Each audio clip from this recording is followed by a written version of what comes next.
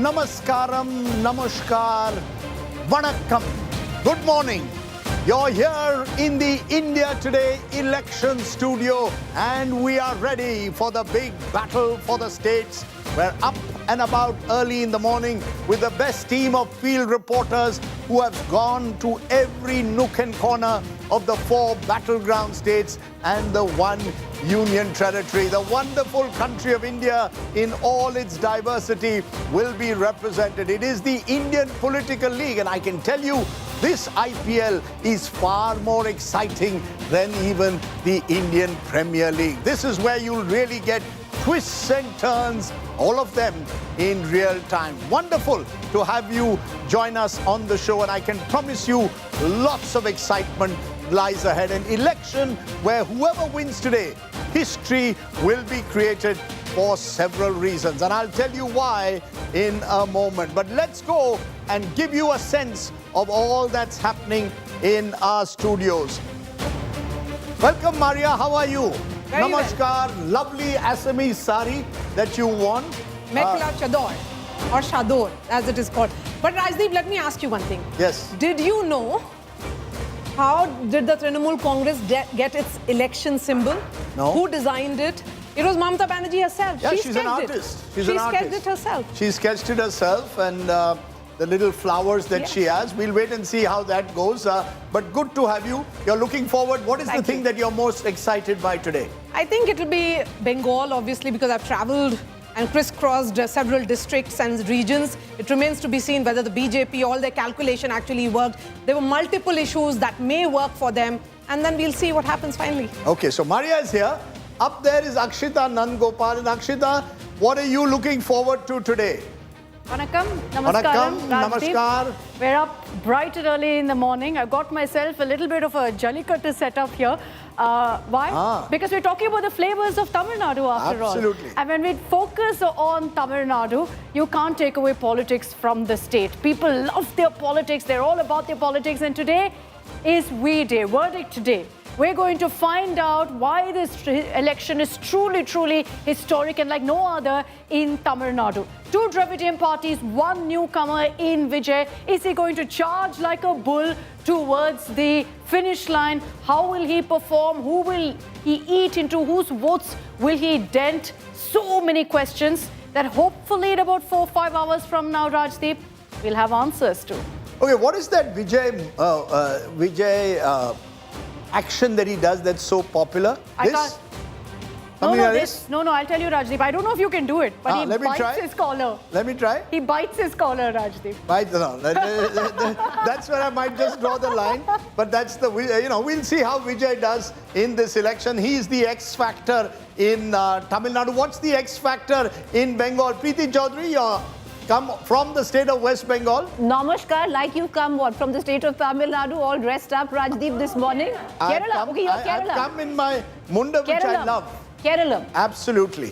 Yeah, but tell us, what's the X factor and why are you so excited today? Well, I'm most invested in the state of West Bengal, and the reason I'm most invested is because this is my 4th election covering the state of West Bengal. I spent over 15 days there, and ultimately it'll come down why is it so exciting in West Bengal? Because history will be created either way, viewers.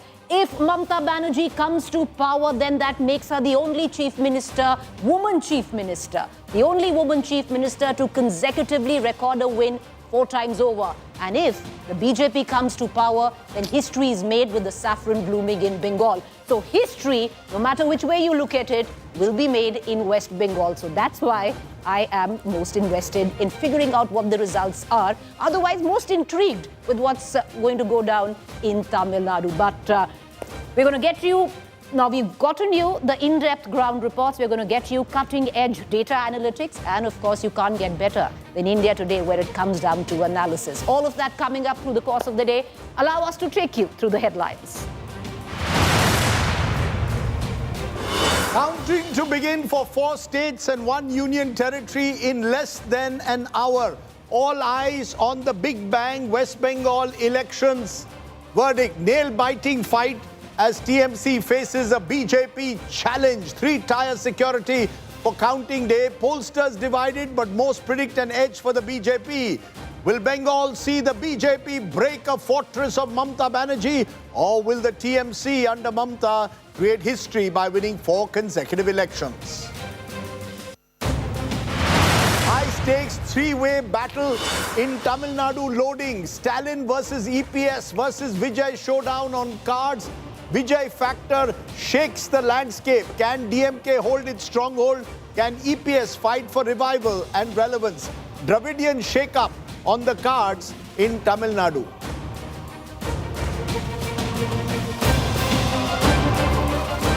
Whole country decides today. LDF versus UDF versus BJP triangular fight in Kerala. Vijay is eyeing a historic hat-trick. UDF eyes a comeback. It's the left's last stronghold under test.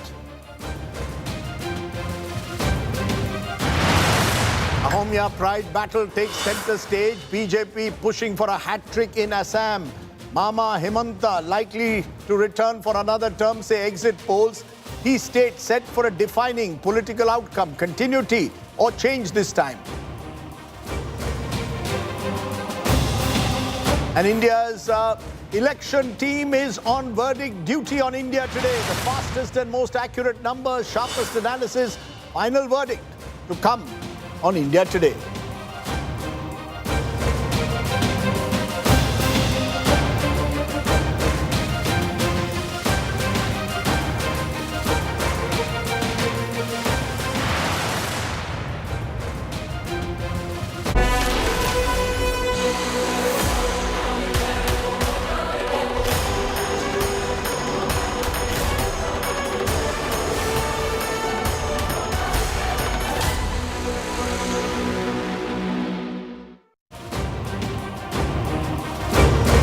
Let's get you first. The big breaking news just coming in. A verbal argument has now broken out between counting agents of the TMC and BJP outside a counting center at the Sakawat Memorial School in that high prestige constituency of Bhabanipur in the heart of Kolkata. Remember, this is where it's Mamata Banerjee versus Suvendu Adhikari. Counting for votes for the 293 constituencies of Bengal will begin at 8 a.m. Now, these are the heated arguments that have taken place, and it is against the backdrop of a highly surcharged and polarized election.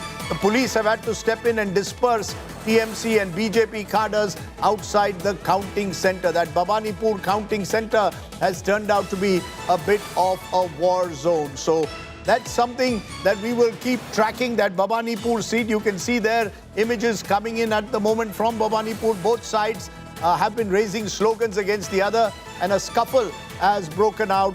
This is a constituency where the stakes are enormously high for both sides. Suvendu Adhikari going straight into Mamata Banerjee's fortress and challenging her there. Will he succeed this time or not is one of the big questions that will be answered in this election.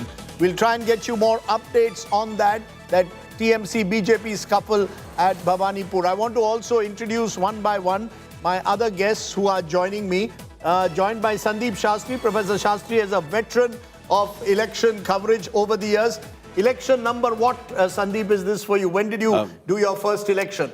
See, after a particular stage, you stop counting because you don't want to... reveal your age. You don't want to forget what you should remember. Well, Sandeep Shastri has been around at CSTS and Lokniti in particular, which is a premier poll agency for almost 40 years now. And many of us are now sort of have given up, as he rightly says, counting the number of elections we've counted, but everyone is joyful, and none more so than today. Just think about this. If Mamata Banerjee wins Bengal, she becomes the third chief minister after Jyoti Basu and Naveen Patnaik to win 4 consecutive elections in a major state of the country. If the BJP wins, they break the fortress of Bengal, and that will really make them a truly pan-Indian dominant party. When you look at Assam, Himanta Biswa Sarma is leading the BJP to possibly a third consecutive victory, and that could also be seen as historic in changing the map of the country, particularly in the northeast. Then you've got history possibly in the south. Can Stalin do what Karunanidhi could not after a 5-year term, get re-elected? Or will actor Vijay do what the great NTR did? First day, first show, super hit. And you've got Tamil Nadu. And you've got Kerala. Will the left no longer be in power in any state of the country. Not since the 1950s has that happened. Or will you see the Congress make a comeback after 2 consecutive defeats? So plenty to look forward to, and that's why today could be a slice of history. Also joining us, Nagarjun Dwarkanath, fresh and Vanakkam, you're our editor South, so you've got much at stake in all these states. What are you looking forward to? In fact, I'm looking forward to the Vijay factor, the V factor. I think a lot of this election is spoken about how Vijay would perform and which vote he would take away. And in Kerala, about can left hold back their last state in India, and if they lose it, then we'll literally have no left party across the country then. Yes, that's right. And Pinarayi Vijayan, remember, octogenarian, he and I share a birthday, and we are both, he's turning 80 this month. Could this be his last battle? Also joining us, and I am very careful with my friend Kaushik Deka to understand Assamese. He and I had a bit of a spat the other day on digital media, so I want to understand from you, how do you say good morning in Assamese? Give us the right pronunciation. Suprabhat. Namaskar. Suprabhat. Suprabhat. So instead of Suprabhat. instead of Suprabhat or Suprabhatam, I say Suprabhat. Suprabhat. Have I got it right this time? 100%. Well done. And Yes. what? Damoria. Dangoria. Danoria. Dangoria. Danoria. Kaushik Danoria. Dangoria. Dangoria. See, I told you, it's very complicated when Kaushik and I try and speak in Assamese. He's very particular about it. But Kaushik, what's at stake in Assam this time? I think I have already predicted the results, so I don't think there is much in stake. But Why is this election so important? it's important for Himanta Biswa Sharma, I think, because this is the first time in last 11, 12 years he has gone for this election as the CM phase. All these years, since 2011 particularly, he has been trying to project himself as the chief minister, and he has been telling different parties, like when he was in Congress and now in BJP, that Right. he is the best bet and he can do better for the state. So this is Himanta Biswa Sarma's real his test. personal test, because Okay, it'll take him to the next level among Yes. the BJP leaders, you Yes. know, in the next rung of BJP leaders. Also joining us, Sayantan Ghosh. Sayantan has just written a book, Battleground Bengal. So he's tracked Bengal very, very closely. Sayantan, presumably you're looking forward to your home state of Bengal above all else. What's at stake here? We're already seeing scuffles breaking out. There were gunshots that were fired a little while ago in Barakpur. Is this going to be, unfortunately, a very, very hyper-polarized and even some fear violent day ahead? So I think West Bengal's politics is always very fascinating, and that's what it has already started. What explains the violence, this continuous violence? Because every political party is it's the grassroots mobilization, and because West Bengal has always produced hegemonic political parties. So the grassroots organizations, and they survive on this fear factors, etc. So that's the issue, and you know that this time Bengal's politics is all about. We thought it will be about Modi versus Didi, but now it looks like it has become EC versus Didi. I think that what will define this election. Right. But we will have to look forward to Interesting. it. Modi versus Didi becoming Gyanesh Kumar versus Mamata Banerjee. We'll see how that plays out. We're going to be very, very objective in looking at only the results. Our focus in these first 4 hours will be who hits the 4s and 6s. We'll have enough time to analyze that later. But what are you all most looking forward to? Preeti, what are you most looking forward to today? You said Bengal is where you put your, but is there a particular aspect that you're looking forward You know, to? I mentioned that earlier, Rajdeep. What I'm really clearly looking forward to is how the BJP does in Bengal. Is this BJP's election? Is this the election before it's BJP's election, which is 2030? Or is there a limit to BJP's structural expansion? I think today we'll have an answer to that in terms of the numbers reflect. I'll just quickly take you to Rajdeep. I was having a conversation with an old retired journalist, and there's nothing as beautiful in Bengal to sit across and have a cup of chai at a tapri and speak to, old scribes. And he also said it. He said, dekhiye, this time it is a battle between Aam Bangla, Ram Bangla and Bam Bangla. Aam Bangla is with Mamata Banerjee, Ram Bangla is with BJP. Now it remains to be seen where Bam Bangla, which usually has gone with Ram Bangla, where Bam Bangla stands. Bam is left. So those who supported less would move to the BJP. Where do they go this time? So he put it really beautifully, and I think in all of that, yes, that's what I'm looking forward to. But like I said, also, and you can go to Akshita next, because I am invested in West Bengal, but inquisitive about Tamil Nadu. I want to explain these bellwether seats. This is remarkable. No other country in India has as many bellwether seats as that's a long Bengal. list. These are the seats where the winning party has always won. So when the left was dominating from 1977 all the way to 2011, they won these seats. So keep an eye on all these seats on your screen at the moment. If those seats start switching, then you know that Mamata Banerjee is in trouble and the BJP has a real chance in Bengal. Maria, what are you looking forward to? Bengal, of course, and Rajdeep, I've been speaking to a lot of people and they say it will not be hadda-haddi lodai, which means essentially it will not be neck and neck, it will go either way. For the BJP, it's going to be this mission which they began in 2016 when Home Minister Amit Shah was the BJP president. It started with this Purvodaya the BJP hoped for. They often say that there is dhwani, then it's pratidhwani. When there is some noise on one hand, which signifies largely polarization, then there is pratidhwani, which means vibration or counter-polarization. But I think if the BJP were to get this mandate, then there'll be multiple factors which would have worked for the party. Okay, as you look at those numbers, that's important. One of the advantages that the TMC has at the start is that they have big margin seats to defend, so they can afford a little erosion in vote. The BJP, on the other hand, could also claim an advantage that if their vote share increases even a little bit, they could claim a lot of the seats where there were marginal constituencies, about 44 of them. So keep an eye very closely on the marginal seats. Akshita Nandgopal, what are you looking forward to, my dear? A clear mandate.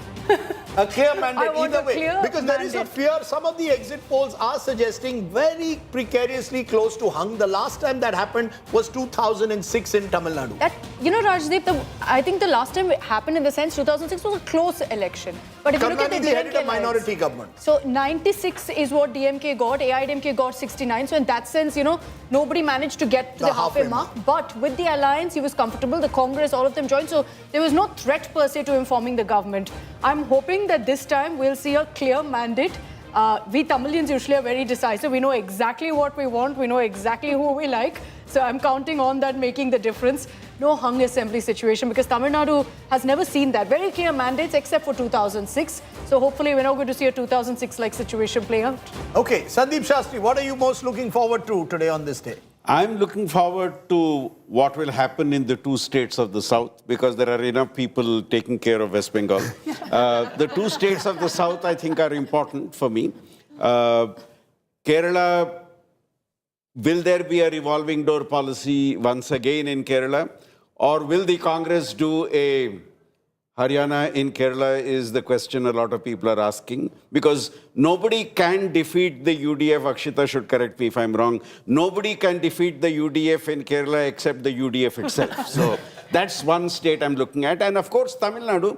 And I would differ a little from what our exit poll here said, because I think when there is an entrenched bipolar alliance system in a state, a third player takes some time to make a splash. He'll make a dive this time, but will it be a big splash? I'm not sure the new player being able to do that, given the entrenched bipolar alliance that you have there. But for that very reason, Tamil Nadu is fascinating. The two alliances have between them got over 80% of the vote almost on every occasion. There are parties like the NTK which have claimed 8% of the vote, which have been outside the two-party alliance. Now if this third player is going to go into double digits and beyond, if Vijay is actually going to create a blockbuster today, then it's going to be a day that Tamil Nadu will never forget, the 4th of May.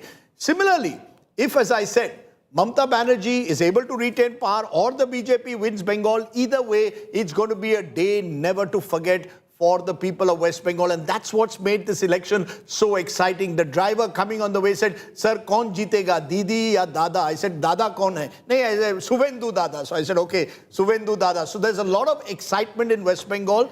There's a lot of excitement in Tamil Nadu, in Kerala, in Assam. Don't forget also the small union territory of Puducherry, where the tennis playing N. Rangaswamy, Chief Minister, another former congressman, is hoping to script history. We're getting some more breaking news at this moment. The DMK ally, VCK, has made a big claim on actor Vijay. VCK chief game of gambling was played using Vijay. VCK chief is claiming game of gambling was played with Vijay under the name of opinion poll, says Tirumala. Thank you very much. I must get that right, and I'm going to try and get those names right by the end of the day, certainly. But the VCK chief saying that, Pramod Madhav, what does he mean? I know that we have one of the candidates of Vijay's party, TVK, Adav Arjun, contesting. His son-in-law is the lottery king's son-in-law, is contesting on a VCK on a TVK ticket. But what does exactly what is the allegation precisely about the VCK allegation that there was a casino game played over Vijay?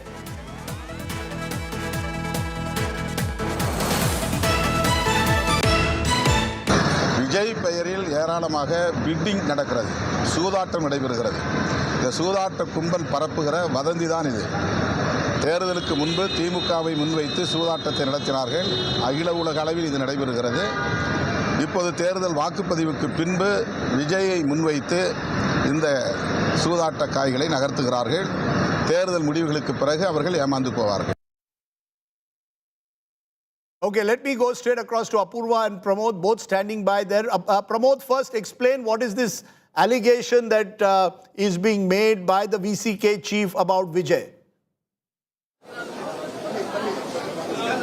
Well, Rajdeep, for the past 2 days, Tirumavalavan, who's a leader of VCK, has been raising all these allegations. In fact, he earlier said that his own party cadres did not work in various locations as well, and that turned out to be a very big issue because now DMK allies, be it Tirumavalavan or be it CPM Balakrishnan, about Vaiko from MDMK, all believe that Vijay is going to get a considerable amount of vote, but they also want to state that it is going to be DMK alliance which is going to come to power. And amidst this all now Tirumavalavan, who's a leader of VCK, has now raised his allegation claiming that there is a huge gambling occurring, for which actually there are two responses to it. The first and foremost thing is that he also is trying to say that AIDMK is trying to bring in Vijay as well. So there are a lot of things. Tirumavalavan just wants to give a hint, and in fact this is a place right now all the counting is happening for Perambur, where Vijay is Vijay is contesting. That is also here for Kolathur. Say Stalin is contesting over here, and Villivakam is also there. Fair Adav Arjuna is also contesting. So all preparations are done, and amidst this, Tirumavalavan wants to give a kind of hint that gambling has begun, keeping Vijay in his mind, very clearly stating that AIDMK is also having a ploy to bring him inside if Vijay gets a considerable amount of seats, Rajdeep. Okay, let me also go to Akshay. Apurva, where are you in Chennai and what are you picking up? Well, Kalai Vanakkam Rajdeep. I'm in fact here at the South Chennai constituency. This is the Queen Mary's counting center. In fact, there are almost 5 major constituencies here, including, South Central Chennai. This includes Udiniri's constituency, Chepauk, as well as DMK Chief MK Stalin's right hand, Shekhar Babu's constituency here, Harbour constituency. You have Tiruvellikeni and several other constituencies as well. In fact, counting is all scheduled to begin in just a short while from now. But as you can see that clearly preparations that are underway to ensure that this counting does go on smoothly. This is going to be a major battle, and as exit polls have predicted, there is going to be no two ways about who is going to be the winner, or rather the confusion that will ensure once the counting starts. So it will be interesting to see how this will go forth. Will DMK come to power again, or will TVK, a new entrant, be able to break into the anti-incumbency, will be able to take the anti-DMK and anti-AIADMK votes? That's something that we will have to wait and watch for. But, with all things preparedness that is already underway and, officials who are on standby, it looks like they are hopeful that it will be a very peaceful counting day ahead. Well, if Tamil Nadu will have peaceful polling, we are not sure what will happen in West Bengal. There have been already a couple of instances, including gunshots fired. We'll play those visuals again for you. Gunshots were fired outside a BJP leader's residence in Barakpur. But Tapas Sengupta, you're outside Mamata Banerjee's residence. Last night, about 1:30 a.m., Mamata Banerjee tweeted saying that she feared load shedding was taking place at some of the EVM centers and asking her workers to be vigilant. Are you getting the sense that Mamata Banerjee appears a little rattled for whatever reason? Why else make these allegations at this late stage? What exactly is Mamata Banerjee up to this morning?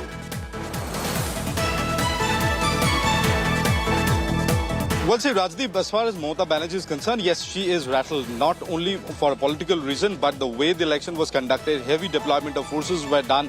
And ever since the Elections Commission stepped in and several strict measures were taken, it seemed that the Trinamool Congress, or rather Mamata Banerjee and Ganesh Kumar, have been absolutely on the loggerhead. And since late last night, she even took it to the social media, where she urged the counting agents and supporters to reach the strong room. We had seen that early in this morning in Bhawanipur constituency outside Shekhawat Memorial. There was a mild face-off between the Trinamool Congress and the BJP supporters, but heavy deployment of Kolkata police as well as the central force had dispersed them, and they were put around 200 meters away. We are standing outside Mamata Banerjee's residence. I'll show you. It's a calm situation that exists here. Only media persons are allowed here. They are present. Partially the traffic has been closed, but around 8, the postal ballot counting is all set to begin. This is the stretch where from the residence of Mamata Banerjee starts, and there's a barricading which has been in place. Now nobody is allowed in this vicinity, but as the day progresses and if the results are in favor of Trinamool Congress, we generally see in every election result day that hundreds of thousands of Karyakartas or the Trinamool supporters start coming in, celebrating here. This time it remains to be seen because Trinamool Congress have maintained a very, very low key, be it Mamata Banerjee or the leaders or the Trinamool grassroots supporters. This time around, be it pre-poll, during poll or even post-poll, we are witnessing that people, that the Trinamool Congress have clearly given a directive that there should be, that the Trinamool supporter must maintain a low key. There have been some aggressions, but this time around we are seeing BJP being more aggressive and they're more confident about winning. Trinamool have also made it clear that they have their numbers in hand. They have got corroborated the reports of the booth level, from the booth level Karyakartas, and they are confident they are for sure crossing 200 mark.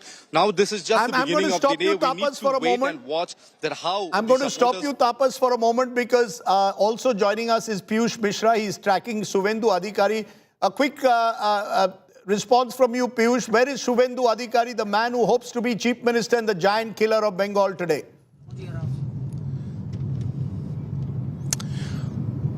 Well, Rajdeep, I'm tracking him and I'm reaching his residence in another 2 to 3 minutes. But like you rightly mentioned that, yes, this is the place which is Bhawanipur is the most watched constituency. And we have also seen how his protest erupted there at the strong room where claims and counterclaims came in from either sides, from BJP and TMC. And both are predicting them that they are going to form the government. And Suvendu Adhikari is a man who once was prodigy of Mamata Banerjee, but now he has become a rival and he is contesting elections against her. Yesterday, he was here at a Kali temple. He offered prayers and then he said that the government which is going to protect. Strong room है जहाँ पे CCTV बंद कर दिए गए, जानबूझकर बिजली cut कर दिए गए, साथ ही जो कई ऐसी गाड़ियाँ हैं जो आवाज आई हुई है। नहीं, बिजली कट कौन करता है? बिजली कट तो ईसीआई के हाथ में नहीं है, सीओ के हाथ में नहीं है। बिजली तो बिजली डिपार्टमेंट का है। हमने तो सब तरफ से रिक्वेस्ट कर रखा है कि बिजली डिपार्टमेंट अनइंटरप्टेड पावर दे, सबसे बात किया है हमने। उसके अलावा वहाँ पे जनरेटर्स भी हैं, कोई दिक्कत नहीं होगी sir. Okay, there's Manoj Agarwal responding to Mamata Banerjee's tweet, suggesting that where Mamata Banerjee suggested there could be load shedding and power breakdowns, he says there is no such question of any of that happening. So clearly, Mamata Banerjee and the BJP are playing mind games, some would say, with each other. A lot of psyops that are going on, Preeti, in West Bengal in particular. Both sides, in a way, trying to suggest that the other side has been gaining an unfair advantage. BJP accusing Mamata Banerjee supporters of voter intimidation and Mamata Banerjee supporters saying the EC is one-sided. But because, Rajdeep, there's so much at stake for both the BJP and, the TMC. But when we're looking at West Bengal, Rajdeep, we were talking about, you spoke about, and let's get those graphics back on, the bellwether seats. Usually, if you look across the country, you have there are 2 bellwether seats in Bihar, 1 or 2 in, say, Madhya Pradesh, maybe 3 in Uttar Pradesh. Why are there 37 bellwether seats? Now, bellwether seats is which this constituency votes for, that is the government, the party that the constituency votes for, that is the government that forms at the center. The party forms the government at the center. 37, Rajdeep, are those seats that have voted, are bellwether seats in West Bengal. We put out those graphics there, and if you look at that also, Rajdeep, primarily because there have been the kind of rule that West Bengal has seen, 34 years of the left, and then you have the TMC, and right before that, the Congress. So understandably there, but what I'm looking at, Rajdeep, is whoever wins. I really hope the margin are huge and they don't come under the 5,000 margin, because if you remember, the Supreme Court during the SIR had said that if the winning margin is less than the margin of those deleted on a particular seat, we might need to think about it. And if that really happens, then there is an issue in a lot of these seats. So I really hope that the margin is huge. We'll wait and see how those margins play out at election time. But I just want to get an overall sense, Maria, in all these states that you've seen, the fact that you've got all these leaders who have a personality, there's Mamata Banerjee, there's Himanta Biswa Sarma, we've got MK Stalin, Pinarayi Vijayan also, very different personalities, but a lot of the elections are being fought in the names of individuals. They seem to be larger than life. What Prime Minister Modi has done at the center, state leaders are also doing. Vote for me, not necessarily for my party or the candidates. And that's really fascinating. As you said, I mean, particularly Pinarayi Vijayan, that is, I'll be waiting and watching out for. He created history 5 years ago. Will he create history again? That remains to be seen. Mamata Banerjee has fought it out totally in this election. If she actually manages it, then she would be returning to power for the 4th consecutive term. Then Himanta Biswa Sarma, elections fought under his leadership. The BJP usually doesn't do so, but they also realize that here is an emergence of a mass leader in Northeast. Okay, let me just play the election intelligence for you and tell you what I believe are the X factors you must look at in each state. The X factor that I'm going to look at very closely, for example, in Tamil Nadu is this: North Tamil Nadu and Chennai. Remember, this Chennai area, last time, when you look at Chennai, for example, the tally that was there in in the past, historical tally, if you look at, this was an area dominated by the DMK last time. So the DMK, when they won in 2021, for example, a large part of their total seat shares had come from Chennai and North Tamil Nadu. Just take a look, therefore, at that region particularly. I think they won 30, almost all except one seat in Chennai. Am I correct, Akshita? If you look at the district itself, then it was a complete sweep, Rajdeep. Complete sweep by the DMK. But if you look at overall North Tamil Nadu, you know, even then complete domination by the DMK, even so much so that the Vaniar vote bank, which is considered to be the PMK, despite internal reservation being announced by the previous EPS government, the DMK managed to eat into that as well. Here's where, and you know, if you pull up the urban data, I'm not sure if we have that, the urban data is what everyone's talking about this time, Rajdeep. 36 seats to the DMK in Chennai last time, just 37. 1 to the AIDMK. Yeah, 36 out of 37. 36 out of 37. So where Vijay factor could work, is Vijay a strength in urban Tamil Nadu? If he is, then areas in and around Chennai could get affected. This is something to look at. You can also look at overall North Tamil Nadu.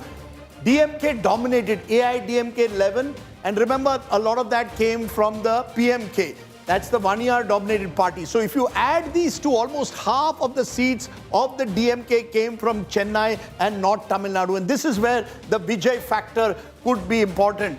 If you turn now to the state of Kerala, what are we looking forward to in Kerala? 3 major regions: Kochi, Malabar and Travancore. The one that I think could well decide this election is here in Kochi. Because if you look at the power map of this part of the country and then take a look specifically at Kochi, this is where the LDF had scored over UDF. And traditionally, whoever wins Kochi, that's central Kerala, with a 44% Christian population in most of the seats, usually takes Kerala. There's North Kerala with a large Muslim population. There's central Kerala around Kochi with a large Christian population. Will there be Muslim-Christian consolidation? Last time, the LDF trumped the UDF in Kochi. So look forward to what happens in central Kerala in this election. Let's turn for a moment to Assam. And what is that X factor that could matter in Assam? And here you've got to really look at Upper Assam and how Upper Assam played out in the last election. When you look at Upper Assam in the last election, that's where the BJP dominated 24-9. Ditto Central Assam, 30-8. So there is a large geographical advantage in Lower and Upper Assam. And this was pre-delimitation, of course, but it these areas remain more or less where they were, and therefore that's the big advantage that the BJP has. If the Congress wants to win, they've got to break. Gaurav Gogoi has to break into Upper Assam and Central Assam. Let's turn from there to West Bengal. And where is West Bengal to be looked at? And really, it is the old presidency area. In and around the presidency area, if you look at tallies here, this is where you probably will decide where this election goes in presidency, because this is really where Mamata Banerjee had a huge advantage last time over her opponents in this part of the country. Can the BJP flip this area is what we are going to see. Party-wise, historical seats, if you look at the domination. The domination of 216, a large chunk of those seats in presidency came to Mamata Banerjee from this area of West Bengal. So that's the flip which we will look at, and the margins as well. Remember, more than 25,000 seats, 25,000 votes in presidency were a substantial margin historically in West Bengal. So keep that in mind. For the BJP to win this election in West Bengal, they're going to have to flip what happened in the presidency belt. Finally, Puducherry. And in Puducherry, as you can see this time, it's a small state, and it will slowly give us what eventually happens here. But the sense here is that margins will be thin. But presidency key to winning West Bengal, 3/4 of the seat there went to Mamata Banerjee, and that is where the election will be won and lost. Even in Assam, Kaushik, big difference between what happens in Lower Assam, what happens in Upper Assam. Is that the key factor? Am I right? If the Congress has to win Assam, they have to break through in Upper and Central Assam. Yes, there are 27 seats in Upper Assam, and then you have to account for the Northern Bank also, Northern Bank of Brahmaputra. So there are around, Northern Bank has 16 seats. So these 27 plus 16 seats, these are very crucial. Last time BJP and AGP, the alliance had almost, they had swept these regions, and I think this time also they have a clear advantage, and delimitation has actually helped them because, as I was discussing with you the other day, how the different communities which may not have voted for BJP in the past, how they have been segregated or they have been accommodated in different constituencies.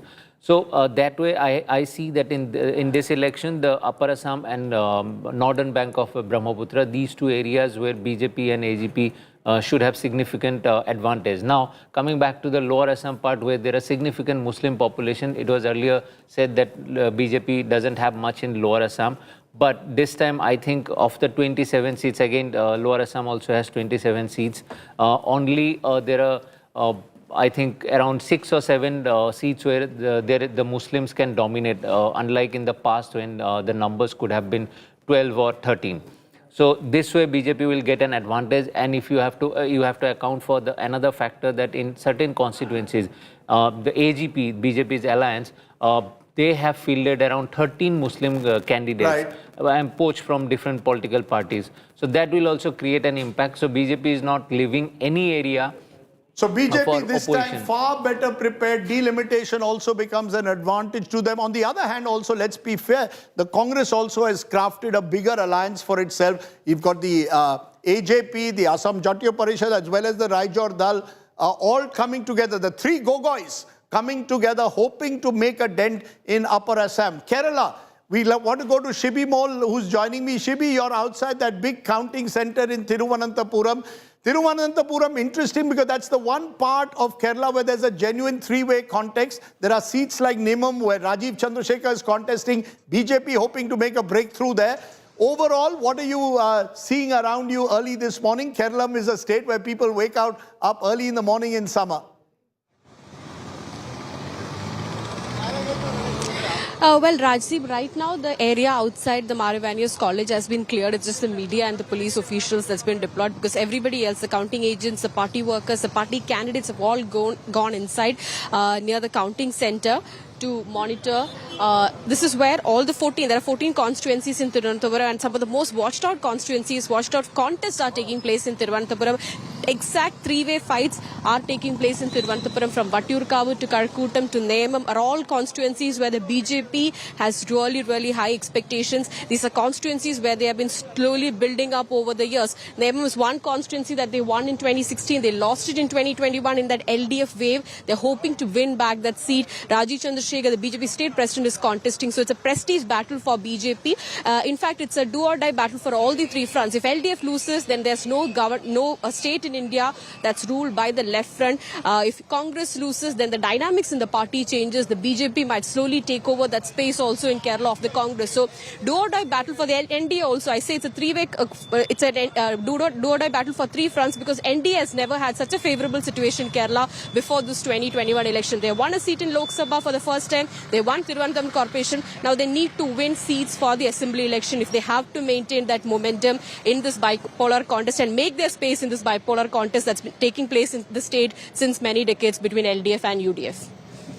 Okay, Shivimol, we'll wait and see how all of that plays out. A lot of attention will, of course, as I said, be on how the regional split takes place between Malabar, Kochi and Travancore, the wonderful land of Kerala. Speaking of the diversity, cuisine, early this morning we had different types of breakfast. I'm going to go right round the table. What's your favorite breakfast from your part of the world? Sandeep, you're from Bengaluru, but you're south of the Vindhyas. What's the best breakfast to have? Best breakfast in Bengaluru and South, I think, would be idli and vada. Okay, we'll try and get that. What's the best thing to do in Tamil Nadu? Daily breakfast dosa, but otherwise I'll go with the Kerala breakfast of puttu and kadla curry. Puttu and kalakari. Puttu, you have to develop a taste for puttu. But yes, Preeti, what did you enjoy when you were in West Bengal? For breakfast, Rajdeep, Yes. they do luchi and aloo ka sabzi. So luchi is a puris. It's a type of puri. Luchi and aloo bhaja. Luchi and aloo bhaja. That's what they do. And it was quite bhaja, whatever it is called. You know, Radha, Pallavi with luchi is what you're supposed to have. That's what you're supposed to have early morning. That's like made of aloo, but it's very, very nice. The luchis that the Bengalis make are It's unmatched. different from the puris of Bihar. Because Bihar se hai. That's why there we prefer roti with aloo bhujia. And aloo bhaja it's called aloo bhaja in... Luchis are made out of maida, puris are made out of atta. That's the difference that the Bengalis will always tell you about. Nagarjun, you're a man who travels across the south. Where do you get the best breakfast? I think best breakfast, of course, I like the Karnataka breakfast, but idli, vada, It's coming here. It's dipped in the hot sipping sambar. I think that's the start of the day. You know, superb taste of the spicy sambar, and after that, Ghee podi, with ghee podi on the side. Puri dosa is mostly in Tamil Nadu, but across we have the sambar dip and a filter coffee to end with. Nobody beats the podi dosa that the Tamilians make. It's just too good. Well, that we'll now debate over the dosa. We'll debate. Rajdeep, I have that. What's the dish to have in the morning in Assam? I have three options. One is sira or chirwa, you can call it, with milk or curd. I don't take curd, so I take it with milk with gur. This is one option. The second is tekeli pitha, which is a steamed rice cake. You put it on a teapot, a kettle, and then you steam it.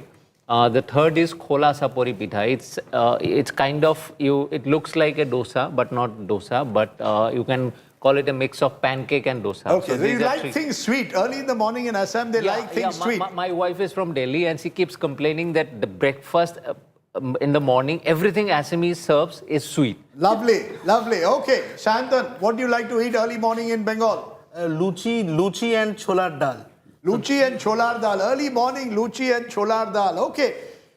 I, on the other hand, I'm on a weight loss regime, so I'm not going to try any of this at the moment. But we have elections on our plate. When we return, we're going to go non-stop and track each and every constituency, each and every region, 4 states and a union territory. As I said, this is the Indian political league and it is far more exciting than a T20 match.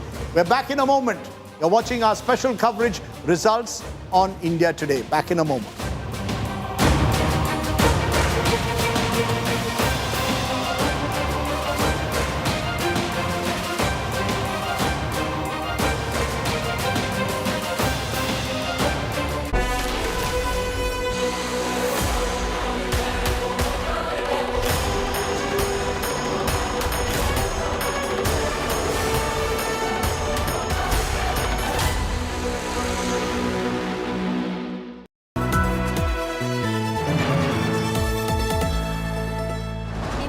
Stocks recommend करेंगे। That's right. 50 shares खरीदूं या 5000?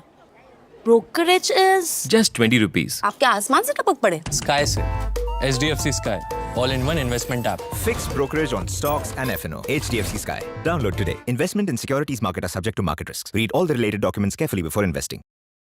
जिंदल साथी seal है तो असली stainless steel है। तो जब भी आप stainless steel pipes and tubes खरीदें, जिंदल साथी सील जरूर चेक करें। Jindal stainless, India's leading producer of stainless steel. Like a dream come true, you make me rise with you. In the sky of our own, feels like gravity is gone. Feels like summer. Monte Carlo, it's the way you make me feel. From early morning temple stops to long days on the road in Tamil Nadu, I've covered every corner, every voice. Join India's #1 election team for epic verdict day coverage on the Indian Political League. 4th May, 6 a.m. onwards, only on India Today. From muddy lanes to makeshift chokes across Bengal's outskirts, I've seen it all, every ground, every voice. Join India's #1 election team for epic verdict day coverage on the Indian Political League. 4th May, 6 a.m. onwards, only on India Today.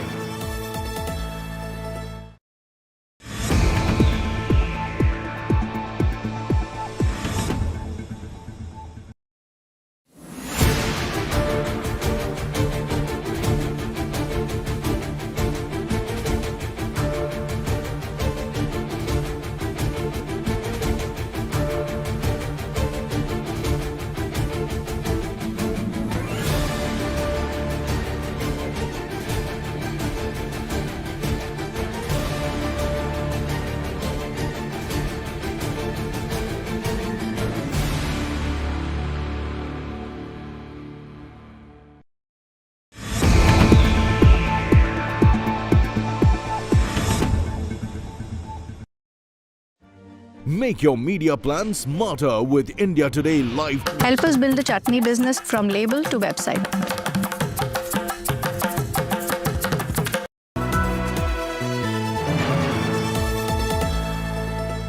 मेरे लिए stocks recommend करेंगे। That's right. 50 shares खरीदूं या 5000? Brokerage is Just 20 rupees. आपके आसमान से टपक पड़े। Sky से HDFC Sky, all-in-one investment app. Fixed brokerage on stocks and F&O. HDFC Sky. Download today. Investment in securities market are subject to market risks. Read all the related documents carefully before investing. Jindal साथी seal है तो असली stainless steel है। तो जब भी आप stainless steel pipes and tubes खरीदें, जिंदल साथी सील जरूर चेक करें। Jindal stainless, India's leading producer of stainless steel.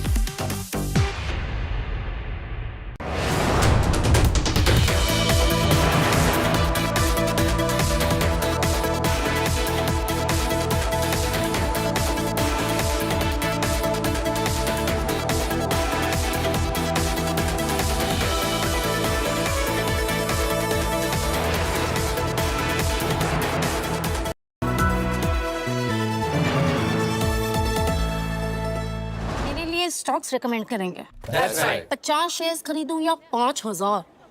Brokerage is Just 20 rupees. आपके आसमान से टपक पड़े। Sky से HDFC Sky, all-in-one investment app. Fixed brokerage on stocks and F&O. HDFC Sky. Download today. Investment in securities market are subject to market risks. Read all the related documents carefully before investing. Jindal साथी seal है तो असली stainless steel है। तो जब भी आप stainless steel pipes and tubes खरीदें, जिंदल साथी सील जरूर चेक करें। Jindal stainless, India's leading producer of stainless steel. Like a dream come true, you make me rise with you. In the sky of our own, feels like gravity is gone. Feels like summer. Monte Carlo, it's the way you make me feel.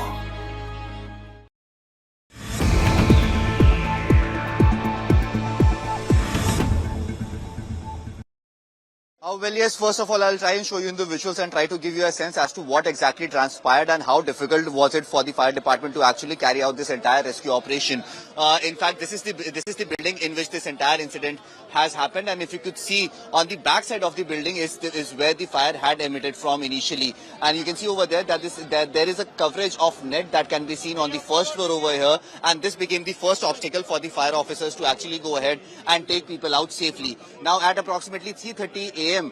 In the morning, it is being said that the fire emitted from the second floor of the building where there was an AC unit, and it is being suspected, or in the prima facie investigation, it has come out that the fire that had emitted from the AC unit over here on the second floor, and from there the fire erupted towards the third floor, and henceforth there are at least 9 bodies that have now been recovered in absolutely charred conditions. In fact, the visuals are so gory that we cannot even try to show that on the television screens at this point in time. Such disturbing visuals have come out from this entire area at this point in time. Now, there was a family of 3 who was staying on the top floor of this building, and they tried to save themselves by going towards the terrace, but unluckily the gates of the terrace were shut down, and it is there that all of them were burned to death. Now, there are other families who were on the second floor as well. At least 5 bodies have been recovered from the second floor and the first floor of the building as well. The manner in which this entire incident has happened has absolutely left the entire area in a lot of shock.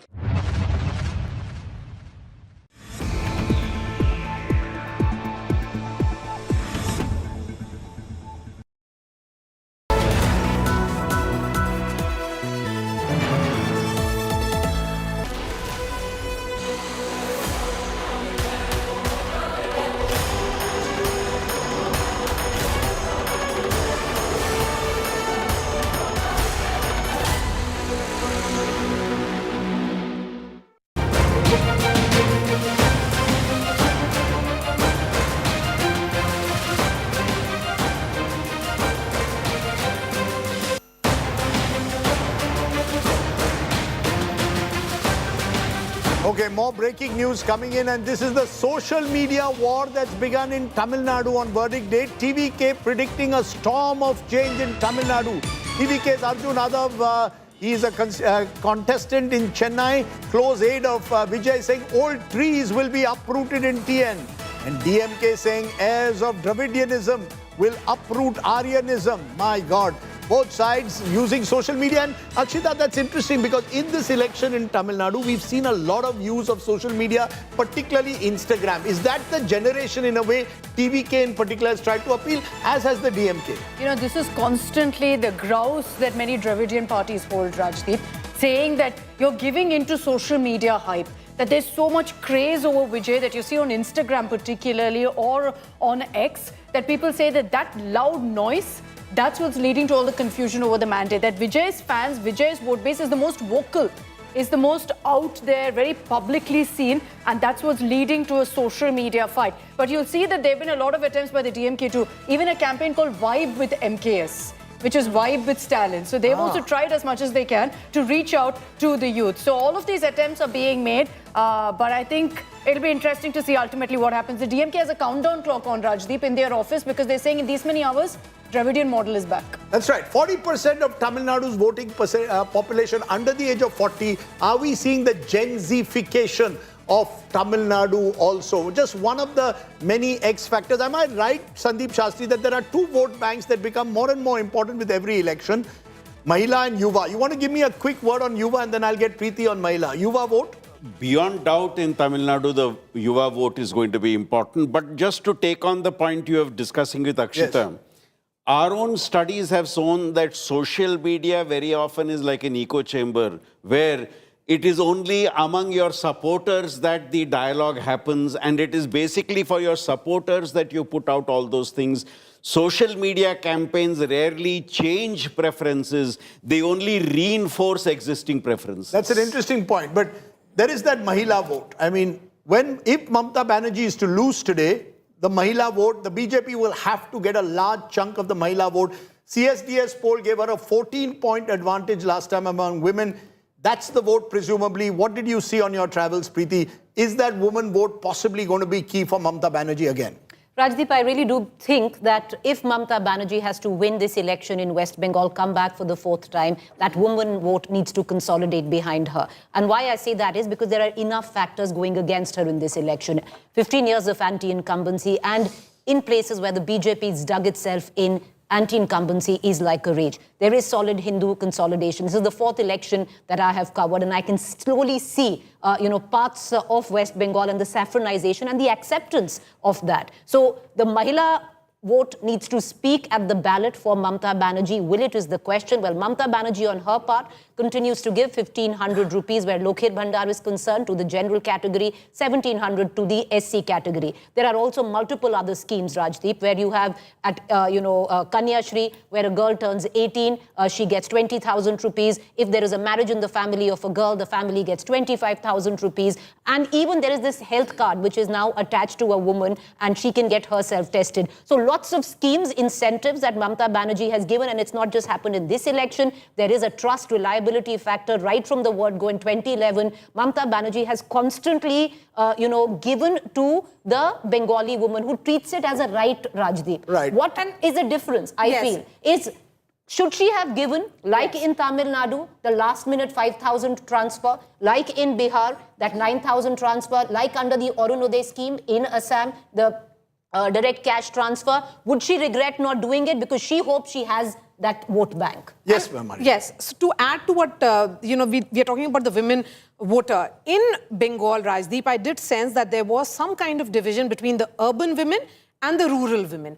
Urban women in particular were speaking about the RG car issue, particularly keeping that in mind. The women's safety and security became a talking point there. Among the rural women, there was this sense that perhaps 1,500 rupees was not enough. That they were taking that 1,500 rupees for granted.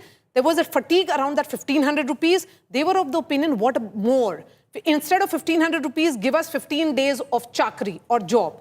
That was also a factor playing out among the urban women and the rural women. Okay, that's one of the X factors that we're going to look at. Let's go and look at more X factors in a moment, because the woman vote is what has kept Mamata Banerjee along with the Muslim vote. If either of them crack, if that Muslim vote cracks, she gets about 70-75% on an average of the Muslim vote. If that cracks, remember about 27% officially of West Bengal is Muslim.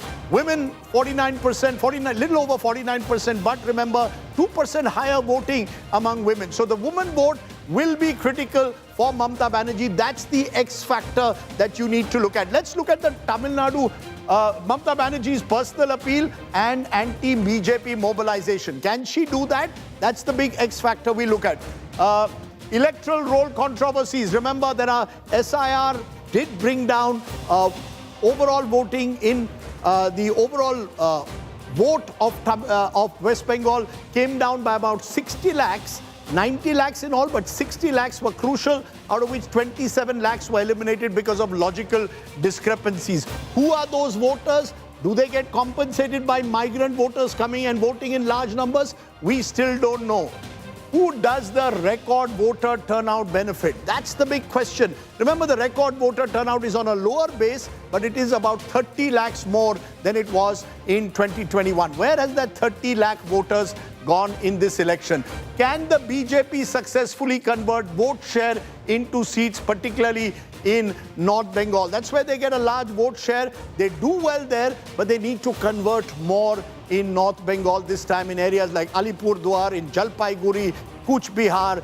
That's where they need to convert all their vote share into seats, quite apart from breaking into southern Bengal and the presidency region. BJP's anti-migrant Hindu card, will it result in polarization? Are we going to see a polarized electorate this time? Hindu consolidation key. The BJP, as one person put it, is going into the elections facing 70% of the electorate.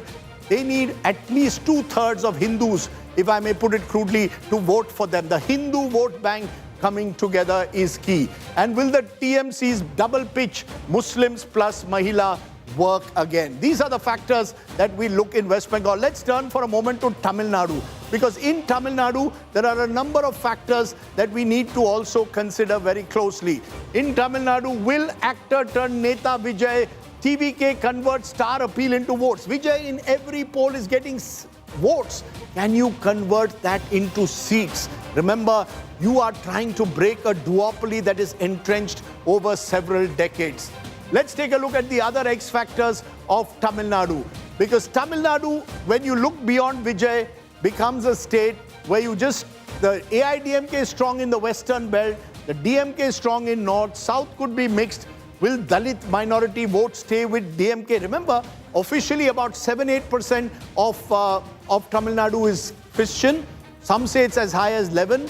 Dalit Christians as well. And Vijay himself is a Christian. Is he consolidating that minority vote? Will Muslims stay with the DMK? Is corruption charges against ruling DMK a factor? Or is money simply not a factor? In Western Tamil Nadu, I was hearing 50 crores were being spent. Gold stud. In Coimbatore was being distributed. Gold stud to voters. Yeah, a gold nose pin.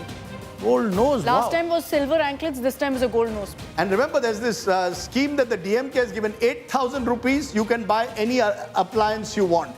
And the other side, AIDMK is promising a 10,000 rupee one-time grant. So Tamil Nadu, you have the politics of some call it freebie.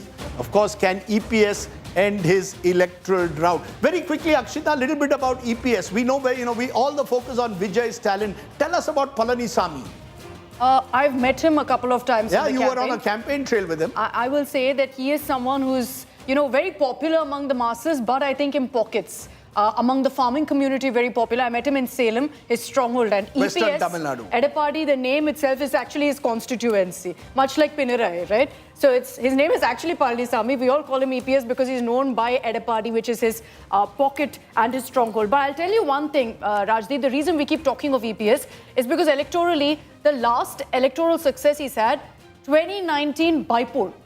After that, it's been a complete drought. So it's do or die for him. Yeah, 2024 was an absolute disaster. They lost their deposit in 7 seats. Very interesting. EPS, do or die. Do or die, some would say, for the AIDMK itself. Never fully recovered from Jayalalitha's passing away in 2016. Let's turn now to the other X factors and turn to Kerala. In Kerala, what's going to be that X factor? Will pro-UDF local government results translate into assembly elections? Remember, local body elections held just 4 months ago, swept by the UDF. Can they retain it? And traditionally, who wins local bodies also wins the assembly elections there. There's another X factor that we want to look at. The IUML's local body gains signal shifting community support pattern. So the IUML, powerful in North Kerala, the Indian Union Muslim League, will they consolidate and give the UDF an advantage, or will there be a counter polarization? These are some of the questions we look at in Kerala. And who will the BJP's vote divide? The BJP got almost 20% in Lok Sabha, 11% in 2021 Assembly in Kerala. It's a rising force. Who are they going to take votes away from? Will they take away some of the Edava vote, for example, of the LDF? So those are some of the Kerala factors that we are going to look at. I just want to understand the national picture because we are a few minutes away from it. What is at stake for the national parties in this election? Sandeep Shastri, for the Congress party, which Rahul Gandhi reportedly is out of the country at the moment, what's at stake for the Congress party? They desperately need to win Kerala. Otherwise, this is going to be another bad day in the office. I think the two seats they would crucially look at is Kerala and Assam, because they have a stake in both these states.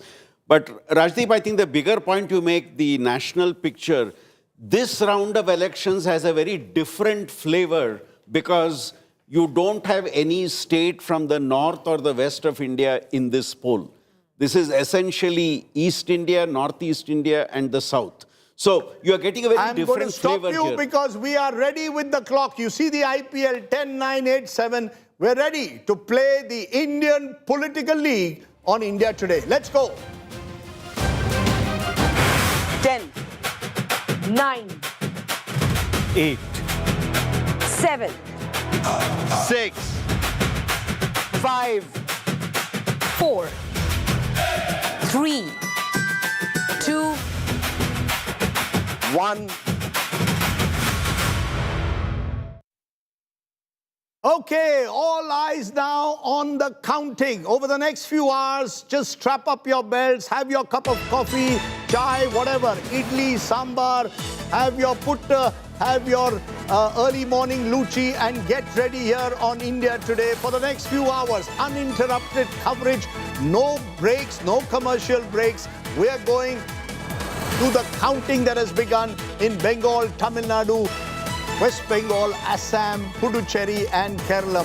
The counting of votes is taking place in West Bengal amidst massive security at the moment. Will this be a mandate for the BJP and Prime Minister Modi, or will Mamata Banerjee create history by winning a fourth consecutive election? Will we see a Vijay blockbuster, or will the DMK hold fort in Tamil Nadu, and will the AIDMK pull off a surprise? The counting of votes has begun across 4 states and the Union Territory of Puducherry. All eyes will be on that. Remember, there are more than 1,000 seats, almost 1,000 Vidhan Sabha seats, which are on offer here. And therefore, there's plenty at stake across these 4 states and Union Territory. Mandate for Prime Minister Modi or Mamata Banerjee in Bengal is just one of the questions that will be answered today. We'll remember in the first hour we're getting you postal ballots largely, but that will also expand rapidly into others. What's at stake for the BJP? You track them, Maria.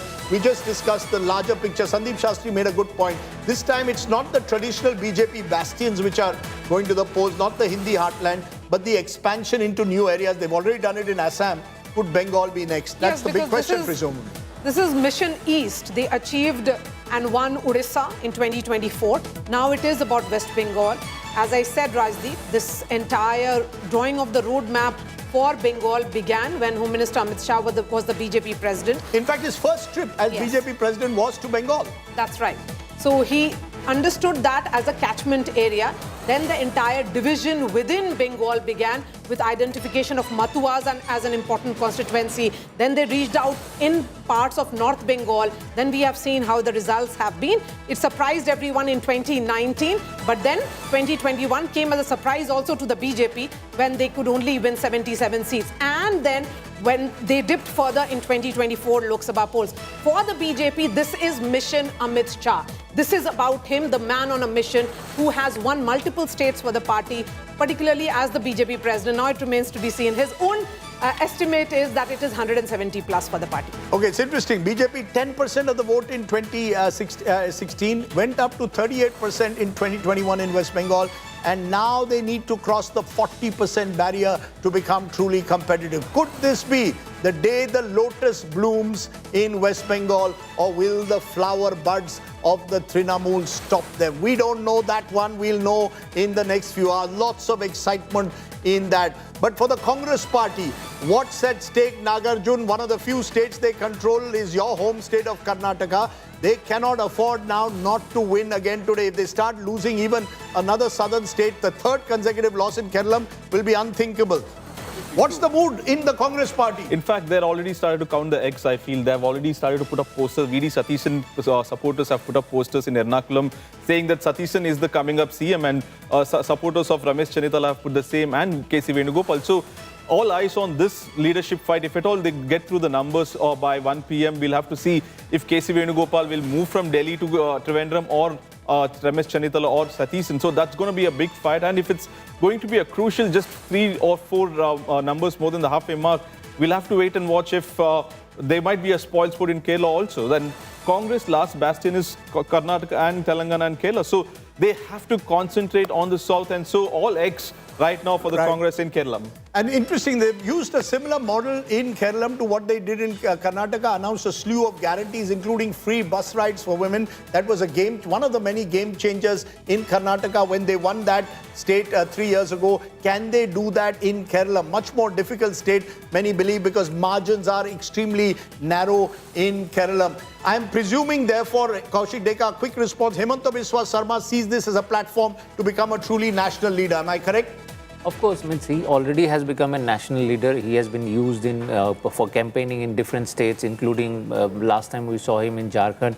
Even he was sent to southern states also, Telangana, we have seen him. But the first time under his leadership. In Bengal also. No, after he became CM, he has been traveling all but the across. first time under his leadership to win Assam. If he wins and the victory margin is higher than what it was last time, then he becomes really an indispensable force within the BJP. And he, along with Devendra Fadnavis, Yogi Adityanath and Himanta Biswa Sarma, these three will emerge post Amit Shah era, the contenders for the top post. Very interesting. You mentioned Devendra Fadnavis, Himanta Biswa Sarma, Yogi Adityanath, all in their 50s. So therefore, hoping to become the gen next of the BJP. Shantan, for Mamata Banerjee, is this do or die? If she loses this election, where does she and the Trinamool Congress go? So this is a do or die for Mamata Banerjee. The kind of situation, I think she's fighting the toughest battle.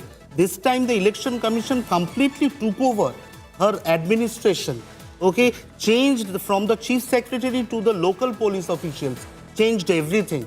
I think 4 factors which will define everything in West Bengal. Which are? Which are Mahila, Musalman, migrants and Matuas. These are the 4 factors. My 4 M's for you should be these. Should I add Modi as a 5th M? Prime Minister Modi and Mamata herself, 6 M's. First lead, Tamil Nadu, TVK. First lead, as always, Tamil Nadu, quick with their counting. That's the land of the mathematicians. So the first lead coming, and the first lead is to the TVK. So the first lead in Tamil Nadu, interestingly, and Akshita will tell us where that lead is coming from, is coming to the TVK. Remember, this is a newbie party, and actually predicting what a newbie party can do is almost impossible. The last newbie who did very well was Arvind Kejriwal, 2013 Delhi. Before that, you've got to go to NTR, which was a monumental election in 1983 in Andhra Pradesh. But to do it in a state like Tamil Nadu with entrenched alliances won't be easy. But the first trend on this 4th of May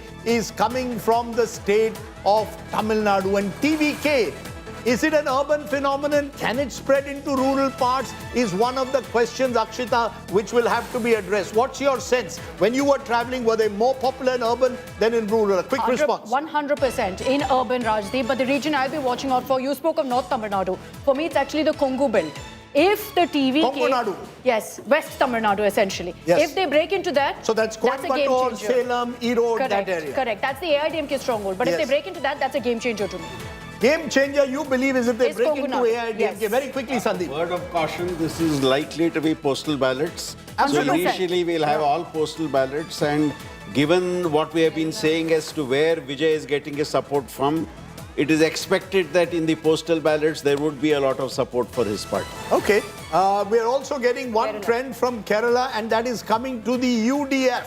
And that is coming from Northern Kerala. Remember, Northern Kerala, large Muslim population at the moment. So Northern Kerala, with the IUML also, with the Congress, that's where last time the LDF bested the UDF in places like Kannur. But this time, given what happened in the local body, the Congress will hope to overturn Northern Kerala. Northern Kerala has the largest amount of seats out of 140. 60 of the seats of Kerala come from Northern Kerala. So look out for what happens in Northern and Central Kerala. If the UDF has to win, they need to change the pattern of that regional dimension. West Bengal, still no leads available, but we'll wait and see how that plays. But that regional map is going to be more and more important in this election. Lots of M's were mentioned in that. Do you want to sort of highlight any one particular M that you see out of the ones that Santan mentioned for West Bengal?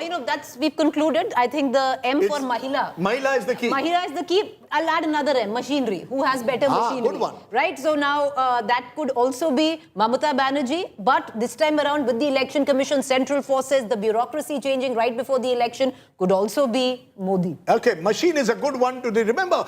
Just a quick factoid. When Mamata Banerjee defeated the left in 2011, it came on the back of Panchayat elections victory in 2008, Lok Sabha 2009, Municipal Corporation 2010. West Bengal often regime change comes ground up, not top down. Will this be different? Could the BJP do what Mamata did to the left in 2011 in 2026? We'll wait and see. Pramod Madhav is joining me because Adav Arjun, one of the key contestants of the TVK in Chennai, is Vijay. Am I got the name right? Billy Wakam. I went and met him. I asked him about the fact that his father-in-law was the casino king or the lottery king who had given electoral bonds to all parties. Pramod is with Adav Arjun. What are you picking up? Pramod, tell us. Pramod, Rajdeep. Okay, Pramod, yes. That one lead is from Chennai right now for the TV. It's from It's very interesting. Perumbur seat. Vijay is leading from the Perumbur seat. Okay, now tell me, Chennai dominated traditionally by the DMK. 16 on 16 They've last got year. 16 on 16. They got 36 out of 37 if you look at the outlying areas of Chennai as well. So if TVK starts making inroads into Chennai, where both Udaynidhi is also contesting in Chepauk, and you've got MK Stalin in Kolathur. There's 1,000 Lights, that lovely constituency which he used to contest for many years as well. But the fact is that's where Vijay will try and damage the DMK presumably in the urban areas, and as you said, Western Tamil Nadu, AIADMK. 100%. And I think for the DMK right now, Rajdeep, it's not just the urban pockets like North Tamil Nadu, like Chennai, but the other pockets as well, whether it's a central Tamil Nadu or South Tamil Nadu. These are areas that the DMK did extremely well in 2021 at the cost of EPS, at the cost of AIADMK. If TVK breaks into Chennai, like I said, DMK managed to get 16 on 16 clean sweep last time around. That urban vote will 100% be split. The question is how much? So much so that Pradeep Gupta actually predicted in his exit poll, Rajdeep, the likes of Kolathur, the likes of Chepauk, which is Udaynidhi, Stalin seats, even those are going to be tough battles. If that is the case, that will be another big headline that really emerges. But there's a reason Vijay chose Perambur. There's a reason Vijay chose Trichy East. It was very clear messaging. It was very clearly important symbolism involved in the fact that Vijay wants to lead the fight for Chennai right now, knowing full well that's where the TVK stands the maximum chance. Okay, one of the results we're getting or leads, may make it very clear, postal leads, is Pinarayi Vijayan leading. Rajesh is trailing. Tell us more about the constituencies. Dharmadam constituency, which is represented by Pinarayi Vijayan since 2011. He's leading right now as far the postal ballots are concerned. And MB Rajesh, a sitting cabinet minister, is trailing from Tirthala, which is in Ernakulam district. So he's trailing from there. So first lead from the UDF from there, and first lead for the LDF from Dharmadam, where the Chief Minister himself is leading. MB Rajesh also for a while was, I think, Speaker of the Assembly, and MB Rajesh has been a minister, has been in the Lok Sabha also. He's the gen next of the left. Many asked the question in Kerala after Vijay and who? Well, he's one of the names that has been mentioned. But at the moment, we are getting clear signs from Kerala at the moment. 4 leads are coming to the UDF and 2 to the Congress. And if you can look for the regional breakup, Nagarjun, you're tracking Kerala for us very closely. You'll give us a sense of where the regions are coming from. As of now, North Kerala is where the UDF is establishing an early lead in this election. Remember, against all caveats, this is postal ballots, very, very early leads that are coming in at the moment. The trends at the moment, 0-0 in that key battleground state of West Bengal, where everyone will be looking at what happens next in the state of West Bengal. No leads at the moment coming in from Assam. Kaushik, the moment you get a lead, you can jump in and tell us where the lead is coming from in the state of Assam. So what we are seeing at the early trends that we are getting clearly suggest, in Kerala at least, the UDF has taken a... Pramod Madhav joining us. He's with Adav Arjun. Go ahead, Pramod, tell us what you're picking up in Chennai. Certainly, Rajiv, like we said, this is one of the important locations in Loyola where we are having on the ground floor, that is for Perambur, Vijay and Kolathur. And this is the second floor where Adav Arjuna is also standing right behind us, and he's also standing here monitoring the postal votes. Officials have stated here that the postal vote has begun, and behind me, you could see he's actually standing. One of the officials, and over there, he says he came over here by 8 a.m. itself, and he's over at this spot, and they're actually, he's now right now going ahead and also standing over here monitoring everything. But this is a space where we are also having Egmore on one side and Villivakkam on the other side. This is a counting center for that. So here, since considering that close to 3 star candidates are contesting at this spot, everybody's keen and very carefully we have been asked not only to take certain kind of things over here. And this is also Anna Nagar Kati, who is also the candidate from DMK, who is also present at this location. That is Anna Nagar Kati, who is over here. And everybody has already come over here to hear this location in the spot. Adav Arjuna is already inside right now, and he's monitoring the postal votes that has begun over here as we speak, Rajiv. Okay, remember, these are all postal ballots that are coming in at the moment, and therefore postal ballots often give you a disproportionate idea of what's happening. BJP tends to do well in general in postal ballots, particularly in states like West Bengal. One lead for the DMK. Tamil Nadu. I'll just find out for you where that's coming in from right now. So the DMK, remember, will is operating from a much higher base. They won a substantial majority last time, so therefore they can afford to lose a few seats, but they can't afford to lose a substantial number, particularly in North Tamil Nadu and Chennai. That's where they will have to ensure that they retain at least 60 to 70% of their seats. They cannot afford to lose out there. Southern Tamil Nadu generally presents a much more mixed picture. So as you're seeing, the first trends still start to trickle in. These are postal ballots. We expect EVMs to be only opened around 9 a.m. in most of the states. So it's a very gradual process now that the Election Commission follows. The first focus is always on postal ballots across the states. What we are seeing also at the moment clearly in Assam is the first two leads are coming, Kaushik, from your home state of Assam, and both those leads are coming as of now in Upper Assam. So we are getting two leads for you, and both leads in Assam as of now are coming from Upper Assam. So Kaushik, you want to again explain to us the significance very quickly. What is it that Himanta Biswa Sarma needs to do to score a big victory? Is it dominate Upper Assam completely and then pick up hope that there's a division of votes in Lower Assam? Of course, without dominating Upper Assam, he cannot expect to win Assam because there are 27 crucial seats, and along with Upper Assam, you have to add the northern bank of Brahmaputra. So those 16 seats, so 27 plus 16 seats, in these seats, the BJP has to win, and these are the seats where the challenges are there. As you mentioned about the alliance between the three parties, last time it was not there, this time it is there. So that also creates a perception. Add to that Gaurav Gogoi's popularity among the youth. So these are the challenges that Himanta Biswa Sarma faced. And in Upper Assam, he is seen as an outsider because he is from Lower Assam and he is a Brahmin. He doesn't belong to the Ahom community, which usually dominates Assam politics. So despite these challenges, he had several things going for him. First is his beneficiary schemes, his own personal popularity because he has been a minister in Assam and a chief minister for last 20 years. In fact, on 13th of May, he would complete 25 years in Assam Legislative Assembly. The two leads that are coming in right now, Kaushik, just to let you know, in Assam, Lakhimpur, a BJP leading from Lakhimpur, and Jagir Road, which is an SC constituency. So these two constituencies belong to, Lakhimpur belongs to Manav Deka and Jagir Road belongs to Piyush Hazarika. Both are Himanta Biswa Sarma loyalists, long-time loyalists. Both have come from Congress and they have nurtured their constituencies so well that it's next to impossible to defeat them in these constituencies. So there is no surprise in these two Kaushik, one thing that even the Congress says very loudly in Assam is that this is a fight between the old Congress and the new Congress. Of course, it is. That's how it's panning out. What percentage of BJP candidates would be former congressmen? How many of them? I think more than 30%. More than 30% of the BJP candidates in Assam are former congressmen. Yes. Okay. Remember, the BJP has also opened its account at the moment in Kerala. The BJP, remember, has only one. Coming in from Palakkad. Shobha Surendran, the candidate, is leading right now. That's one of the seats that the BJP has targeted. There's Nemam in Thiruvananthapuram. And there is, of course, their old seat in Kasaragod, which they've tried for years. And Palakkad was number 3 on their list of seats that they could look at. Those are the 3 seats that the BJP is hoping to make a breakthrough in. Remember, they've only won one assembly seat in the history of Kerala assemblies. That was in 2016, Mr. Rajgopal in Nemam. But in Lok Sabha last time, they won the Thrissur Lok Sabha seat. Suresh Gopi has become, of course, a minister in the government. So the BJP hoping to make a break. Yes, so in all, 11 seats trend that has emerged from Kerala.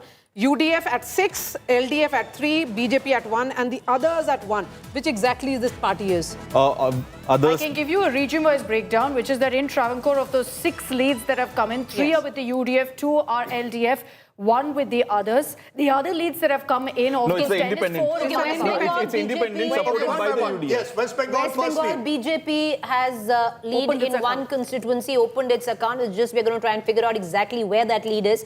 But right off the bat, BJP leading in 1 assembly seat in West Bengal. Okay, so the first lead in West Bengal is going to the BJP. And remember, for the BJP, every seat that they get in West Bengal, they will hope that that takes them beyond 100 and closer towards that magical 147 mark is what they will be looking at. So every seat in West Bengal will be looked at very, very closely in this election, because every seat in a way becomes a seat do or die, as some are saying, for both sides in West Bengal. The first lead in West Bengal is coming to the BJP. In Assam, at the moment, the BJP appears to be steaming ahead. They're leading in 6.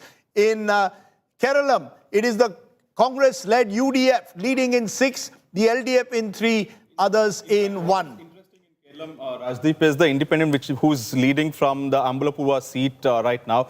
It's Mr. Sudhakaran, who was a rebel candidate of the left. He could not get the ticket from the left, and the UDF supported. The Congress has not fielded a candidate. Now he's one independent who's leading in the others. He's supported by the UDF also, so we can count him in the UDF tally. So the BJP's lead is coming from Purulia. They had won 6 of the 9 seats that is there last in that time. region. Yes. Last time. Remember, Purulia is, of course, was made famous for the Purulia landings that took place all those years ago, became part of what was seen as a terror or a subversive operation that had been launched. We never really knew exactly what had happened. Kim Devi, you will recall, was the person who had put in various packages thrown from the air. But Purulia, large tribal population, and the BJP hopes to dominate the ST seats of West Bengal like they did in 2021. Yes. Well, you're right there, large ST population, and it also has a large Hindi-speaking population. The lead that is coming in from the Purulia district is coming in from the Purulia city, Rajdeep, and this is what the BJP had also held the last time around. This is where they want to make a lot of inroads, Jungle Mahal area of West Bengal. They need to capitalize on Jungle Mahal and then dent Mamata Banerjee in her bastion of presidency. Okay, the lead's now gone up to 7 and 3 for the TMC. 7 and 3. 3 leads for the TMC, 7 for the BJP in these early postal ballots. Remember, many of these are coming from the Jungle Mahal area. Some are coming from North Bengal. These are traditional BJP heartland. So you've got to go to, it's only when the battle comes to southern Bengal that we will get a trend emerging. But as of now, in these early trends, BJP leading in 8, TMC in 1. BJP... DMK at 4 right now in the leads there, Rajdeep. So DMK at 4. I'm seeing right now in the region-wise, it looks like largely these early trends are coming in from the Chennai region. So if you go by these early trends, it's 4 and 3 now. 4 and 3, DMK at 4. The TVK is fluctuating. I think we're back to 3 right now for the TVK. So interesting numbers that are coming in. Largely all of these numbers from Chennai. Yes. Okay, Nishit Pramanik, who is contesting. If you look at Kerala, there is 11 leads coming, of which 6 are for the UDF. And all these 11 leads are spread across the state. It's not from any one region that the leads are coming from. So interestingly, Nishit Pramanik, who is contesting from one of the SC seats, is leading. He is an important face of the BJP. Among the big faces, we are yet to get any other update.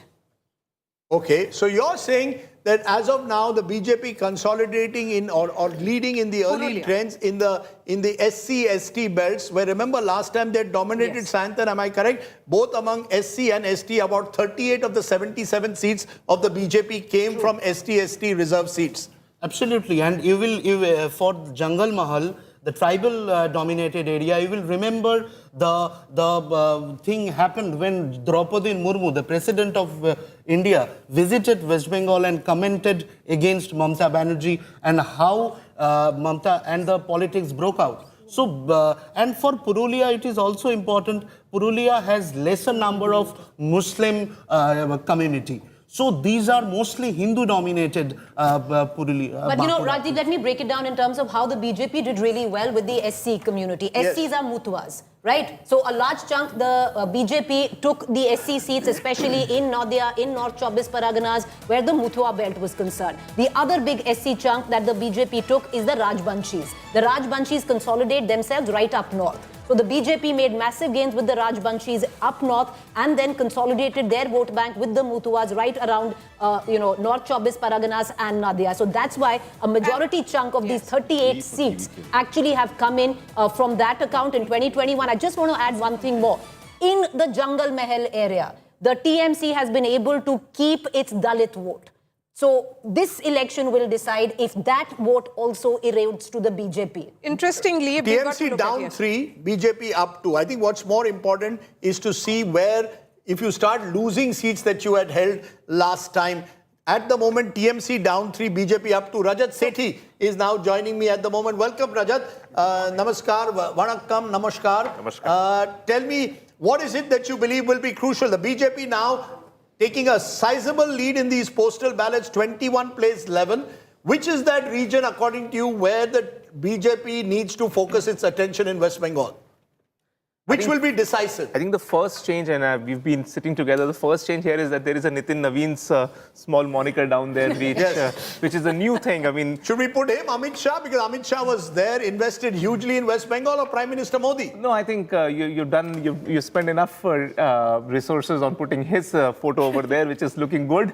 The BJP is going into this decisive elections under his leadership. And of course, with Prime Minister and Amit Shah ji leading it. But I think BJP has to do really well in southern Kolkata, and especially the Jungle Mahal area that we've been talking about. If it does not go out literally sweeping this area, then you will see that the overall numbers will get hard. But I believe that BJP will do exceptionally well in the Midnipur, West Midnipur, East Midnipur region. They need to do exceptionally well there. Right now, where the BJP is doing really well is where they had done well the last time around, which is the upper north West Bengal region, Rajdeep, and making inroads and holding on to at least their seats that they did well in Jungle Mahal, which was largely their lot came in from Purulia. So we're not getting the southern Bengal seats at the moment. We are getting, there is one seat, Dhane Khali, which is the TMC leading, which is the only seat where we have leads. Though the TMC is actually doing better in Jalpaiguri, which was pretty much swept by the BJP the last time, is what I'm going to just get a breakdown Again, to clarify, these are postal ballots. Remember, please be very careful before you start celebrating. Don't distribute the laddus. Please send the sondesh, whoever wins, to the studios,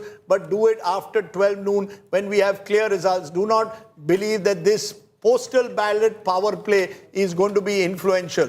But I think one trend which is emerging more than any other at the moment is both in Tamil Nadu and in Kerala, because Kerala, it's not just postal ballots, we're told there are some EVMs also that have been opened there, and north and central Kerala is where the UDF is getting their numbers. In Tamil Nadu, Rajdeep, Axis My India predicted that DMK would be facing a difficult chance in urban constituencies. Both Kolattur and Chepauk, both Udaynidhi and his father MK Stalin are leading at this point of time, early trends. However, the Axis My India had said that both father and son might be finding it difficult, but as of now, both father, son, CM and Deputy CM are leading from DMK. Okay, we're getting both the major parties are neck and neck at the moment in the state of West Bengal. 25 plays 27. Just a minute ago, it was 25-25, but it is neck and neck in that crucial battleground state of Bengal. As expected, Bengal will go possibly as a state where region by region we'll have to see who takes the edge. In the early phase, the BJP holding on to its bastions in Jungle Mahal, in Purulia, in the tribal belt, and in the northern parts of Bengal. We'll have to see whether that can now spread into central and then eventually into southern Bengal. Most of these seats, Rajdeep, are coming from Cooch Behar, Alipurduar and Darjeeling. These are the tea gardens, the lovely tea gardens of West Bengal.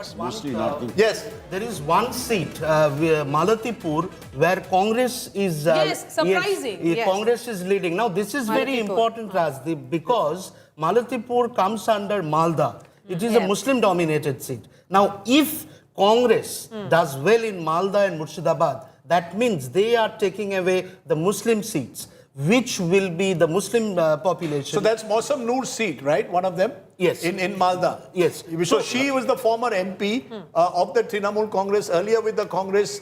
Of course, comes from ABA Ghani Khan Chaudhary's family, a noted family of that region. You get lovely mangoes in Malda, of course, apart from anything else. You're saying that one of the fears the Trinamool Congress will have to look at is how much does the Congress break into their Muslim vote. Am I correct? Absolutely. Okay. Because it is only the Congress Berhampur is where the BJP is leading. As of now, it's a seat in, 22. Murshidabad, 22 seats in that district. Only 2 were won by the BJP. One of them was Berhampur, where Raji Ranjan Chaudhary is standing. But right now, the BJP candidate is leading from Berhampur. Tamil Nadu numbers going up fast. And I can tell you, Rajdeep, that the breakdown largely is from Chennai, where the DMK right now is leading with 9. AIADMK has opened its account, and largely that's from Chennai with 1. And TVK is at 1. So we've got that. And West Tamil Nadu, where again you've got a clear lead at this point. The TVK has opened its account, DMK has opened its account in Congo Belt, which is the AIADMK stronghold. So far they're at 0, Rajdeep. TVK is leading in the Congo Belt in Tirchengdu and Karaikudi, where Siman is contesting also. But in Kerala, Rajdeep,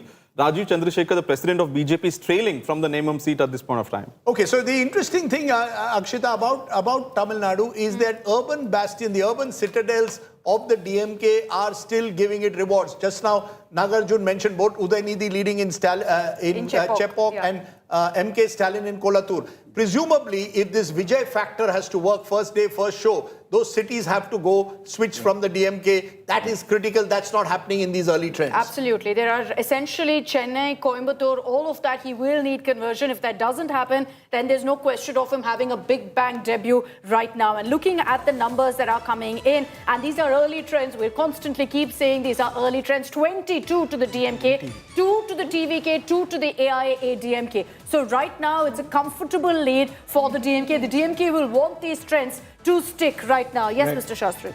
To add to that, it's important that in the postal ballot trend, we are noticing that the TVK is emerging as the second player ahead of the NDA. The TVK is emerging ahead of the NDA, and that's, I think, an interesting portent that and the fact that West Tamil Nadu so far, you've had the AIDMK now opening its account, getting 1 seat in West Tamil Nadu. The DMK is at 2, the TVK at 1. South Tamil Nadu, interestingly, the only party that's opened its account so far is TVK. There's been a lot of talk that the TVK will make gains in southern Tamil Nadu among the Christian vote bank. Early trends do suggest that the TVK has made the lead. Looks like it's Karaikudi right now. And that's where Dr. Prabhu of the TVK, a very young doctor, is contesting against what's considered to be a four-way battle. You've got Seeman there. You've got the Congress very, very strong there as well. So, okay, Vijay right now is trailing. That's the latest. This is Perambur? Because remember, he's contesting two seats, one in Trichy, one in...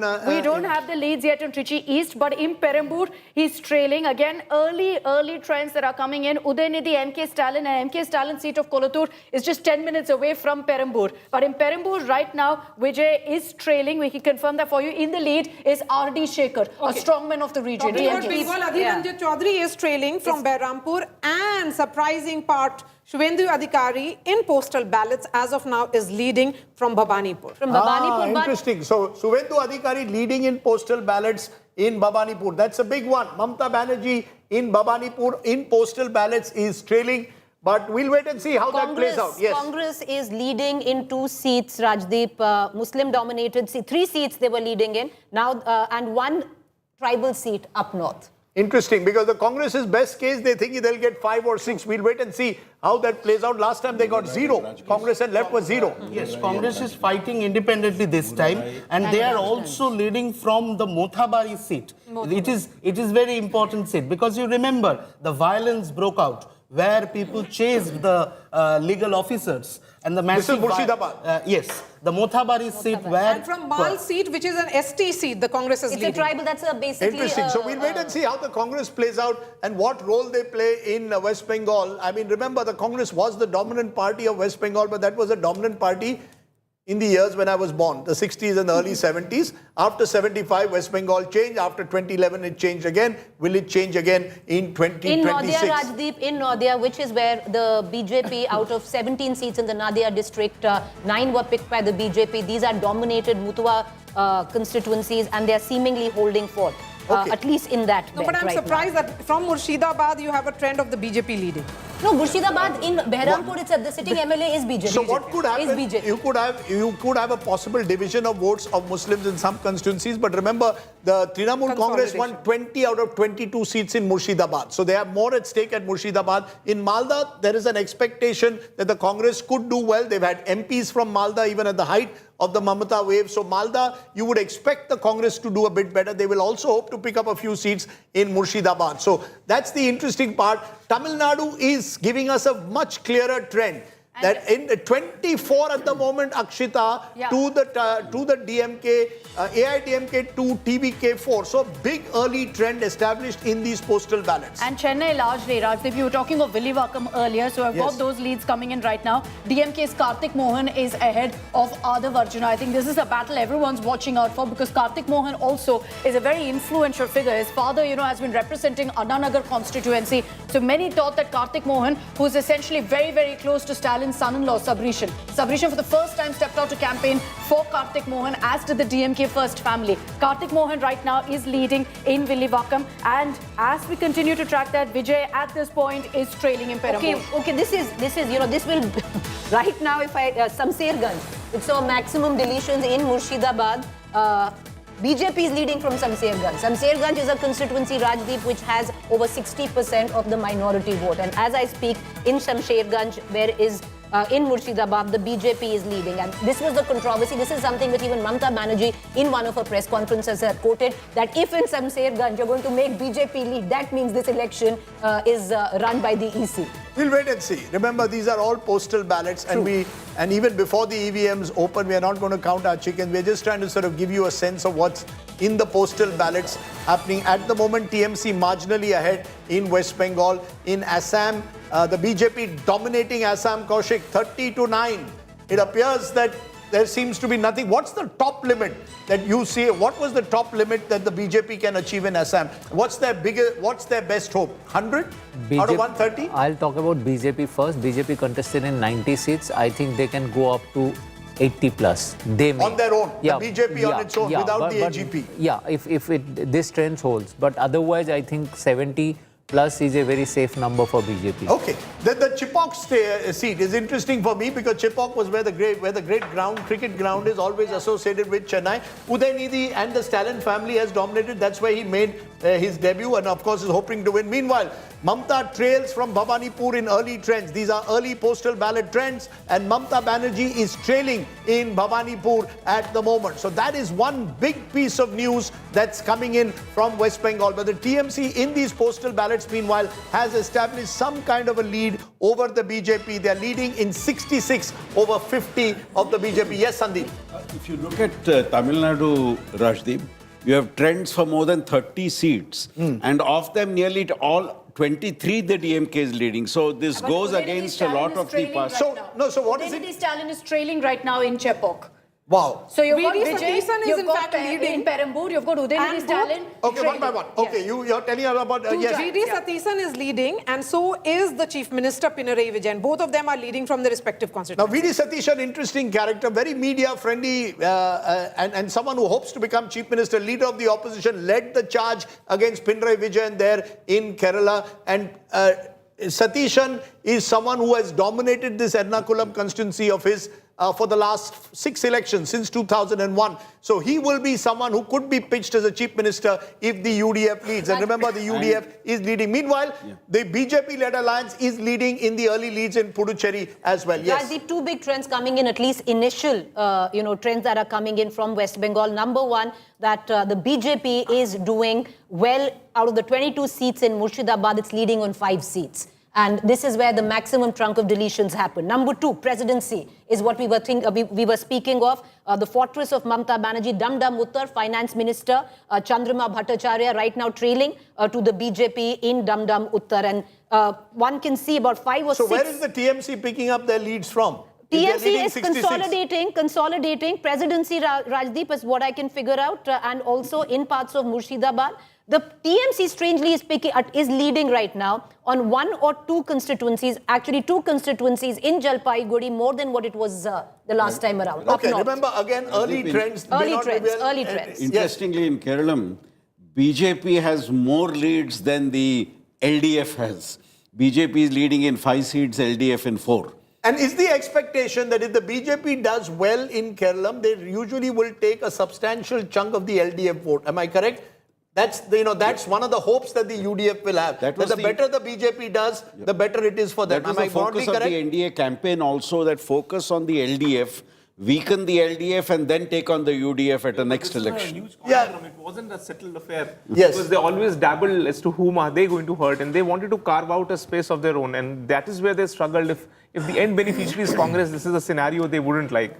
But I think that is what is happening. In Kerala, what we're speaking about, in southern Kerala, in the Travancore area also, they've got a lead. Palakkad, they've got a lead. And in Malappuram district, in Manjeri, they have got a... So it's not just one district that we are talking about. Earlier, we spoke about Manjeshwara seat and Nemam seat, but these two. But they've got these 5 leads spread across the state. So it seems like they've put up a show which now seems to be converting into an early trend. You know, in Tamil Nadu, in Tamil Nadu, since you were talking of the urban seats, I just got the breakdown of the early trends that are coming in. Please go ahead. DMK in the urban pocket, 65 urban seats that we've identified. Out of that, DMK in early trends of the 23 that have come in, 20 the DMK is leading. The TVK is only 1. You can read that 2 ways, Rajdeep. One is that all of the trends, the 7 trends that have come in for the TVK, if 6 of them are in semi-urban and rural, that means they're making inroads in other pockets. The TVK could look at it as good news or bad news, that they're doing well not just in urban. They'll be hoping that hopefully those numbers better in urban pockets. Gap narrowing also between TMC and BJP once again in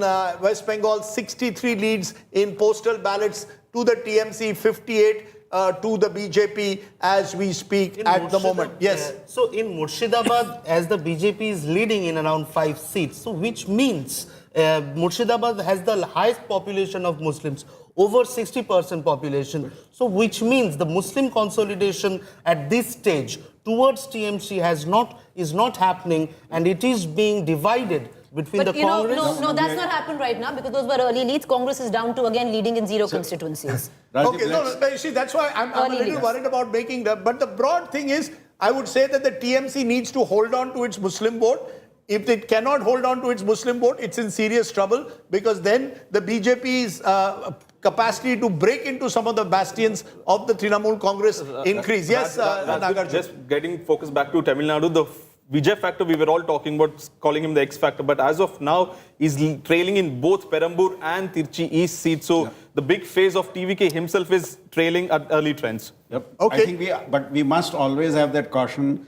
Postal ballot voters have a particular profile. Yes. And that profile needs to be kept in mind. What's the profile, Chandeep? Profile basically people who travel out during the election time, largely urban voters. Now, that is generally those who cast a postal ballot. So let's keep that factor in mind. But you would think that the TVK would do well right now among postal votes, and that's not happening. You look at the numbers, yes, they're at number 2 position, Rajdeep. 63 each, meanwhile, in West Bengal. 63 TMC, BJP. BJP goes ahead, 65 to 66 to 63. So the real battle is taking place in West Bengal in these early trends. In these early trends, the DMK pulling ahead in Tamil Nadu. In Assam, the BJP pulling ahead. In Kerala, the UDF pulling ahead. And now it's 64th place, 70 in West Bengal, where we've seen the leads change every now and then. Rajdeep, in fact, is leading from both the seats, Nandigram and from...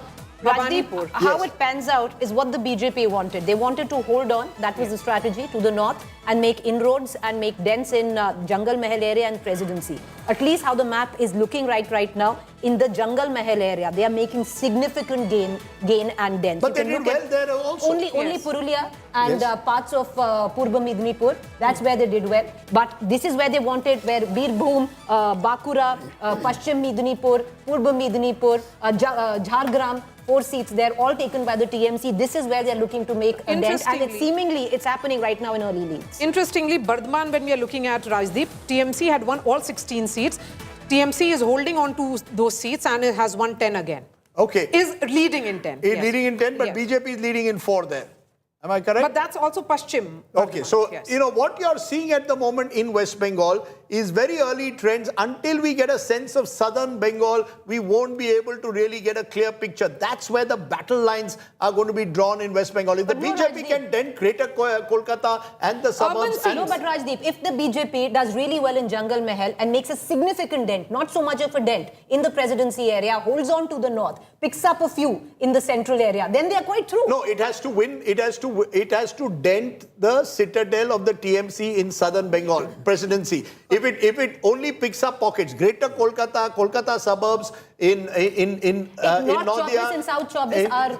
North Chobis is where they'll hope to do well, because they've already got a few seats 5 there. Seats, they have a base there. They have a lead right now They already. will want to win in Hooghly. They will want to win in Bardhaman. They'll want to win in Purba Bardhaman. So and there's a significant 13-seat lead now emerging in these early trends for the BJP in West Bengal. So the BJP at the moment in West Bengal, 151 seats. They are as of now slightly above the halfway mark in these very early trends that we are picking up. So when we are in looking West at Bengal. presidency, Rajdeep, TMC is ahead in 25, BJP in 19. Overall, this entire region, 108 seats that we're looking at, had gone the Trinamool Congress. Yes, that's right. If the BJP can keep this same ratio, the BJP has a real chance of breaching Fort William, something that they've not done. For the first time, they will have the lotus blooming in Bengal. BJP if they right can now do in this. presidency, last time around the BJP got 18 seats in the presidency region. Yes, they are Viewers, already right now the BJP is leading on 19, one more than what it got the last time around. It would need to do a lot more than 19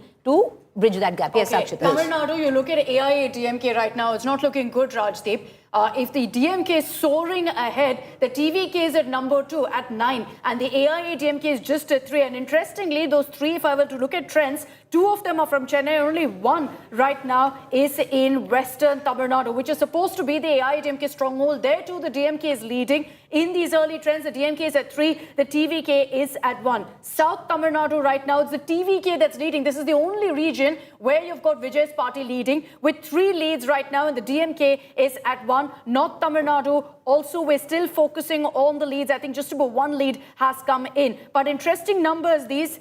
As of now, it's not looking good for the AIA-DMK, Rajdeep. So the real story in this morning, if you want to look at the big story, one of the big stories is Assam, where the BJP, as all exit polls predicted, heading for a landslide. What is also very clear, the UDF is building a sizable lead, but the BJP isn't doing badly in Kerala at all. They're leading in 6. Yeah. If these leads hold, it is an incredible performance for the BJP in Kerala. But the real story is in West Bengal, where the BJP has the early lead, and in Tamil Nadu, where there's an even bigger story, where a clear trend is emerging of the DMK pulling ahead. 43 to the DMK, just 4 to the AIDMK, 11 to TVK. So a split vote of anti-incumbency is propelling the DMK forward, at least in these early postal ballot trends. So the real surprise there is that the DMK now pulling ahead in Tamil Nadu. When we look at the Muslim factor and which are the seats in which Mamata Banerjee is doing well, in Muslim population of more than 40%, there were 60 seats, 62 seats in all. Trinamool Congress leading in 24. When we look at low, which is up to 20%, the BJP is leading in 56 of those seats. And in the Muslim population of 20% to 39%, it is again Trinamool Congress significantly ahead at 20. Rajdeep, you know, initial trends, early trends, but if the BJP has a chance in this election, then it's unfolding right now in Jungle Mahal, where they really wanted it to. Look at it. 56 seats in the entire Jungle Mahal, Medinipur type region. Out of that, the BJP is leading on 25 right now, the TMC leading on just 9. This includes Rajdeep, Purba Medinipur. This is where Nandigram is.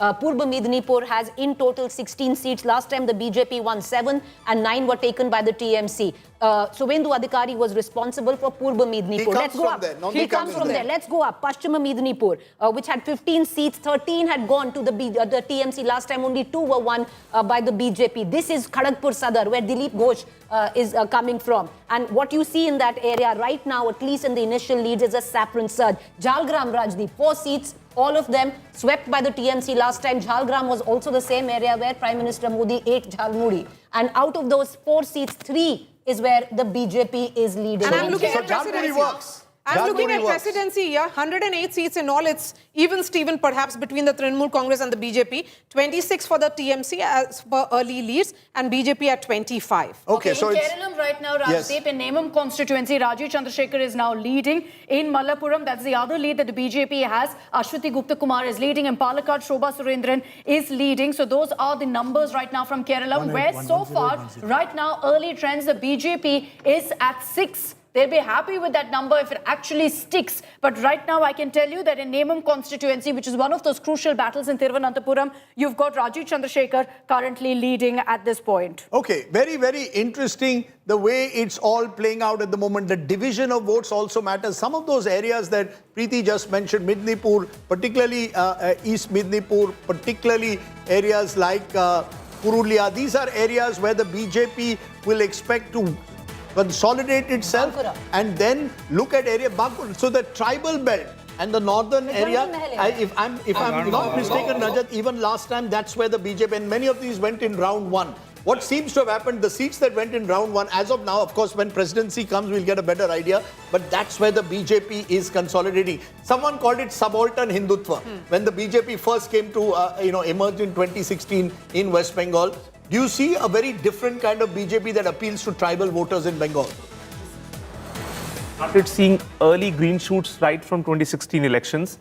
Then they consolidated in 2021, and these are the areas where BJP has to literally sweep. In order to ensure, and this is what is happening. I mean, if you look at the tribal seats, there are around 30 seats, and BJP is doing almost 4/5 of those tribal seats. So you will see, be it north or be it this part of southern Bengal, BJP is looking. These were the trends which BJP was thinking is going to support them, and this is where the Bengali aspect of Hindutva versus the more, the subaltern that you are saying of a model of Hindutva come into contradiction. And BJP has tried to do a balancing act that it does well in this aspect, as well as also appeal to the Bengali Hindu, which tries to, delineate itself with the BJP's model so far. But I mean, look at the Kolkata trends also. I mean, the urban trends. I'm seeing not just Bhabanipur, but there are a bunch of other seats where BJP is doing quite well. So if the Kolkata, which is the nerve center of all Bengali politics, and BJP makes 5 or 6 seat inroads, you will suddenly see a lot of things. And we are looking at urban pockets. If we look at the urban pockets, Preeti, we have been talking about it a lot because that will be where the Bhadralok angle comes in. The upper caste Bengalis, whether it will be about the sub-national identity versus the national identity that the BJP and the national security that the BJP has been speaking about. That's where the BJP has 26 leads, the Trinamool Congress at 12. The rural seats, that's again where the BJP has 26 seats lead and the Trinamool at 12. But in the semi-urban is where the Trinamool Congress is continuing to hold its ground. You look at that in presidency. You were talking about 11 seats in Kolkata. All 11 were swept in 2021 by the TMC. Right now, if you're looking at the breakdown of those 11 seats, I would reckon 7 is where the BJP is seemingly leading. Let's move on to the other urban seats. Howrah, sizable population, which is Hindi-speaking, a lot of them settlers from Bihar. Howrah, 16 seats, Rajdeep. Last time, all 16 taken by the TMC. Right now, if I can see in that area, in Howrah, there are about 3 or 4 leads already coming in. Hooghly, 18 seats, 4 were taken by the BJP. The BJP doing better in Hooghly than last time as well. And that's, remember, where the potato farmers was a big issue. These are some of the micro issues. They had an overproduction of crop. Many of them complained of not getting remunerative prices. So Hooghly is one of those areas which will be looked at closely. What the BJP seems to be doing successfully in these very early postal trends is that they are consolidating where they did well last time, and they are making inroads in all the areas where the TMC crossed the had 100 The BJP has crossed the 100 mark in postal ballots as of now. Mamata Banerjee trailing in Bhabanipur and Subhendu Adhikari leading in both. So that's the kind of graphic the BJP will want to see all through the day. They will hope that these numbers remain. But as you can see, the gap keeps narrowing. It's now back to 95, 99. So you've got a state where you will have lots of changes taking place and maybe settling down in a couple of hours from now. Rajdeep, in a few minutes, we'll be approaching 9, which means we will be moving beyond postal ballots. Yeah, we'll move to EVMs, but that will also take time because it's round by round. So at the end of the first round, the BJP is watching Bengal, but just quickly an update on how BJP is doing in Tamil Nadu, Rajdeep. In Mylapore, Tamilisai Soundarajan is trailing. In Coimbatore North, Vanati Srinivasan is trailing right now.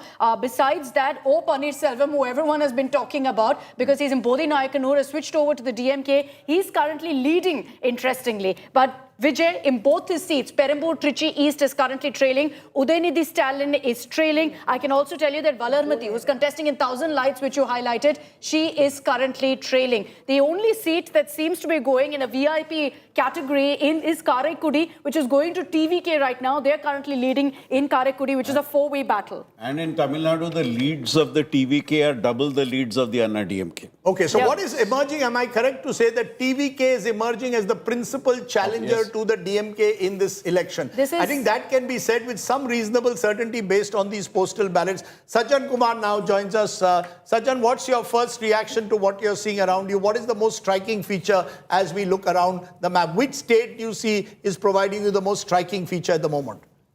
Is there one thing that stands out, one number that stands out to you? I think it's going expected. West Bengal was supposed to be close election, and that is, of course, I mean, we should wait until 11:30, 12 to have a clearer picture. But nevertheless, in Bengal, one thing is clear. Perhaps whatever be the number, that TMC is going down, just framing it on the basis of Hindu and Muslim consolidation would be a bit simplistic, because as you mentioned in Vardhaman, Hooghly, etc., which is the potato belt, coupled with many of the economic issues like unemployment and this frustration that this scheme-centric dependence is not enough, and that so it would at much be whether in the last line that you spoke, TMC now takes the lead over the BJP, 102 plays 98. So I'm saying but you're saying micro level issues have made a difference, which are region-wise. So Purba Bardhaman and Hooghly are the potato growing areas. They're the second largest potato producing state in the country after Uttar Pradesh. Go ahead, finish up. And thereafter, even you see in the Jungle Mahal area, wherein the question of semi-arid region, the question of employment,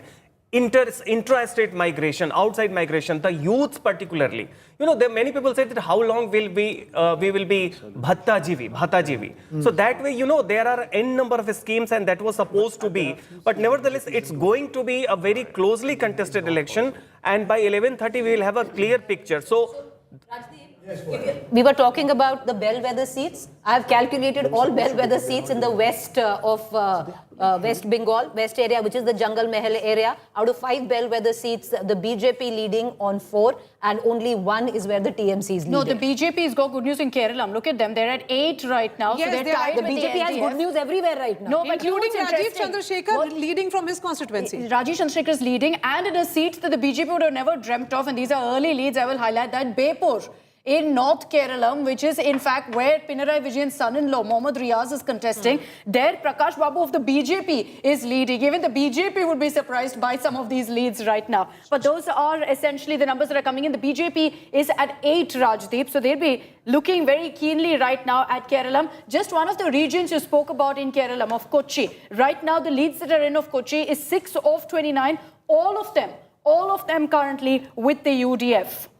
Okay, so what you're saying at the moment, the real story, as I see, the one state which has where you're getting a clear sense is Assam. I think there is absolutely no doubt, even in these early trends, that there is a clear wave, if you can call it that, for the BJP at the moment in Assam, already up 14. So if this was Indian political league and your power player Hemanta Biswa Sarma, Kaushik Deka is proving to be the power player. If you can 30 seconds, what is it Hemanta leading in his own constituency? What makes Hemanta so strong?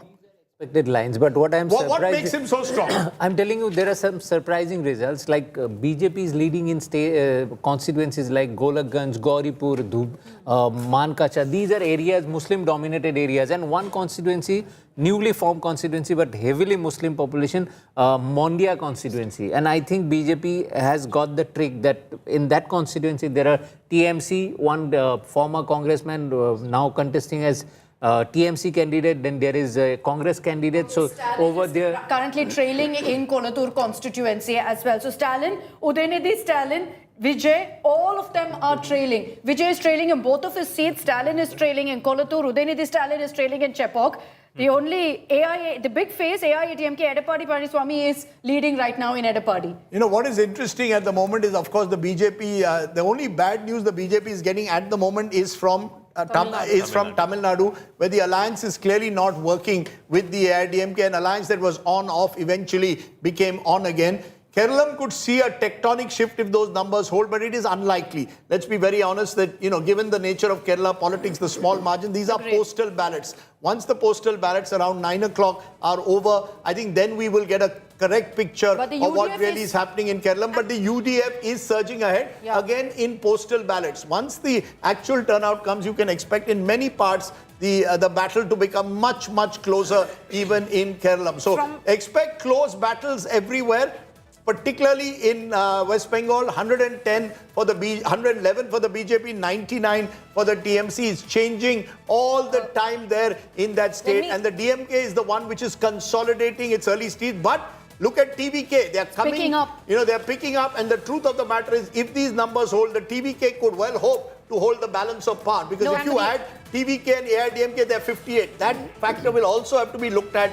The DMK doesn't just need to win, they need to win well. Absolutely. And if you look at the numbers right now for the TVK, you know, they're not doing as well as they thought they would in Chennai. If the breakdown actually is something you analyze, they're doing very well in other pockets. They're doing very, very well in South Tamil Nadu, in West as well. They seem to have made quite a few inroads, but the DMK is right now holding its own at 73. The TVK is picking up. It's bad news across for the AIADMK. Sure, EPS is leading in his seat, but beyond that, the fact that even in a West Tamil Nadu right now, you've got the AIADMK struggling to hold its own. These are pockets where even in 2021, despite the kind of mandate that came in for the DMK, the AIADMK was leading in West Tamil Nadu. If the Congo belt is something that goes away from the AIADMK because of a three-way fight, that's very bad news for them, Rajdeep. Yes, it's early trend, certainly, but Education Minister of West Bengal, Brabata Basu from Damdam, he is trailing, and also the West Bengal Finance Minister, Damdam Uttar is also trailing. Assembly Speaker, Biman Banerjee, they are trailing, but this is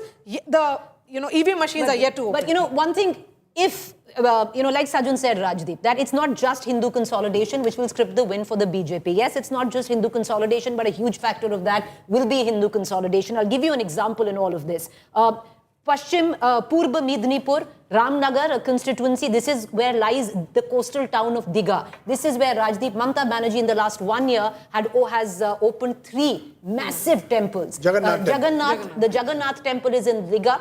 The only chief minister in West Bengal to sit on a consecration ceremony of a temple was Mamata Banerjee in Digha. As we speak in Ramnagar, the BJP is leading. This was with the TMC the last time around. Kunal Ghosh is trailing. Kunal Ghosh, the spokesperson, is trailing. So a lot of TMC heavyweights are trailing in these early rounds, including Chief Minister Mamata Banerjee. So the postal ballot battle, if I can call it that, the postal ballot round 1 battle at the moment is being clearly won by the BJP. We don't know how the other battles will play out, but that battle at the moment is being won by the BJP. Just quickly, Rajdeep, on Puducherry. Yes, please. Since we should highlight that as absolutely. well. You've got early leads really at this point coming in for the NDA. 3 leads that are in for the 30, technically 25 seats. 3 are right now with the NDA, all others at 0, Rajdeep. I'm joined at the moment by GBL Narasimha Rao, the first political guest joins us. GBL, you're looking at these early trends. What is reassuring you? You're marginally ahead of the TMC in West Bengal. You're doing superbly in Assam, and you're also making a mark in Kerala. So how does the BJP look at these numbers? Tamil Nadu not going so well, I must confess. Yeah, Rajdeep, good morning to you and all the guests in the show and the viewers. These are, as you rightly said, these are very early trends. And I think they are certainly, the Bengal, we expect a much bigger lead or a win than what is being shown on the screens now. So, but as you mentioned, the EVM counting hasn't happened actually, except maybe the first round is in progress. So I will limit myself to making comments based on some trends that you have shown on the channel from particular seats. The Mamata Banerjee is trailing in both the seats, and that's a clear indication. If Mamata were to lose both the seats, and GVL is only fighting 1 seat. Will mean a massive victory for the BJP. GVL, she's only fighting 1 seat. She's only from Babanipur this time. She's losing in Babanipur the seat that she's contesting 1 seat and losing there. And Suvendu, She's trailing. Yeah, and Suvendu is leading. Suvendu is leading in both. That's what you mentioned. Then Vijay, trailing in both the seats. That's a big trend. If Vijay were to himself trail in both the seats that he's contesting, then the numbers that you are showing on screen for TVK sound a little implausible. But I concede these are early postal ballots. We will still need to, I think, at least till 10:30, you cannot see a firmer trends emerging. The fact that Edapadi is leading in his seat in Tamil Nadu shows the NDA is not clearly out of the game in Tamil Nadu. We are very much in the race.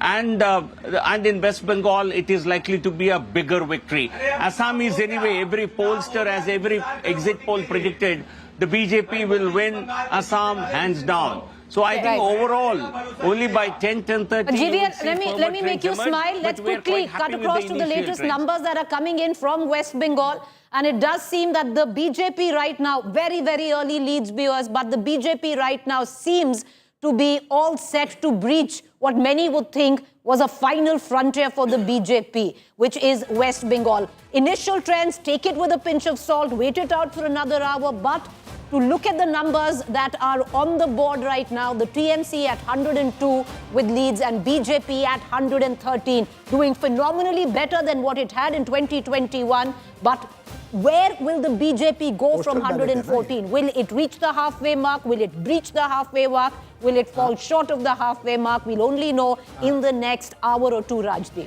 And these numbers, Preeti, for the BJP is coming in from Medinipur. It is coming in from Presidency. It is also coming from Jalpaiguri. But remember, in 2021, they did win significant number of seats in Jalpaiguri. And also from Bardhaman, it's even Steven between the Trinamool Congress and the BJPs. But Presidency is what we have been waiting and watching out for.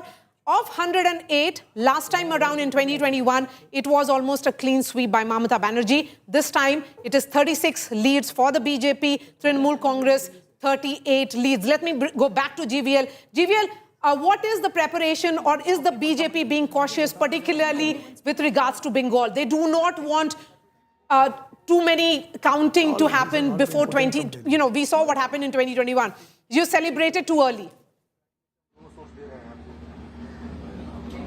You see, having been in the polling line for a long time, I know the real trends will crystallize only around 10:30, and the final numbers will only emerge by 12:30. So any early celebration or any early desperation is not really warranted.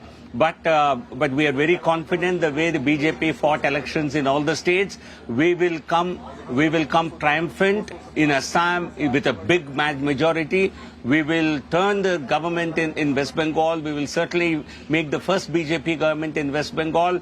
And we will certainly have a significant opening in Kerala. And NDA, we were hoping to win Tamil Nadu. But at least now we think we are very much in the game. The NDA, a non-DMK, non-Congress government would also be good news for the BJP. So we don't know how the numbers will eventually tally, but we will still wait and see. But the BJP is very confident of yet another sterling performance in these elections, and we will still have to wait for a couple of hours to know exactly what the numbers are going to look like.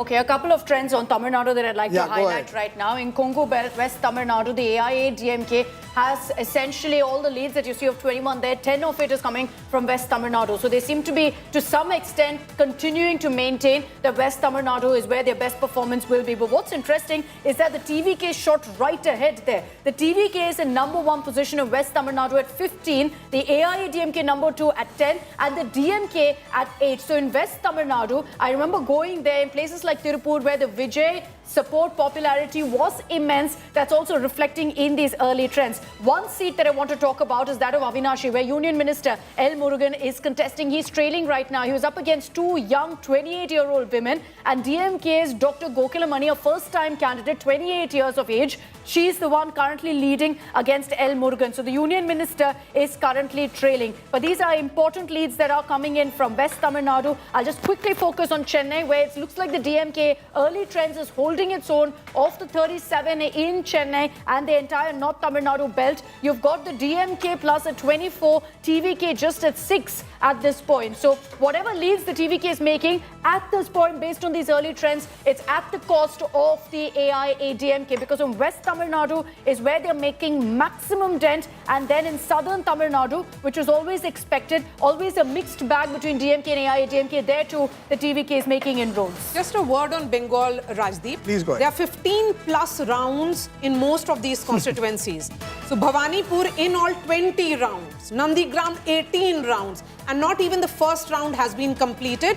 EVM machines have just about opened. So that's the health warning we have to give to our viewers when we look at these numbers across the country. You know, which is why I'm very, very reluctant to make any kind of statements based on what's happening, because we'll have someone on social media clip. This is what Rajdeep said at 9:05, and I will have egg on my face. I already have so much egg on my face. In fact, Chinsura has 27 rounds. That is the highest. Then you have Behrampur 16 rounds, Kharagpur Sadar 20 rounds. That is how intense these elections and also are. what's happened is that because of the counting agents being there in the polling stations with such high pressure on them, there is a possibility of ordering recounts, of going through that process. West Bengal is going to be so competitive that it will probably take us possibly even into midnight. If it's a close run race. If it's one way. Tamil Nadu too. No, Tamil Nadu, I think, fast counting at least. In West Bengal, because every vote, every seat is being contested, who knows how long it will take. So it could be one very long Indian political league that you've got ahead of us. I think what is very clear in these early trends is, because that really is confirming what we've been seeing even in the exit polls, is Assam. Where you're seeing a complete domination, 61-20, and it really shows what the map of Assam also looks when you look at upper and lower Assam. And Gaurav Gogoi is leading, Rajdeep. And Gaurav Gogoi is... Even the leader of opposition, Debrat Sakia, is also leading. Akhil Gogoi is leading. So they are holding on to their bases in upper Assam, but clearly the BJP is the number one party. Yes, go ahead. Basically, Congress only hopes to do good in Jorhat and Sheepsagar belt, which is the Ahom belt. That's the only constituency, core constituency that is left, which still aligns with them, because Gaurav Gogoi belongs to this Gogoi community, which belongs to the Ahom. But Rajdeep, can I just say? Not just Gaurav Gogoi, Debrat Sakia, the three Akhil Gogoi, all are Ahom. Akhil Gogoi is another party. But again, nonetheless, their domination is only in 2 districts. But Rajdeep, we must in Assam, because we keep talking about the map. The map of Assam doesn't look anywhere close if you look at it in constituency-wise and what it looked at 2021. The delimitation has completely changed politically what the map of Assam is. And I'll just give you an example. 34 Muslim-dominated seats became gone down 22. To 22. 26 constituencies have wiped out. There are 23 new constituencies. And these constituencies, that's what I'm saying. I was surprised because to cover one constituency, I had to crisscross over 2 constituencies. Because there are 3 pockets and that's one constituency. That is how it's been done. Okay. So there is... But Preeti, what explains Upper Brahmaputra Valley, Upper Assam's Congress decimation? There is no Muslim factor. No. It doesn't have Muslim factor, but the delimitation also somewhere down the line, and I'm not saying delimitation is the only factor, has diluted the Aham vote as well, made it pretty much insignificant. But they lost the T-tribes completely. No, I agree. I'm not saying it's just I'm not saying delimitation is the only factor. I actually think, Assam, the number one factor is deliverance in terms of the schemes. welfare. Okay, welfare schemes is the number one factor in Let's try and for a moment just go through the map of these states at the moment. Let's look at tally at the moment for the state of Tamil Nadu. 73 for the DMK, AIDMK 33, TVK 52. When you add that, and Akshita, that's going to be important. When I add TVK plus AIDMK, they are ahead of the DMK at the moment. 52 and 33 is 85. So the AIDMK is making something of a comeback there at the moment. Let's just go to particular regions that are important. For example, the DMK is holding its own in Chennai. 24 leads to them, 4 to the AIDMK, TVK 6. But remember, it's not quite the sweep as last time. They are down 9. Akshita was mentioning Western Tamil Nadu, and there you can see the AIDMK and its bastion doing well, but the TVK also is doing well. Is number one, and that is bad news for the AIDMK. They cannot get a majority if they don't hold on to Western Tamil Nadu. Yes, Akshita. Can you show us South Tamil Nadu as well? I'll show you South Tamil Nadu, Kanyakumari, from Madurai down to Kanyakumari. DMK ahead in 11, AIDMK in 8.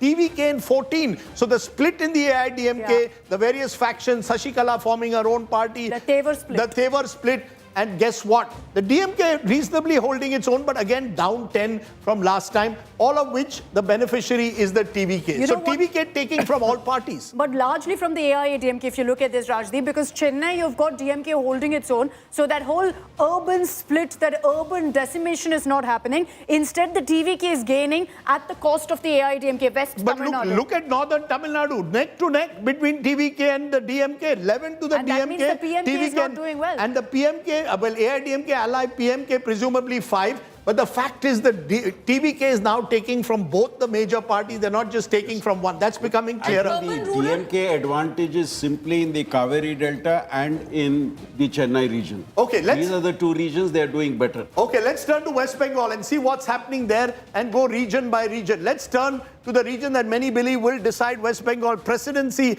at the moment. Dominated, and look at it, the BJP is making real gains. If today, by the end of today, the BJP can hold on to these presidency gains, they're in the game. They're up 22 compared to last time, leading in 34, TMC in 44. So you can sense here that in a region which was swept in and around Kolkata, going into 24 South Parganas, this is the region that the BJP needs to make the gains. If they can, they have a real shot at power in West Bengal. So that is critical. Let's just take at Malda, Murshidabad at the moment. Here the TMC is ahead, but the BJP is also very much in the race. Congress not opening its account in Malda. You mentioned Midnipur for a moment. Is where the BJP will be doing fabulously. That's right. It's leading in 29, TMC in 16. So the tribal pockets of West Bengal. But Rajdeep, this is not just the tribal pocket. This is the tribal pockets and the large Hindu population seats, dominated seats in West Bengal, lie in Jungle Mahal area,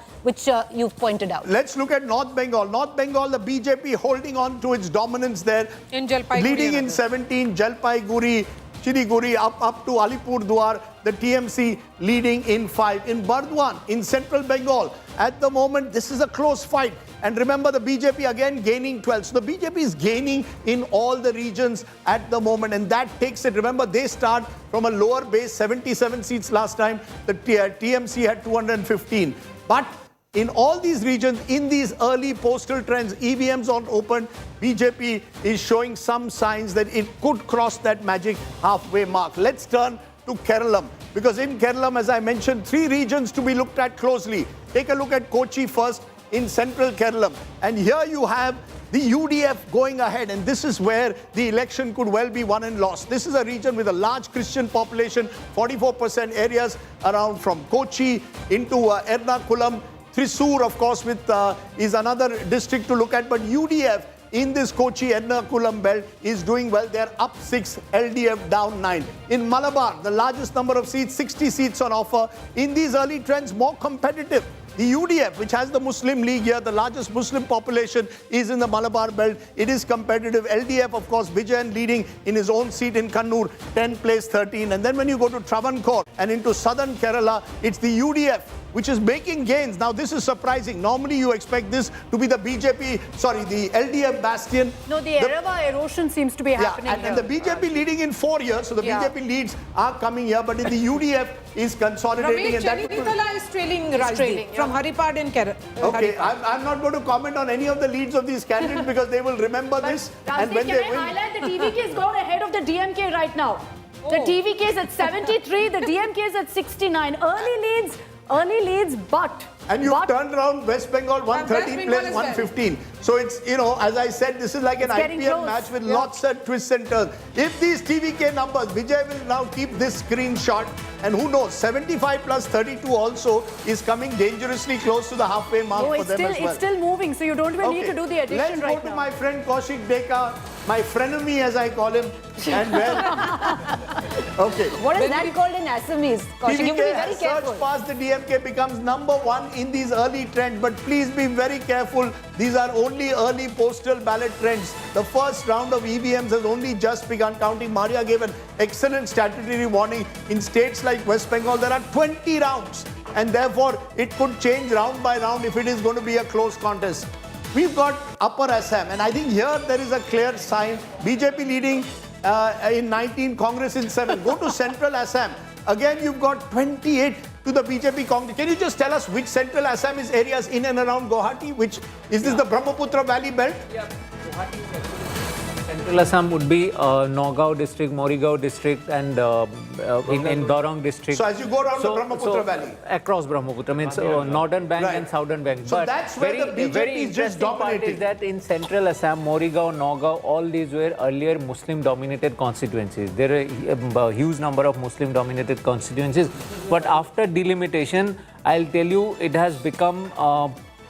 the exact number is Middle Assam. There are 13 seats in the southern bank of Brahmaputra. Of them, only 5 are now Muslim dominated. Okay. I just want to give the Lower Assam numbers for a moment. At Lower Assam, BJP leading in 11, Congress in 6. So even in its bastion of Lower Assam, we are seeing changes take place. So Assam is the one state where there's clarity. But you're looking at the numbers. BJP, TMC shifting every moment. And you've got Vijay now pulling ahead of the DMK in these very early trends. Supriya Shrinet of the Congress party joins us. Supriya, welcome to the show. Your best news is coming from Kerala. where you're leading in 52 seats. If these trends hold, and remember, this was the very time when Haryana changed 18 months ago, so I don't think you should celebrate just yet. But the fact is, your best news is coming from Kerala, ma'am. Good morning to all of you, and it's great to see you in a mundu and Maria and everybody else in a mekla sador and somebody wearing a lal par, and that's the celebration of democracy. Good morning to your viewers. Yes, indeed, Kerala is very, very good news, and I am absolutely certain that Kerala will deliver a blockbuster result for us. We campaigned on the ground, we highlighted the failures of that government, we gave an alternative narrative, and that's what's really reflecting in the numbers. I am going to hold my horses as far as every state is concerned, including the final numbers in Kerala, because these are, like you have been pointing out, these are the postal ballots and just about early trends for EVM. I'm also very confident about Tamil Nadu. Yes, early trends, but I do believe that our alliance will hold on there. As far as Assam is concerned, we're leading in 25. I think those numbers will go up. Rajdeep, I will come back to the very basic point with which we went into these elections. We were very focused on failures of the government wherever we were contesting, and we were offering an alternate narrative. It is now up to the people of what they want to buy. It is now up to the people of what they want to vote for. The reality is that including taking on your own India allies. With due regard, ma'am, Rahul Gandhi was asking, why is Vijay's daughter not in jail? He was accusing Mamata Banerjee and the TMC of corruption. You all sit together in Delhi and accuse each other of corruption in the states. And there is no irony in that at all. We have all come together to form the India Alliance for the larger goal of defeating the BJP. But when it comes to individual states, we will be highlighting those issues. There is no irony in that. But then, Supriya, how does it work out? You're corrupt. One second, Supriya, how does it work out? You're corrupt at the center, at the state level, which was the charge of Rahul Gandhi, and a charge he made not in Murshidabad, where you have shots at certain seats, but in Kolkata. So Mamata Banerjee is corrupt in West Bengal, but on a national level, because you need to take on the BJP, she's kosher. There is irony in that, no? What is ironical in that? I don't understand. Where are you finding faults in that? The reality is that in a democracy, electoral politics is fought with reality on the ground. The reality on the ground in Bengal is that there are shortcomings of the Trinamool government, and those have to be highlighted. And for the larger good of this country, we are together in the center to defeat the BJP, like we did when they were trying to build it. Supriya, let me ask you another question there. Trying to bring in a flawed, undemocratic delimitation. It's true. It's a hypothetical question. I don't think there's any irony. I don't think there's any double speak in that. So I don't know why you're finding faults in it. Okay, nobody's finding faults. It was only a question. You're winning right now, at least leading in Kerala. Take heart in that. But what I'm talking about, Supriya, is a hypothetical scenario. If Mamata Banerjee is to win, Mamata Banerjee's clarion call was, I win Bengal, I come to Delhi. And that would be a threat to the leadership of Rahul Gandhi and your party of being the fulcrum of the alliance that you call that she's a part of. You should be tired of asking each time there's a state election. You know, that's the question all of you keep asking. I'm saying Mamata Banerjee said it, Supriya. I'm not asking it. Come to it. Right. Let me please finish. The Congress has 99 MPs in the Lok Sabha. I mean, put your minds together. Who will be the fulcrum of that alliance? This is not a time to pick faults and remind each other of statements. This is a pure mathematical situation. The Congress has 99 MPs. Who do you think is going to be the fulcrum? The Congress have presence from Kanyakumari to Kashmir and from Assam to Porbandar. Who do you think can be the fulcrum? The TMC did try and fight elections in Goa, in Tripura, in Assam, and everywhere else. We've seen the results. With all due respect to their leadership in them, it is not about the India Alliance and who's going to lead. It is about the states that have gone to elections. Very heartening numbers coming from Kerala. I want great numbers. Supriya, I'm just going to stop you. I take your point. You're saying the Congress is the fulcrum at the center and you will fight your India allies wherever necessary, but at the center hold together. We'll see how that works. You don't see an irony in that, but that's okay. That's your, you're the political spokesperson of the Congress. But the big news at the moment is that Vijay is now well ahead of the DMK at the moment in these early trends. Akshita, give us the big picture. No, so we're showing you the live seat tally right now. These are early trends, yes, but Vijay has now reached 81.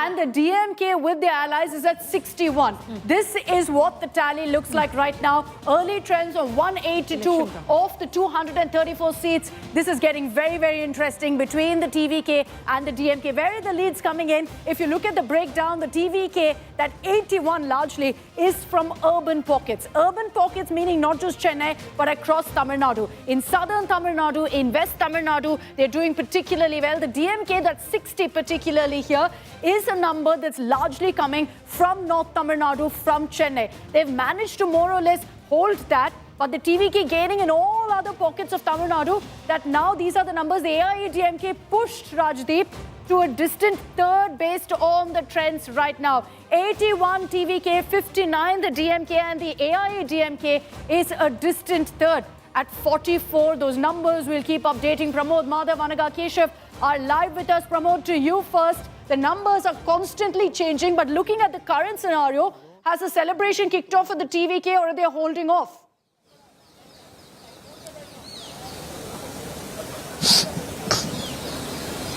Pramod? I don't think Pramod can hear me. Anaga, you're at the DMK headquarters. What's the mood there?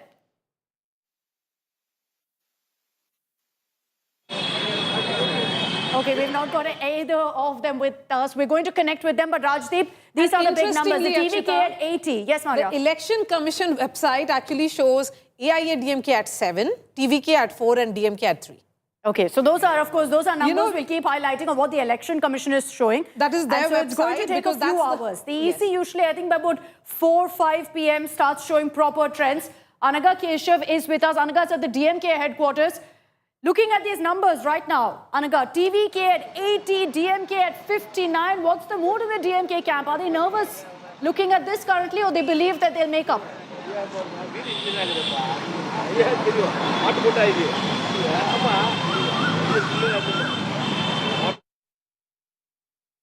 No, I don't think. I'm sorry about that. But, you know, we're going to continue tracking those numbers. I'm going to head back because I want to kind of see the urban breakdown. You see, why this is becoming so exciting in Tamil Nadu is if these numbers hold, you could have a hung assembly. And that is a situation Tamil Nadu has rarely dealt with. You had minority governments, Karunanidhi ruled in. Let's listen. নন্দীগ্রামে 18 round vote হবে, 15 রাউন্ডে postal ballot declare হবে। আর এখানে ভবানীপুরে ধরুন 20 রাউন্ডে counting complete হবে, 17 রাউন্ডে declare হবে। আমি যেটা ইনিশিয়াল অ্যানালাইসিস করেছি, অল্প ইভিএম বেরিয়েছে, এটাকে খুব বড় কিছু করে দেখানো ঠিক না। তাতে হিন্দু ইভিএম বিজেপির আর মুসলিম ইভিএম টিএমসির, তবে আগের মতো নয়। মানে হাই কনসলিডেশন যেটা ওনারা করেছিলেন 21 আর 24, হাই কনসলিডেশন হয়নি, ক্র্যাক হয়েছে। মালদাতে বা মুর্শিদাবাদের বহু সিটে বা উত্তর দিনাজপুরেও যেটুকু নিয়েছি, করণদিঘি বা অন্য জায়গায় কংগ্রেস ভালো ভোট কোনো ইভিএমে পেয়েছে মুসলিম বেল্টে। ইনিশিয়াল এই 1-2 রাউন্ড চলছে। আর আমার নন্দীগ্রামে ফার্স্ট রাউন্ড আমি পেয়ে গেছি, 3000 লিড আছে। এটা 18 রাউন্ড অবধি যাবে। এটাতে আমার এক্সপেক্ট ছিল 1100 লিড পাবো, এটা আমি থাইস পেয়েছি, 3 गुण पेয়েছি। दादा, अभी जो रुझान आए हैं, हिंदी में अभी जो रुझान आए हैं, क्या लग रहा है? सरकार भाजपा कर रहा है, सीटों ये मान के चलिए। आप लोग का जो चल रहा था, जो इनिशियल ट्रेंड रहा है 135 plus BJP, 100 approx teams. Nandigram और भवानीपुर का क्या रिपोर्ट मिला है आपको अभी तक? देखिए, भवानीपुर में तो इनिशियली तो टक्कर रहेगा। ये जो पहले राउंड हुआ है इसमें 14 जो बूथ है, 6 मुस्लिम प्रॉन बूथ है। उसमें भी वो लोग जो 90-95% मुस्लिम वोट को पिछले बार मिलता था, इस बार नहीं मिला, क्रैक है। और जो 8 हिंदू बूथ है उसमें मेरा लीड है।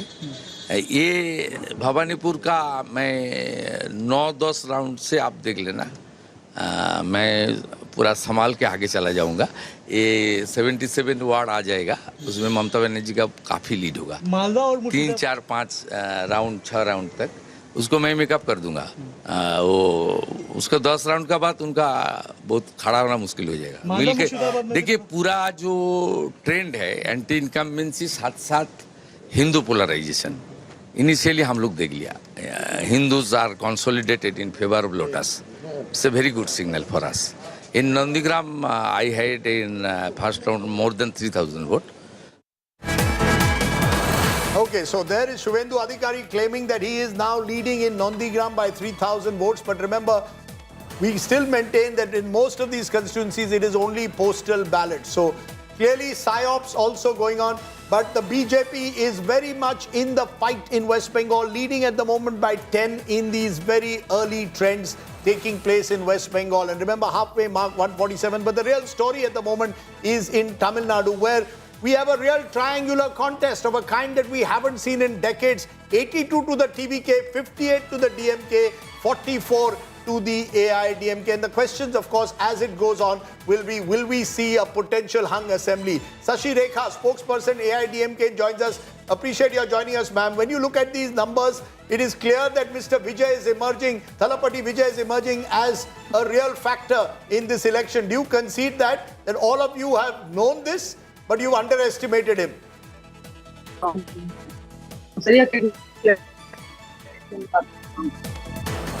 I think we're having a bit of a problem with the connection. We'll connect with her because this is not looking good right now for the AIADMK. Just on the question of urban pockets, Rajdeep, and this is across Tamil Nadu where we've identified about 65 urban seats. You look at the trends right now, the TVK has gone ahead of the DMK in these urban pockets. They're consolidating their numbers in urban pockets. But besides that, DMK has managed to hold their own in Chennai. Chennai, they've still got a sizable lead. The rest of Tamil Nadu, every region that I look at right now, whether it's west, whether it's south, north, delta, in every one of those pockets, the TVK is currently leading. So very, very interesting numbers that are coming in Kaveri Delta, which is where the DMK was expected to do very well. And there wasn't really much of TVK element talked about there. The TVK is ahead. In North Tamil Nadu also, you've got the TVK ahead at 14. The DMK is at 9, the AIDMK plus at 6. So that 1 year vote bank consolidation that the AIDMK is counting on hasn't really happened in North Tamil Nadu. You've got TVK cutting in there as well. In South Tamil Nadu, the TVK is ahead at 21. The AIADMK is in the number 2 position in South Tamil Nadu. The DMK is at 9. What that means is Southern Tamil Nadu, based on early trends, the Christian, perhaps minorities have gone towards TVK. The Nadar community has perhaps moved towards the TVK. The breakdown of Mukkalathur Tevar into so many factions as far as leader representation goes, that's also worked in the TVK's favor. West Tamil Nadu, the AIADMK has gone just one trend, one seat above the TVK right now. The only good news for the AIADMK is currently coming in from their stronghold of the Congo belt. There are 20 there, the TVK at 19. So at the cost of DMK in West Tamil Nadu, the TVK has grown because DMK is at 7. For now, the citadel of Chennai seems to remain with the DMK, but the TVK is making gains here too. At 11, the TVK is going up. Okay, so the AIADMK, you're right, the AIADMK is ahead of the DMK at 59. They've gone ahead of the DMK. This is truly a three-corner contest. So this shows how extreme anti-incumbency was there. I mean, from the surface. No, it's too early. It's too early right now, Rajat. We're going to wait for those trends to kind of solidify. But you're right. You know, right now, the AIADMK is going way ahead at 59. The DMK is at 53. The TVK is soaring ahead at 84. Early trends, we're going to constantly say this, but it's truly a three-way contest like never before. Stalin and MK Stalin, both of them. Yeah. Even the Chief Minister is trailing. Edapadi Palaniswamy from Edapadi is actually leading. Yeah. O Paneerselvam is also leading from his constituency, but Seaman is trailing, as you said. Yeah. But fascinating how both the Chief Minister and his son, both the DMK faces are trailing. No, I want to bring in Pramod, I think, is with us for a live update on what's happening in Chennai. Pramod, the DMK looking at these numbers, you know, the DMK will be hoping that they kind of rise up. It started off early this morning with the DMK soaring ahead, but they've kind of settled now in the 50s. The AIADMK has gone up to 60 and the TVK is number 1. What is happening right now? You look at the early trends, it's all kinds of scenarios that, you know, even exit polls didn't predict. Nobody predicted TVK at number 1 and AIADMK at number 2. You're right, Rajat. If this sticks, then it's very clearly an anti-incumbency vote also that's worked against the DMK and propelled the AIADMK. But the question is, will Vijay be happy to take along an EPS minus BJP, or will he take the entire NDA, condition. or will he become an NDA ally? No, if these numbers hold, I want to make it very clear, just in case it all turns out a couple of hours ago to be very, this is at the moment. But is there a possibility that Vijay says, okay, we'll take Mr. Palaniswamy on board minus the BJP? But with one condition, that he be the chief minister. Vijay wants to be the chief minister. And with these numbers, he can call the shots, right? He's ahead. So he will call the shots. And if that happens, for EPS, also image-wise, we've been saying do or die for EPS, do or die. Rajdeep, I had polling again coming in from Tamil Nadu. Not even a single round has been counted of EVM machine. That is Chepauk. That is Udayadhanidhi Stalin. So we are all still on postal ballots. But Rajdeep, okay, on postal ballots, but I think in Assam the EVM rounds have begun, and you can see on your television screen initial trends. The BJP crosses the halfway mark in initial trends where Assam is concerned. So the BJP would be smiling. Initial trends, but Deka, you. Before I go to Kaushik Deka, we've got Pramod Madhav joining us on that big story that is coming in from Tamil Nadu. Pramod, your first reactions, what you're finding, what you're seeing there, is there a sense that all sides are very cautious because the numbers have changed so dramatically, Pramod, in the last 30 minutes alone? Is there a sense that is there a recognition that Vijay could call the shots, Pramod? Is there a recognition on the ground that Vijay could call the shots, and with an alliance, if he were to get these numbers, actually dictate who forms the next government in Tamil Nadu? The DMK holding on to Chennai, but in the other parts, as per these ballots at least, it is the TVK which has taken the lead.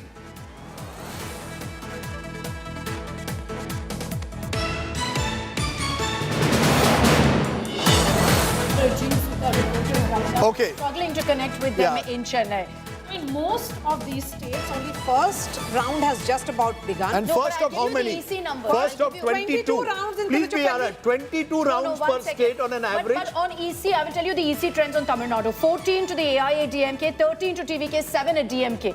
That's the number but EC leads. Yes. But the trend also suggests that, it's become an AIADMK versus TVK postal ballot trend. Postal ballot trends. EC has said 14 to AIADMK, 13 to TVK, and you've got 7 to the DMK. Our numbers at this point based on trends, the TVK is firmly at 80 plus 82. The DMK is at 52, so number 3. Imagine that, looking at Tiruchirappalli East, from where the man of the moment, Vijay is contesting. Only one round has been counted. There are 22 rounds in all. So 21 more rounds to go. So that's why we are saying it's going to be a long haul. I want to one by one, yes. I just want to shift focus back to West Bengal, Rajdeep. The left is now leading in one seat in Murshidabad. This was a seat of the TMC, so the left picking up, at least in Leeds, the Muslim vote of the TMC. What's also interesting is Humayun Kabir's party, AGUP, is also leading in one seat, so also cutting into the Muslim vote of the TMC. The others, then KPP. Now this is cutting into the BJP. KPP is a party which is a regional tribal party which has fought a couple of seats up north in Cooch Behar, and Alipurdwar is where Kantapur. So KPP is leading in Alipurdwar in one seat, and Independent is also leading in Arambagh. Now this Independent was interesting because Himanta Bagh is his name, and the BJP candidate from this seat is also called Himanta Bagh. So, this happens during elections. All of the BJP is leading from Asansol Dakshin. Then Soham Chakrabarti, who is one of the leaders, top faces of the TMC, is leading from Karimpur. And if we were to further break it down, Arjun Singh, BJP strongman, contesting from Noapada. His son is contesting from Bhadrapada, from neighbouring constituency. They are leading. If we were to... Priyanka Tibrewal in Tali. She's leading? Again, she's leading. She's the one who contested against Mamata Banerjee last time in a by-poll in Bhawanipur. That's right. Sayantan, which is, as you look at these numbers, and we keep saying these are postal ballots, is there a bellwether seat that you're looking at? If in a particular district, there is a huge change, which is that district or couple of districts that you look at that could change the map of West Bengal? As I told, that Muslim factor is very important. So I am looking at Malda and Murshidabad. If the TMC cannot do well in these two districts, And that means they are losing on the strength of the Muslim So consolidation. that Malda, Murshidabad, and maybe we can add Uttar Dinajpur to that. All these three all these three districts were dominated by the TMC. 20 out of 22 in Murshidabad. A majority of the seats in Malda and Uttar Dinajpur. You're saying if the TMC starts losing in those districts, they are in serious trouble. Am I right? Rajdeep, Okay. you spoke of bellwether seats. Yes. Out of the 5 in West Bengal, the BJP still continues to lead in 4, which is Nayagram, Jhargram, Debra, all seats which the TMC won the last time around, and the BJP now leading. Even in Manbazar, the BJP leading. Where Kolkata is concerned is the 2 seats I'd be looking at as bellwether seats, Rajdeep, where you said one would be Amdanga and the other seat will be Mahesh Tala. These 2 seats in Kolkata, clearly, at least for now, and maybe our expert from Bengal can tell us, dyed in wool when it comes down to TMC allegiance. Last 3 elections gone with the TMC. Okay, we'll wait and see how that goes on. Yes. I just want to bring in on Kerala. Pinarayi Vijayan is currently trailing in Dharmadam, but it's very, very close is what we're hearing, just by a few 700 votes or something like that. But I also want to highlight here that if you look at the numbers of the trends that are coming in, the UDF is comfortably ahead. At this point, it doesn't look like this is going to be a close contest. The UDF is comfortably ahead, and the BJP has reason to rejoice. Besides what's happening in Bengal, they have reason to rejoice. If you look at the numbers in Kerala, they're at 11 right now. 11 leads, Rajdeep. So they've got a lead currently in Nemam constituency. But some of the other bigger faces, like V. Muralidharan in Karakutam, is currently trailing. KK Shailaja is leading. Veena George is leading. Pinarayi Vijayan is currently trailing. VD Satishan is leading. Chande Omen, who you're referring to this morning, also leading. Ramesh Chanitala leading right now. KK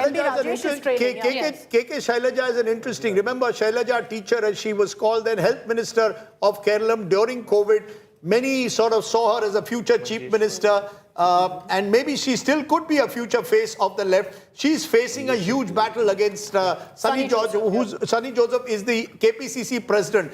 Now, there are those who argue, why was Shailaja teacher moved out of a safe constituency to take on Sunny in a constituency which is Sunny Joseph's bastion, and there will be therefore those who will say that can Shailaja teacher become the face of the left for the future? Remember, if the left loses, they'll have to look at life beyond Pinarayi Vijayan. But Rajdeep, can I ask you a question? Yes. Because what was debated, and Akshata, you might also come in Kerala, was look at the BJP, and let's spend a moment on the rise of the BJP in the state of Kerala. What one was expecting that the BJP vote would have gone to the left hasn't quite gone to the left. They've stuck on to that vote. I'm still going to wait for Kerala, yes. where, to see how well the BJP does, because if they get into double digits, it's a tectonic shift in Kerala politics for a party which has only won 1 assembly seat. If on the other hand they lead in 2 or 3, which is what is the general expectation, that there are 3 seats where they are in play, you could add 2 others where they may come number 2,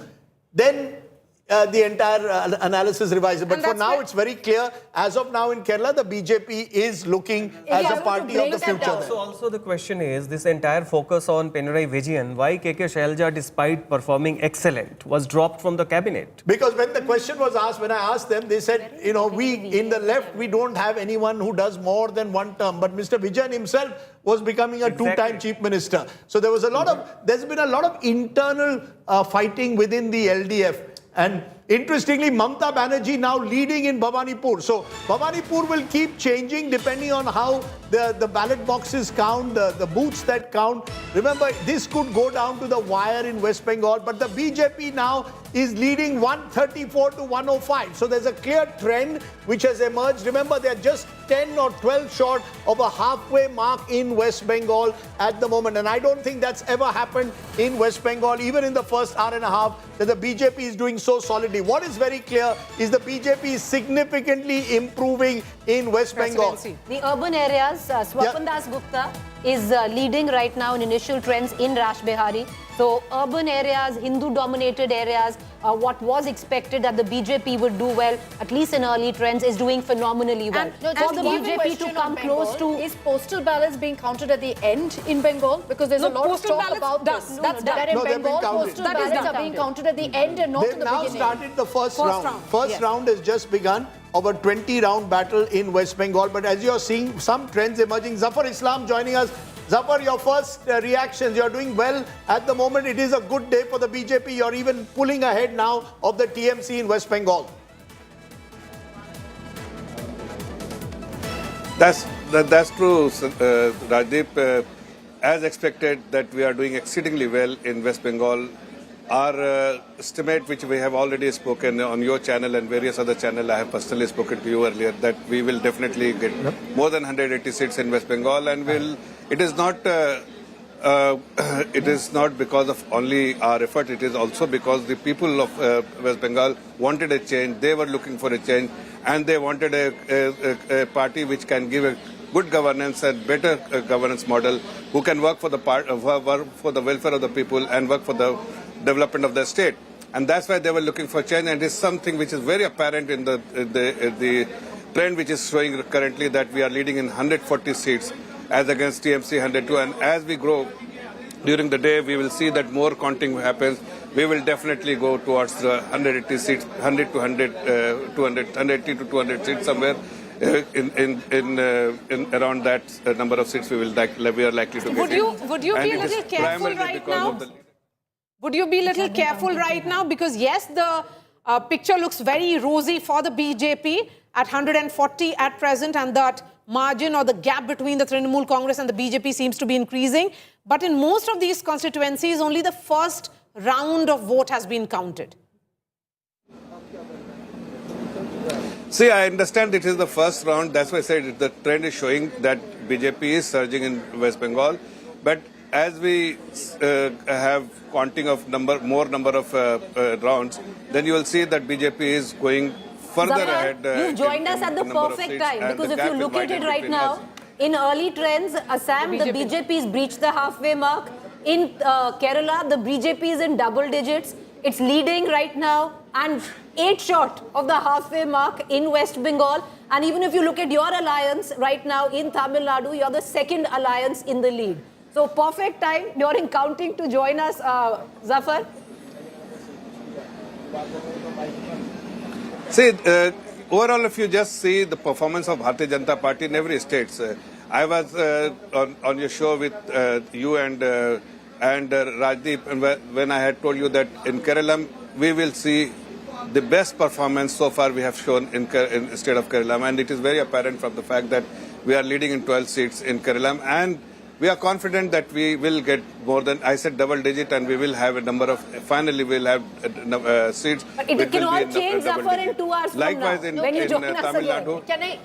Can I talk about Tamil Nadu right now? First round of counting, 31 ministers are trailing. Yes. 31 ministers are trailing, the biggest including sign. Stalin, including Udayanidhi Stalin. They're all trailing right now in their seats. Central Balaji, Coimbatore South is also trailing. So these are interesting. Aman Arjunan essentially is AIADMK candidate there, strongman of the region. He is currently leading. So this is big updates coming in from Tamil Nadu. Those numbers on our screens, where DMK is at a number 3 position now. TVK, as per the trends, is shooting right ahead, 82. The AIADMK at 66. So they're essentially going by these trends, bettering their 2021 numbers. And then you've got the DMK right now at 55. And in the first round that's happening right now, I can tell you that 31 ministers, Stalin, Udayanidhi Stalin, and several others, all of them currently are trailing. Is this a message of anti-incumbency hitting the DMK government? It's early trends. I can also confirm for you that at the DMK headquarters, they'd set up for this mega celebration chairs. They'd put up all of these shamianas. It's being removed right now. So we're going to try to get a reporter live from there. But so early, even though EVMs haven't been counted. But they seem to be jumping the gun and lost faster than us. I just feel that if these anti-incumbency trend carries on, they will further reduce, because that's how consolidation happens. It happens in the direction in which things are heading. I'm very surprised. And TVK numbers are interestingly coming from across the state. Kaveri Belt 18, Chennai 14. DMK though is doing better than the TVK at 17. North Tamil Nadu, TVK better than DMK again. was an awning here. Okay, so that is the report from the DMK headquarters. That is also being taken down. Cadres are also asked to slowly disperse from this place. Just about an hour back, this entire place was filled with jubilance and celebrations and slogans, and there were chairs everywhere to sit. But now, all that I can sense around me is a sort of a grim atmosphere, some sort of a silence, a dreadful silence of giving up. Look at that clock. There was a clock here with a countdown that said 3 hours to go, 4 hours to go, 2 hours to go. But now that is also being switched off. So this is a strong sign of DMK giving up based on early trends. Look at the way they are rolling back the Shamiana right behind me. Even this Shamiana is being taken down. The DMK wants to make sure that they really don't celebrate even before the actual results come down. Look at the way the Shamiana is being taken down. So this is the cadres. They are being asked to slowly disperse.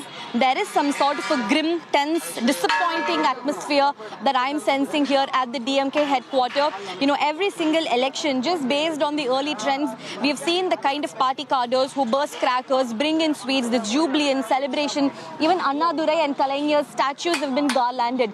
That was the kind of preparation that the DMK had undertaken. Bringing in flowers and cadres wearing costumes right over here. He is a follower of Kalaignar Karunanidhi and he was wearing Kalaignar's costume. Every single person that's that I am surrounded by is grim. There is disappointment because based on the early trends, what we can see is that the DMK is trailing. TVK's Vijay is winning based on the early trends, and therefore the DMK is showing signs of giving up very early on based on postal ballots, based on the early trends. No, this is surprising. Rajdeep, you'll see usually politicians jump the gun in celebration. Here, politicians are jumping the gun and saying that we accept and concede right now. So images from the DMK headquarters, stunning really, that the DMK seems to have already decided that they've lost this election, Rajdeep, when I was giving them the benefit of time. You know, that's a bit surprising because we are, if you're in the first couple of rounds, unless you see politicians sometimes pick up a trend faster than we do. And they've clearly seen that there is no way for the DMK. There is strong anti-incumbency and the AIDMK's performance also. 31 ministers are trailing. Yeah, 31 ministers. I have a piece of news. Trisha is on her way to... She finished. She went to a Tirupati darshan. Yes. She's finished her darshan. That's She's coming fascinating. back. Trisha being... Trisha is Vijay's colleague and a very good friend. But I'll just show you region-wise breakdown right now of what it looks like. Where really has the TVK gained that we're seeing this kind of an advantage? I'll focus first on Chennai because there was a lot of talk that Chennai is where the TVK will do very well. And just look at it right now. The DMK has managed to kind of essentially still hold the lead, but it's getting very close down to the wire in Chennai with TVK currently at 14. And so of the 37 seats, we've got trends for 35, the DMK at 17, the TVK at 14. This is the only place where the DMK is ahead. In every other pocket, if I were to look at Kaveri Delta, where there were some suggestions that there was anti-incumbency, farmers were very upset with the DMK. You can see that the TVK is ahead at 18. You've got the DMK at 13, the AIADMK at 8. So TVK, note this, the TVK is ahead in Kaveri Delta. If I took it to North Tamil Nadu, here too the TVK is ahead. So they're number 1 in Kaveri Delta, they're number 1 in North Tamil Nadu at 15, the AIADMK at 12, which means a lot of the Vaniyar vote, which would have consolidated otherwise for the AIADMK, has been hit a bit. The DMK has taken the maximum dent. If they manage to break through the Vaniyar vote last time around, it doesn't look like it's happening this time. At the cost of TVK coming in, it looks like they've decided to go that way. So Kaveri Belt as well as North Tamil Nadu, TVK ahead. South Tamil Nadu, this has always been a mixed bag. The minorities, the Nadar community, all of that seems to be going right now for the TVK. The AIADMK is number 2, the DMK at 11. Yeah, Preeti. Joining us, Dilip Ghosh, who is the former party president of the BJP from West Bengal, right now standing from Kharagpur Sadar, leading from Kharagpur Sadar, joins us. Dilip Ghosh, namaskar, welcome to India today. The last time I spoke to you, Dilip Ghosh, you said it is going to be a sweep of the BJP. Initial trends right now keep you 3 short of the halfway majority. नहीं बस थोड़ी सी इंतजार करिए और just first round second round शुरू हुआ है, उसमें से रुझान आ रहा है। बिहार जैसा चुनाव का रिजल्ट बंगाल में होने वाला है। लोगों ने धूप में पानी में खड़ा होकर के वोटिंग किया है, वो भी ऐतिहासिक वोटिंग हुआ है 95-6% तक। तो ये परिवर्तन का वोट था और परिवर्तन की तरफ भी होगा और जबरदस्त रुझान जो था वो रिजल्ट में आएगा। दिलीप घोष जी, सवाल ये है कि अभी फर्स्ट और सेकंड राउंड है 2021 और इस बार के चुनाव में आपको क्या फर्क दिखा कि आपको लगता है कि भाजपा स्वीप करेगी और सरकार बनाएगी? दिलीप घोष जी, हाफवे मार्क हो गया इनिशियल ट्रेंड्स में। Okay, that's important. The BJP has crossed the halfway mark in West Bengal. This could be history in the making. 148 placed TMC's 102, and a number of them leads are coming from the presidency area, which is the TMC stronghold. If these trends hold, history is being created in West Bengal. Go ahead, Dilip Ghosh. नहीं, देखिए पिछले चुनाव में ये जो 91 lakh vote जो कटा है ना, फॉल्स वोट, इसका 10% वोट ले लेते थे टीएमसी। मैंने टोटल 10% उनका जो वोट होता था उसका ये फॉल्स वोट होता था और 10-15% लोग जो वोटिंग नहीं करते तो वो भी वोटिंग किए हैं। ये बीजेपी का पक्ष में जा रहा है। और पिछले 5 साल से बंगाल में जो घटनाएं घटित रही है, जो लॉ एंड ऑर्डर का प्रॉब्लम्स और कानून व्यवस्था से लेकर के एजुकेशन, इंडस्ट्री और बाकी चीज़ों का हेल्थ, जो चरमरा गया हालत, लोग इससे मुक्ति चाहते हैं। 50 लाख युवा बंगाल छोड़ के पलायन कर चुके हैं, भुखमरी के कारण, काम के कारण, पेट के कारण, अपना परिवार छोड़कर बाहर रह रहे हैं पूरा देश में, वहाँ की तरक्की देख रहे हैं और बंगाल पीछे जा रहा है देख रहे हैं। ये सारी बातें आएगी चुनाव इसके समय, इसलिए लोगों ने लाइन में खड़ा होकर भरपूर वोटिंग की है। तो मुझे लगता है कि जो महिलाओं को कैसे देखते हैं? सवाल ये था कि अभी तक, क्योंकि अभी अर्ली ट्रेंड है, ये हमेशा माना जा रहा था कि ममता बनर्जी के साथ महिला खड़ी रहेंगी। अगर ये ट्रेंड होल्ड किया अगले 2 घंटे तक तो ये क्लियर हो जाएगा कि शायद महिला ने भी एक महिला मुख्यमंत्री का साथ छोड़ दिया। कोई महिला पुरुष गांव शहर नहीं है, बंगाल के हर व्यक्ति आज सोच रहा है कि यहाँ परिवर्तन होना चाहिए। इसलिए जो महिलाओं का सम्मान नहीं देते हैं, उनका सुरक्षा नहीं देते, महिला सुरक्षा एकदम जीरो है यहाँ। जब आरजीकर वाली घटना में महिलाएं लाखों की संख्या में कैंडल लेकर के मार्च किया रात को 1 बजे, वो बात भूले नहीं लोगों ने, लोगों का मन में है उसका, और प्रतिरोध ये लोग चुनाव में किए हैं, उसका नतीजा आपके सामने आ रहा है। और ये भी मैं देख रहा हूं कि आरजी कार की जो वो भी जीत रही हैं पानीहाटी से। सो एक तरह से आपने प्रेसिडेंसी एरिया को ब्रीच किया है। दक्षिण बंगाल जो गढ़ माना जाता था टीएमसी का, वहां भी आपने किया। तो आप कह रहे हैं महिला भी आपके साथ आई हैं और उसके साथ साथ अर्बन वोटर्स भी आए हैं। जी बराबर, पिछले 3 जोन में हम लोग अच्छा किया था, 2 जोन में विशेष करके नॉर्थ बंगाल और जंगल महल। अभी जो राढ़ बंग है उसमें थोड़ा मिला था। अभी कलकत्ता में नदिया और हुगली, हावड़ा, कोलकाता, नॉर्थ साउथ 100 से ज्यादा सीट है। 24 परगनास में अगर देखें दिलीप घोष जी, तो एक स्वीप दिखा रहा है बीजेपी का। साउथ 24 परगनास, जिसमें लास्ट टाइम आपका एक सीट नहीं था, 32 असेंबली सीट्स में से। वो हमारा कमजोर क्षेत्र है, जो डायमंड हार्बर फलता को लोग इतना चर्चा हो रहा है, वो भी साउथ 24 में। वहाँ लोगों को वोटिंग करना नहीं, 15 साल से लोग वोटिंग नहीं कर पाए। पहले उनका कार्ड छीन लिया जाता था, वोटर कार्ड। आज महिलाएं रास्ता में आके किस प्रकार स्टेटमेंट दे रही है, वो दिलीप घोष जी, एक चीज बताइए। देखिए बहुत इनिशियल ट्रेंड्स हैं, समझ में आ रहा है। 1-2 घंटे के बाद में ये क्वेश्चन जाहिर है पूछना चाहिए, पर अभी आप बता दीजिए, आप हमसे जुड़े हुए हैं। अगर बीजेपी सरकार बनाती है वेस्ट बंगाल में, जो आप कह रहे हैं बनाती है, तो क्या मुख्यमंत्री शुवेंदु अधिकारी होने चाहिए? क्योंकि नंदीग्राम में ममता बनर्जी को हराया, भवानीपुर में अभी लीड कर रहे हैं, या पार्टी डिसाइड करेगी?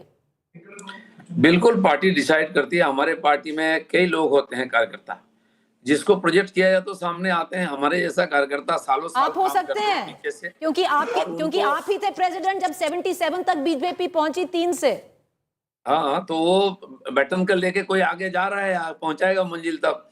इसीलिए बीजेपी का ही मुख्यमंत्री होगा, और कोई भी हो सकता है। उसमें हम सब मिल करके उनके साथ रह करके बंगाल को आगे बढ़ाएंगे, सुशासन देंगे। I want to show the story within a story in Bengal, which is presidency. Take a look at this area, dominated by the Trinamool last time. BJP now leading 49 to 39. And this is the area which could well decide the future of West Bengal. When you look at the map of West Bengal, if in the presidency area, this is the kind of lead that the BJP gets, seats that they've never won before. You're seeing the saffron surge taking place in presidency at the moment. Should this remain, BJP will form a government in West Bengal for the first time and create history in the state. These are all seats. Let's take a look at some of the margins to get a sense of what are the margins at the moment. Less than 500 at the moment out of the total 248, BJP in 143, 99 TMC. So a lot of the margins are very, very close at the moment. These are the early rounds. The leads are barely 500, 600. So that's the one caveat that we need to give, because if you look at the margin less than 1,000, there are about 100 to the TMC, 142 to the BJP. So the margins are very, very close. Less than 500 in particular is critical. These seats, if they flip, they will decide who leads West Bengal. But what is clear is that the TMC is on the downward track, the BJP is on the upward track. And in presidency in particular, this could become the critical factor at the moment to decide this election in West Bengal. Close margins, less than 500. Every round it could change. But in these early trends, advantage to the BJP in West Bengal. And that's huge news, as Dilip Ghosh was just saying. Actually hold, it will be that battle of narratives of subnationalism versus nationalism, where the BJP said that when it entered Bengal, the issue of distrust vanished in the last 5 years. And if these numbers hold, it was about the issue of national security highlighted by Home Minister Amit Shah, the issue of SIR being linked to infiltrators and, doing away with the wrong voters in that list. So it's very interesting how Bengal is also moving away, if these numbers hold again, from subnationalism, which was largely about... But Maria, I feel it's the perfect storm. If these numbers hold, it's the perfect BJP storm has hit for the 150. BJP. 150. That's a big, again, number for the BJP. Remember, this is a party that has never gone beyond 77. 77 is the best the BJP got, which was 2021. They were just a half a dozen seats and 10% in 2016. So in a place of a decade, BJP has gone from being a 10% party with single-digit seats into a party potentially now aspiring for power and on the verge of power in West Bengal if these what numbers I want to just add, Rajdeep, because this is the perfect storm that the BJP needed. They needed to double their tally of 77. They seemingly, at least initial trends seem to suggest, are getting there. And what entails the perfect storm? There has been solid Hindu consolidation. You can see that. The anti-incumbency has spoken at the ballot against Mamata Banerjee. You can see that. There has been an erosion of the women vote. You can see that. Initial trends, you can see that. The SIR has cut in more into the TMC than the BJP, and that also is interestingly, visible. So as per the election, initial trends seem to suggest coming in for the BJP. Will these trends hold? For now, the BJP stands at 150. So one thing is very clear right now is that the SIR, the issue of SIR has only dented the Trinamool Congress, and it has helped the... It's everything together, Shah. Yes. We don't know that yet. Yes, we don't know that. I'm saying the trend. Wherein the SIR was not the issue, and therein it is the hub of Abhishek Banerjee. Demographically, you have a substantial Muslim constituency. BJP's organizational strength is almost nil. And yet you see BJP is, even in Diamond Harbour, it is leading as of now. So it shows that it is not just SIR, it is something anti-incumbency which was multiple there. layers. And BJP at present, as per the Election Commission website, party-wise vote share is standing at the same vote share that the Trinamool had in 2021. So 48% and Trinamool at 38. Okay, so if these numbers hold, today's Chanakya would be perfectly right, because these were his numbers. TVK has hit 100. And what is interesting right now is they're 17 short of the halfway mark or the big mark, and his number 3, all the 3 candidates of his party are trailing at this point of time. Can I draw up a scenario for you, Just a second. Adav Arjun in Villivakam is trailing, Basi Anand is trailing in T Nagar, and also you have Nirmal Kumar trailing in Thiruparukundram. So all the 3 juniors of deputies of Vijay are trailing in their seats. But I think on the ticket largely was Vijay. Rajdeep, since you've been asking me about the scenario of what happens if it's a hung house of combinations, we've got that very interestingly also on our EI. If I can just show you what the route to power could look like if the AIADMK and TVK came together. Okay, so if I do a routes to power and show you the numbers as they stand right now, you've got the DMK plus at 46, you've got the AIADMK at 69. So the AIADMK is ahead of, in fact, the DMK. let me just add for you now a scenario where we put TVK in with the AIADMK. The majority mark is 118. So without the TVK, essentially you'd be seeing the AIADMK at 63. But right now, 169 with the TVK on board. So together, they seem to be very, very comfortable. The DMK is at 46. The majority mark is 118. So if I were to, in fact, bring the TVK over here, this is what it looks like, a 169. So any assumption that these numbers will change, of course, it will keep going up and down. This is what it will look like. So I'll just quickly again show you what the retain ratio has looked like for the DMK right now. What's happened? Is it the Vijay effect that's led to them being hit so badly? Now, the retain ratio at this point is just 25% for the DMK. They've lost almost 75% of their seats. These are based on the trends that have come in right now. And that's largely because of the TVK. 62 seats that the DMK had previously. Right now, the TVK is leading on. 29, the AIADMK is leading on. I want to bring in Sagar Raj, who's joining us from the AIADMK headquarters, bringing it back to the roots to power. Sagai, what's happening there? Is the AIADMK celebrating? Everyone was saying number 3. They've reached number 2 right now. The TVK hitting a century. Akshita, I'm outside TVK Chief Vijay's residence here in Neelangarai. As the number increases on our TV, on the graph, even the police security is increasing. And you get to see senior police officers reaching Vijay residence. And you can also see the central force. The central force is also has been deployed outside TVK residence. And as you rightly pointed out, as the number increases, many people are expected to reach Vijay's residence. And remember, Vijay always played a lead role in all his movies. Even in this election, he seemed to be a lead role. So we need to wait and watch who will be the supporting role. Whether the AIADMK will join hands with TVK or TVK will be looking for other options. So we need to wait and watch. So, you know, the reason we're constantly saying at this point that this is early trends is because of this. Of the trends that have come in the seats where there's a margin of less than 1,000, you've got the DMK at 43, the AIADMK at 53, the TVK at 85. So, you know, you could still see a situation moving around, but for now, the TVK is at 101. Again, I'll highlight this. For everyone watching, the AIADMK is at 69, the DMK at 47, the majority is at 118. If I were to pull the TVK to, in fact, the AIADMK camp, if that alliance comes through, 170.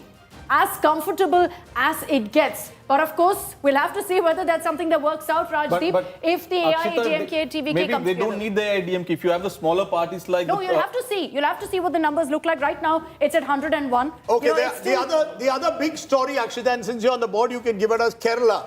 The Congress is heading for its biggest victory since 2001. If these numbers hold, they're up to as high as 85. Remember, traditionally, the Congress gets about 70 plus when they win.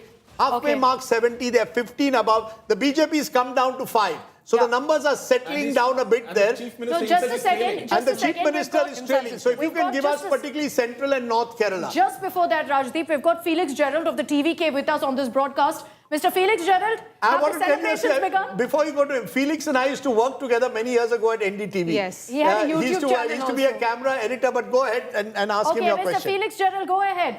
Vanakkam, sir. Are you celebrating already? Yeah, Vanakkam, yes. We expected this. I should thank Mr. Rajdeep for remembering me. I'm always proud to be your student, sir. Now, I can take the political question. No, go ahead. I want to understand. You've hit century. Are you aiming for more? Do you think that you'll need another party's support, or this is about a Vijay wave now? No. I don't think that we need any other party support.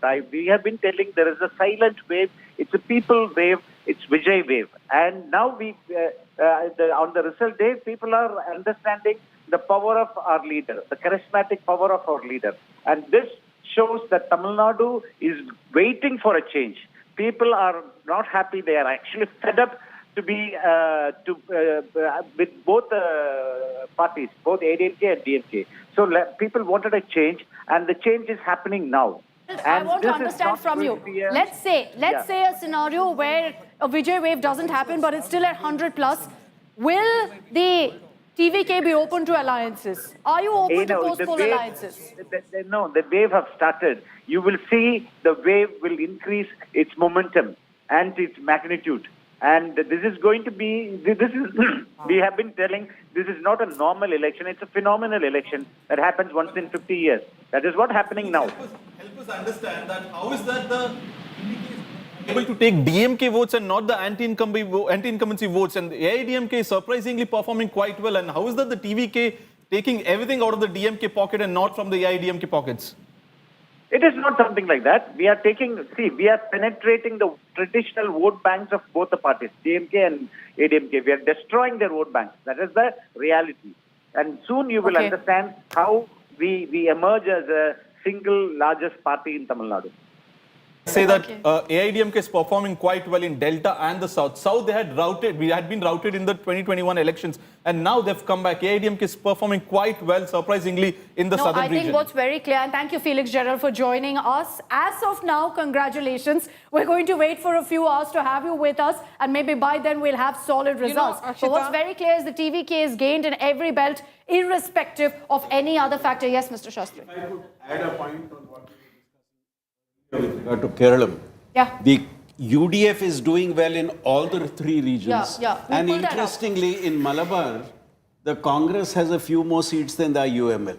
Interesting. Rajdeep, what did you want me to focus on in Kerala? I just wanted to see North Kerala and Central Kerala. You can do the region-wise gap. Yeah, so I've started with Kochi. Central Kerala. You've got UDF essentially almost wiping out that zone. 21 seats to the UDF, the LDF at just about 8. So they're down. They were at about 18 last time in Kochi. They've come down and the UDF has gained here. If I were to look at the North Kerala belt, this is where, in fact, the LDF has been hit. They're at 22, whereas the UDF is at 37. Interestingly, in North Kerala, the BJP is at 3.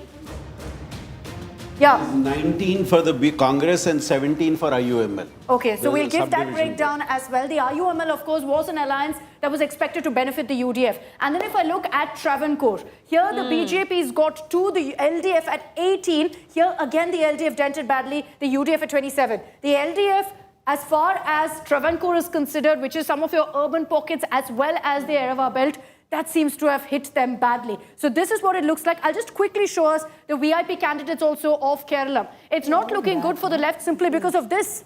Pinarayi Vijayan was battling for a historic third term. Instead, he's currently trailing at the Dharmadam seat. Now, besides that, some of the other big faces who are currently we're just trailing. going for a moment to Aparajita Sarangi while we get your audio to Aparajita Sarangi, Member of Parliament, BJP, joins us. Aparajita Sarangi, it's looking good for the BJP, particularly in West Bengal. At the moment, you're closing in on the halfway mark, but these are early trends. You're sweeping Assam, and you and your ally could possibly be in a position to decide who forms the government in Tamil Nadu. Your first response to that. Which is the state? Because Bengal is presumably where you want to score a big win and create history. That is where I think all your attention presumably is now.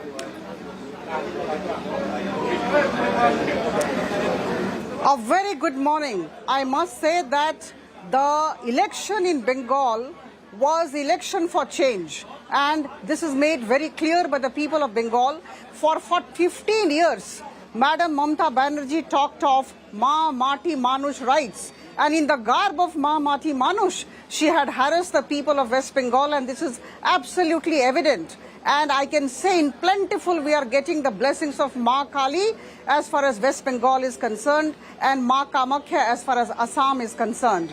And let me tell you that in West Bengal, we have really moved from zero to this particular situation. This has to be understood. And a particular angle also I would like to place before the audience. See, first, we were at 0 seat in 2011. From there, we moved to 3 seats in 2016 and then 77 seats in 2021. Fine, we know this. But then, you look at the Lok Sabha seats. In 2019, we had 18 seats out of 42. And it was 40% vote share. But we came down. Let me admit, we came down. In 2024, 12 out of 42, and it became 39%. But then here, this is the difference between Bharatiya Janata Party and other parties. We saw where we were wrong. We saw where we were trailing behind. We knew what we had to do, and we corrected our, our measures. Yes. And It's that not is why, just you know, Ma we looked at Kali the chess- and Kamakhya Devi, it is everyone who's, all the gods are smiling at you if this is the result and this is what freezes over. These are initial trends, but lots of early leads coming in for you. West Bengal really looking up. Let's cut across Rajdeep to Moshmi, my colleague. She also has Pawan Khera with her, and we'll be back with the Parajita Sarangi. Stay with us, ma'am. Moshmi? Go, Moshmi, over to you. Hello? Yes, go ahead, Moshmi. Right, Go ahead. Rajdeep, I held him for a long while. Just give me 2 minutes and I'll just wave when he's back. When Mr. Khera is back, I'll just wave. Okay, Moshmi Mamata Singh. Banerjee, Rajdeep is leading by 2,000 votes. This is the first of 20 rounds. First round, only First first of round 20, over. Only first round over. And remember, you know, Bhawanipur is interesting because different booths will have different demographics. So it's going to go down to the wire. Remember, last time the margin was what? 5,000 votes? No. In the Vidhan Sabha? Vidhan Sabha, see, no. Before Vidhan Sabha, 28,000 in 2021, Mamata Banerjee comes and fights a by-election. And wins it by 58,000. But extrapolate that for 2024 Lok Sabha, in that assembly seat, 5,000 was In the fact, TMC one of the signs of the BJP being in trouble, Yes. one of the signs of the TMC being in trouble was in and around Kolkata during the Lok Sabha elections, because the BJP had started picking up assembly segments. Right. And therefore, there's a sign that in and around, the more urban you are getting in West Bengal, the more the anti-incumbency seems to be at the moment. No, so the trend line has been so consistent that even when a corporation election is happening, and out of the 9 wards, if 5 Mamata Banerjee is losing from Bhawanipur itself, this just shows, and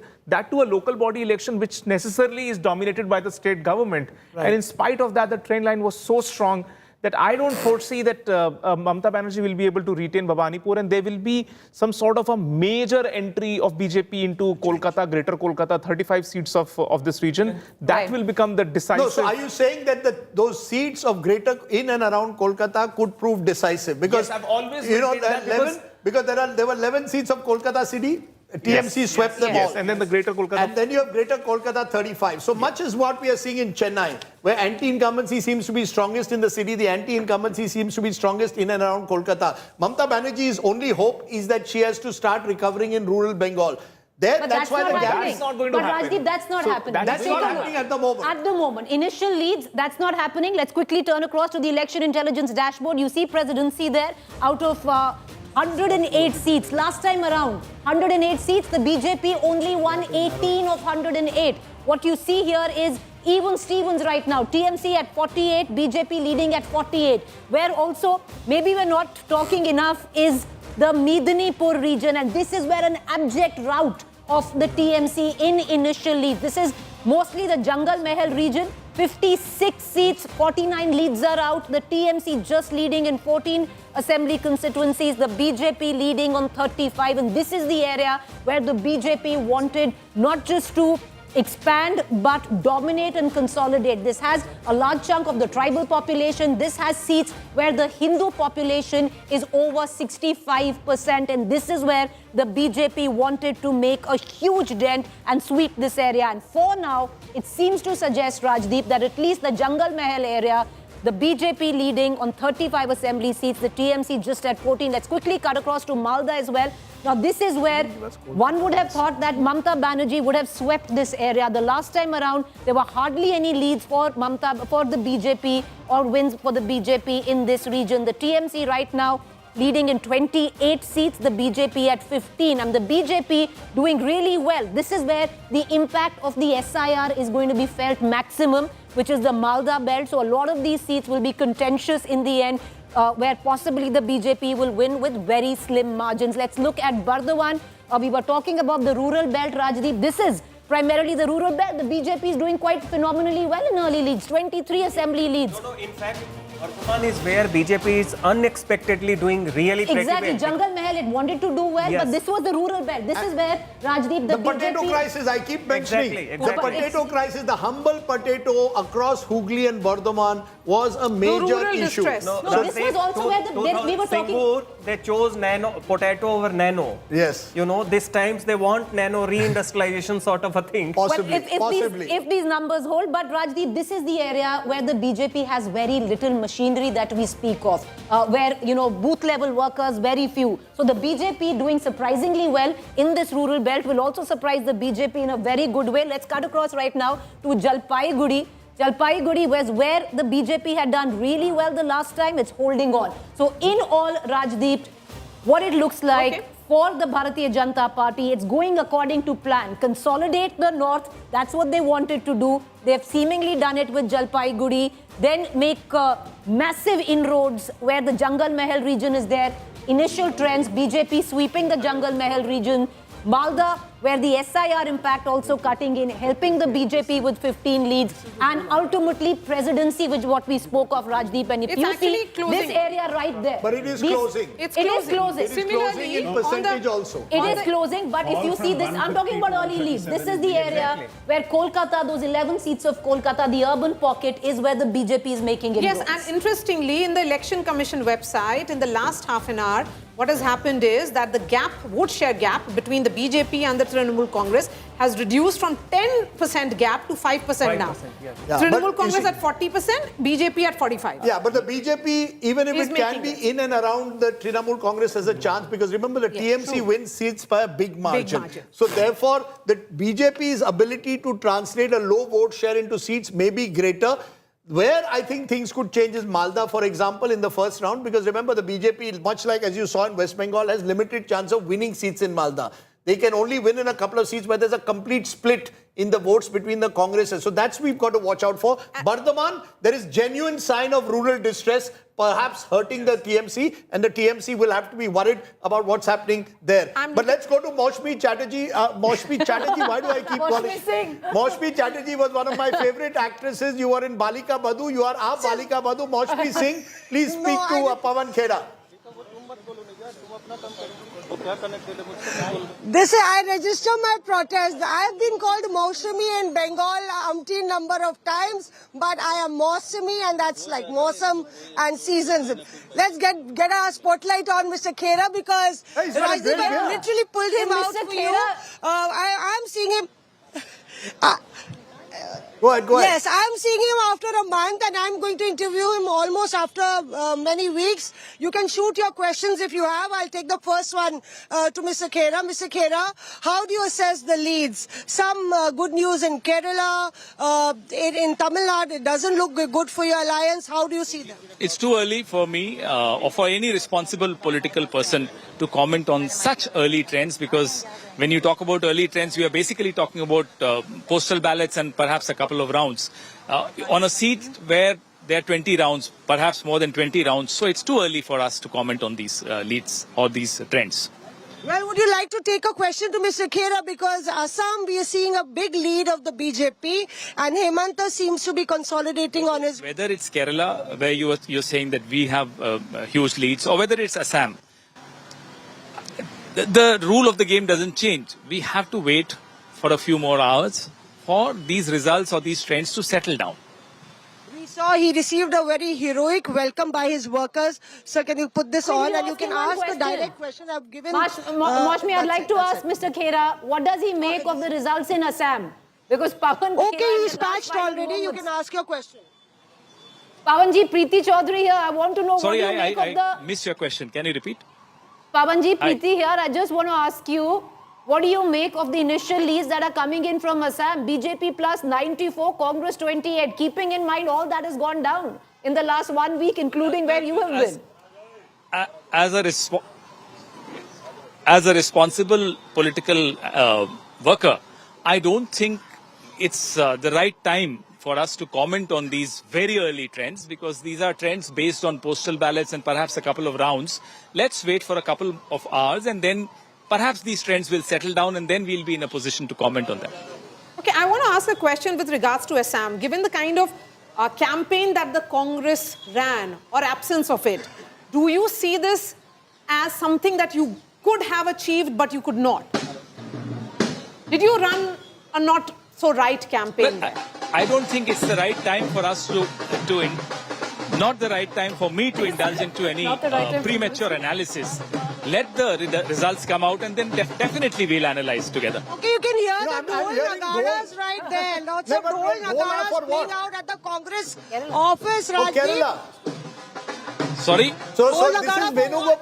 Well, I have been stuck with all the reporters, so I don't even know what they are celebrating about. So let me go to a television and then I'll be able to comment. No, but can I understand from you? Can I understand from you, Mr. Khera, is this for Kerala and the possibility that Mr. Venugopal could go to Trivandrum as the Chief Minister of Kerala? Are you celebrating and his bidai or what is it? Are you giving him a bidai to Trivandrum? That's a very, very loaded question. Very, very loaded question. I'm asking you. And I think it's very premature to talk about. No, that's a loaded question. At the moment, VD Satishan is actually trailing. Happy for him also. VD Satishan, Let's leader of opposition. Let's wait for all the results to come. Okay. VD Satishan, leader of opposition, is in fact trailing at the moment. That loaded question. Of course, you know, we know that Mr. KC Venugopal does harbour ambitions to go to Kerala, but Mr. Khera doesn't want to, clearly steering away from that question. There's going to be a lot of tussle, I suspect, as far as... For me to comment on this, and that's definitely not the right time to talk about okay, let's put the post-result spotlight scenario. on Let's Kerala. wait for the results first. And within the Congress party, VD Satishan, leader of opposition, is trailing. Back to but this Ramesh Channitala is leading from Haripad. So if these actually numbers hold and this initial trend, I mean, perhaps it would be many more rounds that would have been through in Kerala by now. And the BJP is at 3 right now. So I think it's come down to single digit. Yes. The BJP is at 3 in Kerala. Mr. Muralidharan is actually trailing now. Is trailing, yeah. And even George Kurian is trailing. Tamil Nadu, because I'm just astounded by those numbers. 103 for TVK, 49 for DMK. Stalin is trailing in Kolatur. Udayanidhi is trailing in Cheppok. TRB Raja is trailing in Manargudi. Anbil Mahesh is trailing in Thiruverumbur.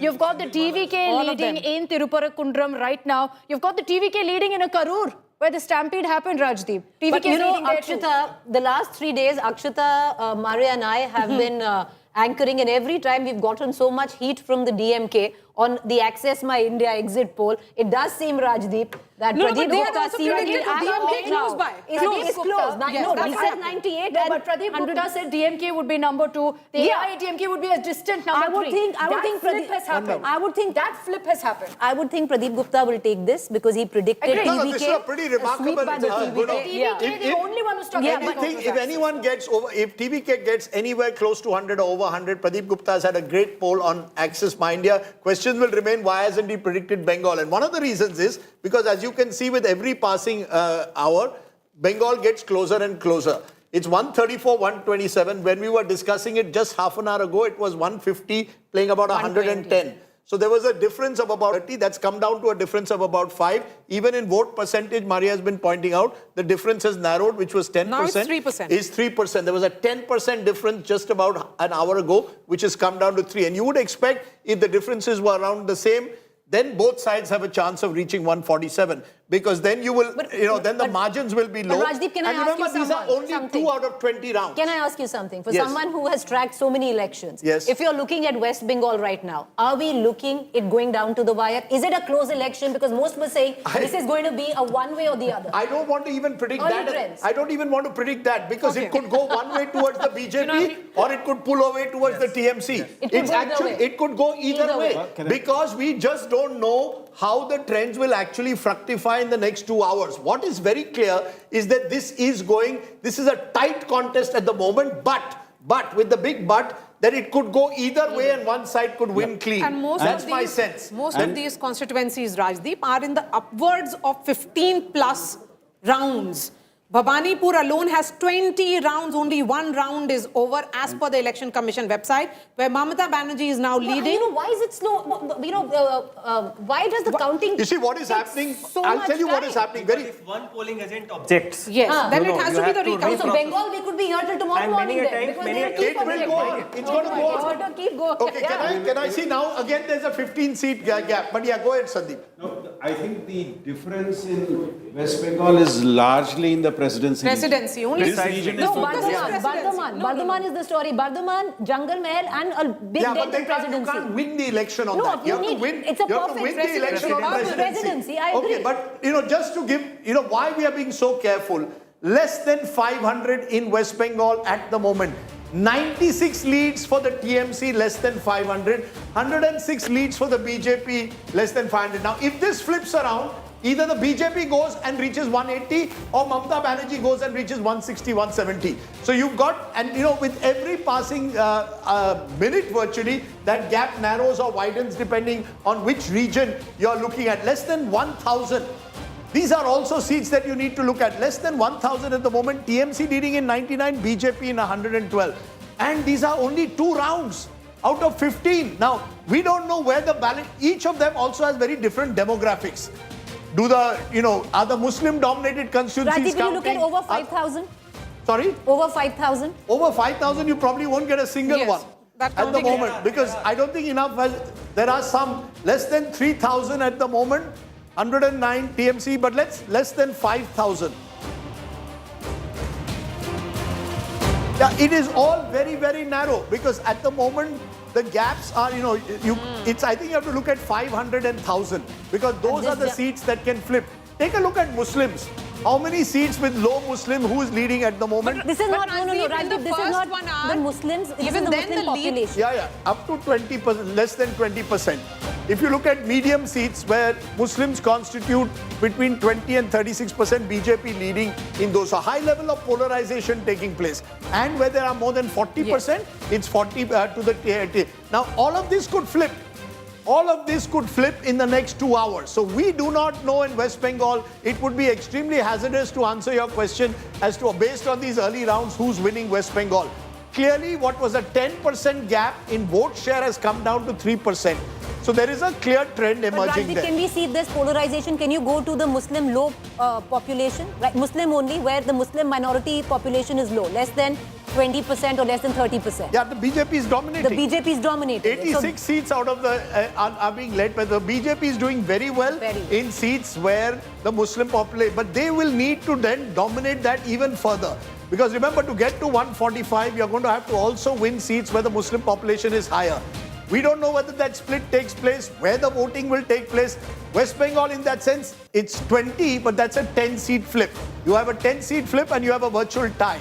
It would seem to me the BJP is clearly in the race. We can say that. They are ahead at the moment. And there is every possibility that the BJP could form a government in West Bengal for the first time. Would you stick your neck out and say that's happening 100% at the moment? I think you should be cautious about that. But in the next 1 hour, if these leads settle, I think the BJP will be close and could possibly even cross the halfway mark in West Bengal. And interestingly, in urban pockets, the BJP is doing very well with 37 seats lead. And as far as the rural pockets are concerned, it's almost even Steven between the TMC and the BJP, Okay, 80 and 78. Let's look at the split, demography split. Yes. Urban seats, you're right, BJP leading in 37, TMC in 27. So a strong lead in that sense of 10, which might explain where their leads are coming from.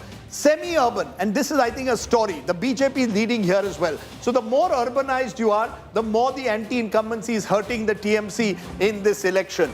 It's the rural areas which is keeping TMC still in the game, 76-82, more or less equal. Will that change? If that doesn't change, I believe the BJP will almost certainly form the next government in Kolkata. Also, if that Rajdeep, changes, then you have a very tight How much race. the Muslim vote splits? Because if you look at it right now, Congress is leading in one, left is leading in one. Both of these constituencies come in from the large Muslim-dominated areas. AGUP, Humayun Kabir's party leading in 2. Yeah, so there are...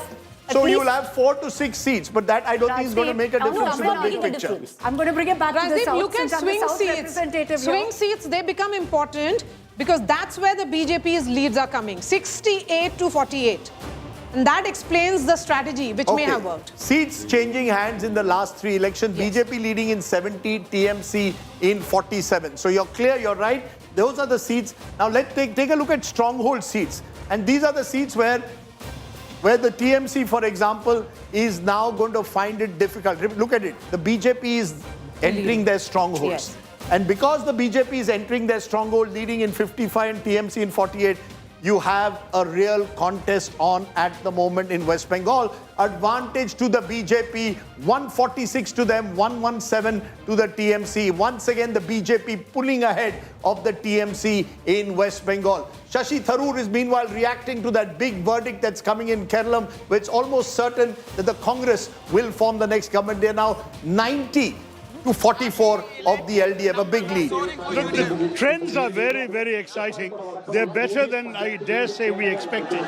But until the final counting is done, it's very difficult to be. The supporters are over the moon, as they say. Very, very good. Look, I think there was definitely a very strong message from our people that we are determined to bring about change and that we're here to serve the needs of the people in ways that the state has not seen for the last 10 years. So that 10 years has been really, really bad for Kerala. And I think especially the last 5, a certain anti-incumbency also came in. He's still trailing, yeah. We're not talking about chief ministers yet. We'll have to wait and see. I think let the results come. The Congress president will certainly send someone to meet with the victorious MLAs, and then the High Command will take a decision. That's how we work in Congress. Kerala Congress जो है वो अच्छा यहाँ के जनता के आवेश आप समझ सकते हैं हम बहुत 10 साल से इंतजार करें और अभी लग रहा है कि अगर हमें इतनी बड़ी मेजॉरिटी मिली तो काफी स्टेबल गवर्नमेंट हम दे सकेंगे मतलब हमें कोई भी छोटी मोटी बातों के लिए हिलने की जरूरत पड़ेगी नहीं हम स्ट्रांग रहेंगे मजबूत रहेंगे अगले 5 साल और इसमें बहुत सारे मेरे ख्याल में चेंज हम ले आ सकते हैं हमारे से परिवर्तन ले आ सकते हैं आपके फेवर में क्या काम किया आपको लगता है मैंने बता दिया आपको बार-बार क्यों बताएं हमने हमारे संदेश तो लोग स्वीकार किए हैं और इस सरकार के खिलाफ 10 साल में काफी तकलीफें हो चुकी हैं तो इसलिए लोग बिल्कुल संतुष्ट नहीं थे थैंक यू ये थे थरूर साहब साफ तौर पर कहते हुए कि सरकार ने बिल्कुल You know, before we went, that is of course Shashi Tharoor, unlikely to be the chief minister of Kerala, but certainly has reason to be to celebrate today. Assam's BJP chief is reacting. Let's listen in.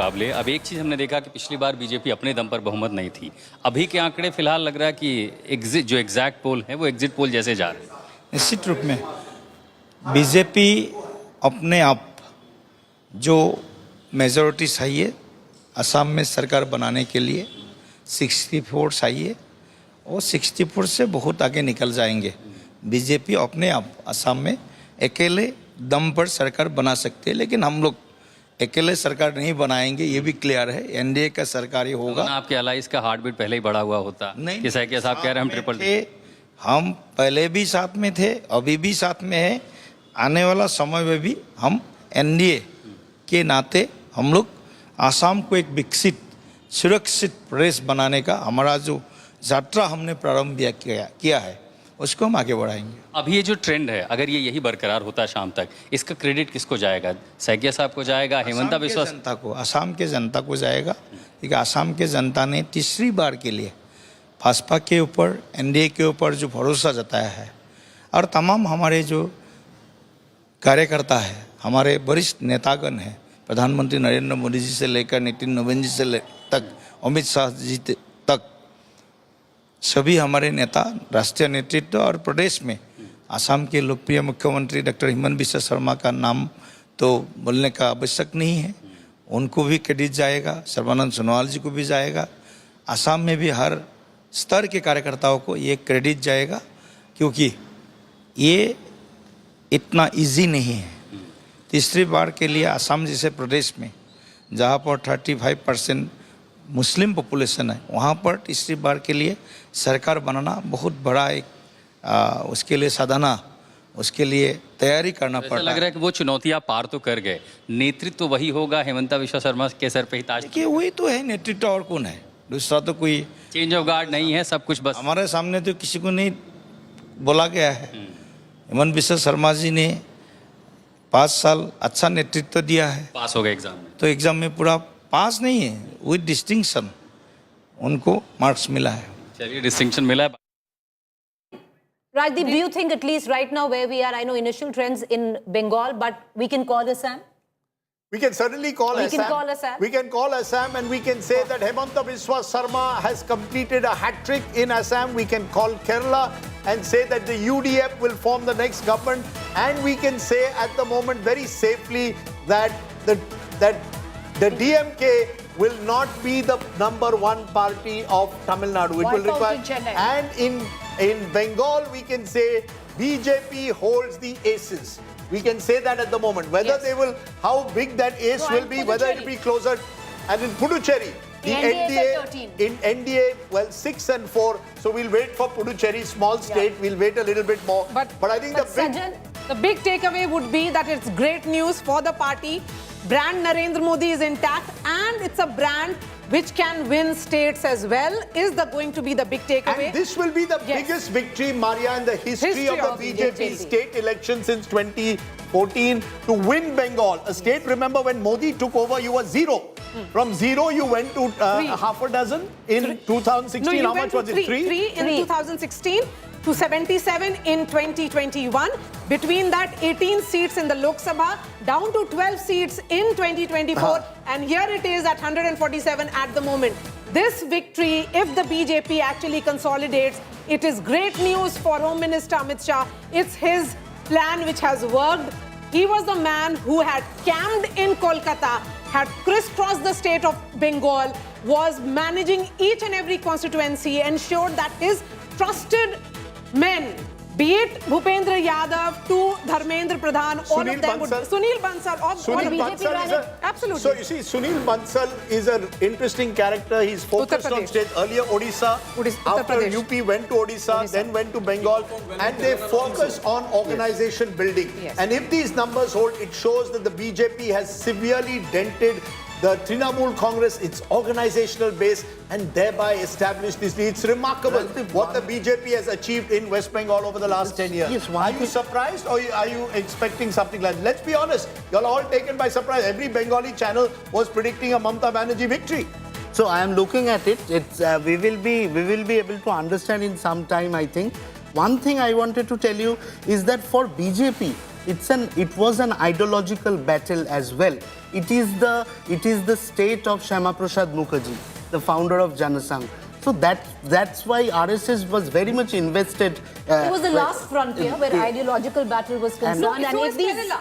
But where the East is concerned, Maria. So in that sense, if these numbers hold, it will be breached. But Sajan and Raja, to bring you in as well on that, do you see, Sajan, for someone who's looked at data for so long, the numbers that are up on the board right now, yes, only about 15 to 16 lakh votes have been counted. Is that a sample enough to suggest that the BJP now consolidating, the TMC receding? Yeah, directionally, yes, because only question is that is it going to be close or a comfortable margin? That is the question, because the very fact that initially, remember 2021, by 10, it was clear that TMC was way ahead. Right? That's not happening. You know, so you compare 2021 and 2026. So directionally, BJP is ahead.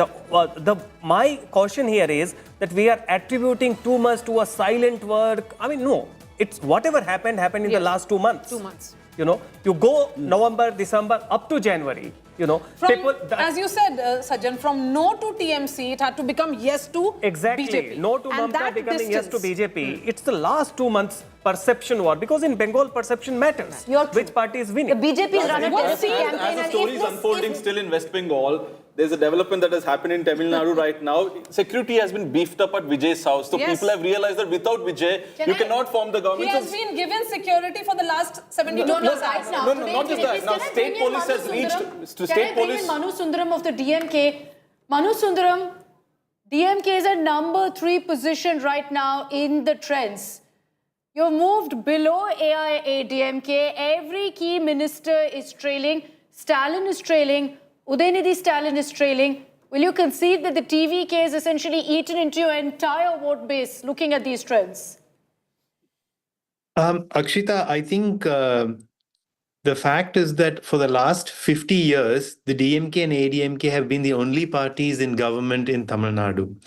So the fact, I think, what trends are showing now is that there could be a third party coming to government, or at least forming or being close to forming government in Tamil Nadu.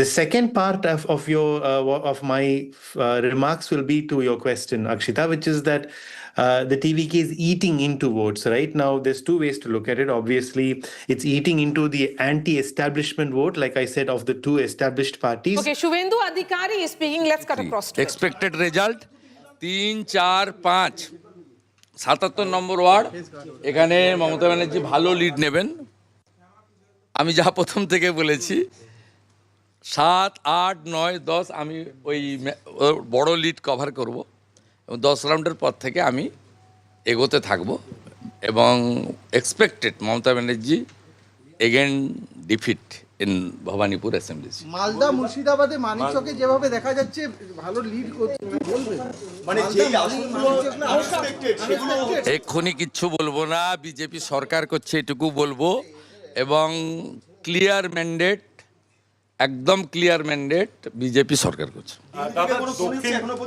না না না it's too early to say anything দাদা দক্ষিণ কলকাতায় আপনিও এগোচ্ছেন স্বপন দাশগুপ্ত তিনিও অনেকটা লিডে রয়েছে তৃণমূলের গড়ে কি এবার কার্যত কলকাতাতে শিক্ষিত লোকজন হিন্দুরা তারা মমতা ব্যানার্জিকে রিজেক্ট করছে ইনিশিয়াল ট্রেন্ড তাই বলছে এবং সবচেয়ে বড় কথা হচ্ছে ভাষার নামে জাতের নামে হিন্দুরা বিভক্ত হয়নি সিদ্দিকুল্লাহ চৌধুরীর মতো লোক পিছাচ্ছে সৈকত পাঁজা আমার ভাই এগোচ্ছে it's a very good symptom Diamond হারবারে দীপক হালদার এগোচ্ছে ইটস দ্য আনএক্সপেক্টেড মানে যে সিটগুলো বাকি তো এক্সপেক্টেড শিবপুরে আমরা এগোচ্ছি নর্থ হাওড়া এগোচ্ছি ভেরি গুড ট্রেন্ড কলকাতাতে বিজেপি দাঁত ফোটাতে শুরু করে দিয়েছে রাসবিহারীতে এগিয়ে রয়েছেন স্বপন দাশগুপ্ত ভবানীপুর বলছেন না কেন 2200 ওঠে গিয়ে এরপরে আমি পেছাবো 77-এ যেখানে ওদের ভোট অনেক আমি অনেকটাই পেছাবো তারপর আমি মেকআপ করবো আমি যখন 70 নম্বর ওয়ার্ডে coming in Aparajita Sarangi, if you're still with us, Meeta Chakraborty, national spokesperson of the Congress, Tuin Sinha now joining us of the BJP. Tuin, you're already seeing Suvendu Adhikari's smile getting broader by the moment. This could be history in the making. The BJP for the first time could be forming a government in West Bengal. How do you see this? Is this Poriborton? The TMC says that the state power has been misused. How do you react? What would you say today? Well, good morning, Rajdeep. Good morning, everybody. You know, the entire, I think, Bengal knows the results, so I don't think you need to be so conservative. It's a decisive win ahead for the BJP because for the last 2.5 hours now, this consistent lead has been holding. You know, and if you remember on the day of exit polls, I had on your show very clearly said that many of the pollsters underestimate when there is a momentum clearly building up in favor of BJP. Many of the pollsters tend to underestimate the scale of that momentum. So yes, I mean, it's 170 plus. It's a very clear rejection of the so-called Diamond Harbour model, which was again on display 2 days back when Abhishek Banerjee, you know, kind of tried to justify the raiding and the intimidation of voters in the Falta constituency. It's a civilization. For us, you know, the entire fight for Bengal was more than just a political battle. It was an ideological fight. It was a civilizational fight. And yes, it's a watershed moment for West Bengal for the last 3 days. You know, even though Mamata Banerjee has been trying to build up bravado, has been trying to display a picture of bravado. I can tell you TMC workers have been quietly weeping in their homes. TMC chole gache, didi chole gache, that's what they have been weeping. And today, I don't know what will happen by the end of the day. So all their bravado is gone, no more threats on national TV, no more threats in rallies. I think Bengal is on the cusp of big change. You have all reasons to say what you have just done. It's going to be 11 a.m. any moment, and it certainly appears that BJP is consolidating, and they are looking at 45% vote share a which is significant... about a 7%. I think 7%. we should... 7%. the I like BJP got 38% last time. What is they could more go up to important? 45. That's a 7% swing. The TMC had 48%. They're going down what to is 40%. more important, Rajdeep? So you've got What a is more 7% important swing. What the BJP needed was a 5% swing. They're getting 7%. These gains are uniform. It's pan-Bengal. That's true. You know, and So that what is Rajat more wanted to important, come in on Rajdeep, that. is You're that right that the these gains are uniform across the state. That practically seems to suggest there is a huge undercurrent, or was a huge undercurrent for the BJP, because Rajat, if you go across and look at the map of West Bengal, right from the north to the west, where the Jungle Mahal is, to presidency, it seems that the BJP has breached possibly every citadel of the TMC. That's right. I was just checking, around 15 sitting ministers again are trailing, all are trailing. from the TMC, which just shows this just is the trend line which doesn't change over time. And even if the election, what we are seeing is that BJP was derided for being culturally out of sync with Bengal. And BJP kept taking this as a challenge that, they have been the ones who've embraced the core identity of Bengal, right from the RSS Shakha to all these songs that they have sung, right from Vande Mataram of Bankim Chandra Chattopadhyay, having the full version, not the cutout version, plus Shama Prasad Mukherjee, plus what Sangh believes, the RSS believes, all of these things. BJP has been waiting for this moment to show that we genuinely respect the Bengali culture, and they have got their moment. And I believe once the BJP does this, it will be... Changed? What was the change from 2021 to 2026? What's changed for the BJP? Even 2024 Lok Sabha, it was the TMC that won 29 seats and the BJP that won 12. One went to others. What has changed according to you in the last 20 months? I just feel that all the local anti-incumbency that was there suddenly started surfacing to very aggressive levels. All the people who were who were typically seen as the lieutenants of Mamata Banerjee, who remain hid behind her larger-than-life image, suddenly was brought out by the BJP. And BJP, they learned from 2021 that what is the point of attacking Mamata Banerjee, because she as a woman wants always that frame that she's the victim. And she's being victimized by the Gujaratis. So this cultural, also one very important thing that the BJP did, when Mr. Bansal came into Bengal, on the instructions of Amit Shah, they ensured that no non-Bengali comes in and holds the microphone. So there was no Kailash Vijay coming in and holding press conferences in one line, right. It was all about local Bengali cadres being empowered and to a also level. got the Dilip Ghoshes are all on one platform. They made sure that everybody came back, it was more united, ran a more united campaign, ensured that you sort of targeted the TMC on all its weak points, on corruption, on crime, without targeting Mamata Banerjee. So many intellectual outreaches was done in Kolkata, by the way. So many think tanks were active which operate with the BJP. But I just want to say it in Bharosa, if I must emphasize on that, when the BJP manifesto was unveiled in Novotel Hotel in Kolkata, the emphasis was on Bharosa nahi bhai. In the sense that forget about bhai, it should be about bharosa. Rajdeep, that is the traveling of that distance which has happened in the last 20 months. In one line, if I can say, the BJP, of course, ran a terrific campaign, but ultimately, it was that the BJP was able to convince the voters of West Bengal that they can come to power. And I think a lot depended on that. For TMC, yes. To be fair, they tried to neutralize anti-incumbency by changing almost 1/3 of 74? candidate, right? Yes. Almost one, and 10 candidates in their limit. constituency. This is one. And this did not work. Two, majority of the profile of the TMC, almost 50% of their candidates were below 50. So young profile, more women, and yet it is not. That shows the kind of anti-incumbency. Swaminathan Iyer wrote an article in Times of India that BJP cannot ever win Bengal. He gave a very simple and rather too simplistic assessment. He said 27% Muslim voters plus 15% of leftover left's vote is together going to be such a number that under no circumstance can BJP win remaining 58%. Out of those 58%, BJP had to win 51.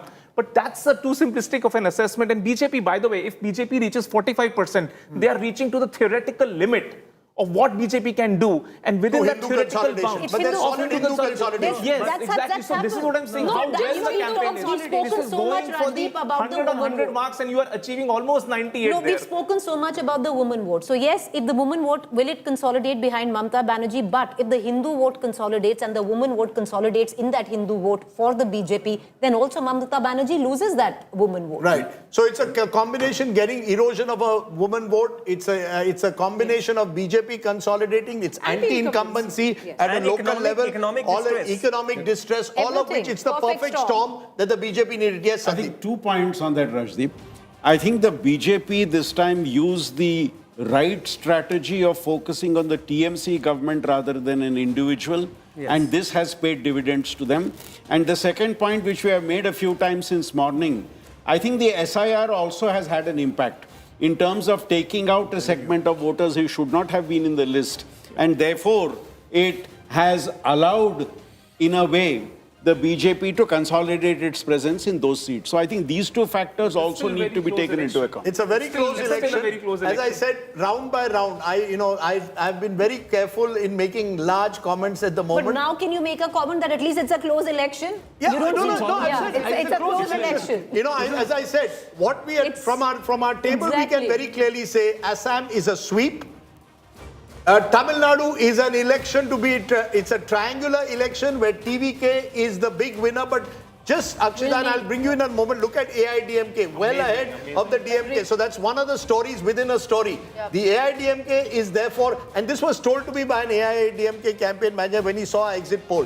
He said that DMK is going to take the bigger hit from TVK because TVK is focusing on the DMK strongholds. Yeah. We will retain our bases and thereby we will actually benefit from Vijay coming in. Of the 80, it's only BJP 2 and PMK 6. So the remaining 72 is the IDMK. And look at what is happening with the UDF. They've almost reached 100. So that's the best performance that the UDF has had in Kerala for 25. Both had said that 100 is the mission 100, that we'll cross 100, and now for the Congress, you know, you'll have a situation where maybe anyone who is affiliated to the Congress should move down south. Telangana, Karnataka and Kerala. So you might have a mission, southern comfort for the Congress. What the Congress will be upset over is that they missed a golden opportunity in Tamil Nadu. Yes. They didn't have They missed a golden opportunity. But you know, their worry was if we tie up with... I'll show you that. Let me show you that. Actually, just a second. Congress Neta and sitting MPs texting right now saying that if he had tied up with Vijay, we would have spread the state. But imagine now, Vijay, for a minute, if Sandeep Vijay does Shastri... not, it misses out on the majority, the most likely ally is the Congress. But Sandeep Shastri, so much, because I remember we had every political analyst on our shows earlier, and everyone said that Vijay is missing out, foolhardy not to ally before he goes into this election. Yes, well, not foolhardy, but very, very brave for the TVK to go into this election without an ally on board. Because here, you're practically, you have the pick of the lot. No, but Preeti, look at them. They're at 103. So they need that support. But you have the pick of the lot, you can take anyone. Let me show you a situation right now where if we were to look at the party-wise breakdown on the leads, you have the Congress at this point leading on 4. So let's say this 4, let's say the Congress chooses to join the TVK, that brings them to 108. So they'll reach +4 here if I were to only add this. And then you add in some more parties. Let's talk about any of this. Seema unlikely. NTK is at 0, by the way, so I don't see NTK joining hands. Maybe the VCK. Leading in one seat, the 1 out of 240, that's the PT. Okay. You can add that as well to the So you bring one more +1. And I think that we can add maybe the VCK. We don't have that breakdown, but let's say of the 5, they have another 2. They still need a few seats here. The CPI is at 2 right now. So, you know, it'll be interesting to see if any of the smaller parties dump the DMK and come over. That's not enough, though. They will need more, because right now they're at 105. That's 9, 10. They reach 112. Still not good enough. They need more numbers than that. But we'll have to see, because these are still trends. What I think will be comfortable for the TVK is if they reach 110. If they reach 110, then you have the Congress, you have these smaller parties, maybe the left, maybe some others join hands. The DMDK is another one. So of that 5, if you have a VCK and you have a DMDK, and maybe that's 5 there that will come with them, then they'll be in a comfortable position with just smaller parties. Why smaller parties? Because that will mean that Vijay calls the shots throughout. There's no need to even accommodate those smaller parties. Yeah. You'll be at the mercy of them. So it's better to have someone like a PMK come on board and with PMK pounds of less tax. No. I think that if the Congress missed out on a golden opportunity, they may choose to make amends. Okay, Shubhendu Adhikari is speaking to us. I'll just come back to Mr. Shastri. मुसलमान बुथे एक पर आज में ममता पर आएगा finally हम जीतबो finally कितना आपने कहा था 25,000 के आसपास वोट नहीं मैं कोई आंकड़ा नहीं बताया मैं जीतूंगा अच्छा से जीतूंगा छोड़ अरे भाई छोड़ो ना छोड़ दो क्या कर रहे हैं शुभेंदु अधिकारी इस वक्त आप देख सकते हैं जा रहे हैं दावा कर रहे हैं वो जीत का भवानीपुर काउंटिंग सेंटर में पहुंचे हैं काउंटिंग अभी 77 नंबर में ममता आगे रहेगा अभी आगे चल रहा है Mr. Shastri, you were making a point. Saying now the TVK is at 106. 106. And given the gap in such elections, we have noticed that as you go closer to the finish line, that numbers are likely to increase. So if they I reach think 110 would be a good position who for they them. align with depends on what is the gap between the required numbers to where they But are 110 actually. would be a safe situation. But Mr. 110. Shastri, tell us, is it a better option to go with someone like an AIDMK with a stronger coalition, 70 seats, no one's going to blackmail you over the next 6 months? The smaller parties, even with one MLA, there are chances of walking out of the line. So what would Vijay have to choose? The DMK will demand a huge pound of flesh to support the TV. How many seats is the Congress leading? The Congress is at 4, Rajdeep. And So look at the Congress's best case scenario, which is the TVK's 4 shot. This was the and map comes that to the was Congress. It's 4 shot. And all the 4 shots, the Congress says we'll tie up with Which is my Vijay. point. This is what I was 118 is the saying. So leader. if you're at 106 right now, this moves here. So you So see that's plus 110. 4. Right? So that brings them to 110. The rest here, and I have a sense that the VCK, Premalata the is leading. DMDK, Premalata is leading they in will go DMDK. ahead and move. So let's say 5 more comes here. So that's plus 9 essentially. In which case, if the current number stands, Rajdeep, that's 115. 117 is the halfway mark, 118 is the majority mark.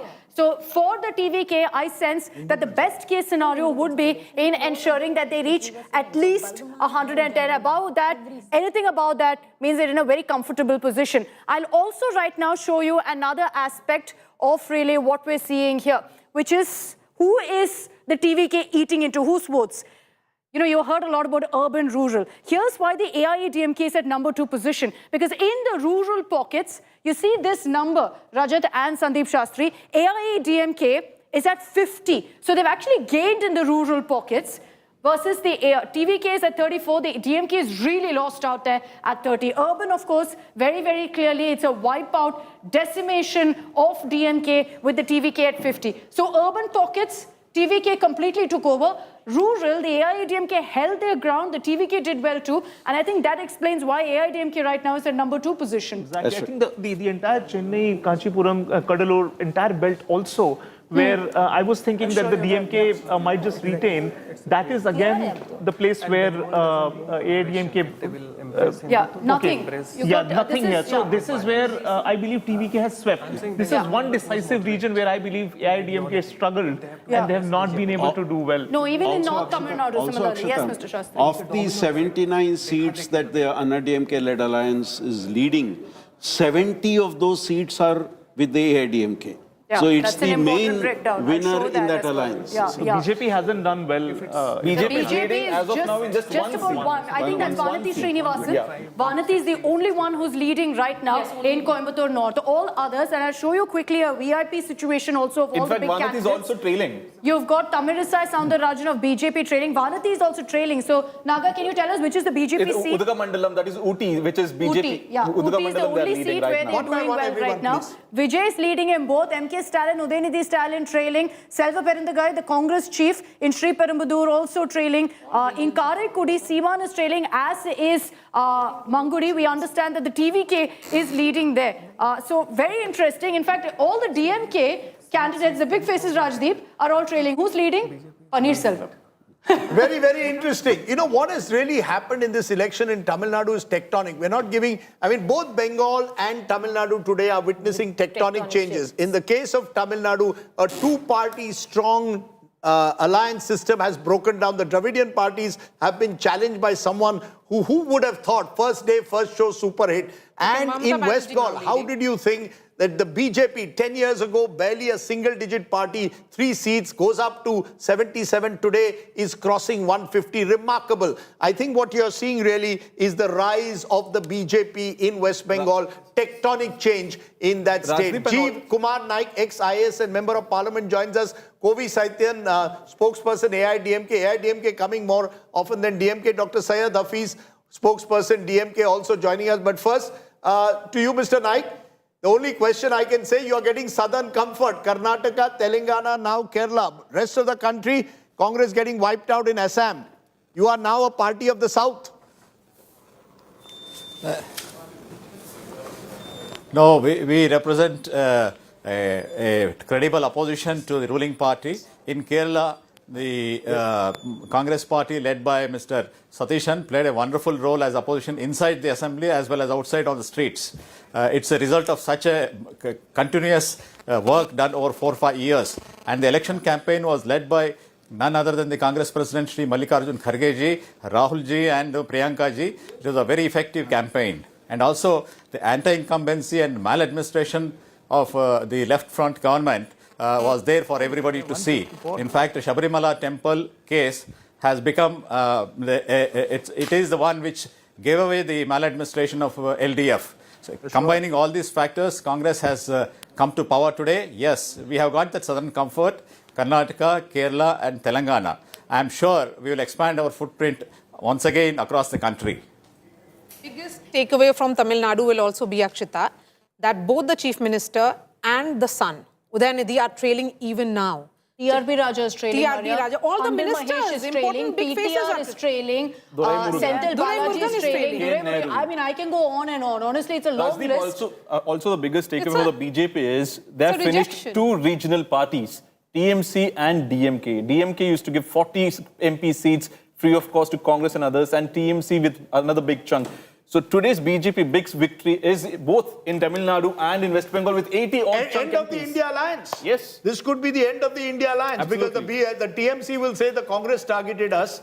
The DMK will say the Congress never fully joined our campaign. Rahul Gandhi didn't do a single joint rally with Stalin.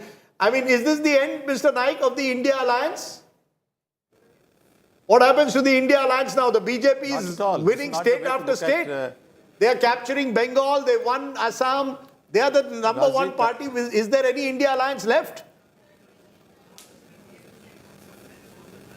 Congratulations to the parties which have won today. But Rajdeep, that is not the way to look at the whole result. I'm sure you understand that the central politics is different and the state level politics is totally different. No, we are definitely one as an India bloc at the central government, at the central level. But at the state level, we need to establish our own presence and we need to fight for our space. That is when we have to talk about anti-incumbency in West Bengal. So definitely that is there. And in fact, even Tamil Nadu also, we have to expand. We were the ruling parties in Tamil Nadu. We were the ruling party in West Bengal. We cannot just forget it. When it comes to the state level elections, it will be this kind of a scenario.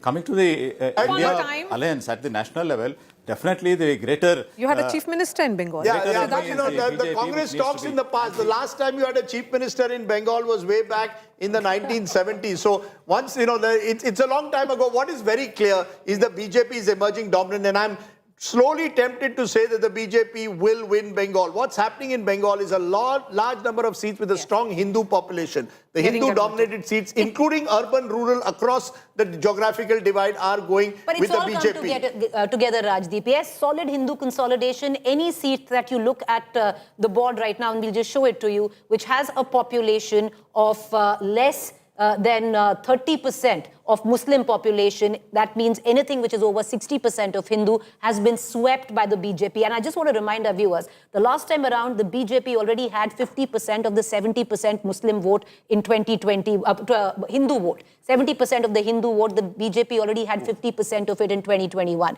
So what you're practically looking at is the BJP has seemingly achieved over 70% of the Hindu vote here. And it's not just limited to that.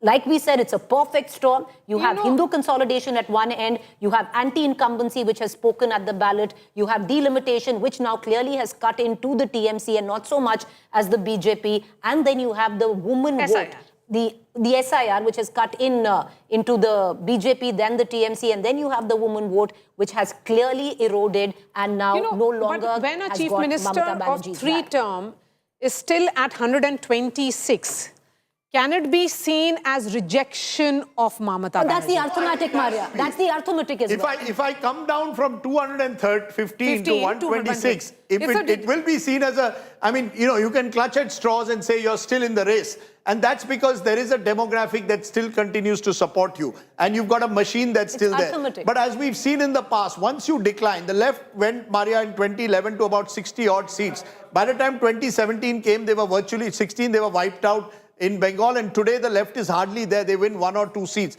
Mamata Banerjee's challenge, as regional parties challenge, once you start losing, how do you hold on? As we are seeing, you know, it's very difficult to hold on because in Bengal, the machine will now be controlled by the BJP. Yes, Rajat. Yes. I have seen Tripura, another state where very recently left, who has been in power for 25, 30 years at stretch, they've been absolutely removed, obliterated from the entire state of Tripura. And Tripura is another Bengali state. I think in Bengal, once the BJP comes in, it will come in as a hegemonic force, so much so that the entire Trinamool would be uprooted for several years to come now. And this is what I feel. And BJP knows this is one ideological project. Once they have won, they will never allow it to slip out of their hands. They will do Assam model, whatever model, to contain the constituencies of Muslims, but they will not leave the state. This is going to be a hegemonic bastion for the BJP if they win today. Very interesting. Just a minute, you know, also today is historic because the left could now be will not be in power in any state of the country. They are losing Kerala and losing badly after 10 years in power. It's a virtual flip of what happened in 2021 in Kerala. Pinarayi Vijayan is being swept out of power. Tom Vadakan joins me. It's one of the only states, your home state of Kerala, where the BJP leading in 1 seat only. Everywhere else, it's a saffron surge. Tom Vadakan, your quick response. BJP and allies, 15 states. Rajdeep, we had great expectations in Kerala. I accept it. We will have to examine it very closely, what has happened, the candidate selection and the strategy. So it will be difficult at this juncture to make, some value judgment on what has happened and what the course correction. Our leadership will examine it very closely because we had high hopes there in Kerala. Things didn't happen as we desired. So I think we'll go back to the drawing board, have a good look at what went wrong, and then come back and fight it out.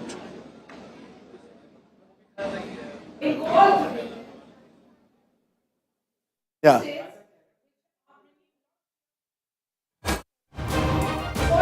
Yeah.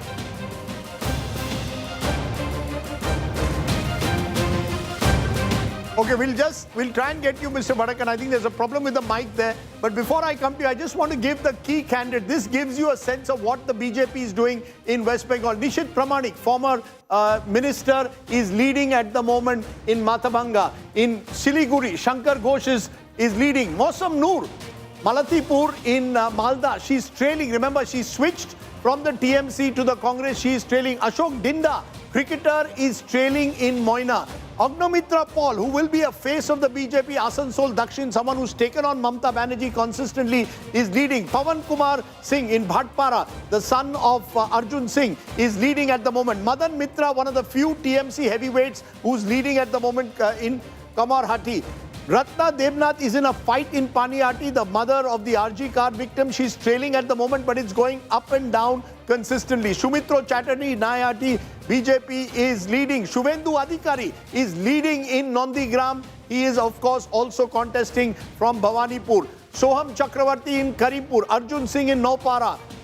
Adhi Ranjan Chaudhary is trailing in Behrampur, former Congress chief. Dilip Ghosh, who knows, future Chief Minister also. Remember, one of the original strongmen who's been the old guard of the BJP is leading there. So clearly what you've got is, we're still waiting on Humayun Kabir, but by and large, the BJP's heavyweights more or less are losing, barring 1 or 2. The TMC's ministers are losing, and when ministers start losing, that's the first sign that you are in serious trouble. What is very clear, the BJP now appears poised to unfurl the saffron flag in Kolkata, and that would have been unthinkable only a decade ago. The Modi wave, in a way, which had arrested itself as it traveled towards the Hooghly. The Hooghly also has now a scent of saffron. It is quite a remarkable story there. I just want to go to some of the Kerala heavyweights because there is a story here as well. And we are told that there might be a CLP tomorrow. Tomorrow itself. Tomorrow itself. For They don't Kerala. want to wait. Yes. Pinarayi Vijayan, at the age of 80, Dharmadham is trailing at the moment. When the Chief Minister starts trailing, you know you're in trouble.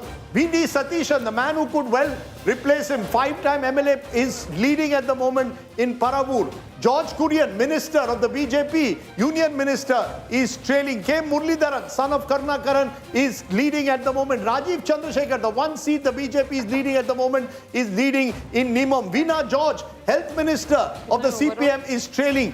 K.K. Shailaja is trailing in Perabur. Many will question why was she given such a tougher seat. V. Muralidharan of the BJP is trailing. Ramesh Chennitala, another chief ministerial candidate, is leading in Haripad. So the Congress heavyweights in Kerala are winning. The left heavyweights are trailing. So what we are seeing is a complete transformation of Kerala's map compared to 5 years ago. I think the Congress president, Mr. Joseph, Sunny Joseph, she's leading right now. So the Congress has planned a CLP as soon as possible tomorrow. So they don't want to wait and delay it further. So they would want a CLP. An observer would be sent. As we are told that Sachin Pilot and Deepadas Munshu, in charge as observers of Kerala, are in touch with all the candidates now. And as soon as tomorrow morning, there might be a CLP intervention. Will it be V.D. Satishan or Ramesh Chennitala, or as Rajdeep is saying? I think Rajdeep, I think the hunch is that KC Venugopal has the support of the largest MLAs at this point of time. So most likely he's the front runner to be the chief minister. You're saying KC Venugopal front runner to be chief minister. Yes. But remember, Satishan, if you are, is someone who comes from the legislature party. If there's a Karnataka model that is followed, remember in 2023 there was a secret voting, not even by the MLAs. So each individual cast their vote. It might happen in Kerala and most but without likely... having fought the election. For somebody who's been at the centre he can wasn't go back there in 6 months and recontest. But he's never really invested Just in look state at politics. Tamil Nadu's map. Vijay leading in Perambur. 1,000 lights. Valarmati, this is of course a DMK stronghold.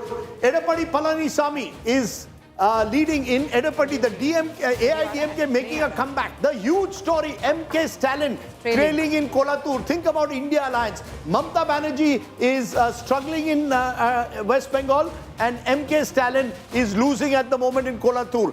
Tamil Sai Soundarajan, former governor, BJP, Mylapore trade. BJP not doing well in Tamil Nadu this time. O. Paneerselvam, former chief minister, switched to the DMK, is leading at the moment. Udaynidhi Stalin is trailing. Now you're trailing in Chepauk. These are the heart of DMK country. And many believe the battle was actually Vijay versus Udaynidhi. Akshita can tell us that story within a story if there is one. Sri Perambadur, where remember Rajiv Gandhi was tragically assassinated. There you've got the Congress trailing. And Vijay is leading in Trichy as well as in Perambur. Vijay is the story along with the BJP. The four big stories. Hemanta Biswa Sarma in Assam. In Kerala, the return of the Congress. In Tamil Nadu, the rise of a superstar. And in West Bengal, the rise of the BJP. Four spectacular stories all on one single day, which is quite remarkable. Yes, what is the Stalin Udaynidhi versus Vijay We're story? getting into dangerous territory here, Rajdeep. No, but you've got to tell us. Everybody's talking about it's it. like the Trisha question that you which already people have picked up on. But like I said, let me just focus on Udaynidhi Stalin versus Vijay.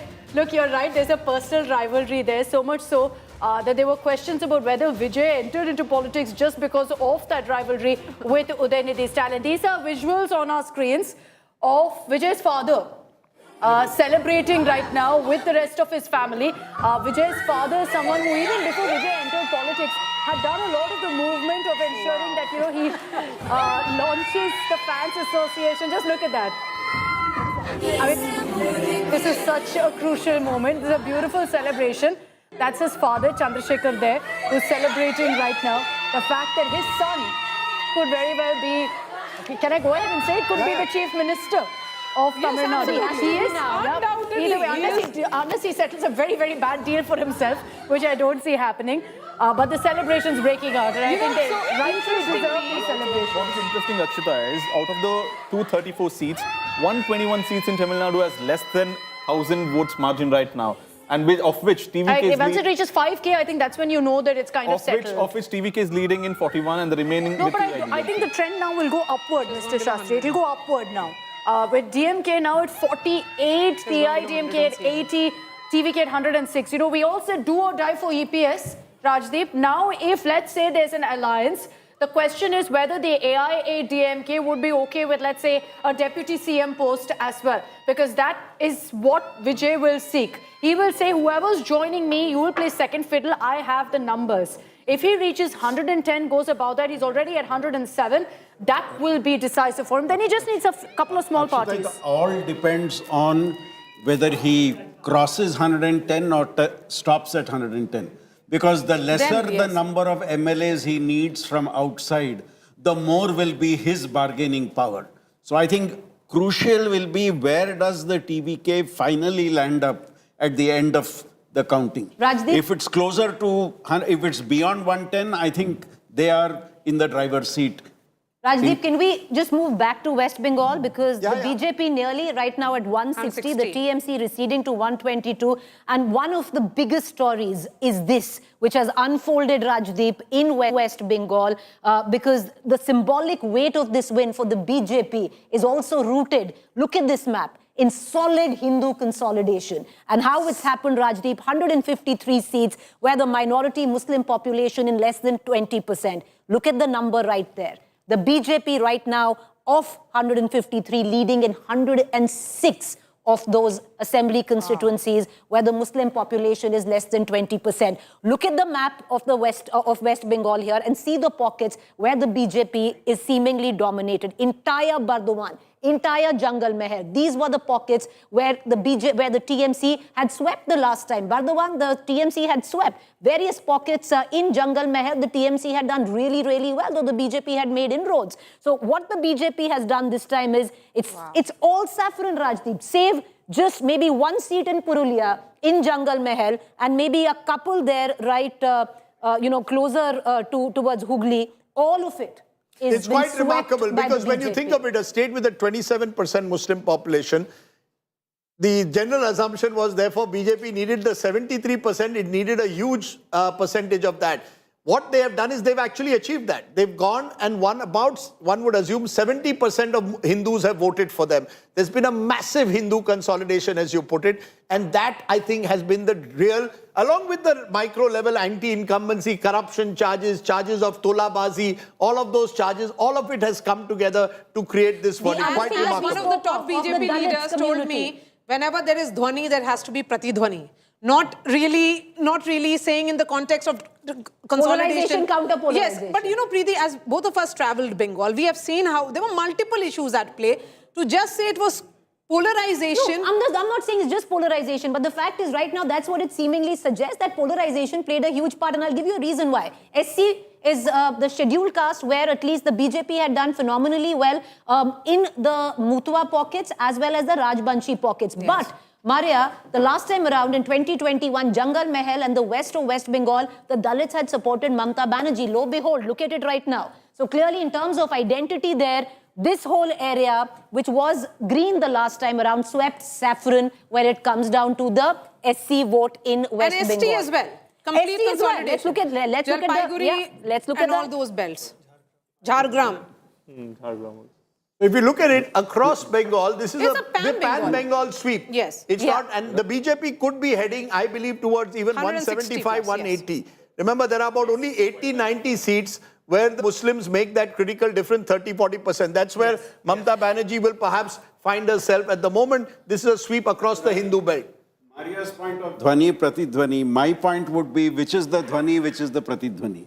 For years, you have seen a minority consolidation. That's right. So is this the Pratidhwani and not so much the Dhwani? Absolutely. This is Pratidhwani. This is Pratidhwani. Because what has happened is, Rajdeep, what happened in Assam?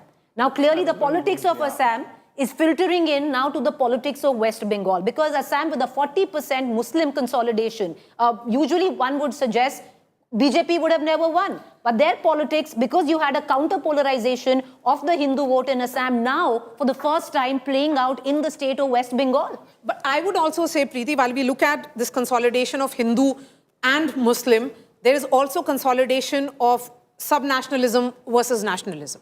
What the BJP says, their issue of nationalism and national security versus what Mamata Banerjee has been speaking about. When you speak to the BJP leaders, they emphasize that they were able to assimilate themselves in the culture of Bengal. They were not a party of outsiders. Okay, let's just get in two guests at the moment. Kovai Satyan, spokesperson AIDMK, is joining us. And we are also joined by a spokesperson of the DMK. Kovai Satyan, DMK's Syed Hafiz is also with us. Okay, we want to go to Kovai Satyan. Kovai Satyan, will you support Vijay to form a government? Will you, if he comes to you and says, let's do a coalition, will you support it or not? Yeah, good evening, Rajiv. That's another speculation. So we can't answer for speculation now, since only 4 rounds out of 20 vote counting is just completed. The end of the day, the results will be clear that AIADMK EPS will form the government in absolute majority. What No, I was doing the math, almost sir, you're not anywhere close to an absolute majority. Vijay is just 8 away from it. Are you willing to share power with Vijay? I'll ask you this 10 different ways. You can give me 10 different answers if you want.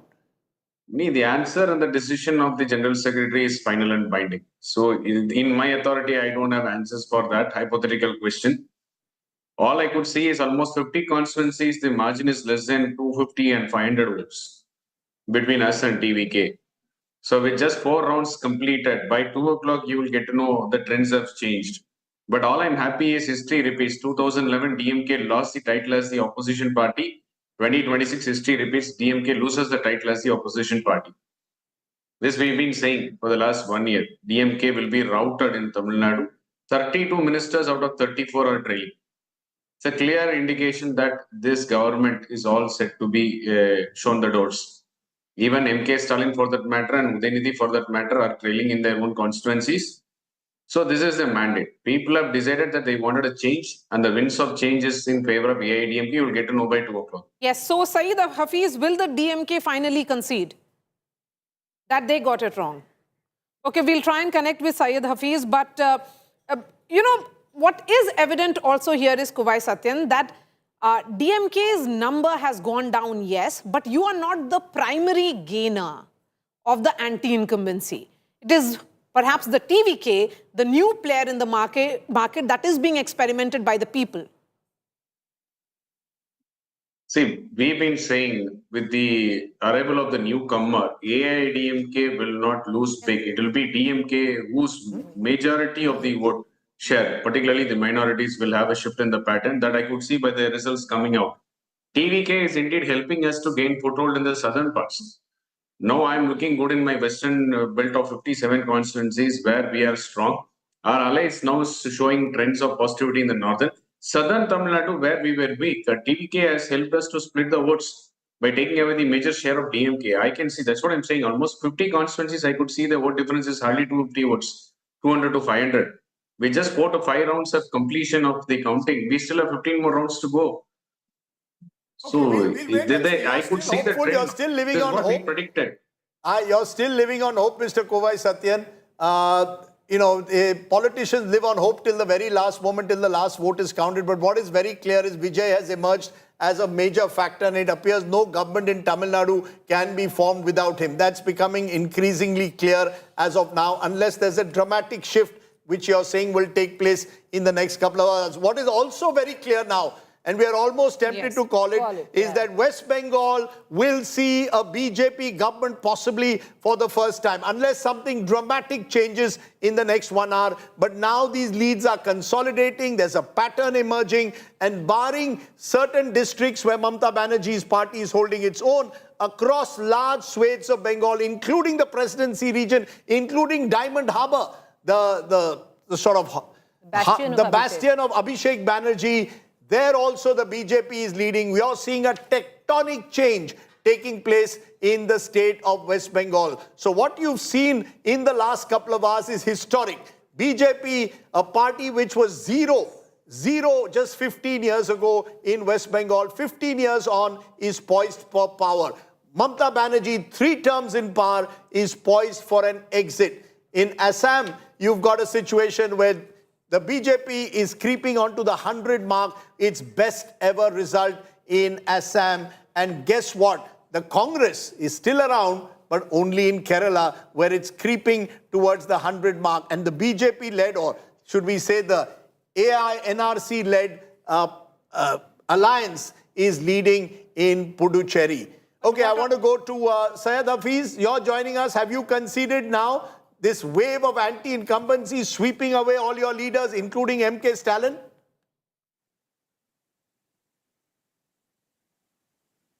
Yes, sir.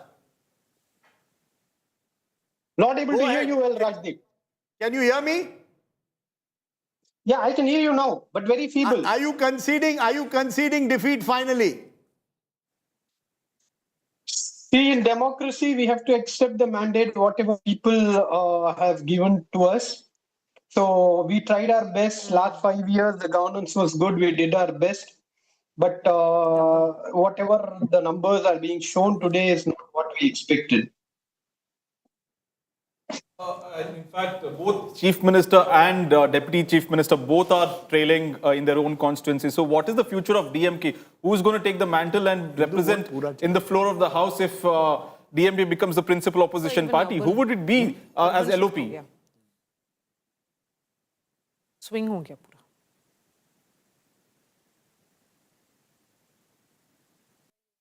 Dr. Hafiz, can you hear us?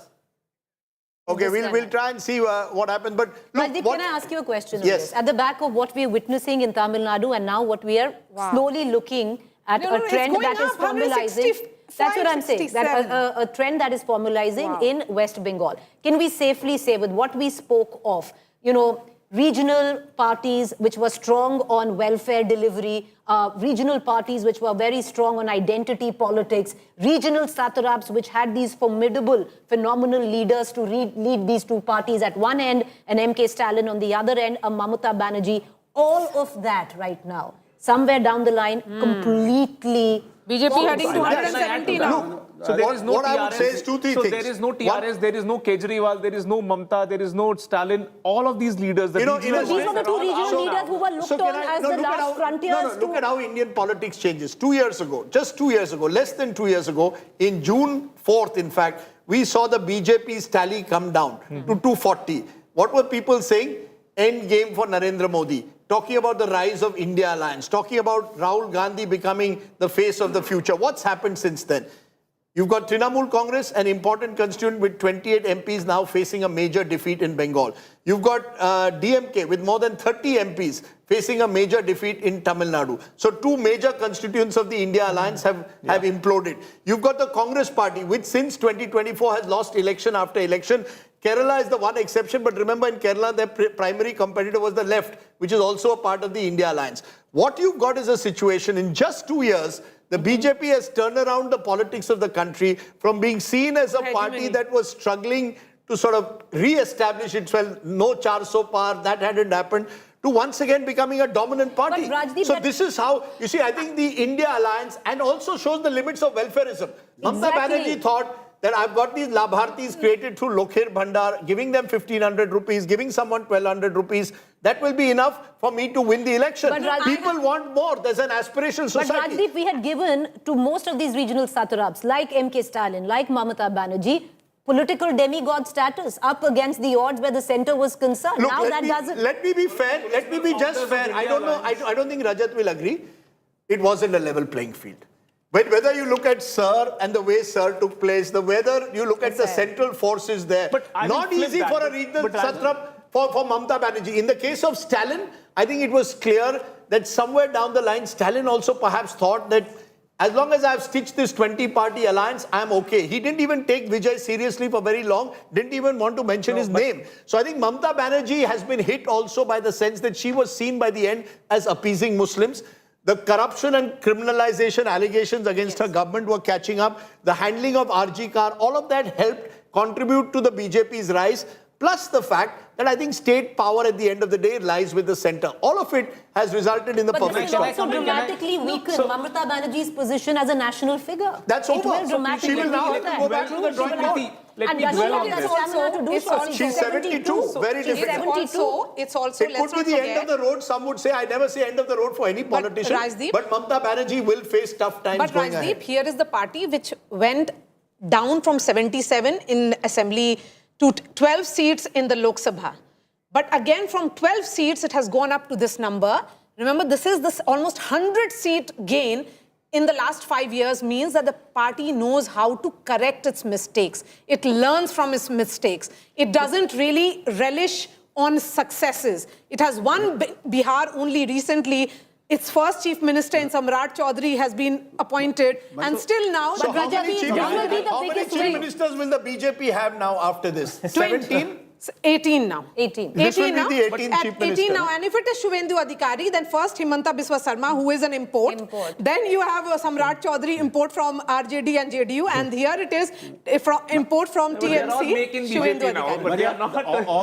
All this change we are seeing after the Lok Sabha election, it started with Haryana, Maharashtra, and now has come here. So it's a gradual But process. Haryana and of Maharashtra, Delhi. Haryana and Maharashtra was very different than what a Bengal looks like. No, I'm saying the win in Bengal. One by one. I'm saying the change process started there and now has come to this stage. I just want to dwell on the thought about the regional satraps. I'm astounded at the number of faces that have fallen. Uddhav Thackeray has retired.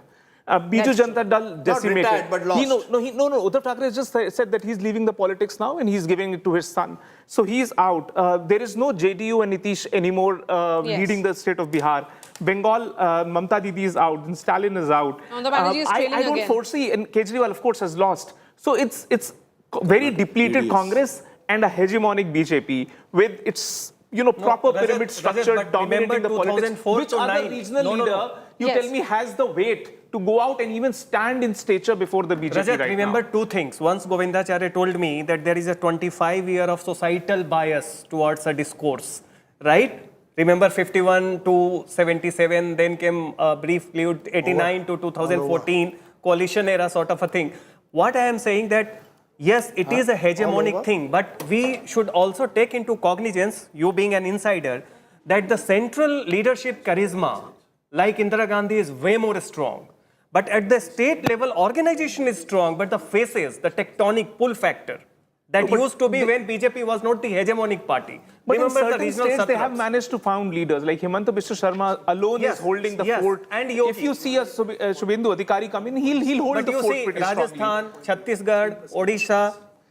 See, again, Even Bihar. I am of the view, these are problems for the BJP's organization. They have found a way to actually address this systemically. What I find it profound after today is all of these top echelons of the leadership, which was along the BJP or on the opposite side of the BJP, all systemically out, which just means there's just one leader now, Narendra Modi. Story of expansion of footprints. If current trends hold, and the BJP adds West Bengal to its kitty, then the NDA-ruled states would account for 78% of India's population.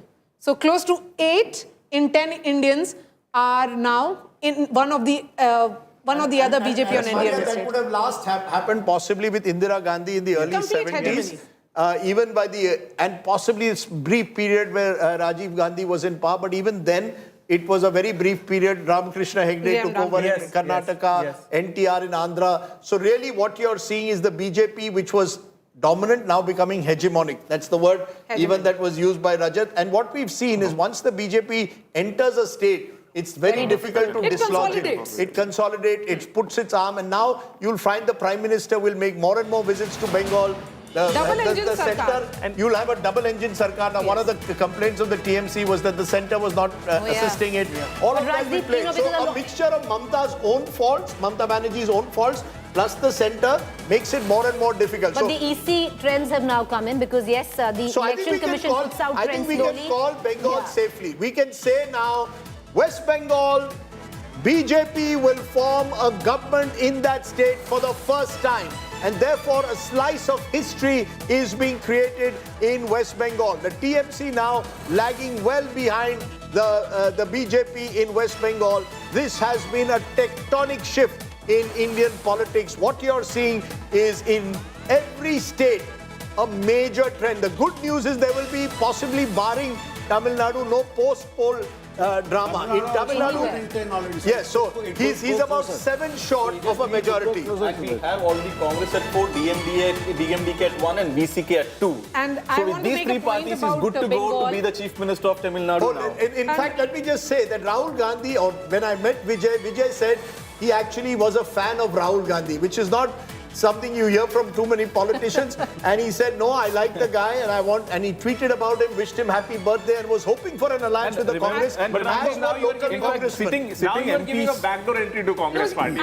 They've lost this election. Look, they may want a toehold in Tamil Nadu. But it's also about 2029. One by one. But Rajdeep, the future of Congress is also about 2029. They feel that if they go with TVK for the 2029 Lok Sabha, either with 30 and 10 seats or 20 seats, they might sweep the polls once So again. you're saying they will give up on the DMK now? I feel so now. So that's another end of the India alliance. Mamata Banerjee may give up on Rahul Gandhi or vice versa after the allegations made. End of the India alliance as well. One by one, please. A sitting MP has just texted me from the Congress party saying that we should have ideally gone with TVK. We would have swept and would have been the deputy CM. But go ahead. Yes, so this number of 176 plus is what Home Minister Amit Shah's own assessment was, that it will be upwards of 170.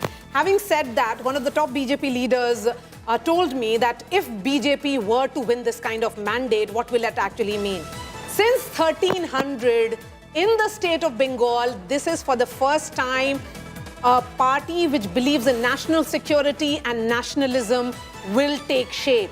That a government which believes in the ethos of India will be formed, barring 4 years of Siddharth Shankar Ray when it was that the state was governed as per the ethos. Of course, the BJP's pitch has been about infiltrators, that Ghuspetiyas, which were seen as pan-Bengal. But I think this number of 176, and it's only going up, and Mamata Banerjee is sliding below 110 now. It looks like that the BJP's wave, it's a wave election, and it was an undercurrent. It's a lot of factors at play, Rajdeep.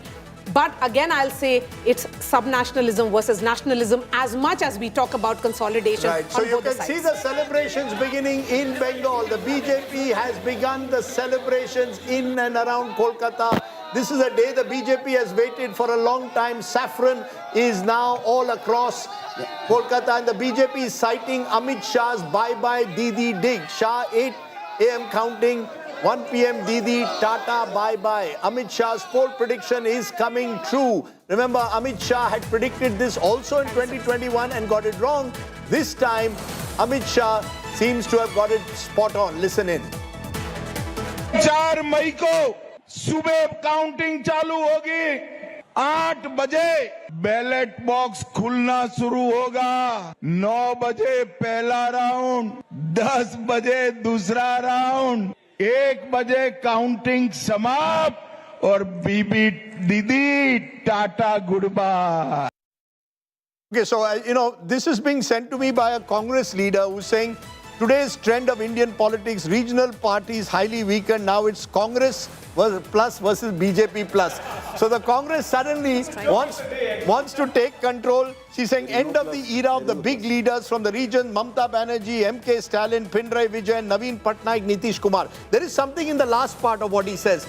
A number of the solid regional leaders who have dominated politics are being pushed on the background, and now you have regional parties taking over in a way.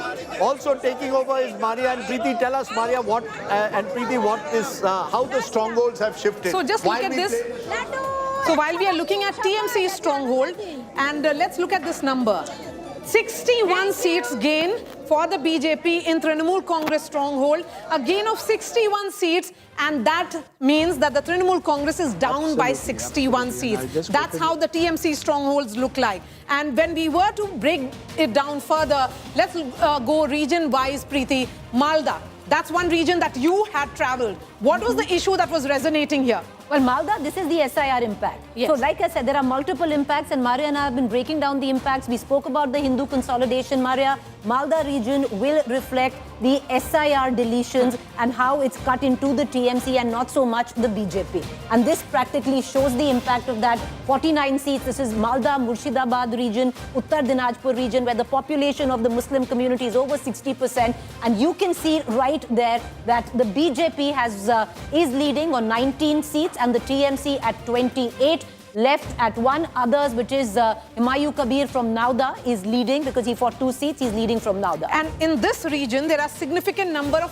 SC seats. That's why when we say it's about consolidation of the Hindu majority, that's where Barwan comes in, Ghazoli comes in, Gangarampur comes in, Hemantabad comes in. All these are SC seats, which is scheduled caste seats. Let's move to Medinipur. Again, a constituency or region travelled widely by Preeti. Here, just look at the region. I remember Rajdeep, if you remember the first time around, this was the region and I was having a conversation with Rajdeep. I was travelling through Jungle Mahal and I told her that TMC is losing this election at that point of time. And he says, I'm going to earmark your message to me later on. But this was the region, Maria, if you look at it, break it down, and this is where you see the actual consolidation also of the Hindu vote, the tribal vote, the SC vote all coming in.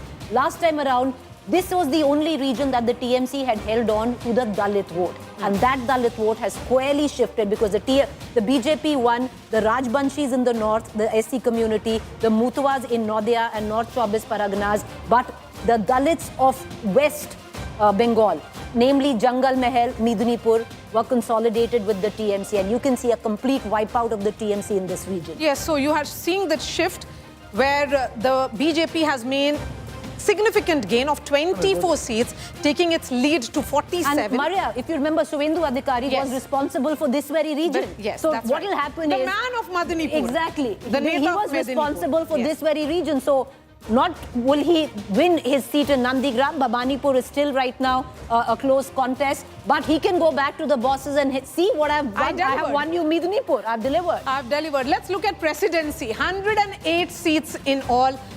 This is the Kolkata region, Hooghly, and important regions including South 24 Parganas, the North 24 Parganas, Hooghly, Howrah, Nadia, and Dam-Dam Kolkata. and the entire area. And Kolkata. So here you see it. South Kolkata, of presidency, South Kolkata is where the TMC has held strong, but massive surge of the BJP in North Chobis Paraganas, and you can see that. This is Nadia, where of course the BJP had done well in the last time. They've consolidated there, but they've swept North Chobis Paraganas. 2 regions were very important. Headquarters post 6:30 p.m. Rajdeep. So the celebrations begin. He will join the BJP celebrations, and he's done that consistently, addressed the party workers. The last time he did that was in Bihar a few months ago. Now he's set for Bengal. And remember, at that meeting also he had said that now after that we've conquered, the Ganga has now reached Bihar. Yes. It will move towards the Hooghly and move towards the Bay of Bengal. So this is a big win again for Prime Minister Modi and the BJP machine, as they call it. The machine is purring after having had a bit of a setback 2 years ago in the general election. The BJP right on top. And in fact, Akshita is telling us you have 2 blockbusters in one day. Can you just show us your big chart that you have where you say there are 2 blockbusters in one day? What do you mean? The Durandar? Durandar 1 and Durandar 2. I don't know. I mean, Durandar, I don't know how well it did, but Jananayagan was the name of Talapati Vijay's film. And Jananayagan is essentially the pick of Tamil Nadu. So 2 blockbusters in one day. We've decided to give it a bit of a filmy twist because of what's happened in Tamil Nadu. The fact that a superstar has transitioned into a super neta and in all likelihood into a super CM, because you have had both the BJP and Vijay, both Talapati and BJP stellar Modi, both of them breaching, easily crossing a century essentially. So interesting times, the 2 states everyone was talking about of Tamil Nadu and Bengal. Yes, Maria? I've almost declared the Chief Minister of West Bengal with the face of Shivendu Adhikari. I mean, yes, the man of the moment is Home never... Minister Amit Shah along with Prime Minister Modi, but that's also a declaration. I agree. He's the face of maybe the BJP Bengal, but you never know with the BJP who will be the Chief Minister. Yes. I think on this side it's fairly clear. As far as Vijay goes, you know, they've reached 110. I think that's a very, very good number for TVK. And so obviously alliances, etc. come to the fore, but I think very clearly you can say from a superstar, he's become a super CM. Now he's done what NTR. He's done it. NTR, of course, NTR was there for a long time. See, NTR, that kind of magic, instant success. Yeah, NTR won a big majority. I mean, he swept his way, but and in lesser time. But let me be honest, this is almost as big because when you do it in a state like Tamil Nadu with these established parties there, NTR only had to take on the Congress. There was just the Congress in Andhra Pradesh. So he just came in as on the base of Telugu pride and swept his way through. Now you've got someone who's broken two entrenched or gone ahead of two entrenched parties. The question is, what does he stand for? We don't know. Yes. You know, what is Vijay going to do that's different to the others? He's come into power without doing any interviews. When I asked him that, he said, I want to retain my mystique. It's worked. So it's worked. Now, you know, and that shows also that politics today is not necessarily always about your manifesto, it's also about your performative nature. Vijay was able to almost translate that cinema appeal into the real world by promising that I will provide you different kind of politics without saying what's the difference. No, but Rajdeep, he didn't tell me what's the difference. He's just gone there and given a performance. And the fact that Tamil Nadu has gone for it just shows people want novelty. No, I agree. You know, I don't know how much novelty it's your Gen Z. We want someone on Instagram. You don't want an old, anchor talking the same thing that he did 40 years ago. Not just Gen Z. In his final speech, I remember him telling Nanbas and Nanbi, small kids, Nanba and Nanbi saying, tell your mother, father, Chikapa, Chitapa. I saw it on ground. And also what we discussed the other day, Akshita, he was there the right place at the right time. Yes. Karunanidhi no longer there. The DMK therefore lacking maybe Karunanidhi's, you know, ability to connect directly with the workers, although Stalin, most people said, had done a reasonably decent job when he... No, but I think we've underestimated the anti-incumbency on ground. The anti-incumbency again was ministers. A lot of the ministers involved in corruption. But there were serious allegations of drugs. Stalin's trailing. Sure, once there's a wave, there's a wave. The other part was Jayalalitha. Jayalalitha no longer there, so the AIDMK also no longer as strong as it once was.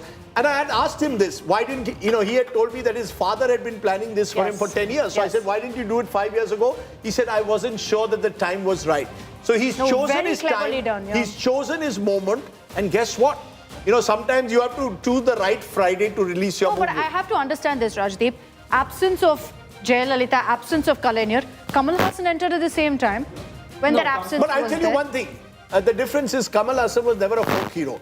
Kamal Hassan was an actor. What Vijay has done is he is become a folk hero of this 21st century masses, not just Gen Z. No, and launched in the general election, Kamal Hassan, which was... But, you know, and Kamal Hassan's politics was, you know, he was actually trying to look at manifestos and how I'm going to transform Tamil Nadu. Vijay says, enough of the old guard, I represent the new. What it represents, we don't know. Much like, at least NTR said, I represent Telugu pride. Vijay not even said that. Take a moment for 1 minute. The AI version of Vijay is just too cute. Rajdeep, do you want to attempt this?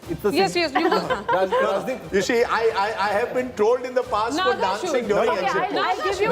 This is a signature. This is a signature step. I think extend the argument of being the right person at the right place at the right time. I think, in a sense, Vijay's victory, as seen in the trends now, indicates that the people in Tamil Nadu were looking for not just change, but fresh faces. But also, we're looking at new faces. Mr. Sastry, is this a message saying there's also vote bank for anti-Dravidian parties in the Dravidian ideology, apart from the Dravidian ideology? No, I'm not too sure because Vijay was, ideology is very Dravidian Vijay made the point that DMK is not true to the Dravidian ideology. He did not reject that. I think it's important to I'm very underscore curious that to see what his cabinet will look like because all the candidates who I met, young lawyers, young doctors, Similar to what happened in Punjab. Is he a bit more like Kejriwal in that sense? When Kejriwal first came, someone promising new. But I think go ahead. Sajjan, go ahead. Yeah. If you see 2017 Punjab, right? You had Captain Amrinder Singh representing Congress, then Akali Dal. There were, but 2022 suddenly Aam Aadmi Party captured the imagination, and we have seen that many NRI Punjabis from Canada, youths coming campaigning. What is the vacuum in Tamil Nadu? We are going for a post-facto justification. Now that TVK is ahead, we are attributing factors. Was the vacuum so intense that without any background, because apparently the scheme-centering outreach was there. Personally, CM's image was very clean. Organizationally and in terms of alliance, DMK had done very good work. Yeah. And yet, you see, they are trailing. I think in a wave, all the rules get thrown out of the window. So what was the vacuum? Why? Everything. Because I'll tell you why. In an assembly election, you'd think that local candidates matter, for example. Nobody knew. When I went to every place, every pocket, when they said TVK has a Bhuju candidate. This is what Vijay had said himself. I'm on the ticket on I'm on the ticket, but nobody one thing, Rajdeep, I want to bring you in. One second. I want to bring you in and Sajan in on this because so much has been said about exit polls. You take two figures right now. And strangely, right on top, you have Tamil Nadu where you have TVK at 108. This is pretty much what Pradeep Gupta had predicted. Let's look at Bengal. Pradeep Gupta didn't predict Bengal, but today's Chanakya did. And that number is also falling well within exactly the margin that today's Chanakya, the same Chanakya predicted DMK ahead. As the single largest party. I'm talking about 2 polls, Rajdeep, which seemingly right now are eerily correct to what 2 exit polls predicted. Nobody thought this would happen, but it's happened. What percentage? Chanakya's vote percentage was 49, 48, 49%. And it's just 3% gap between the BJP and 44% here. So it may be a chance many a times because we all are witnessing 165, 180. BJP has fantastic conversion ratio here in vote Bengal. Percentage, you cannot be off by 4%. Yes. So just to make the point, Chanakya said 48% would be going to the BJP, 38% to TMC. What is happening? BJP is getting 44, TMC 41. So the vote percentage, he said 10% is actually 3%. What's happened is at 44%, BJP's ability to convert seats has been much greater because remember they went into this election with lower margin victory seats. So if I raise my vote percentage by 6, my ability to convert it is greater. The same Chanakya said DMK will be the single largest party in Tamil Nadu. They are at number 3. In fact, Pradeep Gupta got Tamil Nadu spot on, but even he said AIDMK will be the lowest, hardly 30. That's Look one at what factor. so therefore, please understand, I still maintain exit pollsters need to give their methodology and the way they do it. It cannot be tukebazi. So that's the point. The only 2 states. No, you have to give credit where due. Rajdeep, the only one that said that, TVK would be 100 plus is only Axis Mind. Yeah, but give methodology is what we say. No, all I'm saying is the sample. Yeah. Look at even UDF. Chanakya said in Kerala it could be close and possibly a hung assembly. What's happened? Clear one way. Only Assam. All pollsters got the trend, the wave right. Everyone who went to Assam got that trend right. Yeah, so I mean, look, let's be clear. I think polling needs to relook at itself. It can't be done. Maybe you need to focus on a little bit more rigorous methodology and then give numbers. That's all I'm saying. Okay. I'm not dissing them, but I'm saying they should exit till such time as they give methodology. Vijay would reach 35%. What needed is greater transparency and that transparency being projected along with your numbers being projected. Sir, I have a different objection. You need statistician manning it, not people who are there for business purposes. That's right, you exactly. You require proper trained PhD statistician to understand the demography and build models around it. Otherwise, it's just a roll of dice otherwise. Where you pick Chanakya for Bengal, you pick Axis for Tamil Nadu. I mean, you cannot go out and this is where the confusion comes in. So I think we'll have a great degree of, reliance on exit polls. Exit polls have got it horribly wrong. There is science to it. But methodology is what Rajdeep is highlighting. You have to keep the methodology Axis Mind gave. I just want to bring the focus back to Tamil Nadu. And just take a look. And I keep doing this. I know I keep doing it, but I can't help it. I'll bring it to the strike rate in Tamil Nadu right now and show you how each party has done. For the DMK, terrible performance. In Stalin's style. 190 now. DMK is gone. You can see 52 leads is what they managed. So strike rate is just 22%. Since we keep calling ourselves Indian Political League, I thought I'll give it in strike rate percentages here. 22% is Stalin's performance, DMK's performance right now. The AIA-DMK, with a strike rate of 32%, has pulled out a very surprising performance. Let's be very clear that when we said do or die for EPS, EPS has largely delivered. In the face of a wave election in Tamil Nadu, EPS has managed to ensure that they better their 2021 performance, which at a time when everyone said, they'd be relegated to third position, is still something that they've managed to do. Why? Because they've held on to the rural seats. And TVK with a strike rate of 46% right now. I'm just going to show you what it looks like as far as the retain ratio goes for the DMK right now. Of the seats, and this is comparing 2021 and 2026, the retain ratio, look at that, is just 20%. They've only managed to retain 20% of the seats, the votes that they had last time, versus a loss margin of 80%.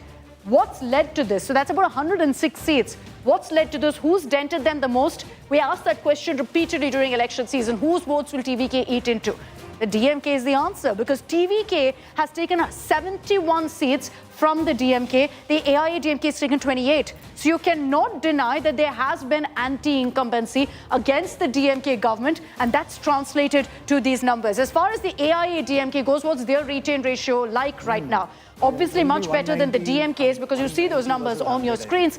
The AIA-DMK of the 66 seats, 31 has been retained, 35 at this point based on trends, they're losing out. So 47% is their retain ratio versus a loss of 53%. Who split essentially? The TVK has eaten into their votes as well at 22, but marginally much lesser when you compare it to a DMK. That tells you the story of this election essentially. This retain ratio tells you essentially that it has been the DMK that's paid the price for TVK's entry into this particular election. If I were to also show you right now what the direct fights look like, if I were to open up a DMK versus TVK battle, this is where essentially the DMK and TVK took each other on head on. We've got leads for 77 of those, and 70% of the seats the TVK is leading on versus the DMK at 30%. If I were to look at a traditional DMK versus AIA-DMK fight, has the AIA-DMK also performed better than the DMK?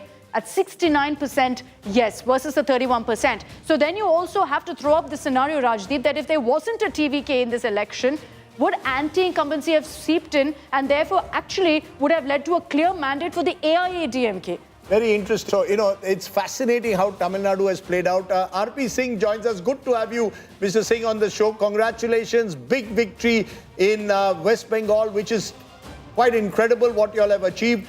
You all are also sweeping Assam. How do you respond? What do you believe has changed between 2024 and today? 2024, Mamata Banerjee won Bengal. The India alliance looks strong. What has changed in 2 years, RP Singh? Well, Rajiv, what changed in Maharashtra after 2024? I mean, is the strategy which we have changed after the 2024 loss, and then we have worked out the fresh strategies according to which we have won election. But Rajiv, one thing is clear, that looking for majority of minority vote against the cultural roots of the state doesn't work. I mean, you can do a cover-up by making some temples, but that doesn't work up. The DNA doesn't change. And this election has proven that, one. Secondly, the way the corruption was deep-seated in the Bengal. I mean, right from the lower level of the cut money to the bosses of 50 crore rupees bags found at the minister's house. So this was one. And thirdly was the way the woman was being treated. When woman has rejected the freebies which was given to them because they could see that the freebie is not working for them because they are not secure in the Mamata Banerjee's regime. And also the cultural, if you hit cultural root of the state, it works against you. I mean, Mamata Banerjee has again and again hit the cultural root of the state. Mr. RP Singh, we are seeing total Hindu consolidation. Mamata Banerjee is winning Muslim majority seats. You're winning the Hindu majority seats. So there is a Hindu consolidation. Mamata Banerjee's Muslim card seems to have been met by BJP's Hindu card. You are seeing it as a Hindu card, we are seeing it as a cultural card. I mean, if you stop the Durga Puja, Durga Visarjan, and then give permission for Muharram, So that message goes. It's not us, and then don't treat it as a Hindu versus Muslim. It is basically cultural roots being hit by Mamata Banerjee. The cultural roots of Bengal was being hit by Mamata Banerjee, and that has really hurt the Bengali sentiment. Okay, I'm going to go and just see the celebration shots. Our correspondent Munish is there in Kolkata. Munish, take it away. वो इतिहास बना पाए हैं और इसी के लिए जबरदस्त उत्साह देखने को मिल रहा है। तो कुल मिलाकर तस्वीरें जबरदस्त तरीके से बदलती हुई नजर आ रही हैं पश्चिम बंगाल में, खास करके कोलकाता में बीजेपी के दफ्तर में। और यहाँ पर अब जो लोग हैं वो कहीं न कहीं आश्वस्त होते नजर आ रहे हैं। और जो गुलाल से खेलने का नतीजा, यहाँ पर भी देखिए तस्वीरें आप जहाँ पे आप नजर डालेंगे वहाँ पे जो लोग हैं आपको गुलाल से जो होली खेलते हुए नजर आएंगे। मोदी जी की जय जयकार है जी। आज कहीं न कहीं प्रधानमंत्री नरेंद्र मोदी की प्रशंसा हो रही है। और इस वक्त हमारे साथ एक महिला, मैडम गुलाल से होली खेल रहे हैं आप? जी बिल्कुल। अभी ये जो भगवा रंग से होली जो हम लोग खेल रहे हैं वो जीत का जश्न है, और ये सेलिब्रेट करने के लिए मैं मुंबई से बंगाल आई हूँ। और ये हम लोगों को भारतीय जनता पार्टी को पहले से ही विश्वास था कि इस बार बंगाल भगवा रंग में कायम हो जाएगा, भगवा रंग में रंग जाएगा और भारतीय जनता पार्टी की ही सरकार आएगी। भारतीय जनता पार्टी की सरकार आएगी और भगवा में रंग जाएगा पश्चिम बंगाल, ये कहना है महिला कार्यकर्ताओं का। और इसी वजह से अब जो माहौल यहाँ पर है परिवर्तन होता दिखाई दे रहा है। और जो बीजेपी के कार्यकर्ता हैं वो कहीं न कहीं जश्न मनाते नजर आ रहे हैं। कैमरामैन संजीव के साथ मुनीश पांडे, कोलकाता, आज तक।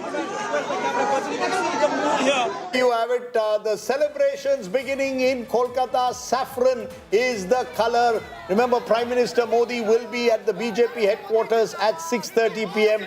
to address his cadres. So what we are seeing, BJP narrowing in on the 200 mark. West Bengal living up to its reputation. Once you win big in there. Prime Minister Modi's Jhalmuri and Jeet ka Jalwa is what we are being told. Swad bhi, swag bhi, sarkar bhi. Are those tweets that are being put out? No, he hasn't put out any of those tweets. Okay, those are, I was wondering for a moment whether the Prime Minister... There's somebody innovative on our news desk. Yeah, somebody innovative on the news desk saying Giving that you a little flavor for the election. That's the flavor of the election. At the moment, Pishi, Bhaipo have been pushed out of power. Really, this is a big setback for Mamata Banerjee. The BJP approaching 200 marks. So 15 years after she came to power with a similar mandate, 15 years later, it could be the end of the road, at least for now, for Mamata Banerjee. That's the big transformation. 188 is playing 98 in West Bengal at the moment. And it's a slide only for Mamata Banerjee, Rajdeep. It looks like she has... Okay,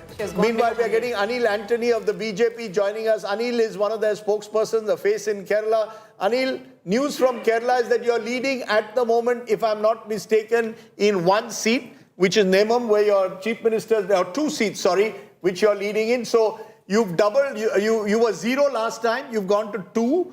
But it's the only state where you're not able to really spread your wings as you've done today in West Bengal. Is that the next 10-year project? Thank you for having me in the show. As far as Bharatiya Janata Party is concerned, this is a very good, successful day for us. Yes, Kerala is one of the states where the party is still in a different trajectory as far as electoral politics is concerned. But like you already said, last time we didn't have any seat. 2016 was the first time the party won a seat in Kerala. Now we are leading in 2 and around 5 seats we are strongly contesting. We are hoping that we will win some more seats, but 2 is what it is at this moment. But when we look at, let's say, just 2 of the other states which is going to polls today, which has gone to polls today, Bengal and Assam. Now in 2011 we only had 5 seats in Assam, we only had 3 seats in Bengal, but the party did spread its wings because of various reasons. Now today Bengal we are going to win for the first time, Assam for the 3rd straight time. We can be rest assured that the party will ensure that we will try to have as many double engine governments as possible with time. Definitely South is an area where the party will be expanding and attempting to expand in the coming election cycles. So yes. So you're saying these are long-term projects, you go 5 years by 5 years. I take it, but what is the one thing that you're missing in Kerala that you get in these other states? Because Kerala also has a large minority population. it is about 44% Christian and Muslims put together. Is that now a challenge for you to reach out to Christian communities to make sure that even Muslim communities feel part of a more inclusive society? Will you have to work at that? See, I'll just give an example. Like there is a by-poll that happened in Nagaland also today, which the party has won with a majority which is 10 times more than last time. Last time the party won with 400 votes. Now it is almost 4,000 votes. And 20,000 is the electorate. And Nagaland is a state where, let's say, minority population is nearly 99%. You know, there are many northeastern states like Mizoram, Meghalaya, Nagaland, like many of the northeastern states. But Anil, just stay on with us. I just want to bring in Rajat Sethi into this conversation because we are talking about now what is a clear BJP win in West Bengal. A huge win. Huge win in West Bengal, and the symbolic weight of that win, Rajat, is immense. Now the BJP surpassing one ideological barrier. The second one is what? Punjab and then Kerala? Three different corners of India's map. Punjab, West Bengal has now been conquered. It will be Tamil Nadu, and without the Dravidian parties, I think BJP will have to go back to Annamalai. Because Annamalai, the traction that he was actually gathering, it was this exact sentiment, youthful, hitting the road, shunning the status quoist politics in that state. But he was removed at the wrong time, perhaps, and TVK and Vijay started dominating that there's already word that Amit Shah is already going to do Padiyatras in Punjab. I know, and I can tell you, Punjab is again vulnerable from an Aam Aadmi Party perspective, and BJP will make inroads. Will they go with an Akali, you think, or go on their own? I don't think they'll go with Akali. They'll go one set of the Akali. Akali will split, and possibly they'll go with one set of the Akalis. Bulk of leaders from Akali are just waiting for the right time to switch over. BJP right now, through its RSS and affiliate bodies, is doing enormous work in Punjab in the grassroots, which will never get covered. So after Bengal, all in Punjab. All in Punjab. All in Punjab. After That's Bengal. the very important ideological Uttar Pradesh project. coming up. You've got Uttar Pradesh, Uttarakhand, Punjab, and Goa in the next round. That's right. In three of those states, Congress is your principal opponent in a way. BJP has always preferred the Congress as its principal opponent. Punjab is the one state. Of course, Samajwadi Party in UP, but you think that the next target will be Punjab to build a sort of, one of the only North Indian state which the BJP hasn't been able to match. And there also there was this ideological barrier. Like so much was said that the Bengali Asmita doesn't quite go along with what the BJP brings. Exactly. And so Bengali Asmita versus Punjabiyat in the context of Punjab, what Mr. Shah has been saying is essentially that it's another border state. And hence the issue of national security becomes important. That's why he'll be starting a battle against drugs, where he'll be visiting every, it's called Halka? Halka, every Halka will be covered by him. See, Amit Shah has handled the left-wing extremism entirely, decimated that. One of the very important projects, even from an internal security standpoint, is Punjab. Therefore, he would hit the roads there. Now that the Bangladesh border has been sealed with BJP on Assam and in West Bengal, so this entire national security, the chicken neck, and all of these things from a national perspective are addressed. Go ahead. So add a point to that, post-Punjab, there will be a strong concentration on the south, because you want to gain Telangana and Karnataka, both of which are not under their control, and then long-term Kerala and Tamil Nadu. And so after Punjab, it will be the south. That's still a distant dream for them. Bangalore corporation elections are just about to happen immediately after this. So we'll just have in another couple of months Bangalore corporation, where the divide between the two Congress leaders is going to again emerge wide open. And I think BJP would want to scavenge on that and ensure that Bangalore corporation falls. And remember, in the last 20 years, usually you've seen a rotation in Karnataka, so the BJP will believe that the next term is theirs. For that, they have to get their house in order. And for which they've got to get their house in order, but the BJP will make the effort to do that. I'll play that soundbite now of Prime Minister Modi when he addressed the Karyakartas on the day the BJP won Bihar. And what were his words? Let's listen in, and then we'll continue the conversation. Ganga ji यहाँ बिहार से बहते हुए ही बंगाल तक पहुंचती है।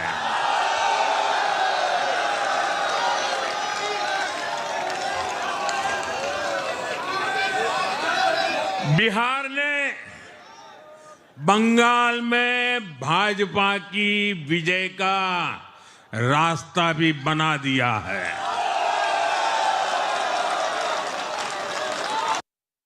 All right. So, Rajdeep, once again, because, one needs to speak about this, the sheer fact, who would have thought about 6-7 years ago that the BJP would storm to power in the manner in which it has in West Bengal. And now if you shift focus from West Bengal, Punjab seems plausible.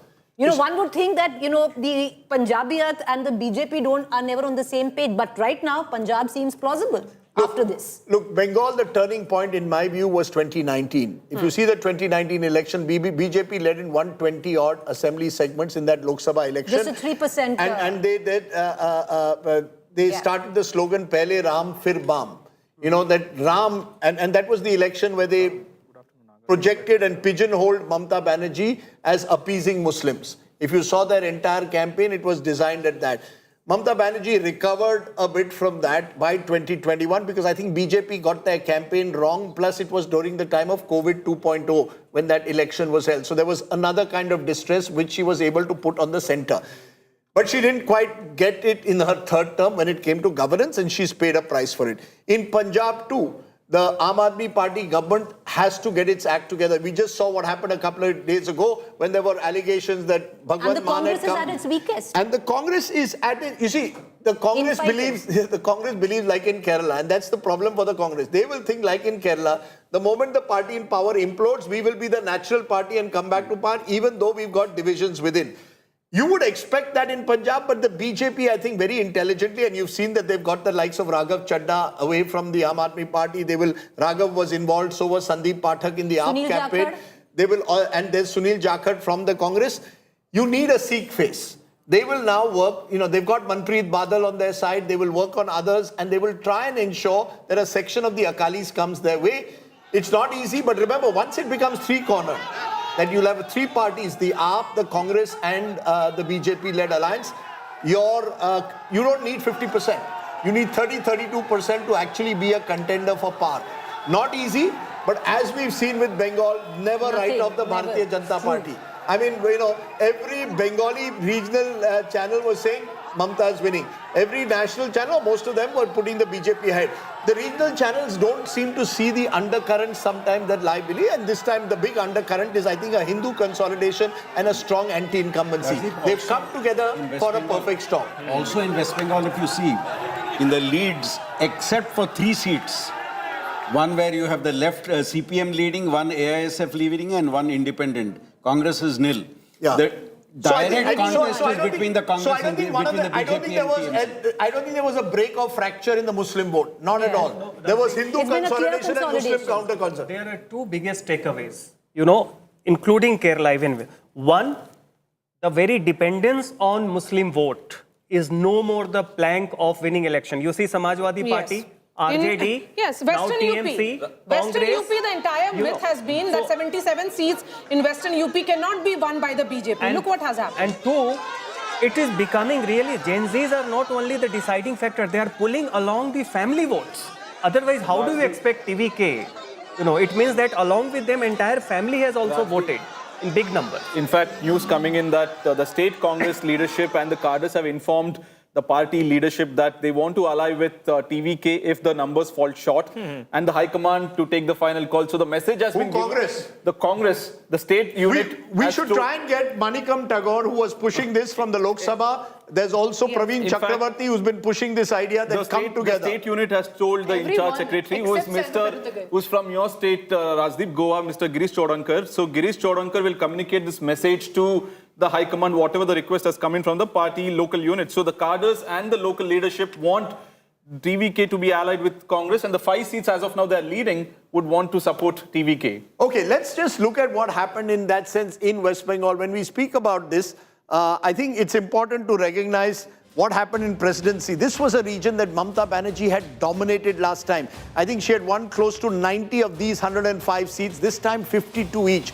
So this is the region in and around Kolkata, into 24 South Parganas, where you've seen this dramatic transformation take place in West Bengal. You can even take a look at what happened in the big point of the polarization that's taken place. Muslim population up to 20%, so less than 151 seats. BJP's won 123. They have actually done in West Bengal what they did in Maharashtra. The Maharashtra model, that wherever there are states where the BJP has even half a chance, you consolidate the entire Hindu majority. So the point being taken that if you are seen to be overtly, seen to be in any way a Muslim appeaser as the BJP projects you, automatically it goes against you because there is Hindu consolidation. In the last election, there was signs of that. There were certainly signs in 2019. Now it's reached an extreme point. It can't go beyond that. But the BJP took it to that saturation point as they did in Maharashtra. So that's an important takeaway because the moment you go into the high Muslim seats, the TMC wins 39 and the BJP 20. That's where it's more than 40%. Yeah, possibly SIR has cut in and possibly, you're right, possibly to some extent. But again, it would not have changed the verdict given that it's so big. Had it been 150, 155, we could have argued that SIR was the factor that had affected it. Now it's much more than just SIR. It is strong anti-incumbency that has felled a government after 15 years in power. There's an interesting election, by the way, Akshita, going on in your state of Puducherry, Union Territory of Puducherry. Thank you. Because it's not a done deal. I'm trying to get our numbers of Puducherry, but if you look... It's at 15 for the NDA. It's 15, it's just at the halfway mark. And 11 for the Congress. Yeah, and there are three others. Each independent, of course, will have his or her price. One of the interesting persons who's involved in that campaign with the NDA is Santiago Martin's son. The lottery king, who's leading at the moment, and the allegation was that a lot of cash was being distributed in the election by various candidates. But a small state, at least there was a fight. Now, one would try and again ask the Congress, could the Congress have put more in, if you're not investing in Tamil Nadu, at least invest in Puducherry. The same seat-sharing drama happened, Rajdeep, till the very last minute, and the DMK held their ground. And so ultimately, there too, the Congress had to concede to the DMK, and this is their biggest problem. Where does the DMK go from here then? If this is the verdict, what happens to the DMK? The AIDMK, certainly Palanisamy lives to fight another day. Yeah. Right? If this works out, he becomes potentially the leader of the opposition. Which he already was. He already was, but he lives to fight another day. Where does Vijay go? The big question now is, how do you form a government in Tamil Nadu? You've been giving me... Yeah, please explain to me the various permutations, combinations. Let me turn to Tamil Nadu, and why don't you explain to us, how do you form a government? So let's do the routes to power. Yes. And what we'll do is, so this is the setup right now, Rajdeep, of DMK and everybody. Who would have thought that the TVK would have been higher than both of them? But if I were to do this, where we bring the AIA-DMK, the majority mark is 118, and I push TVK in here, that's 177. But I think this is a very simplistic way to look at it, because I don't see any combination where, the entire alliance, including a BJP 3, come in here. But let me break that down. If I were to look at the tally and then break it down into seats party-wise, this will help us kind of give a breakdown. So let's say here the TVK is at 105, Rajdeep. You have a Congress at 5 leading, come in here. That makes it 110. Then you have a CPI, you have a VCK, a DMDK. And this is me just focusing on the DMK alliance right now. So Vijay, in an ideal situation, wants to be at least 112. So he doesn't need more than one ally at best. The Congress has not done well again in Tamil Nadu. They're down to just 5. You see, the Congress had, what, 10 or 12? 8. Okay, so the Congress again, a good point to go to Anshul Avjit to get a quick reaction from the Congress. Is the Congress ready to give Vijay support from the outside? Are you ready to leave the DMK and join hands with Vijay? No, I mean, we're counting chickens, right? Let the process unfold. Let's see what happens. We decided to go with the DMK during the elections itself. The results in Tamil Nadu have been no doubt like a thunderbolt. I mean, I didn't expect it at all. There was only one outlier. So let it sink in. Let's see what's happened. Let us analyze the situation. There's been an emphatic victory in Kerala for us. I mean, in many ways, it's going to be a record-breaking victory. I know you'll want to celebrate Kerala, and we'll give you that opportunity. But just on Tamil Nadu, did you miss a golden opportunity, Anshul? There was so much talk within the Tamil Nadu Congress that, look, we should grab this and ally with the TVK. Was the ultimate decision to stick to playing second fiddle to the DMK a wrong move? No, there is a politics of opportunism. There is also an ally that has stood by you, a part of the India alliance, who've been together for many decades. So that remains the primary consideration. Even now, let's see how things turn out and pan out. No doubt this election has been a highly surprising one in Tamil Nadu. At the moment, I'm unable to give a reaction about what's going to happen, but we're sticking to our guns. We've decided on an ally. We don't shift around like many other people do. This is, as far as the others are concerned, look, I think the real story of the election, and particularly in Bengal, is, and I think we're missing the Anshul, point. my apologies. I'm just going to play out the first video that's emerged of Vijay's family celebrating. They've all got whistles with them. This has been a very noisy election, courtesy this one symbol, Rajdeep, of a whistle. That's the entire family? That's the full family. Pretty That's large his family. father. No, that's his father and his mother. Do you see in the pink sari? That's his mother. She's a singer, by the way. Do you know who he's very close to? He's close to a friend of Nagarjun, Jagan Mohan Reddy. Jagan Mohan Reddy. He attended a family member's Recently they went for a wedding also. Yeah, they recently went for a wedding, and Jagan Mohan Reddy and Vijay, both of them are Christians. And both of them have family connections. And there was talk that the YSRCP could also at some stage have a tie-up of kinds with TVK. Yes. Speaking of this whistle, Rajdeep, this symbol came as a boon. You know how to whistle? No, I don't. But during the IPL match... Can you do it, Rajdeep? No, I can't do it this way. I always tried as a kid, but I couldn't. Just do Like PK thing. No, but okay, it go was ahead. No, but this whistle was a boon to Vijay and TVK. Starting from the kids to adults, everyone, it was easily available. The symbol was known. There was recall to the symbol. Hence, and even during the IPL match, even during CSK playing, every audience, instead of holding the flag, would just take whistle. And the tagline was also Whistle Podu. So there was absolute brand recall that Vijay had because of the whistle. And now we can see his family celebrating, holding whistle in hand, and is just short of 12 seats from the halfway mark. So that 12 is a magic number that he'll need. Now the big arithmetic combination will have to happen. All the talks now. Vijay will have to prove himself to be a master politician in ensuring the right kind of dialogue and getting the right parties on board. Okay, let's bring in Yashwant Deshmukh now. Yashwant Deshmukh, of all the states and all the numbers, what's most surprising for you? Not really surprising. The way Tamil Nadu has voted is surprising a bit, because instead of going for a state-wise split of the opposition, it has actually got consolidated in urban and rural pockets. So in the entire urban pocket, Vijay has swept. In the entire rural pocket, Adapalli Palaniswamy has swept. So either ways, the casualty is DMK, because there was, as Rajdeep said, there was a strong emotion of anti-incumbency, which was always there. Our routine way of looking at the data at the state level was that, okay, there is huge incumbency. If ADMK and Vijay could come together, they would have kind of swept.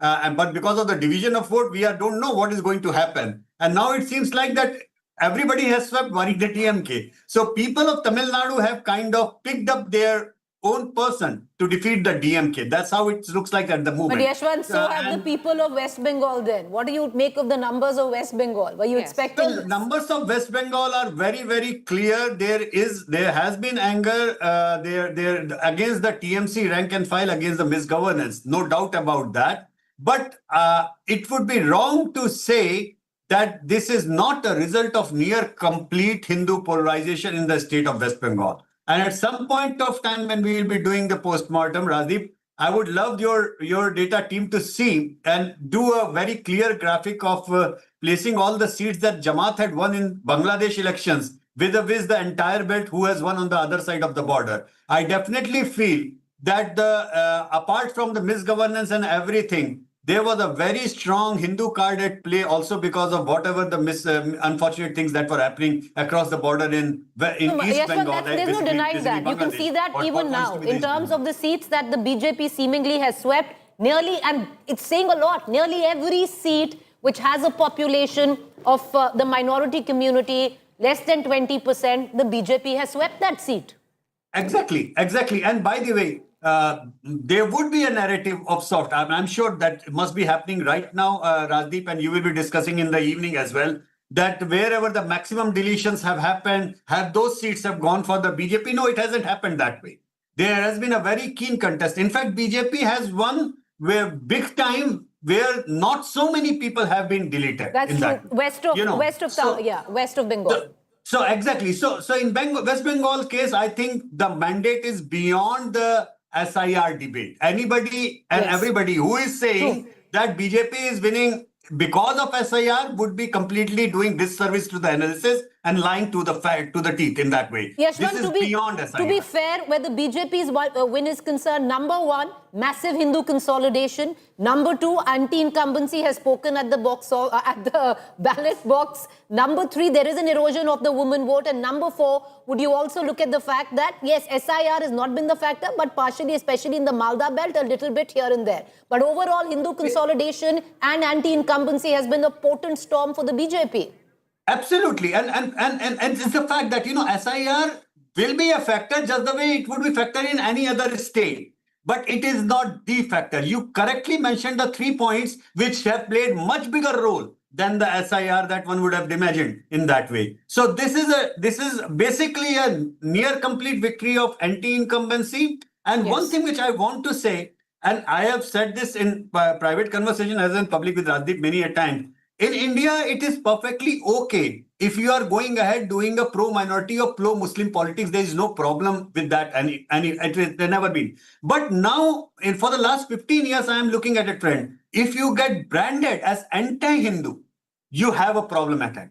A.K. Antony report for the Congress exactly pointed this out after 2014 debate, and the results in Assam are exactly underlining the same thing, what is happening in Bengal, neighboring Bengal. So it also makes it very difficult. It also makes it very difficult to truly practice secular politics, because the moment you do any step which is seen to be pro-minority, immediately you will be branded as anti-Hindu.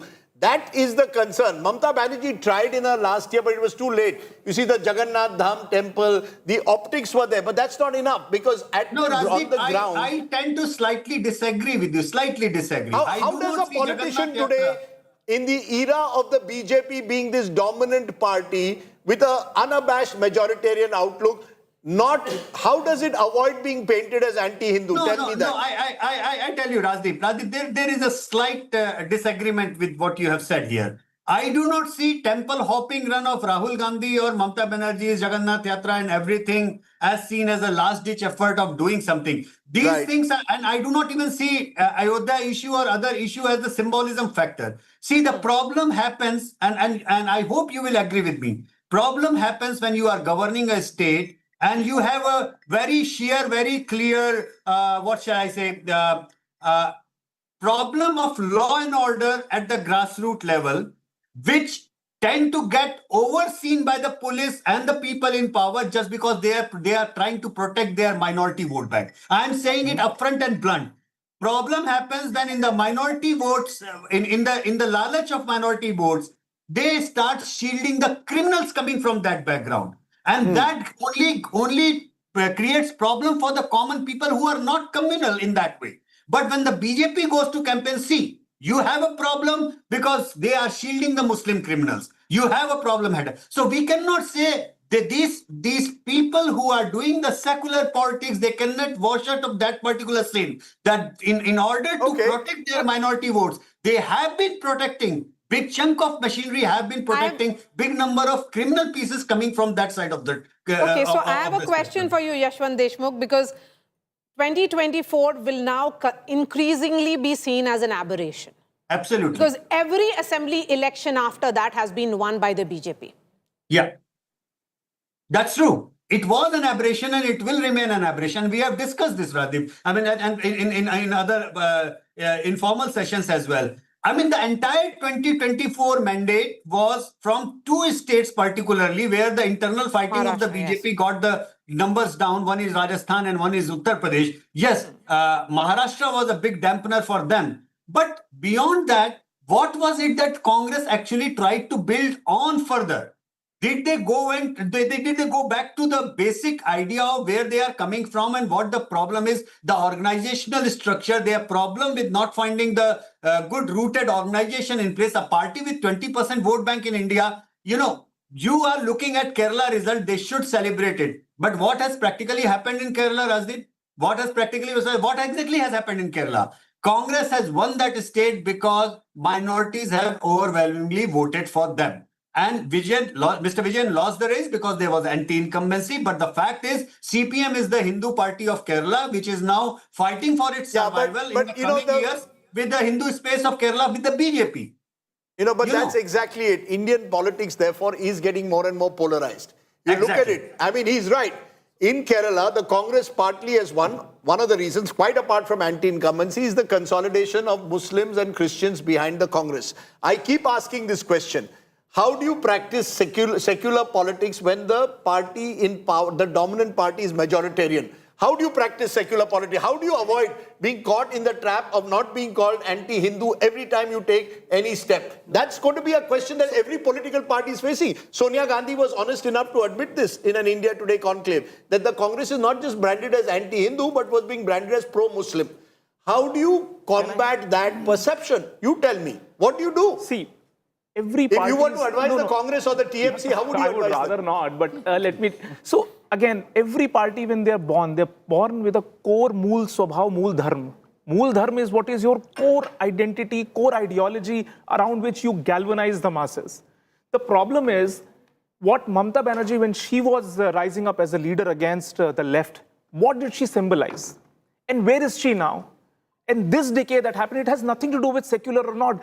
In this decay, she had to latch on to an easy vote bank. And naturally what happens is it is not secularism. It is pandering towards one religion and trying to make an easy 27% vote bank, because your journey will never start with zero. You always assumed you're sitting on a vote share of 25%, and from there you just need to add another 15%. The problem again repeatedly is, what was your core purpose? You remember 2005 speeches, 2003 speeches of Mamata Banerjee in the parliament. It was about Bangladeshi migrants, illegal migrants into the state of West Bengal. Does she ever utter that again? She has never done that. It was against the Gundaism of the left. She used to, sit on the streets and fight it out. She was that fighter. And what happened over a period of time? The same Gundas entered into the TMC and became the body politic of TMC. Or do you see that's been the ethos of West Bengal politics? It's something that the BJP would really need to redo. Because then get into the same pattern of the same Gundas moving to the BJP. True. So BJP has experimented this in Tripura. They're full of Gundas there also of the communists. They have tried to systemically tame them, bring the party ideologues in at senior positions, but they have a mix of leadership, half imported from TMC, the other half from the BJP. But you wanted this question, secular, whatever these so-called secular parties want to go back, they have to go back to core ideologies, be it Arvind Kejriwal. This is what Rahul Gandhi will tell the world. This is what Rahul Gandhi says. Congress has to go back to core ideology. But what is their core ideology? That's the uncertainty is over. You have to frame your ideology in very clear terms. It should be very one line. Yeah, so just like a startup, it should be one line elevator. Yes, Sandeep. I would differ from Rajatji on one point, especially when we are talking of Kerala. Prior to this election, we knew that the Muslim and Christian vote was with the UDF, and the Hindu vote to large extent was with the LDF. Yes. So BJP's strategy was, and that's why we differed earlier, BJP's strategy in Kerala clearly was to attack the LDF because you needed to get the Hindu vote to your side, and see the second battle, maybe next election, is to deal with the UDF. So that strategy is what I think BJP adopted this time. So, when it comes to Kerala, while again, what do you see? You see that a Congress party is only latching on to the Muslim League. Even AIADMK, for a very long time, when they were divorced out of BJP, they had to go back to the Muslim League. And that is where this vacuousness and this oscillation between core ideologies being left aside, and just a short-termism is brought in. And the parties struggle. You have to ensure that you have some kind of a simple elevator pitch before the public, because the public is too distracted. They don't have time to listen around the philosophical layers of politics that you represent. Yeah, but then you have these social media memes and all which will paint Rahul Gandhi as this anti-national, anti-Hindu. How does he respond to that? The point be more is, nationalist. You can be more nationalist. But it's not easy. As I said, in a dominant party, when the BJP comes to power, a party like that with a majoritarian outlook comes to power, it squeezes space for all the others. The Congress did it. So that's what I'm saying. In a Congress-dominant system also, it was very difficult for the other parties to therefore be able to be visible, to be effective. Then central power was misused. Now it's misused. We can go into that. Meanwhile, there's violence outside counting center and Asansol. So far, the good news has been there have been no instances of violence reported, at least since that early morning shootout. Now we are told security forces have resorted to a lathi charge amidst instances of violence in in Asansol. Remember? Asansol is where Rajdeep... Shatrughan Sinha is the MP. Yes, Agnimitra Paul is contesting. Babu Supriyo Former MP, but this is where Agnimitra Paul, Asansol Dakshin is where she's standing from, and I believe these are reports coming in from one of the booths there. Sizable minority population as well in Asansol, but the whole belt, Rajdeep, where the Asansol belt is, the coal belt, if you look at the breakup, swept by the BJP. You see, one of the things that one has to say, West Bengal has had one of the slowest growth rates in the last decade. And it's interesting, and this is a point, you know, and that's why in politics there are no easy answers. Tamil Nadu, highest growth rate. Highest growth rate under Stalin, 11%. West Bengal, under Mamata, slowest growth rate. Both are losing. And I mean, you know, so there is no one size fits all. We can have all the formulas. A fast growing state like Tamil Nadu also witnesses anti-incumbency. No, a slow growing state like West Bengal also does. You can divide India into high aspirational state, that is south and west, and low aspirational state, wherein they are given long durée. So you see Tamil Nadu, Kerala, everywhere, despite 5 years, despite performing, I mean, satisfactorily. And one thing that you did sense on the ground was, Rajdeep, that many people said that abhi 5 saal ke liye badalte try karna chahiye, experiment karna chahiye, parivartan hona chahiye. Which is what has happened in Tamil Nadu. We have the DMK and AIADMK joining us. Salem Dhanidharan of the DMK and Apsara Reddy of the AIADMK. Ultimately, Apsara Reddy, I'd like to begin with you. Did both parties underestimate the Vijay factor, the Vijay impact? Has politics in Tamil Nadu changed forever as we know it? See, honestly, Akshita, I think Vijay has created a dent, and I think we must give it to him in terms of the way he's captured the minds of people of Tamil Nadu. But Tamil Nadu largely has voted against dynasty, misrule, against crimes against women. So I think people are sick and tired of a dynasty government, and also people who openly speak against Hindus. The overall message of this election has been anybody who's anti-Hindu, anti-Sanatan, breaking temples, celebrating so is the AIADMK right now celebrating that they're above the DMK? Are you considering that to be a victory by itself? I really feel we always maintained we wanted DMK out, and we are happy with DMK being routed. But if you look at the vote counting, the cost of your party also being defeated by the DMK. No, in most constituencies, the rounds are 8 rounds have been counted, 5 rounds have been counted. So there's still 28 rounds to go in many constituencies. So I think numbers will pick up. I don't think Vijay has crossed the he's not crossed the halfway mark either. Yeah. No, so Apsara, there have been a lot of questions because you've raised the point that, you know, TVK hasn't crossed the halfway mark about what Vijay will do, who will he tie up with. Is the AIADMK open to an alliance with Vijay? See, I don't think we'll ever say never in politics, never say no to something that might hypothetically evolve. But the decision is left to our party chief, Edapadi K. Palanichami. But I think to keep the DMK out, if that is the option, I don't think Mr. Edapadi Palanichami will be averse to the idea. And I'm sticking my neck out there saying, I think if push comes to shove, I don't think we should ever say no to that alliance.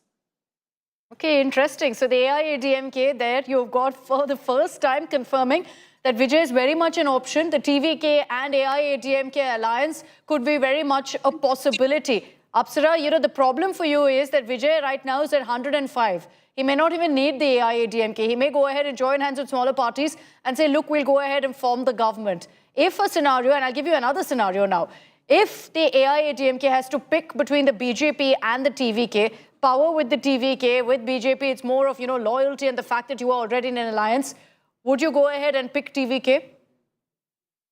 I think it's still very early to do the arithmetic that way. I think we need to wait till all the rounds are counted for each constituency. I'm still very confident that AIADMK will register a significant vote share and significant seats, that we will be relevant in Tamil Nadu politics. All right. Thanks, Apsara Reddy, for those details. Sagaraj is joining us live from outside Vijay's residence. Interestingly, Rajdeep, there's no TVK office in Chennai. You know, Vijay has 2 residences.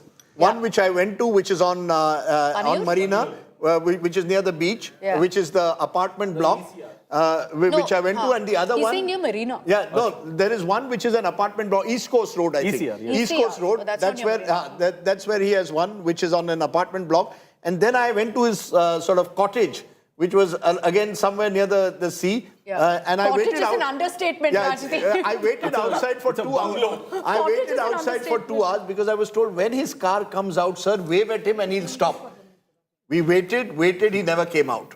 And then I said, that's enough. And I sweltered in the heat. So Vijay is very difficult to pin down also. Yeah. Think about this. This is a chief minister who's going to become probably the chief minister without ever having given an interview, without having told us what he stands for. So we're going to find administrative experience. Zero. So I just wonder whether, he will want to go into a messy alliance in the first instance. That won't be to his advantage. Tamil Nadu is heading for a very difficult season. No, so what are you suggesting, Rajdeep, that he'll go for an easy... What's the easy alliance for him? Look, what happened in 2006, you recall, minority government led by Karunanidhi. But Karunanidhi was an expert politician, understood how to... And there was no ripples whatsoever. But Vijay is not... His best case scenario is allow himself to go past 115. Then, but you can get a couple... That's not happening. He's not moving past 108. He's not moved for a while. So that's why I'm asking, what is the safest option for him, where you'll say that, look, this is the best deal he's cut out for himself? It's a tough one. You see, I don't think he'd want to even tie up with the AIDMK. Yeah. Because the moment he does that, he'll fear, all his, the mystique that he spoke about, or the fact that he's above all this kind of politics will go. And he needs to be very, very careful. So this is now going to be another test for Vijay. It's one thing to win an election, but how are you going to lead a hung assembly? You Quickly, sir. referred to minority governments in the past. I won't be surprised if parties like the Congress and smaller parties take this stand. You form the government, we'll support give you you from outside. support. So same thing as Karnataka. We've done the math. We've done the math on that. I think he'll need a bit more if he's at 105. I'll bring in Salem Dharnidharan of the DMK. The DMK right now, Dharnidharan, languishing at the number 3 position with just about 57. What went so horribly wrong for you? Okay, before that, Mamata Banerjee is speaking for the first time. আমাদেরগুলো পরে দেখাবে এবং অনেক জায়গায় 2-3 round counting করার পরে প্রায় 100টা জায়গায় counting বন্ধ করে রেখে দিয়েছে এবং কল্যাণীতে ধরা পড়েছে 7টা মেশিন যেখানে কোনো মিল নেই এটা টোটাল ফোর্সফুলি সেন্ট্রাল ফোর্সকে দিয়ে চারিদিকে তৃণমূল কংগ্রেসের অত্যাচার করছে অফিস ভাঙছে জোর করে দখল করছে এসআইআর এর নামে আপনারা দেখেছেন ভোট লুট করেছে যাতে যে সিটগুলো জিততে পারে কিন্তু এখনো এমন 70টা সিট আছে 100টা সিট আছে যেগুলো আমরা এগিয়ে আছি সেগুলো বলছে না টোটালটাই মিথ্যে নিউজ খাওয়াচ্ছে আগে ডিআইসিও এই খবরগুলো দিত কিন্তু তাকে কালকে চেঞ্জ করে দেওয়া হয়েছে টোটালটাই ইলেকশন কমিশন নিজের ইচ্ছেমতো খেলছে এবং সাথে কেন্দ্রীয় বাহিনীকে নিয়ে এবং আমাদের পুলিশরা টোটাল মাথা নত করে কেন্দ্রীয় বাহিনীর আন্ডারে কাজ করছে সুতরাং আমি সব আমাদের কাউন্টিং এজেন্টদের আমাদের সমস্ত পার্টির কর্মীদের বলবো অত মন খারাপ করার কারণ নেই আমি বলেছিলাম সূর্যাস্তের পরে আপনারা জিতবেন 3 রাউন্ড 4 রাউন্ড কাউন্ট হলেও এটা 14 রাউন্ড থেকে 18 রাউন্ড কাউন্ট হয় তখন আপনারা জিতবেন ওয়েট অ্যান্ড সি ওয়াচ আমরা সবাই আপনাদের সাথে আছি আপনারা কেউ ভয় পাবেন না নিশ্চিন্তে থাকুন আবার বাঘের বাচ্চার মতো লড়াই করে যাব সবাইকে নমস্কার জানিয়ে বলছি প্লিজ দয়া করে কেউ কাউন্টিং এজেন্টরা এবং প্রার্থী ক্যান্ডিডেটরা তারা ভোটিং এলাকা ছেড়ে আসবেন না strong counting agents and our party workers to stay at the center saying just 3 or 4 rounds have been counted. There are many more there. She's also accusing the central agencies of intimidating her agents and claiming that voter intimidation took place earlier. So Mamata Banerjee may not accept defeat so easily. So that's the problem. In Tamil Nadu, it's a hung assembly. In West Bengal, you've got a situation where the leader may not easily accept the defeat in the way because given the Sir background and the way voters were cut out, you're going to have a tough battle in both these two states. The premise earlier, but Rajdeep, I think the only silver lining to Mamata Banerjee's dark cloud in West Bengal is that she's taken a massive lead from Suvendu Adhikari in the seat of Bhabanipur. Yeah, so it's over a 20,000 lead that she's taken. Look at how karma works. In 2021, you won a big victory but lost your own constituency in Nandigram against Suvendu Adhikari. Yes. Now, in 2026, you're losing Bengal but you're winning your own seat. And I'm not sure, give Mamata Banerjee half a choice. She'd rather have it the other way around and win Bengal even if it meant losing her seat. Look, Rajdeep, can I say, you were talking about polarization and we were talking about consolidation of the Hindu vote. It reminds me of this, I was talking to this Muslim woman and this was in Murshidabad. Because of these consolidation of two religious lines, any voter is now caught in the binary of being Hindu and Muslim. This Muslim lady was telling me that her issues are so many else. Like she has issues with this, she has issues with that, she would have voted for something else. But because she's caught in this binary, and that's she's what not trying voting to as a explain. woman, but she's voting as a Muslim. No, she says, yeah. She says, because I'm caught between this, Yes. that I have to vote for the TMC, so I'm going for the TMC. One of the things I'll be looking forward to in a post-poll is to see the Mahila vote. True. How much of that Mahila vote? Remember, she had a 12-point lead, 14-point lead, in fact, in the CSTS post-poll in 2021. How much of the Mahila vote has Mamata Banerjee lost? Yes. I'm presuming a sizable amount. If that sizable amount has been lost, how much? Why? I mean, I think people, perhaps low aspirational society, but after 10, 15 years, people want to try out something new. So this is a chance. Porivartan, the BJP slogan was that, Palto Sarkar, you'll have, But if the Hindu vote is consolidated in the manner in which it's consolidated, then the Mahila vote has consolidated in the name of religion, then in the name of gender. So we need clarity on that as to how much of that has actually happened. One thing is, if you take the family and household, it is clear that husband and sons may have prevailed through over the I think that's the sense that even I got. Very true. That's the sense that I got, Rajdeep, on ground as well. It was palpable. We have been making the distinction between urban and rural. Rural women were moving away because of the issues of rural distress. They were moving away because of the issue that 1,500 rupees is not enough. It was an aspirational gender that we speak about in the context of women. And 1,500 rupees, again, fatigue. They have been getting it for so long. The BJP's 3,000 rupees promise, though it had not percolated, but still they were not talking about it. They were saying that instead of 1,500 rupees, give us 15 days of chakri. Should she have given that lollipop of 5,000 in Tamil Nadu? That didn't work for DMK as well in Tamil Nadu. But I'm saying chakri. And there's multiple issues. Exactly. Women, I think they got tired of 15 years. Maria, someone who covers the BJP. Yes, Yashwant, because correct me if I'm wrong, you wrote an article where you suggested that the women are still with Mamata Banerjee. If she loses, it'll be because the woman vote has deserted her. Is that a factor that played out? That did pollsters who predicted a closer contest or Mamata winning misread the woman voter? Well, absolutely, Rajdeep. And one of the factors, apart from the aspirational vote and what the female vote, please remember that females are less affected by the religious polarization. I am again coming back to the point number one where I started. There was a big issue of law and order failure on the ground, and females were getting affected by that. We look into the issues of some unfortunate rape cases which get national attention in the national press. But look into the semi-urban and the rural Bengal. The exact collapse of law and order actually impacts females more. And I would like it compared to something which worked in UP. In UP, when females voted for Yogi, everybody thought it's because of Bulldozer Baba image and Bulldozer Baba communal polarization. Women in UP voted for them because of the toilets were made and women were not going into the field in VRs where they were facing, big time of sexual crimes. So basically, if you look into even the females moving away, it will be coming on to the same point. At some point of time, females, even those who were voting for Mamata Banerjee, they said enough is enough. And this is a question of law and order and our own security. And this is a vote against the rank and file of the TMC way of doing the politics, which it in inherited. The urban belt you heard, you're right. You heard quite a bit where women... I want to bring in someone who was handling the call centers of the BJP in West Bengal, and Rohan knows a thing or two about handling call centers. He did it in the Congress. He's doing it more successfully now with the BJP. Rohan, good to see you on the show. What was this call centers that you had set up? How did you work it out? How do you explain this victory? Congratulations, first of all. Thanks, Rajdeep and the whole team. So my number was 182 just before 2 days. And I was just listening to your points. Rajdeep, I think we are missing one bigger point. Like you were talking about secular parties and all. Point is not that. There was a strong point of anti-incumbency against Mamata Banerjee in West Bengal. There was strong anti-incumbency, there was issue of women's security, there was a corruption issue and the polarized appeasement politics. What Mamata Banerjee tried this time is to try to consolidate 30% voters, which she was successful in doing last time, which was a minority voter. And near the election, she might play some victim card and got that Khela Obe thing and get another 20%. But this time she was not successful because the counter polarization was stronger than her polarization. I'll tell you right now while we are talking, I got the number from my war room that out of the 43 minority dominated seats, BJP is leading in 11 seats. So how would you explain that? There are the people who see that as a central government beneficiaries, they are losing out. So it's not that minority are completely voting for consolidation. No.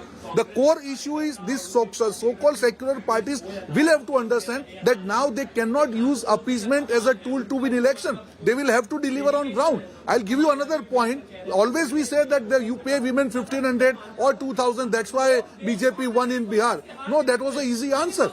That can be one of the factors, but that cannot be the only factor. The biggest factor is women's security. After Arjikar and after Durgapur incident, women of the West Bengal, they lost trust in Mamata Banerjee even after being a women CM.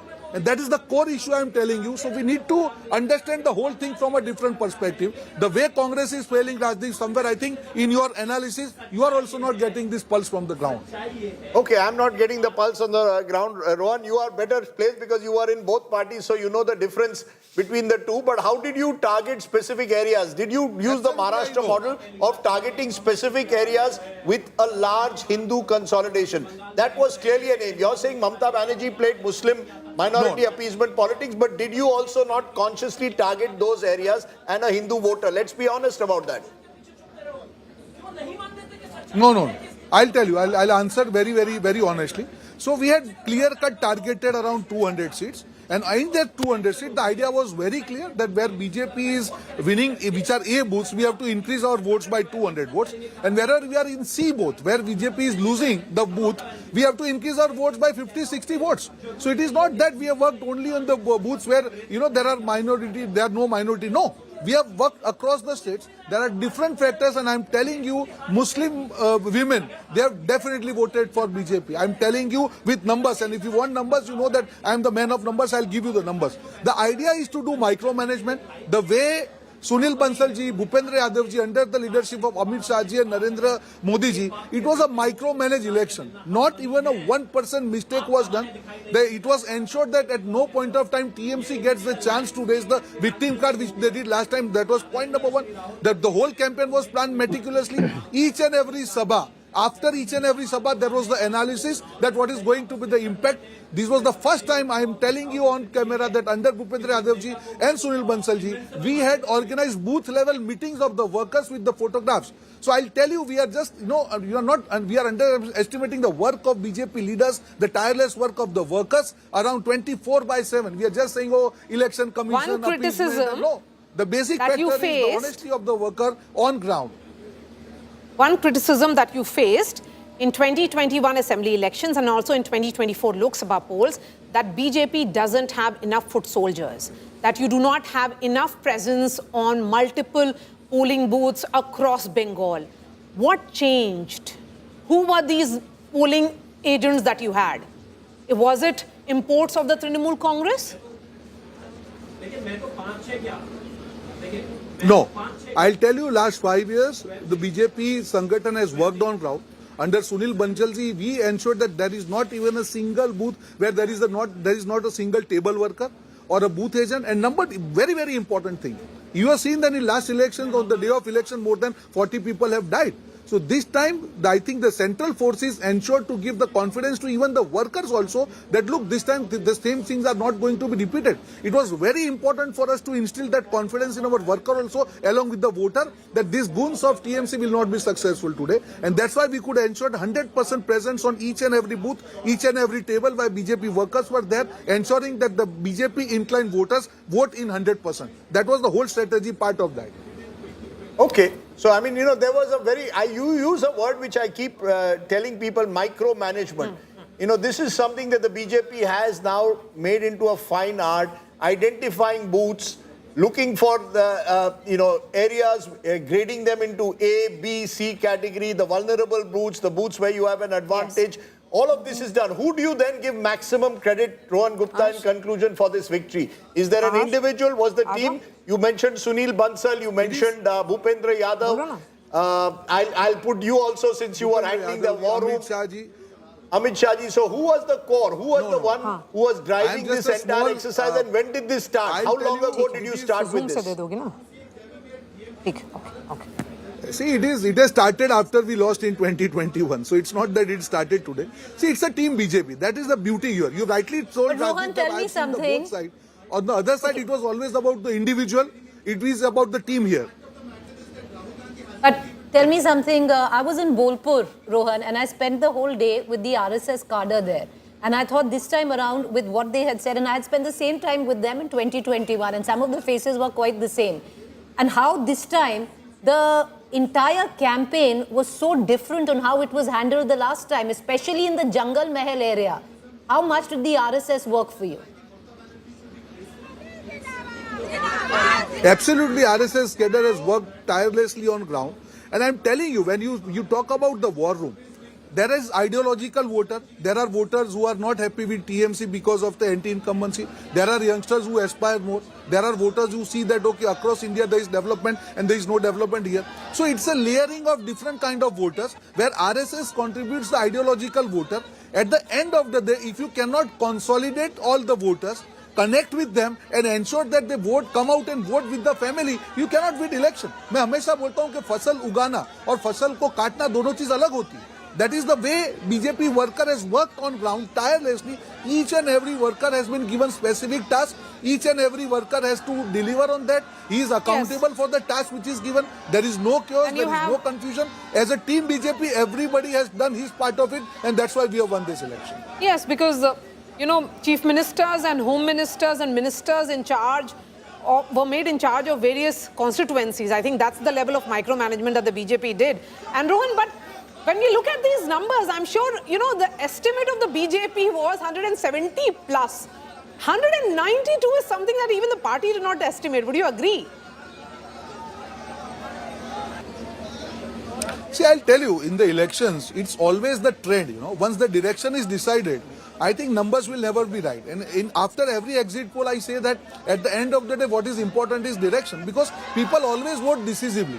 You cannot just feel that, if you see last 8-10 elections, no election has been so close. It has been one-sided. Because people think a mass, they decide that, okay, this time we don't want this party, then they will decide. You just see the example of Tamil Nadu. Has anybody expected, except one pollster? So I think this is what we have to understand, how dynamically mind of people change. They are very, very sensitive. There is no arrogance, there is no entitlement. People don't like entitlement and arrogance. If you take them for granted that, okay, do you this think is my BJP the election voter, by no, the BJP into the scale that it is ensure looking that like that it contact will our win voter. was won in the last 2 months? Can you just repeat your question, please? Rohan, the question was, at the scale that we are looking at, where the BJP right now is touching 190, this kind of a win for the BJP was won and orchestrated and came together in the last 2 months. Not so much before, but the sentiment and the momentum all came together and beat what many thought was an arithmetic on ground in the last 2 months alone. I completely see. Basically, you need to understand as a party when you have to up your game, when you have to touch the maximum point. Otherwise, what happens if you up your game bit earlier? I think you will lose election by the time you will lose the momentum by the time elections are held. So I think it's a team BJP win. Everybody has played the part, and Jalmuri has been the killer in the whole election. That is like the topping, the ideal topping, which ensured the. Well, it does seem so, because all 4 seats in Jhargram you're leading, and all 4 went to the TMC the last time. The fact is, so I think overall, congratulations. The BJP didn't miss a beat. The BJP didn't miss a beat in Bengal. When you look at campaigns, sometimes campaigns are as perfect as they come. This was as perfect as you can get. They didn't miss a beat, from the optics of Jhalmuri to women's reservation, pushing for it just 15 days before. Conventional wisdom is, why should a woman sitting in Jhargram be affected? But you created a narrative. Look, we are pro-women. You realized that to defeat Mamata Banerjee, you needed A, to achieve a measure of Hindu consolidation, B, to get a large chunk of the woman vote away from her. Doubled all the posters of the BJP towards the end were 3,000 rupees that we are going to double and give women. Everything worked. Plus, rather than attack Mamata Banerjee personally, you targeted her government, alleged misgovernance, crime, corruption, tolabazi. And the machine was with the TMC. One of the surprising elements is the machine for a long time was seen in rural Bengal to be with the TMC. Despite the machine being with the TMC, you were able to remove the fear factor by bringing in these central forces. So you gave it the central forces. Amit Shah said 60 days they will remain. So even those who might have been afraid otherwise of voting for the TMC suddenly seem to develop an element of confidence. I'm just saying all of it came together. You could argue on the other side that state government officials were removed, central government officials were brought in, SIR took place. All of that had elements. But it was an entire package. There's no one reason SIR or central forces. It is just that on anti-incumbency, the BJP built on it with a very, very carefully orchestrated campaign. And I think Mamata Banerjee by the end was probably disconnected from the ground, which was, which was slipping under her feet. That's the sense I get. It was the body language which was showing towards the end. You know, Sayoni Ghosh, when she was having a discussion with you, everybody was looking so tired towards the end, fighting this impossible fight, like literally with the entire organizational might of the BJP. But along with that, all the leaders, they looked as if they have run out of ideas. They don't have answers around, and the BJP's campaign was rising by the day. Over the last 2 peaks was when it started hitting the crescendo. And in politics, when you start, every passing day, you are adding more votes and increasing your vote share. That's when you know everything you worked on a campaign worked pitch perfect, no mistakes. That's the question. And there was a great degree of freshness in it because they experimented with newer issues in every region. It was not in many pockets, you realize that when it was about rural distress in South 24 Parganas, then the BJP used that issue. In urban pockets, it was about urban women, the issue of RG women's safety, rural women about chakri. So I think that's the way they handled it. And also let's see, while there is a overwhelming Muslim consolidation, but despite everything, Humayun Kabir is leading from both 20,000 and 10,000, right? Communist Party, I think they can convert the seat because their margin is around 10,000. Two seats. And Domkal is Murshidabad, Muslim dominated. Yeah. So what it shows that anti-incumbency, had BJP not been the alternative, was tectonic even among the Muslim demographic. The Muslim vote wouldn't so have their consolidated consolidation was not because of the positive image that TMC and Mamata had. It was because the BJP was feared. Yeah. That there was no so option. that also So Humayun Kabir is leading in both the seats? both 20 and 10,000. So that shows that BJP's, sweep is one, consolidation, doing all the thing right time in a right manner. Massive anti-incumbency But also the against, ground was fertile for this, for them this time. Absolutely. Again, both with Vijay and with the BJP in Bengal, sometimes you choose your moments. And do you think Tamil voters were also hedging? Because we were talking about voters hedging in Bengal, while we assume that in Tamil Nadu people speak their mind. But the way the results are coming, at least the Pradeep Gupta rightly guessed it, but that DMK will trail so much, no one thought. So were the voter in Tamil Nadu were hedging? If not, No, but I think the problem with Vijay was that a lot of us, and I have a video blog on it, said, could see Vijay rising. But when there's a new person on the political horizon without an organizational machine, without necessarily the resources that the other two major parties are, you're hesitant to say how much of his vote share will you convert into seats. I think the hesitation about Vijay by the end was not that he won't get vote share. Will he be able to convert that vote share into seats? And I think to that extent, I think there was a sense that even reporters picked up I think they picked up anti-incumbency in Bengal and they did pick up the fact that there was a Vijay factor. It's just that we cannot estimate the exact nature. As you say, the vote difference between the TMC and the BJP is about 3% only. How do you then translate that into seats? Remember last time the TMC had 48%, they are down to 41%. 42%. And the BJP is gone from 38% to 45%. So there's been roughly a 4 to 5% swing that's taken away. I think that's what swing actually. They need a 5.5% swing. Because whenever we traveled in Chennai and in and around the urban pockets, we saw people themselves volunteering and supporting Vijay. Sure. You asked them who do they vote for, they had a smile on their face when they were reporting. The conventional mindset of our reporters would not believe because they didn't have the card strength, they didn't have booth management, he didn't do any booth meetings.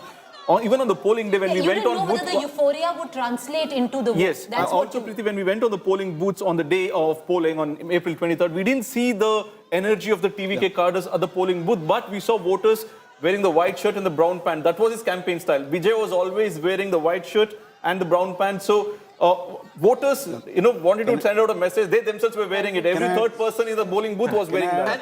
Can I add a point on Tamil Nadu? Yeah, go ahead, please. It's basically this. We are talking of the anti-incumbency vote. If you look at the North Tamil Nadu region and West Tamil Nadu region, the beneficiary of that was the Anna DMK. Yes. If you look at the Kaveri Delta, Chennai and South Tamil Nadu, the beneficiary of that was the TVK. So that anti-vote has gone to both the sides and it has helped Anna DMK consolidate in northern and western Tamil Nadu. Let's look at that. Let's look at that for a moment. Let's take a look at how Tamil Nadu has played out. If you look at North Tamil Nadu, there you've got areas in and around close to Chennai. DMK had swept. They're down 17. Guess who's the beneficiary? 18. But I'll tell you, I won't be surprised if a large number of these are PMK seats. This is the 1 year belt. And being an ally with the AIDMK, the AIDMK alliance has done there rather well. Let's turn from there to Western Tamil Nadu. When you look at Western Tamil Nadu, here the AIDMK in its bastion has held its own. But the TVK has also made enormous gains. Now, you've got a situation, therefore, where the TVK has taken from both the parties. It's just that the leads that the AIDMK had in Western Tamil Nadu were formidable. Plus, the fact is that this is their bastion. And therefore, they've been able to do reasonably well. It's the DMK's bastions where the urbanized, more urbanized, semi-urban, where the DMK has taken a hit. The moment you move to South Tamil Nadu, in South Tamil Nadu, Madurai, Kanyakumari, areas in and around that, here it's the TVK, which one? So TVK doing well in North, it's doing well in Chennai, it's doing well in West, and it's doing, let's take a look at Delta region, the Kaveri Delta region. Now, here on the other hand, this is where Karur happened. Despite where Karur happened, the TVK is still holding with the DMK, 15 each, AIDMK is 11. This is the largest farming community, the Delta region. So you have anti-incumbency, the farmers also. Farmers but the point is, and I think this shows how technology has changed. Urban-rural divides are evaporating. Rajdeep, if you have an Instagram reel... Can you go through the Dalit seats, SC seats in Tamil Nadu? We'll try and do the SC seats in Tamil Nadu. Do we have castes? Yes. Let's take a look at caste. SC seats. Take a look at what has happened in the SC seats of Tamil Nadu. TVK is up 69. So the TVK seats, this is seats with more than 20% Dalit population. Now, this is something that many people were also writing about, that there could be a Dalit minority consolidation around Vijay. So Vijay is really become a symbol of attraction to a wide variety of groups. And again, we come back to it. In this day and age, with Instagram playing such a major role, Vijay was not even addressing rallies. I went to a rally, I almost drove to Cuddalore and he cancelled the rally at the last moment. But his Instagram following was so high, whether you're sitting with data so cheap, you could be sitting in rural Tamil Nadu or urban, you're still caught in the Vijay phenomenon. That's true of West Bengal as well. The barriers that we think that exist between rural areas and urban, there's a growing rurbanization of India. No, but there is even... Rajdeep, rural, if you see, it's a one-third, more or less. Rural areas. Let's see that. It's more or less an equal divide if you look at one third, yes, you're right. AIDMK, in fact, leads in the rural areas. But you go to semi-urban, and there's a large part of this country which is becoming semi-urban with highways connecting the big cities to smaller towns. Vijay is leading there as well. And then you go to the pure urban constituencies as such. 50%. Look at it. Vijay is definitely an urban phenomenon. But had he been just an urban phenomenon, he would not be the party number one. So, his vote has come from all over. More than it's urban versus rural, caste versus caste, I think this was about age. Anyone below 50 allied with, affiliated themselves with TVK and Vijay, and anyone above 50 were either with the traditional What did they find so parties. attractive? I mean, it's the charisma. And Tamil Nadu has always had a towering leadership. Either Karunanidhi or Jayalalitha, they always had a towering personality. And there was a vacuum now, and they saw Vijay to be the towering personality. And remember, he's also the highest paid actor in Indian cinema today. No Shah Rukh Khan, no Amitabh, no Salman. He made a statement at a rally, which was interesting. He said, look, I am sacrificing my film career where I can make 250 crores on a film to be with you. There was a photograph of him with MGR, and we should draw the contrast. MGR was in politics 25 years before he became Chief Minister first time 1977. Vijay's first day, first show hit. Yes. I mean, within a year of forming his party. He's at his peak right now, having 4 movies, 1,000 crores. He and Ajit, I'm told they are the two top, right? Ajit Kumar and Vijay. Yes. Rajdeep, demographically, one factor that we are witnessing SC seats, why it's important? Because you have 6% Christians An overwhelming majority of scheduled caste population we know in Tamil Nadu are Christians. They do not have those declared because of the reservation issues. So that's about 26%. So one of the undercurrent across the constituency beside Gen Z could be, and so 20% Dalit, 6% Christian. Moving Part away of those from Christians DMK. are also Dalit Christians who are moving away. Muslims may well have stayed by and large with the DMK was the general belief. That also will have to be tested. But what is very clear, Vijay was an urban phenomenon, but is no longer just an urban phenomenon, is no longer just also Gen Z phenomenon. Yes. He's gone beyond that. Yes. You cannot win a state like Tamil Nadu, which is so diverse in many ways, without having actually touched a chord right across. And I think the DMK will be surprised with just the extent of anti-incumbency. Mamata Banerjee has been in power for 15 years, so you could sense anti-incumbency. To be fair, DMK, highest growth rate, I come back. Tamil Nadu had an 11% growth rate. Employment, Tamil Nadu was looking good on most economic factors. Despite that, when you lose, it just shows when a corruption scandal takes place, someone's going to jail, it goes over every Instagram, memes are put out, the DMK went back. And also a message to political management consultants, because the DMK also had so many political consultants working from them, each of them telling me exactly what's going to happen, all of them proven wrong. So it's a day which is humbling for several people. But Aishwarya Paliwal now joins us from the DMK. Take it away, Aishwarya. BJP headquarters.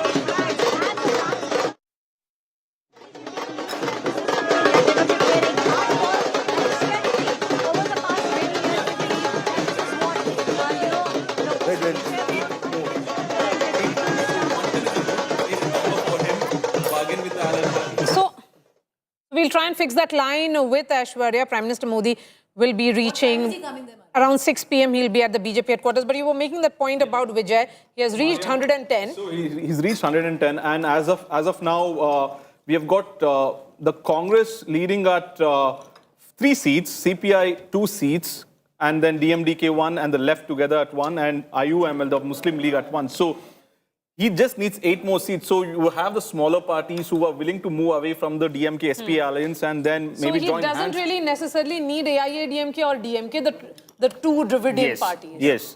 But also the bigger question is... The smaller parties, VCK and CPI. VCK, DMDK, left and IUML. 10 of them. So he is good. Non-DMK 10 are there. But how does the Congress navigate the fact that they are part of the India alliance? Stalin and Rahul Gandhi called each other brothers, sharing softies and ice cream. How do they now navigate overnight? You say, okay, goodbye, Mr. Stalin, welcome, Mr. Vijay. The India alliance that was initially formed, we saw in Delhi what happened, AAP versus Congress that happened, when we saw left versus Congress happening in Kerala now.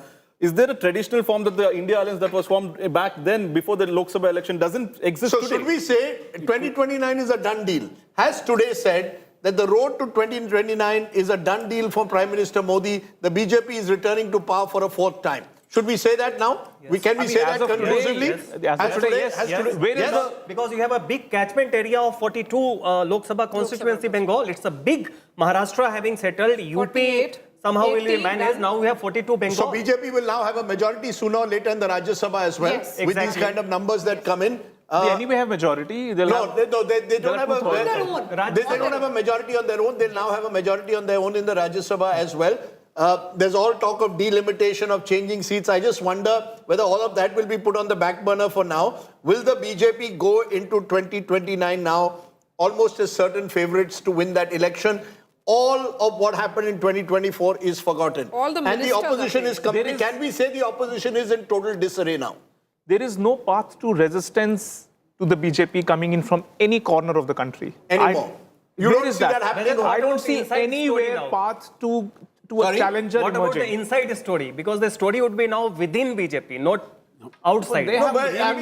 Surely no one is going to replace Prime Minister Modi. No, that's settled.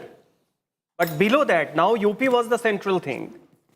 Now Bengal is also in the kitty. As of so today, dependence on UP is to be very much in favor of the BJP with no serious opposition. But Rajdeep, we have all seen 3 years is a long time in politics. That's true. And what changes? What changes between now and 2029? I don't see anything changing. There's an Uttar Pradesh. There's an Uttar Pradesh where again the same issues will arise. The same kind of narrative will be played. Is Akhilesh Yadav, what do you say? Is pro and what was the pro-Muslim. narrative? All of that will play out. But Rajdeep, what was the narrative of the TMC right before? So the TMC was so sure, and I think one of the main reasons that the TMC finds itself in a spot that it does is because there was complacency and there was a sense of overconfidence. And that wasn't there in 2021. 2021, the TMC had their boots on ground. They were rattled right from the word go. They went all in. That wasn't there this time around where the TMC was concerned. Through and through, there was a sense of overconfidence that we have it in the back to a limit where many in the TMC would also tell you that we are winning West Bengal, Akhilesh will win UP, and therefore you see what happens in 2029. Before 2029, this government is going to fall. All of that narrative has fallen by the wayside. There is no room in politics where you're dealing with a juggernaut like BJP for complacency. Could we therefore, could I twist it around to say the Congress will be quietly happy? Because they will say all these regional parties, all these regional parties that have challenged us at the center are now slowly being pushed into decline in their own state. Rajdeep, they're happy in Will 2029 once again be Congress versus BJP? They are, even if they are happy, it's not that they are getting any advantage. The advantage is going to the BJP. When you spoke about a tweet which said BJP plus versus Congress plus. Now, where is that plus for the Congress? They will ask all these BJP parties to plus join them on Congress. their terms. The Congress will say, we will dictate terms to you now. See, so far they haven't been able to do it. I don't think when they themselves are in the din, they can gobble up support. No, but if today Rahul Gandhi sits across a table to Stalin, he can dictate terms. If he still sits across to Mamata Banerjee, they can dictate terms. These regional parties will be dependent on Congress, unlike ahead of the 2024 elections, when they could call the shots. All this could have happened had Rahul Gandhi himself been a leader.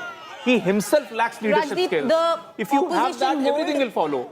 The problem where, what does he stand for? There is lack of consistency, there is lack of aggression consistently against the BJP. You pick issues where the common people do not relate with Rajdeep, absolutely. The lack of an alternative idea. Okay, well, one by one. The lack of an alternative idea. The mold for the opposition has been broken now. Yes. A new mold has to be cast. What is that? Now, exactly. What is that? I don't see any imagination coming in. I see zero imagination coming in from the opposition on this. Every election we have been discussing this. No, the mold now you have two biggest regional satraps, which you have the DMK and the TMC falling by the wayside. Where is the opposition? Why should the DMK or the TMC listen to what the Congress is asking them to do? So what will they do? How do they revive themselves?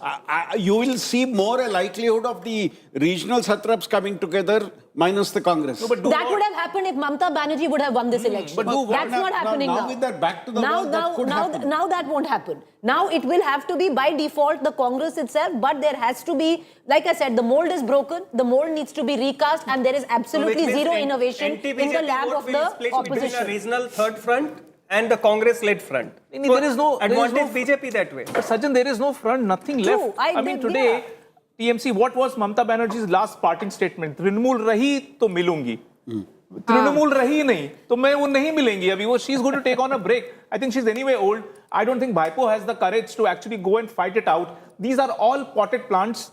Udaynidhi is a potted plant. Bhaipo is a potted plant being cultivated in and around the security of a satrap trying to provide the shelter. When you go out and you are exposed, what will he stand for? I mean, there are anyway too many ED cases and all of that against both Udaynidhi and him. I don't think they are fit or they are made to fight it out on the streets, though they are the young generation, the Gen Z who can connect with the younger lot. But they are not being battle-hardened or steely-nerved to fight it out with the BJP for a long haul. That's where I see the challenge with the opposition. So what happens? So therefore now whatever battle for 2029 is more within the BJP, who will be the face for the future? So the story will come from within the BJP. The story is no longer about the opposition now. The story is about who comes within the BJP. But Rajdeep, can we focus on who's the BJP's face in West Bengal? Maria, you've been very closely following West Bengal. You interviewed Suvendu Adhikari as well. Will the BJP go with someone who epitomizes muscular Hindutva politics or a softer face like a Shamik Bhattacharya? We've gone through so many options. What do you think is the most likeliest option? I think I will not second guess because knowing how the leadership surprises. But there is an inclination towards Suvendu Adhikari. Despite of him, if he loses with Mamata Banerjee? In Bhabanipur. That's okay. He'll be winning Nandigram. Because the rest of the, I got a sense, Maria, when I was there. Yes, the rest of the party leaders. But that's the way it is. That is the way it is. I mean, the thing is... Okay, Aishwarya is joining us from the BJP headquarters. That's where the celebrations would begin in 5 hours from now when the Prime Minister arrives. Aishwarya, what is the nature of preparations?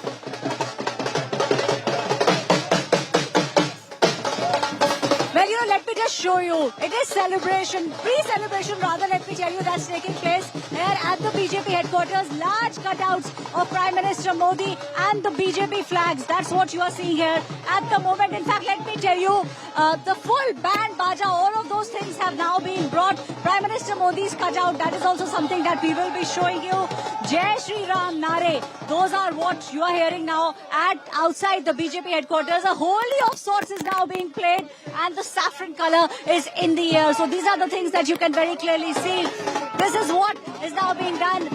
A holi that is now being played here. So these are the pre-celebrations that we are seeing. And let me tell you, the celebrations will be many folds more when Prime Minister Modi arrives at almost 6 p.m. That's what we understand. That's the time that Prime Minister Modi will be inside the BJP headquarters, and then we will see massive celebrations taking place. We'll get a clarity also on when the legislature party meeting will be held, particularly in Bengal. That's going to be a massive, it's a massive victory. The BJP on its way to touch 200 seats. Unimaginable feat for the party. But who all are there at the BJP headquarters? Where is Home Minister Amit Shah? This is his victory as well. Aishwarya? Well, Maria, let me tell you, Home Minister Amit Shah at the moment is keeping a hawk's eye on the results that are trickling in. He at the moment is not at the BJP headquarters, but by about 4 p.m. we will see the top leadership of the Bharatiya Janata Party. In fact, let me also tell you, the president, the BJP president, Nitin Nabin, will be reaching the BJP headquarters by about 4 p.m. and then we will see the top leadership trickling in. Home Minister Amit Shah is expected to be at the BJP headquarters by about 5 p.m. and Prime Minister Modi expected to reach by about 6 p.m. The leadership will start trickling in from 4 p.m. and then we will see the Prime Minister and he will be speaking with the people. Nitin Nabin has come to be extremely lucky for the Bharatiya Janata Party. Yeah, He's that lucky charm. Ever since he's come, you've had Bihar and now you've had Bengal. First Chief Minister, Bihar happened around, just before. First Chief Minister. But I think the one person who strengthens today is Amit Shah. Yes. Yeah. You see, for Amit Shah, Mission Bengal was very much part of his entire agenda from the time he took over as BJP president in 2014-15. The first place he travelled to, the difficulties he had, he chose Kailash Vijay. In fact, Siddharth Nath Singh was their General Secretary in charge of 2016. Then it was Kailash Vijay. Didn't work twice. One thing you have to give the BJP, try and try, you will succeed one day. They don't give up.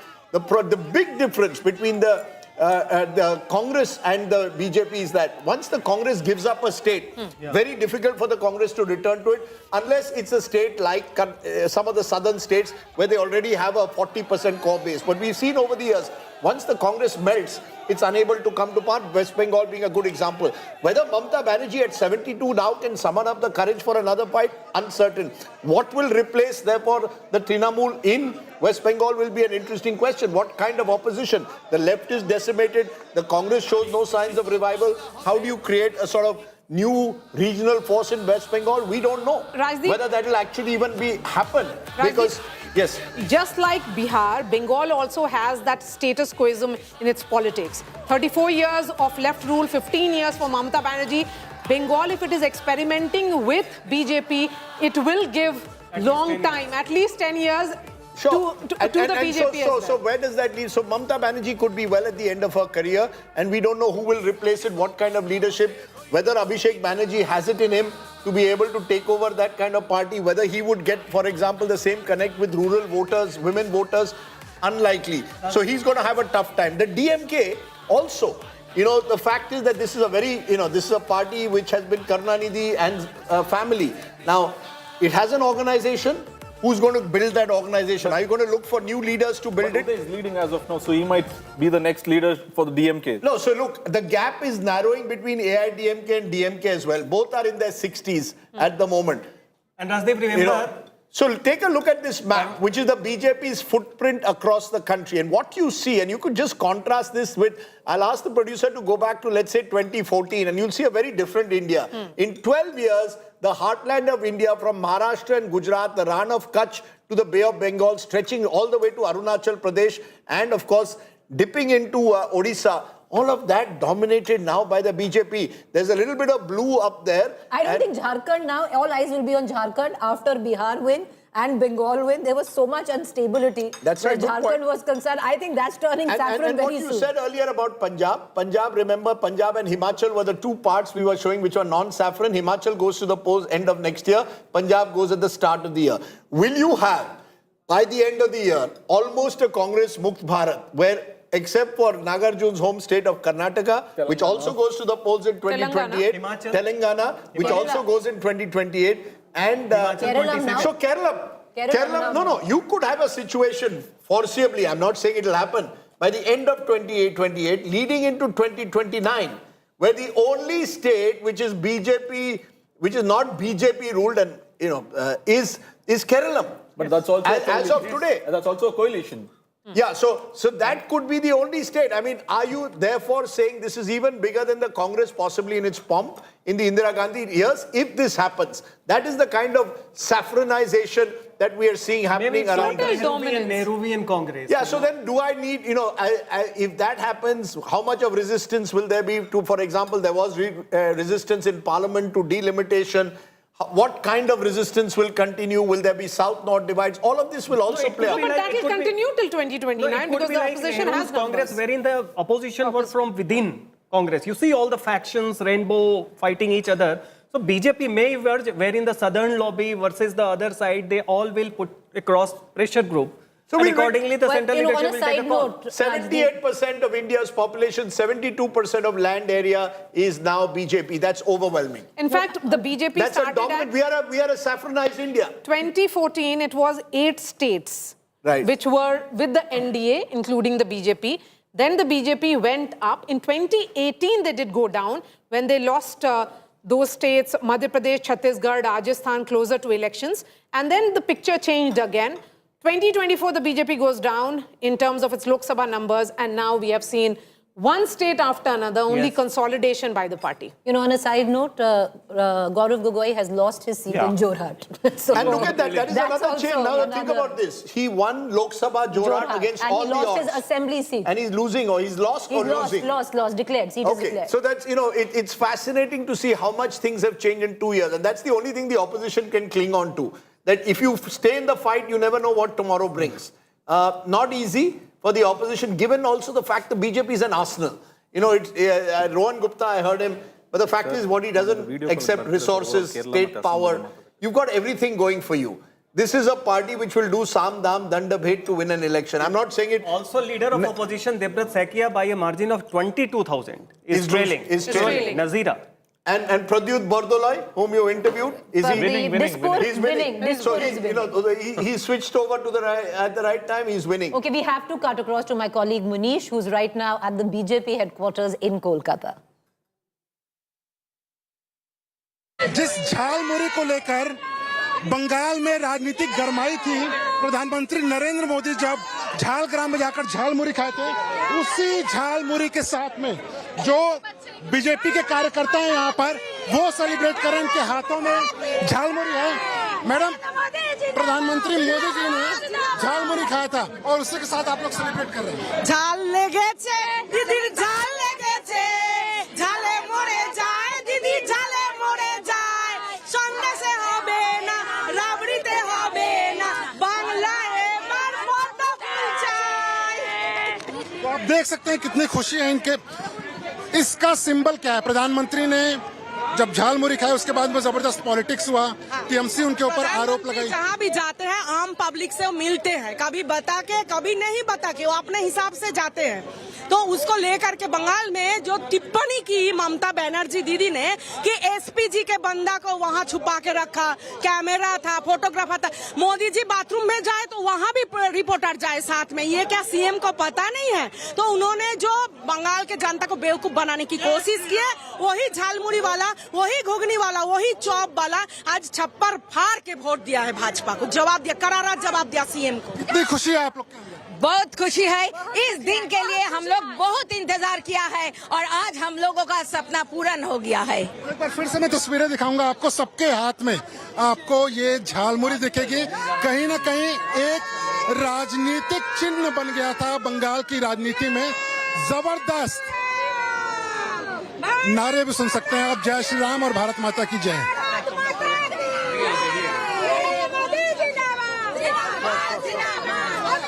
तो अलग अलग तरीके की तस्वीरें यहाँ पर दिखाई दे रही हैं, काफी इमोशनल भी हैं, काफी उत्साहित भी हैं कार्यकर्ता। पहले हमने देखा लड्डुओं के साथ में, फिर भगवा कलर की होली, और अब झालमुरी के साथ में यहाँ पर जश्न मनाया जा रहा है बीजेपी कार्यकर्ताओं के द्वारा।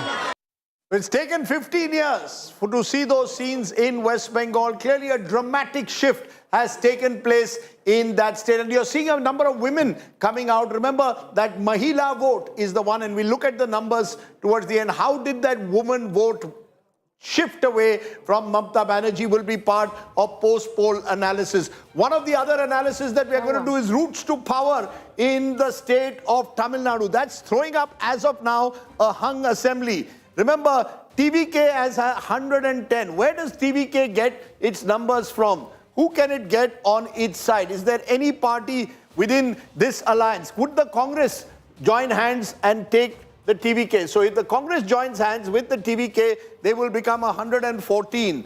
Then you've got the CPI 2, you've got the CPM 2, you've got the DMDK 1.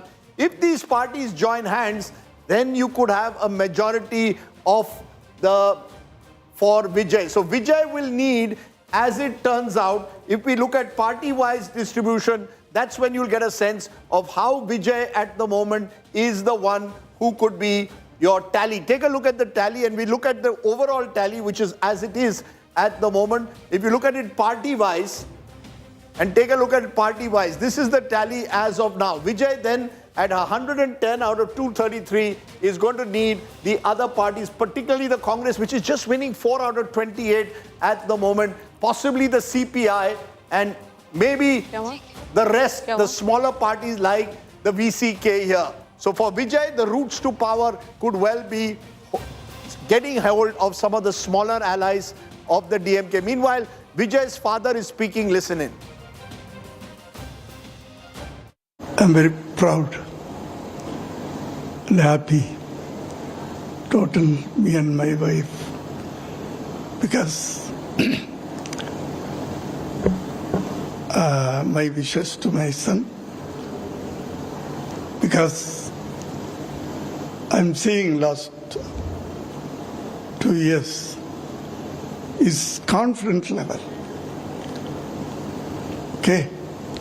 His confidence level is fantastic, and faith. I will come as Chief Minister of Tamil Nadu. 1% doubt is not there with Vijay. That is his confidence level. I'm appreciating that attitude now.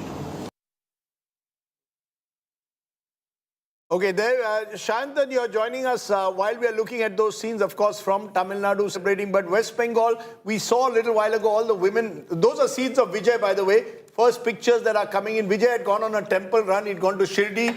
He'd gone to Tirupati. Earlier visuals. These are earlier visuals. Tirchendur, he had gone to see the Murugan temple there. Tell us something, one thing that our national audience needs to know about Vijay that we don't know, Nagarjun. What is it about Vijay? What is the kind of films he makes? What is it that makes him such a hero? One, he's a mass hero, and if you see his old movies, such as, not quite old, the recent movies, Bigil, Marcel, Bigil in fact was Whistle in Tamil. So that was a super duper hit. And also Marcel is someone called brave, someone being brave, Marcel, bravery. So his movies has always been anti-establishments, giving out a message. And Jananayakan, literally the car that he used in Jananayakan movie, the number plate was CM 2026. Unfortunately, it didn't release, but the trailer had it. It'll release now to a bumper the audience, Chief I'm Minister sure. himself can release the movie. Anytime. In fact, so that movie was a trailer to be, the stage set before the elections for Vijay. That movie unfortunately didn't get released, and got leaked. It went into a controversy. That's Vijay's mother. Right there in the visuals that we are seeing, wearing the pink sari, and we saw already Vijay's family celebrating. It's completely that extended family. Vijay's father seated in the middle, Vijay's mother, his cousins, all his relatives. Now they are blowing the whistle, the symbol that TVK represents. And whistle poured in Tamil, that's how they say it. So you can whistle, you can see the kids also enjoying and celebrating the victory. It's quite historic. A debutant getting 110 seats in a three-way fight. And what does he stand for? Well, that's the big question, Maria. We know that he represents he wants to represent the Periyar ideology, Anna's ideology. When on his campaign van, you can see all of them. Ambedkar, Periyar, Anna Durai, all of them in the campaign van. But he's not given any interviews, and his signature in every campaign was DMK versus TVK. Tiya Sakti versus Tuya Sakti. Evil force versus the good force. That doesn't augur very well for the likes of us, Naga. Sorry? That doesn't augur very well for the likes of us, that he ran his entire campaign without a single interview. And yet, he's come up to where he's come. Razi was lucky to go have a cup of coffee with him. I spent 1 hour with him. And he was more than happy to chat for another hour. The moment I said, can we do an interview? He said, Razi, maybe now it's the time to get an interview with Vijay. Now it might be even more difficult now that he becomes the chief minister. Now his mother is speaking, I think, there. Gonna be the chief minister, as a lot of people in Tamil Nadu has voted for Mr. Vijay Thalapathy to be the chief minister of Tamil Nadu. How excited you are? You are blowing the whistle here. What I can ask from you, I'm totally confused, because the people of Tamil Nadu has given up a ballistic majority to Mr. Vijay. How do you see this, ma'am? I am so happy. She's not only his mother, she is the first fan of Vijay. First fan. Today he's so happy. From morning 3:30. Okay. Can you take this? We are going to dance. Yeah. Take it.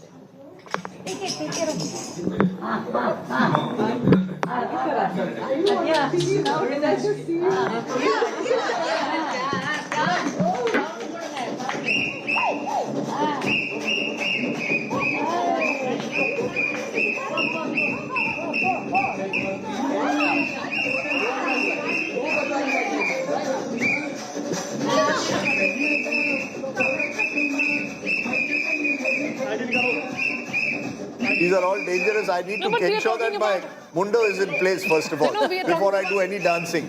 What do you think he will ensure that the state functions with the support of the centre, something that even...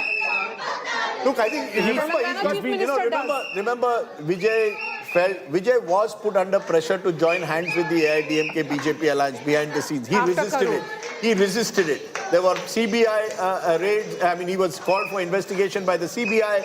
There was the entire investigation into that. His film was not released. It was stuck in the censor board. He resisted all that because I think Vijay realized that the moment he joined hands with someone, then the aura around him would go. So he was very clever enough to say, I am not going to join any of the major alliances. Now, he could be pushed into a position where, as Rajat is saying, the BJP may offer him outside support. But I think his preferred option would be, I will run the state. Whoever wants me to support me from the outside. And maybe in a future date, if one of the Dravidian party breaks, then we'll see what happens. But today, I think his main aim is to consolidate himself as the outsider. He doesn't want to become the insider after having been the outsider for so long. But Rajdeep, I want to understand from you and also from Naga, what is his politics besides being fresh? He told me when I asked him this, is that I am against corruption. There is too much of corruption. In that sense, he was a bit like Kejriwal. My politics, I believe all the politicians of Tamil Nadu are corrupt. They have left down the people. I believe that I should be there. I've made enough money through my cinema, so I don't need money through politics. But the real test comes now. You have to walk the talk when you are saying that I'm against corruption. So to respond to Maria's question, yes, I think his strength lay in the fact that people did not know what was his actual policy priorities. He was seeking votes on his charisma. And now will be the difficult time. So you don't Once need to in put out power, what positive is it agenda. that you are going to do? Oppose the on the question of support, I would believe he would want supporters not within his government, but vote supporting him from outside. Right. He would want a free hand in creating his council of ministers and tell other parties, you support me, but I want support from outside and not by joining my government. You know that, and so I think Vijay is quite a phenomenon in that sense, and I think it will take a lot of analysis to understand. But it just opens, it just shows every now and then India throws up something which completely mystifies us. Kejriwal of 2013? Yeah, I think it's the closest to that. But remember, even Kejriwal came through a movement. Vijay has not done any of that. He's not been involved in that sense in any movement in Tamil Nadu, none of it. He's taken his cinematic appeal to the screen. The closest I can see is NTR, but that was in another India, in a very different world. No Instagram, no social media. You didn't have any of that, but NTR was a phenomenon. NTR would be thinking, did I miss my bus last time when TDP came to power? But still, there is a lot of option for junior NTR to also plunge into the Andhra politics. We don't know. Yes, Preeti, let Preeti finish. No. What you're saying is there are similarities, Rajdeep, to Arvind Kejriwal's win at that point of time. Because that time as well, if you remember, we were shocked because the kind of number of people who won just because Arvind Kejriwal was on the ticket. This time around, I don't even know, we know half the names of TVK candidates. They have won in this massive wave of TVK. And I think that's where lies a cautionary tale for Vijay. Yes, he's a superstar, all-consuming, overpowering, very different from an Arvind Kejriwal. But this is where a cautionary tale lies on how he runs his government. Yes. I would also make a distinction between NTR and Vijay.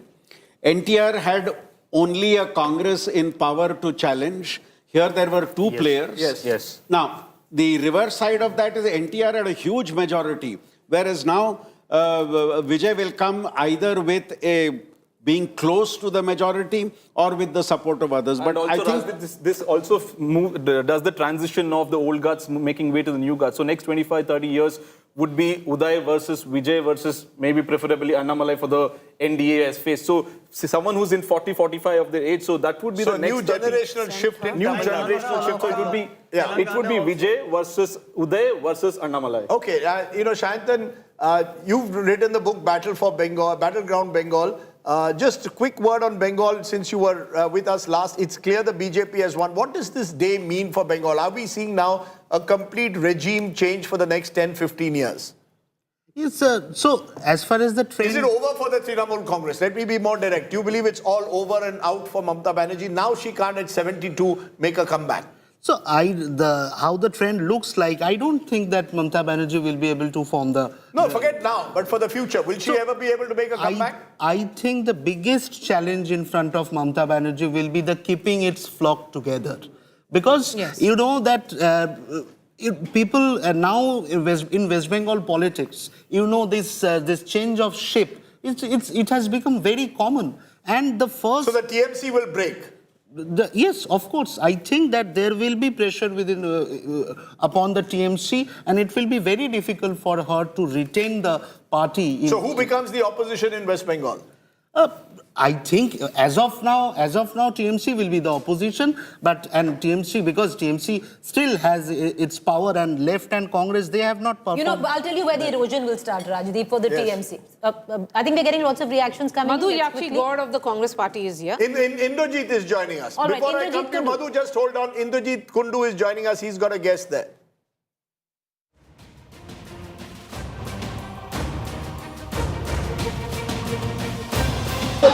Celebrations has broken out in Kolkata. As you can see, BJP workers have already started playing with saffron gulal here in South Kolkata. Out with flags. You can see how people are out on the streets, even those who are in the car. Only Modi, no Mamata, no Vijay Banerjee, no Bangladeshi Musliman. So celebrations out on the streets of Kolkata, Jai Shri Ram chants across the city. As you can see, colored in saffron, with BJP workers coming out in large number to celebrate the victory. They're placing saffron gulal, and they're out with music and box out on the streets of Kolkata. So a tectonic shift in the politics of West Bengal, with the BJP clearly poised clearly poised to form government by uprooting the Trinamool Congress government, Mamata Banerjee's government here in West Bengal. It's a historic verdict that has come out. On one hand, Mamata Banerjee has now appealed to her, counting agents to not leave the counting centers. She has alleged that slow counting is taking place. But BJP workers, they don't want to wait because the trends show that it's going to be a smooth, clear victory for the BJP here in West Bengal. An exuberance out on the streets of Kolkata. This is going to be the same visual across West Bengal today as the 15-year-old reign of Mamata Banerjee comes to an end, it seems, as the trains are clear now from the Election Commission's counting. And BJP workers do not really want to wait, even though some of their leaders are still sounding cautious. But workers exuberant, and saffron gulal is flying in the air as BJP workers come out in large numbers to celebrate. With camera person Lisa and Indrajit. Indrajit, they're reporting from the enthusiasm. There you saw one word which played out. Someone saying no more Bangladeshi Muslims. And there may be a story in that as to how narratives get built. Madhu Gaud Yaksha, spokesperson, Congress former MP from Telangana, joins me. Good to have you on the show, Madhu. I'm just showing this map to our viewers of the BJP's expanding footprints. 2026, Arunachal Pradesh, 21 states now. Arunachal Pradesh there, they took over the Congress wholesale of Prema Khandu. Assam won their third consecutive victory today. Chhattisgarh, which they got back a couple of years ago. Delhi, which they won after a long 20-year gap. Goa, which they've retained now for 15 years. Gujarat, which they've retained for 25 years. Haryana, which they've retained for 10 years. Madhya Pradesh, where they've dominated for 25 years. Just look where it goes. Maharashtra, now they're the dominant party there. Manipur, where they remain the party in power. Odisha, where they got power for the first time just a couple of years ago. Rajasthan, where they won power just before the 2024 elections. Tripura, which was a left citadel, they broke that too. Uttar Pradesh, which they now control, 3 consecutive elections possibly next time. Uttarakhand, where they've been in power for a decade, and now West Bengal for the first time. That is pretty impressive as a CV of the number of states. Now, if you look at the BJP allies, Andhra Pradesh, there with Chandrababu Naidu, and the BJP allies also will not now cross any Lakshman Rekha after having seen this 2024 talk of Chandrababu Naidu being a PM face. Andhra Pradesh, Bihar, where now BJP has its chief minister for the first time. Meghalaya, where Conrad Sangma is the chief minister, but remember, part of a NEDA alliance. Nagaland, where now the BJP also calls the shots. Puducherry, where it is a AINRC chief minister, but with BJP support. And Sikkim, where, yes, it's a regional party, but with the support of the center. My God, you look at the map of this country and you think that the only color out there is saffron. I'm wearing white. No place today to wear white on a day like this. But that's the way India is at the moment. It is a color of saffron. Madhu Gaud Yaksh, have you given up? Therefore, the Congress gives up, even though you won Kerala. Do you give up on 2029 and the India alliance? Is that over now? Not at all, Rajdeep. Vanakkam, first of all, you are dressed typically Tamil in attire. I think you give a competition to Mr. Modi. He may offer you a ticket next time in Tamil Nadu. Anyway, jokes apart, but never given up. And you can take the BJP in 84. There were just 2 seats down in the entire 544 parliament seats. So political parties never give up, and Congress is not finished. Congress is the only pan-India party among the opposition parties. This is what Chandrababu Naidu told me in 2019 when we lost elections. He said, Madhu, tell Mr. Rahul Gandhi not to resign, because we all accepted him as our leader. Congress is the only pan-India presence across the country. But do you have the hunger? Do you have the hunger to come back that the BJP has? The BJP has stuck at West Bengal for years. They've stuck at Haryana for years. They stuck at Maharashtra for a long time. Do you have that hunger? I mean, does your leadership, let me be very honest, have the hunger to succeed and take on a force like the BJP? Yes, it is indeed. In fact, our Chief Minister Revanth Reddy asked Mr. Gandhi in the last district president's meeting of Andhra Pradesh, Telangana. And Mr. Gandhi did say that, yes, he is going to lead and he wants to be the Prime Minister. And then only the entire Congress cadre across the country will work for it. Okay. And secondly, Rajdeep, it is something to we have to learn what BJP is doing. But Mr. The Yashki, special I'm session they sorry, called and for- usually one shouldn't speak of these things, but to put it out right there, the fact is, Tell me. your leader Rahul Gandhi was in the Andaman Nicobar Islands when you were in the heat of electioneering in what? You still had stakes in Assam. You might have won Kerala. But now there's word that he's not even in the country. So therefore, when we are talking about you're up against a juggernaut like the Bharatiya Janata Party, all of this doesn't quite work. Intention is not action. Listen, it is Congress is not number 1 and 2 party.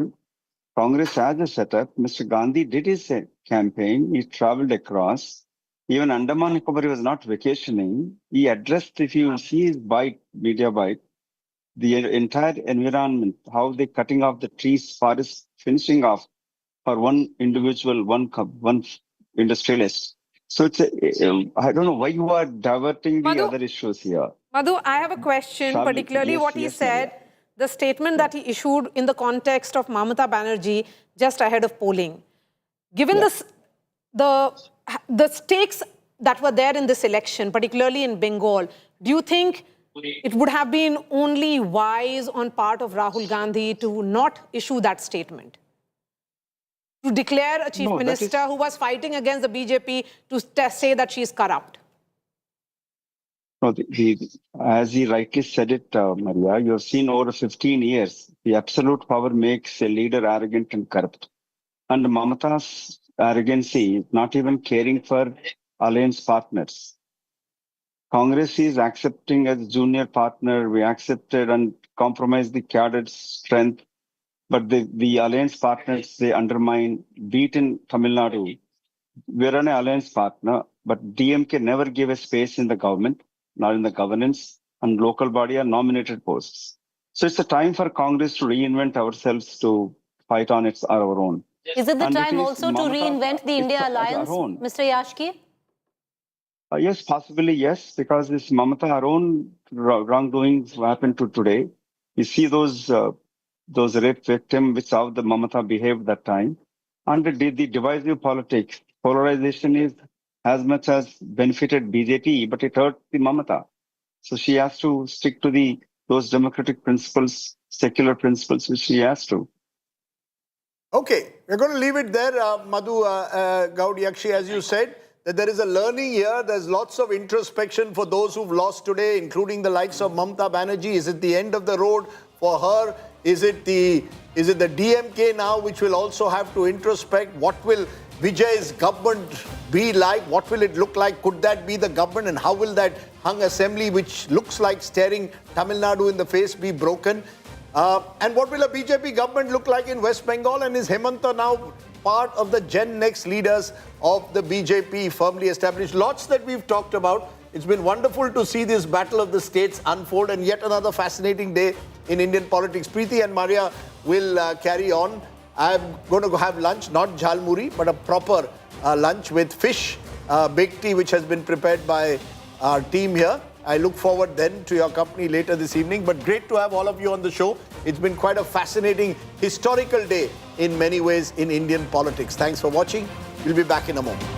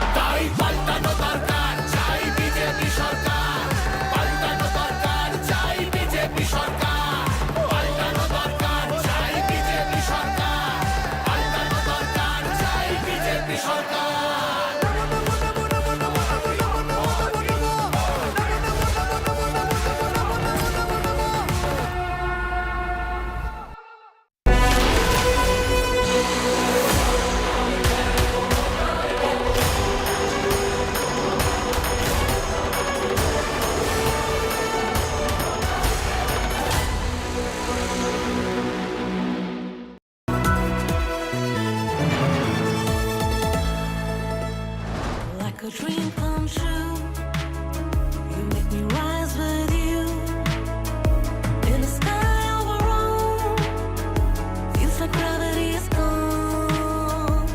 Feels like summer. Monte Carlo. It's the way you make me feel. आप मेरे लिए stocks recommend करेंगे? That's right. 50 shares खरीदूं या 5000? Brokerage is Just 20 rupees. आपके आसमान से टपक पड़े? Sky se. HDFC Sky. All-in-one investment app. Fixed brokerage on stocks and F&O. HDFC Sky. Download today. Investment in securities market are subject to market risks. Read all the related documents carefully before investing.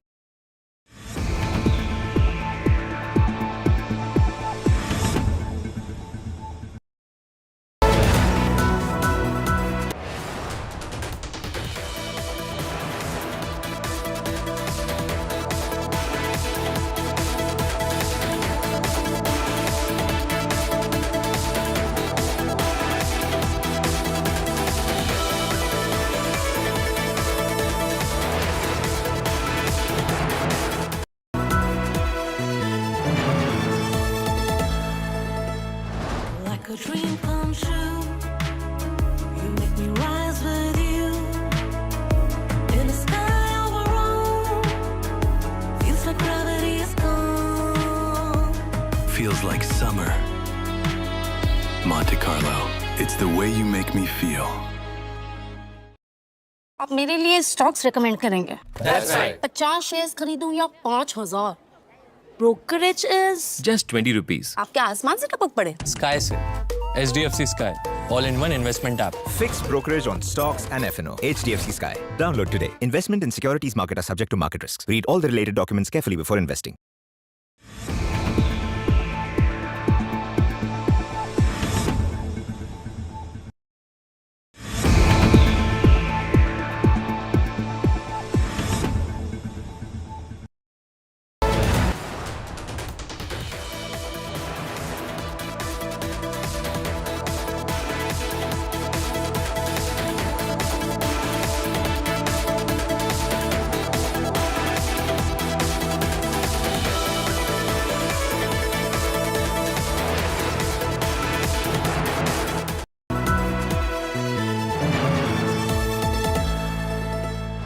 Like a dream come true, you make me rise with you. In the sky of our own, feels like gravity is gone. Feels like summer. Monte Carlo. It's the way you make me feel. आप मेरे लिए stocks recommend करेंगे? That's right. 50 shares खरीदूं या 5000? Brokerage is Just 20 rupees. आपके आसमान से टपक पड़े? Sky se. HDFC Sky.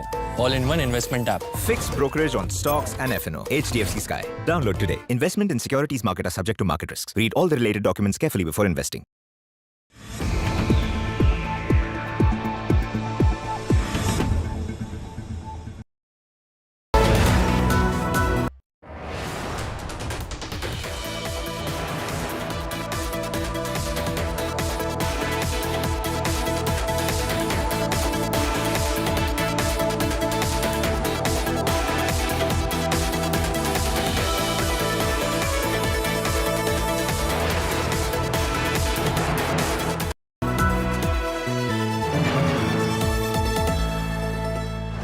Like a dream come true, you make me rise with you. In the sky of our own, feels like gravity is gone. Feels like summer. Monte Carlo. It's the way you make me feel. आप मेरे लिए stocks recommend करेंगे? That's right. 50 shares खरीदूं या 5000?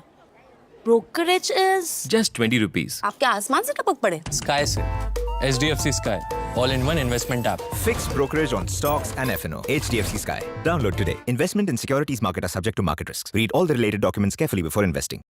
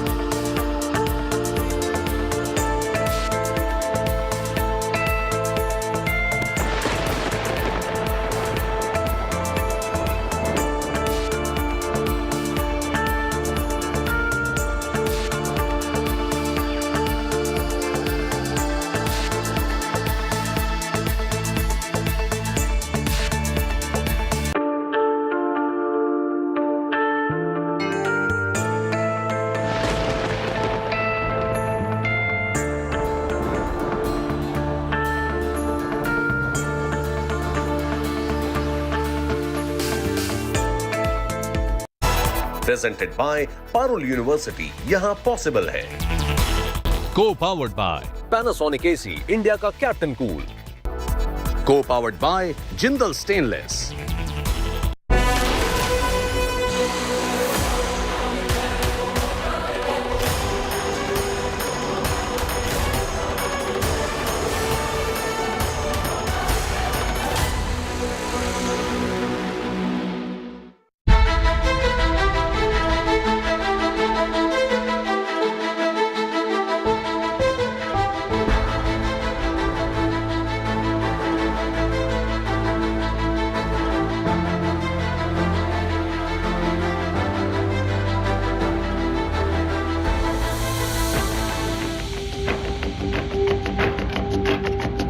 इस धरती पर मैं परिवर्तन की आंधी देख रहा हूं।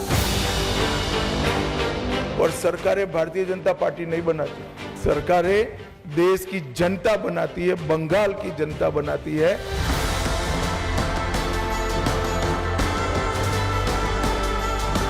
आड़ पाड़ की लड़ाई का हार गया ममता।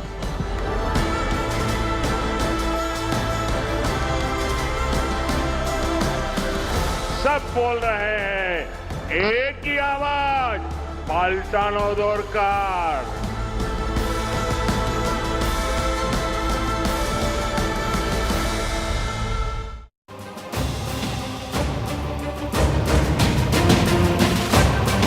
It is a wave of Parivartan in Bengal, a massive surge for the BJP. The party has created history in a state where its ideological fountainhead, Shyama Prasad Mukherjee, was born. So such is the connect that the BJP is feeling today. It is the ultimate bastion that the party has won. It is the state of Bengal, and the party has managed to completely decimate Mamata Banerjee. The headlines that we are tracking this hour. BJP decimates Mamata Banerjee in Bengal. Saffron surge in Bengal. Landslide victory for the BJP with over 190 seats. End of 15 years of Mamata Banerjee's rule in Bengal as they manage less than 100 seats. Mamata sees red, says counting halted in many places. Big BJP celebrations today at 6 p.m. after Bengal and Assam landslide wins. BJP cites Amit Shah's bye-bye Didi dig. Amit Shah had said at 8 a.m. counting day, by 1 p.m. Tata bye-bye Didi. Prime Minister Modi had predicted a massive Bengal win after Bihar polls and had said that BJP's Bihar win will pave the way for a Bengal victory.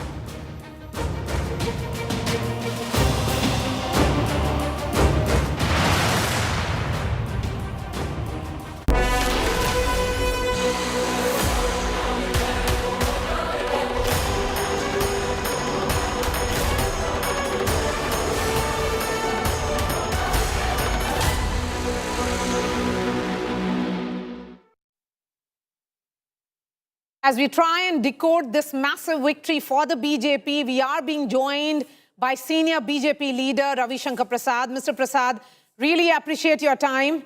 What does this victory mean for your party?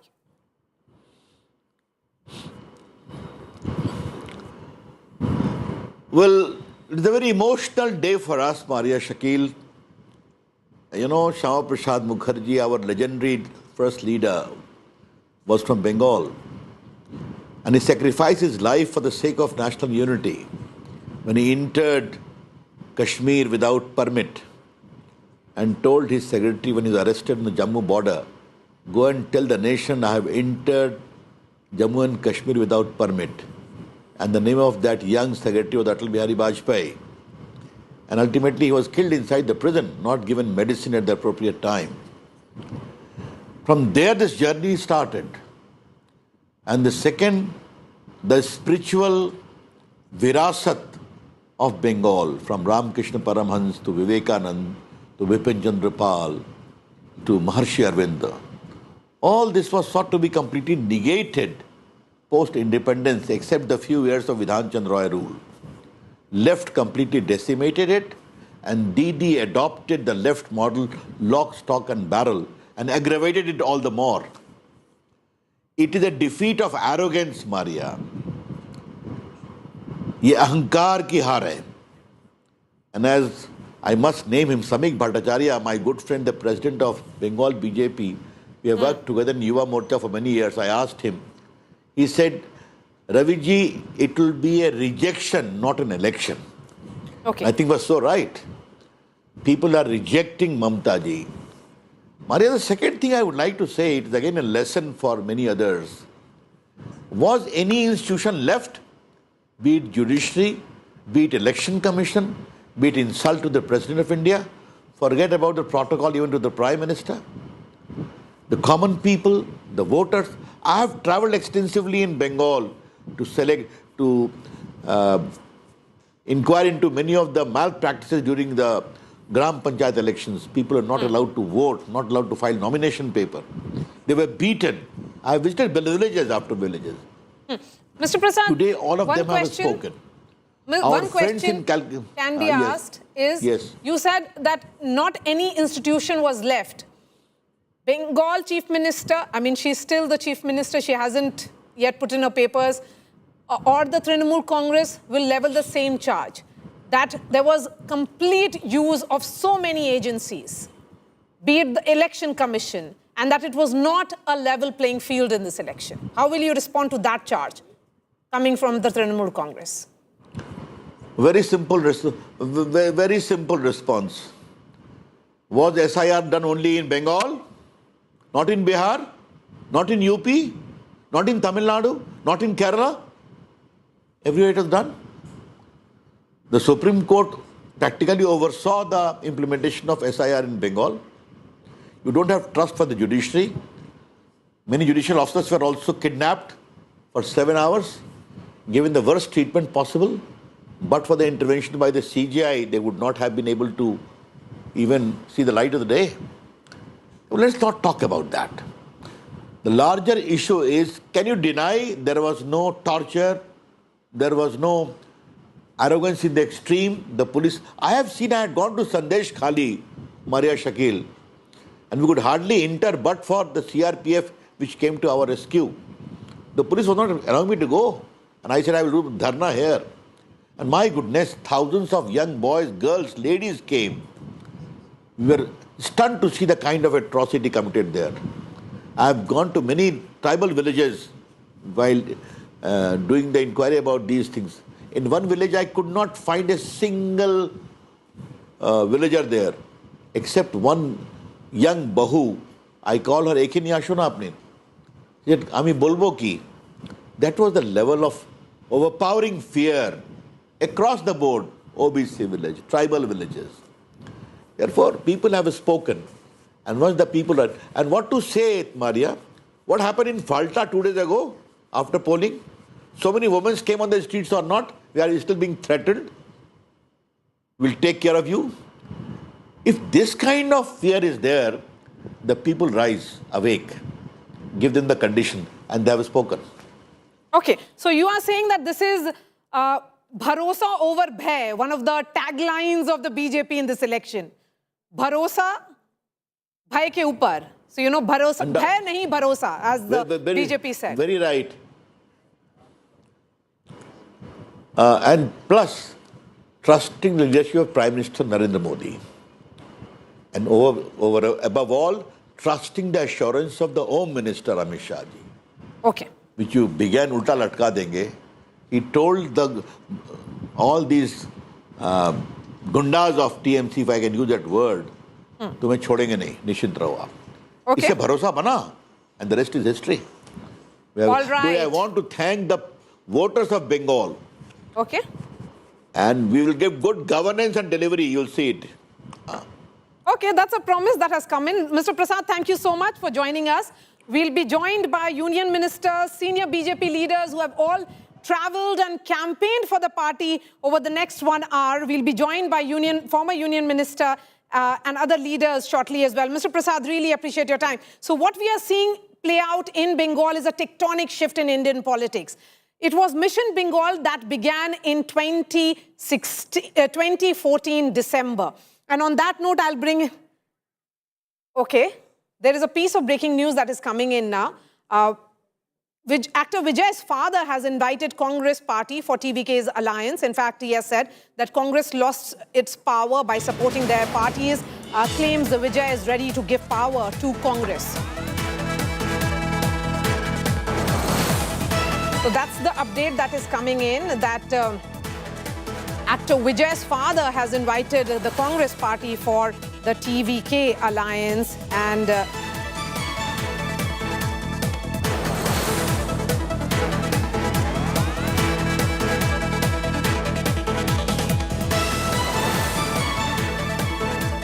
that is coming in. Of course, the big story that is emerging from another state is the state of Tamil Nadu. 234 seats all declared. TVK at 111. It's only consolidating. Could go up as well. Been hovering around 110 to 105 over the last 2 hours, so might not cross the 117 magic number. So he still needs to have a coalition partner. In fact, Vijay's father, Mr. Chandrasekhar, has told that he's ready to share power with the Congress. In fact, he also said Congress has gone behind other parties and lost power. So I'm going to shift the focus back to Bengal. We have a star campaigner of the BJP, senior BJP leader, Smriti Irani joins us. Smriti Irani, let me begin by asking you, you were campaigning extensively. You had connected to the women of Bengal and the people of Bengal by speaking in Bengali. What will you be telling them today after this mandate, ma'am? Today is a day to pay homage to every BJP Karyakarta who was a victim of post-poll violence.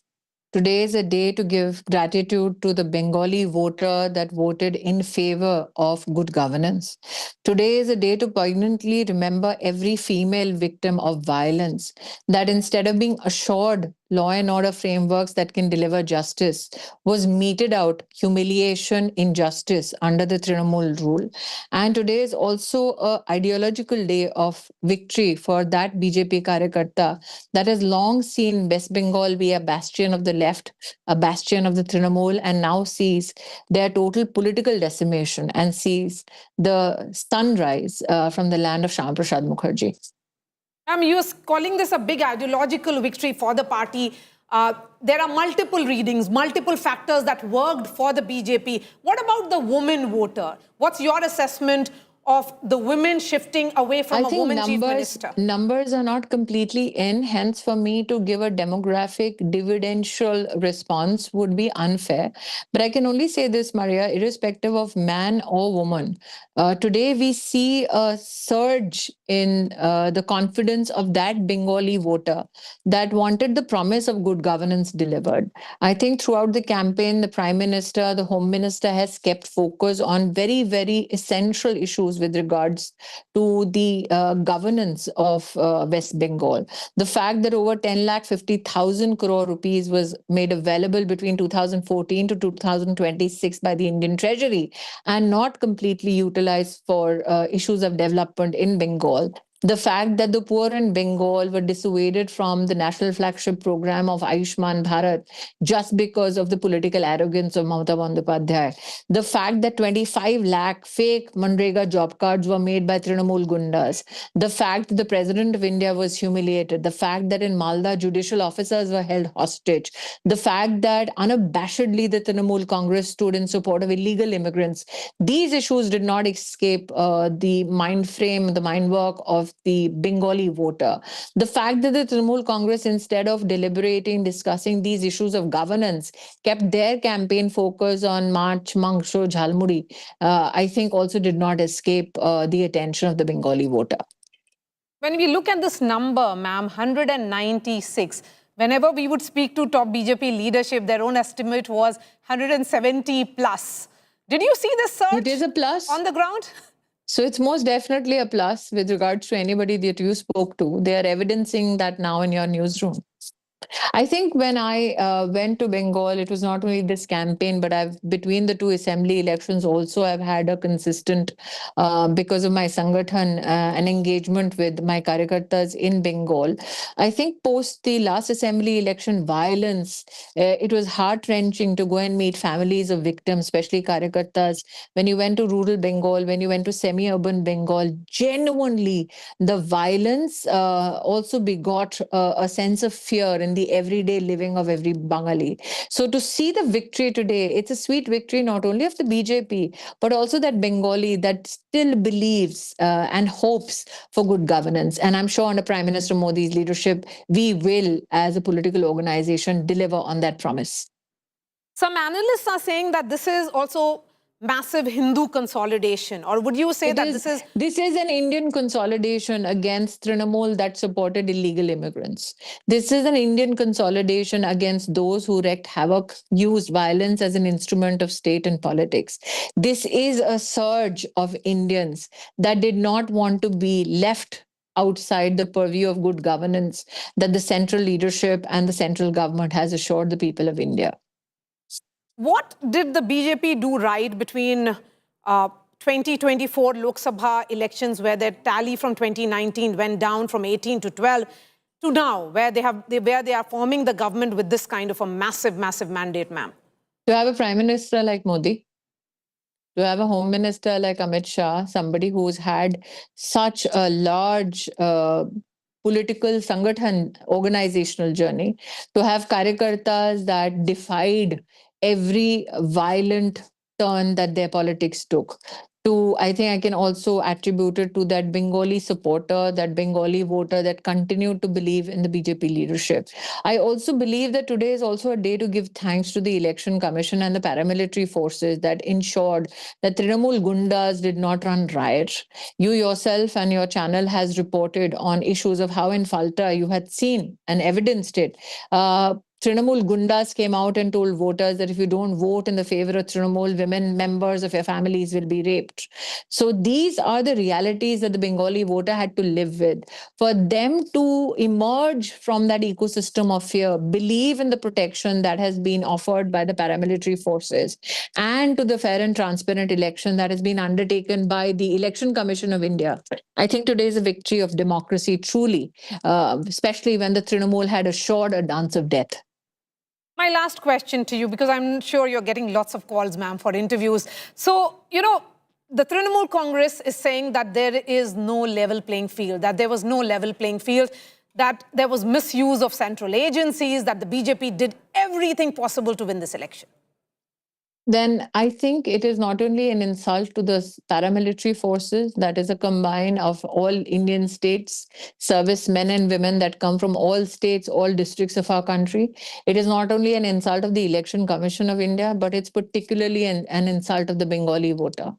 For the Trinamool Congress to believe that the Bengali voter will be a mute spectator to the destruction of West Bengal, I think is foolhardy. What they cannot come to terms with the fact is that such was the violence, such was the fear of Trinamool Congress, that even Bhaipo had the audacity to threaten the Home Minister of India. So it is a political exile of the BJP Karyakarta that has come to an end. It is the victory of democracy. Priti Rani, always pleasure speaking to you, ma'am. Thank you so much for joining us. So that's the headline, political exile of the BJP workers coming to an end. Professor Shastri, you know, between 2021 and 2024, the reason for the slide of the BJP was also that many Karyakartas thought that perhaps BJP was not even a serious player. So when it is about no to Trinamool Congress, yes, they were upset with Trinamool Congress, and it's evident in this kind of mandate. It had to convert to yes to the BJP. And that's where the point was, that the party had to instill that faith in the people of Bengal. As we were discussing in the break, Maria, often simple arithmetic does not define a result. Emotional chemistry often defines and decides how a verdict goes. And if I were to look at the West Bengal result, the chemistry of the voter-party relationship which the BJP was able to develop, that emotional connect it was able to develop with different segments. Because some people are talking of the majority vote, some people are talking of anti-incumbency vote, some people are talking of... So I think it's a combination of all these which came together. Do you think it would be simplistic, Professor Shastri, to make it just about a majoritarian victory? It is not really that. I mean, if you have a rejection of this nature, then there's more to that. That's basically the point I'm making. each of these explain one dimension of the victory. One dimension. There is a much bigger totality to the victory which people are missing out when they try to single out these factors and say A, B or C. That's why I said emotional chemistry, which brings together all these factors and makes them seamless as one big factor which contributed to this victory. And one thing I wanted to add here, that we must acknowledge that the BJP this time did a very grounded campaign, very localized campaign. In different districts, the BJP appointed their leadership and gave autonomy to work around these districts. Earlier, the focus, the centralized focus, the BJP which used to had in West Bengal, this time the strategy changed. And this localized, as we already discussed, that no attack towards Mamata Banerjee, no personal attacks, mostly looking at development, work. And with, I think this strategy on the ground has really worked. It has helped the BJP to connect with the mass. Yes, we are looking at Bengal, and I will try and zoom in into presidency in particular. We have been looking at multiple factors that worked for the BJP. In urban pockets still, it's 54-52 here. Although last time around in 2021, it was a total sweep of Mamata Banerjee. But look at this number. Gain of 40 for the BJP actually means that their idea of subnationalism versus nationalism worked. What they spoke about was nationalism. They said that this is about national security, not as much about the issue of subnationalism that Mamata Banerjee said that these are outsiders. You know, that point that we have to make, that multiple issues, Sajjan, which is at play here.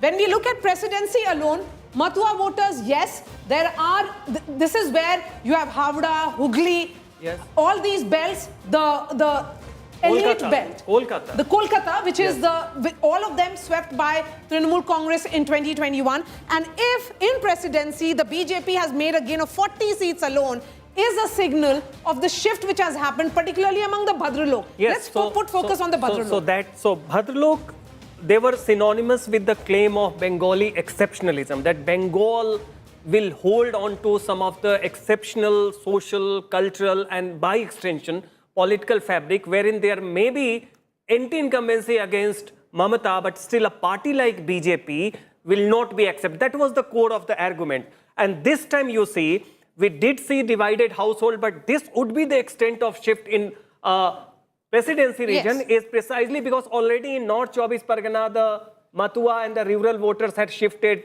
Similarly, there were Hindi speakers in Havra, parts of Hooghly, they had shifted, Barakpur, part of other areas.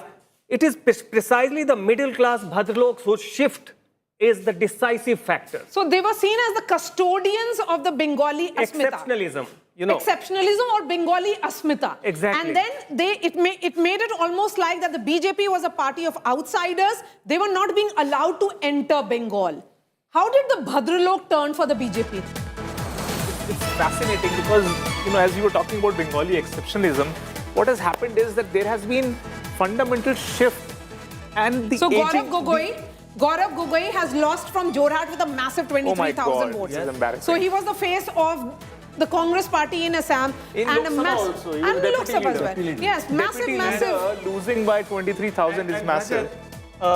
Just to add before you bring, if you want to understand Bhadralok, you know, influence.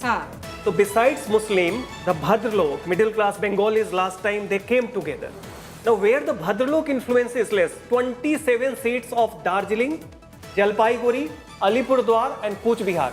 Not a single seat this time is coming to TMC. The 4 north of the North Bengal. Yes, just look at this Jalpaiguri map. 27 seats. It's a complete saffron so sweep. So where the Bhadralok factor is missing and Muslim factor is not decisive. This is how it looks like. This is what the natural BJP state is. Total sweep in 27 seats. BJP winning all 7. There's been a gain of 6 seats. Then again, the point here that has been made repeatedly in the context of Malda, Murshidabad is that these are pockets which has significant minority population. That's where again the BJP has gained 11 seats. Look at this number.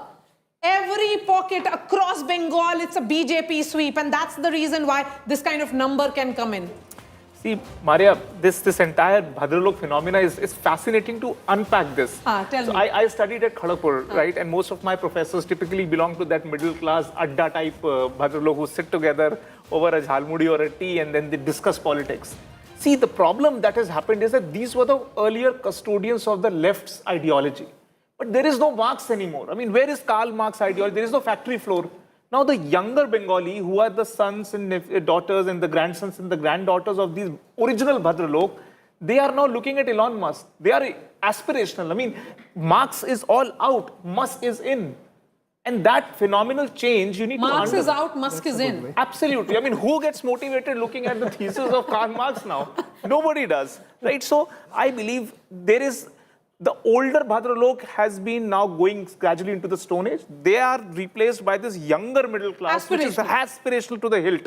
And this is where the new age Adda discussions that are happening were much more open to the BJP. 2 weeks before the election, it is the same people. I mean, when I used to call some of my juniors from Kharagpur and all, they were saying, yes, change is possible. And it is the same intelligentsia of Bengal which has ushered in, and I kept telling in all your discussions also, BJP will sweep southern, the Jhargram and all of that tribal area, but it is going to be this presidency citadel till they do not win over some section. And I think there is a mini Genzification here too. Yeah. That we all talk about Genzification in Tamil Nadu.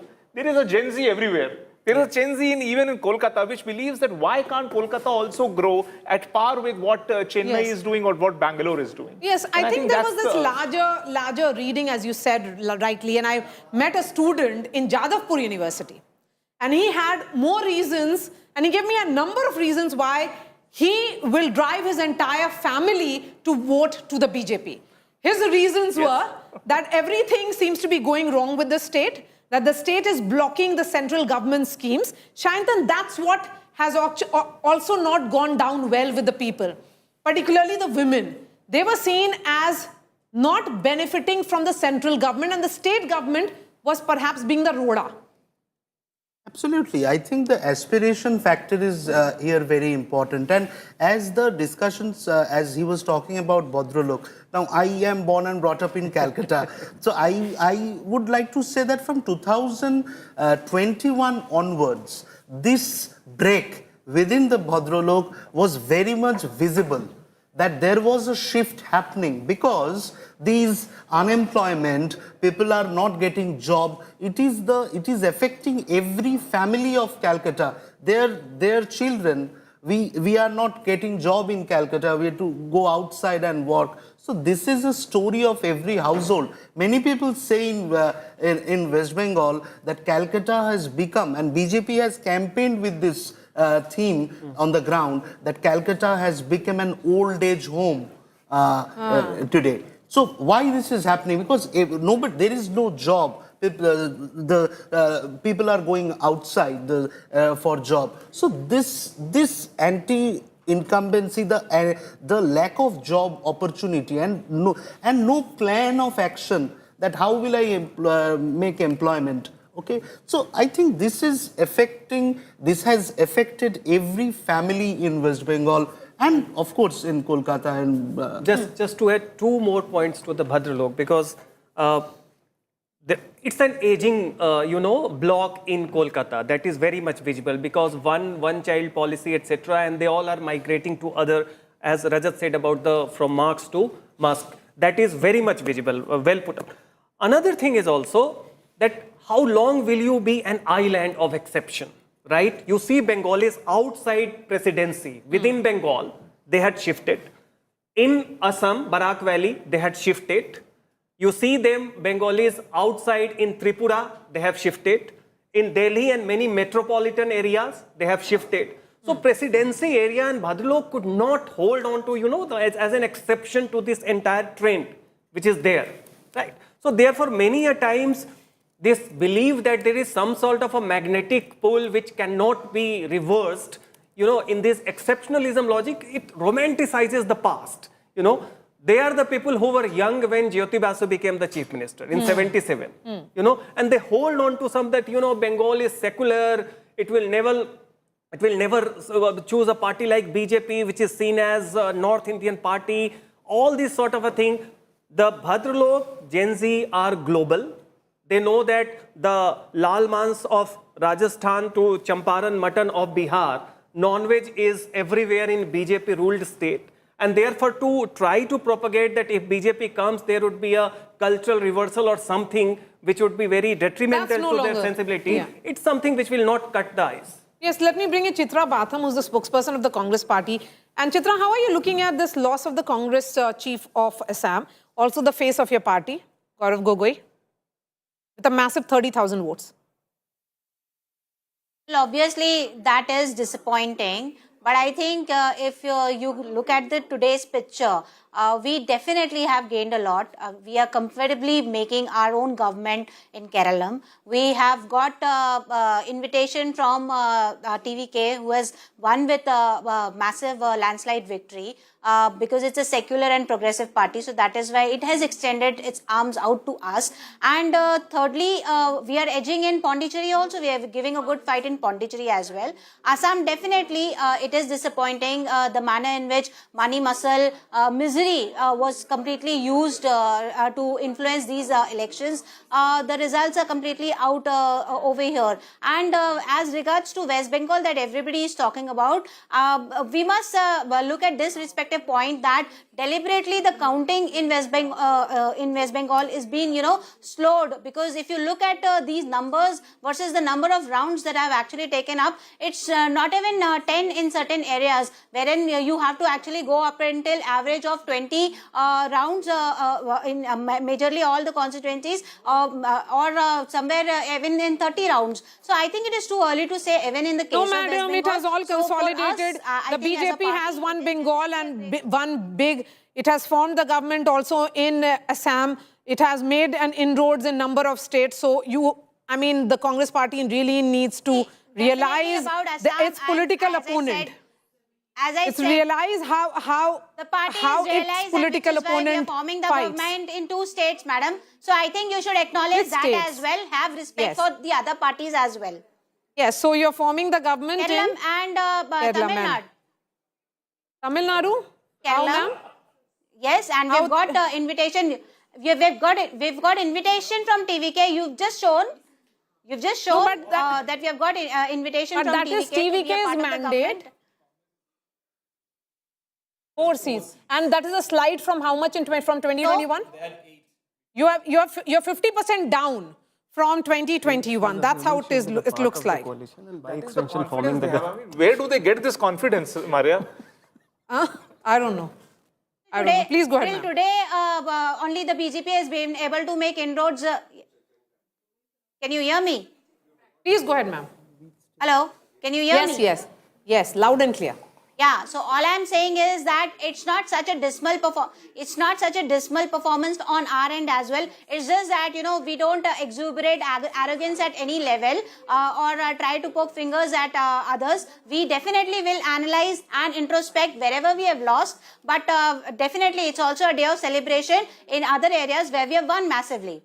All right, we will certainly look for this massive surge that you're talking about, Chitra Batham of the Congress party.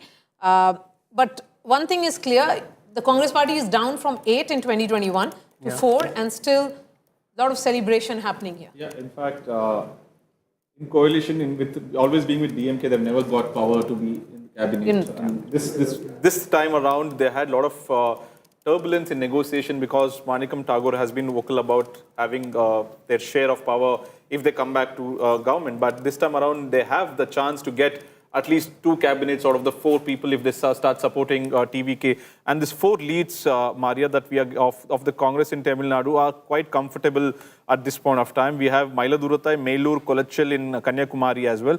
All of this is above 5,000 except for 1 Melur seat. So the trend is continuing and this margin would hold good. Almost 1 seat might be declared. Just 20 out of 21 rounds has been done. So 1 round remaining. So Melur seat might be declared. So we can comfortably say that Congress might win all the 4 seats, and Vijay is at 108 right now. So 108 plus 4, 112. He needs another 5 to 6 seats. That will have to come either from the IUML 2 seats, left 2 seats, and then VCK or one of the smaller parties, DMDK, will have to extend their support. What I'm hearing right now is that the official talk between the Congress and the TVK might start as soon as this evening. Once all the counting is done, Congress has made up their mind most likely to extend the support to TVK and seek two cabinet in the So 108 plus 4, that will be 112. And another 6 you need. You need 6. Where is that so coming IUML from? has 2. So if the Congress goes, the IUML, of course, naturally Ally Party would go. And the left also is having 3, leading right now 3. So 3 and 2 IUML together will be 5, and DMDK, Premalata is leading right now. Independent? Yes, sir. If you hear what the Congress spokesperson just now said, now being extended the hand of support by the one which has literally won the election. Now, how do you convert that into your own victory? While you are still a part of an alliance which is trailing in the 3rd position. I think unless the Congress does some soul searching on these issues, now as a national party, they would find it very difficult to now face the BJP as a opposition. So that's a great point. I think DMK still has enough number of bench strength in the Lok Sabha. And if they start deserting their partners like this, as soon as the tide turns against you and you will immediately desert, what kind of an example are you setting? Who will even trust and look up to Congress party? And today, if they have to stand, they must go back to the table with the DMK itself. Maria, in Tamil Nadu, we have 33 seats of the BJP together. Tamil Maanila Congress 5 seats and BJP 27 seats. All have been trailing right now. So we don't have any zero, which means the delimitation, the perception that the DMK created, not really Chennai versus Delhi, because AIDMK is doing good in their own seats. Yes. It's the alliance partners. BJP is completely decimated in all the 27 seats, except for one, Udagamandalam, where there's 100 seats lead to the other party. But TMC, which is the Tamil Maanila Congress of the GK Vasan, 5 seats. So 27 plus 5, completely decimated of the NDA, which is a clear signal that the NDA is doing, AIDMK is doing well, but not the national party. But seems like the delimitation bill struck a chord with the people of Tamil Nadu. No, interestingly, when we look at the DMK and AIA-DMK tallies now, DMK at 65, AIA-DMK at 61. So it is DMK which is now very much leader of opposition as far as the party number 2 in Tamil Nadu is concerned. No, but individually, how much do they have? AIDMK is 55, DMK is 53. 54. Yeah, so still AIDMK will have the leader of opposition. Yes, but yes, sir. I mean, we'll have to wait for the final tally because there is very fast fluctuation going on there. The TVK could well go beyond 110 and the Anna DMK fight could still be on who is at the 2nd position. So that, before we draw any conclusion on that, let's wait for the final tallies to emerge. But what a phenomenal number has come from Assam as well. Yeah. Himanta Biswa Sarma. This was an election fought in his face. He was on the ticket. The first time. For the first time. It was fought on his name. And we saw him position himself as the Mama of Assam. Made a lot of controversial comments as well during the course of his campaign.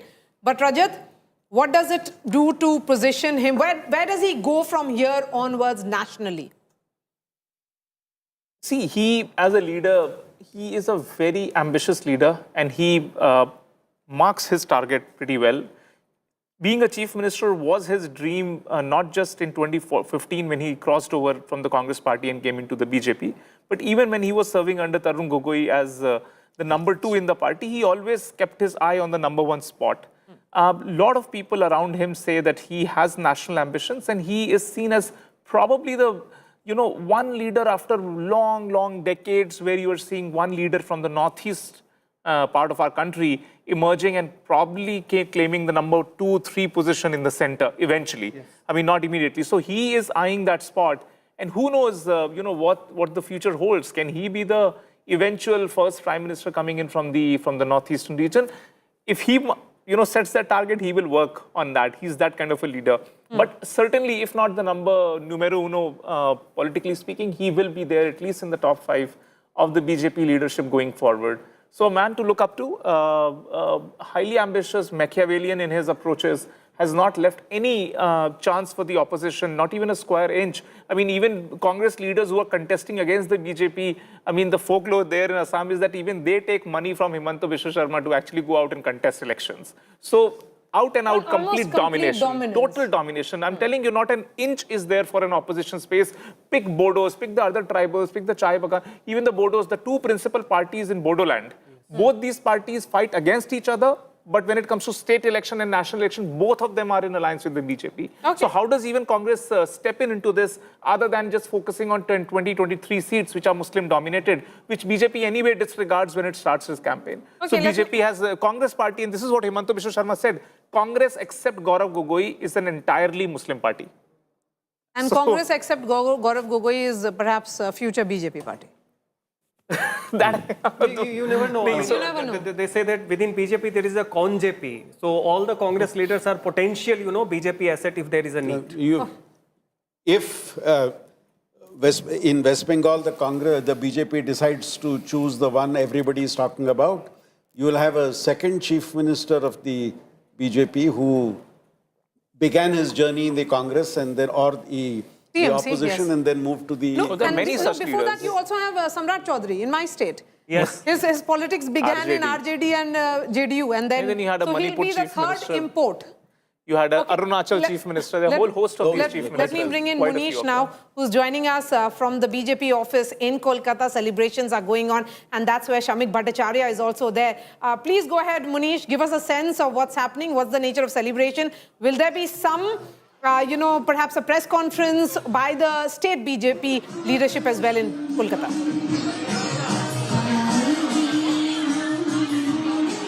Well, Maria, at this point of time, there is celebration which is happening at the BJP office in Bengal, in Kolkata, and you can see most of the Karyakartas of Bharatiya Janata Party in Kolkata.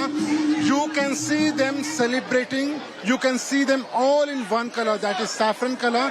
And just few minutes back, all of them were dancing. Now there is traditional Bengali music. But there are many individuals who are celebrating this historic win by the Bharatiya Janata Party and top leaders, Maria, top leaders of Bharatiya Janata Party, right from Bhupendra Yadav to Biplab Dev to Amit Malviya, all of them are still at this office in in Kolkata. And what we have been given to understand is that the celebration will continue for some time, and later on, once the results are clear, then only there will be a press briefing by the state unit of Bharatiya Janata Party. But it is very historic, Maria, as far as BJP is concerned. First time in this state, they are forming a government, and not only they are forming the government, but they are claiming it will be a very clear majority mandate against Mamata Banerjee.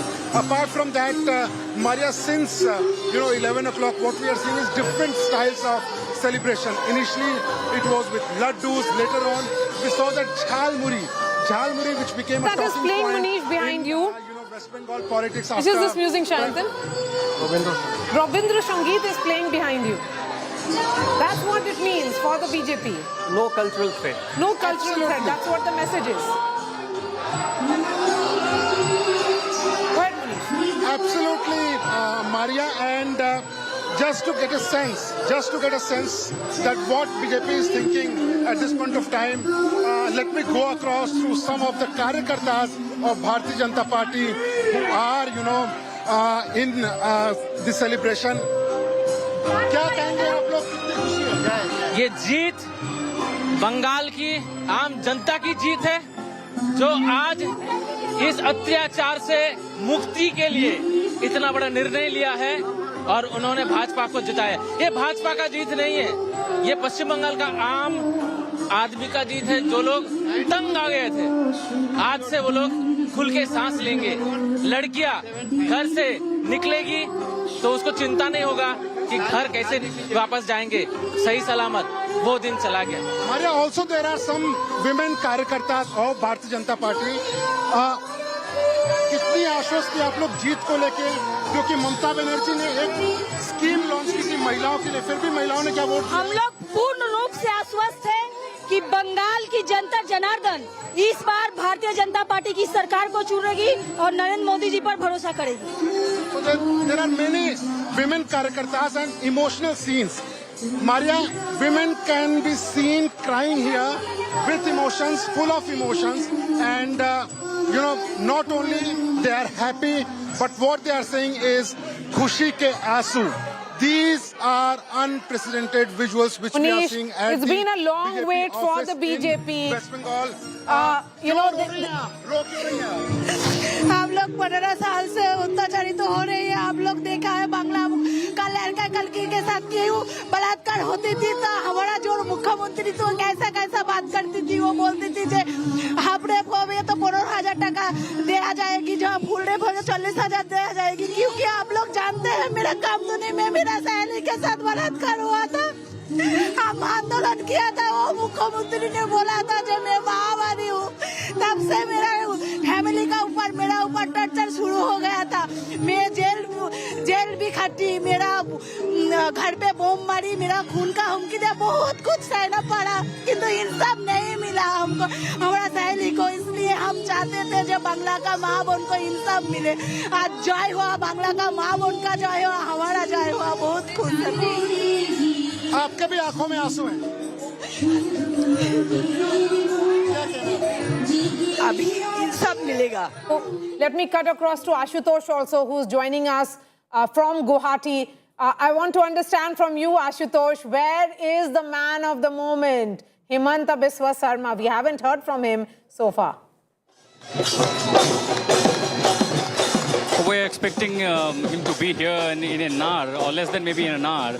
But all I see is only that, how that exact poll number are exactly reflecting how the exit poll numbers were being played. In fact, perhaps much better. Now there's only a Dil Mange more movement for the BJP here at the BJP headquarters. Then let there be it in 3 digits. Let them cross 100. And that's exactly why we see the celebration unfolding. It's no less than Bihu, it's no less than any of Amiya celebration that we are seeing here. All the tradition, the culture, the folk, that everything which is the identity of Assam is reflecting here in the celebration from, the youth to women to everyone all across the section.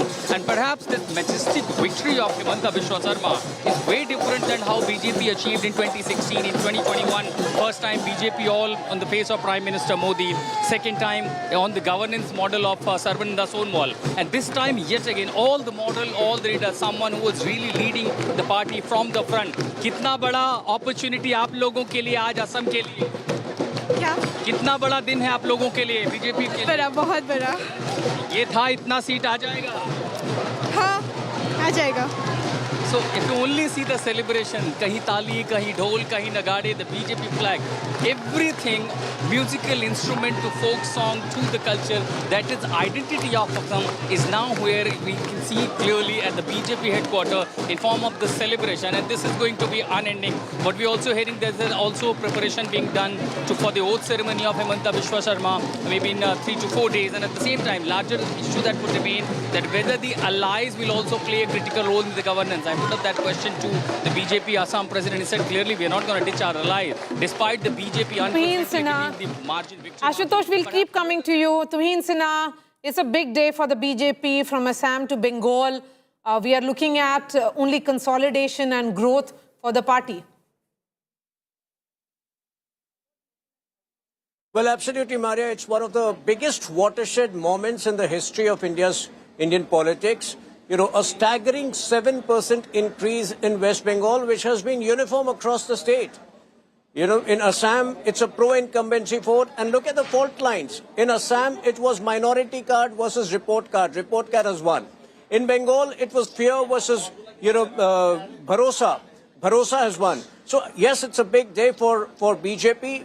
We could have done better in the south, but these two states only show that our, East had been ruling the eastern states or forming government in eastern states had been on the agenda for very long. And today when we look back, it has been an extremely arduous journey for BJP where so many of our karyakartas were killed brutally by TMC.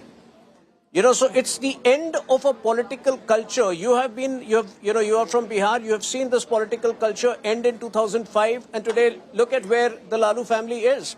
So it's a message for all of those parties which employ violence, which believe in non-democratic means to conquer power, that if you similarly in Uttar Pradesh in 2017, when we ended the Gunda Raj of Samajwadi Party, today Samajwadi Party is languishing in oblivion. So unless, TMC really does introspection and really, revives itself, I think it's the end of TMC as well for another 10 or 15 years. They're at 95 they are right now. Of course, Mamata Banerjee-led TMC is down by 120 seats. This is the similar gain that has been made by the BJP from 77 seats in 2021 to now 193. That's certainly a huge, phenomenal gain for the party. But there's a piece of breaking news that is coming in from Tamil Nadu. Massive security that has been deployed now outside actor Vijay's house. TVK chief, security deployment at his residence. We are being told that top officials of Tamil Nadu administration are all present now at actor Vijay's house. He will be the chief minister. What's going to happen now?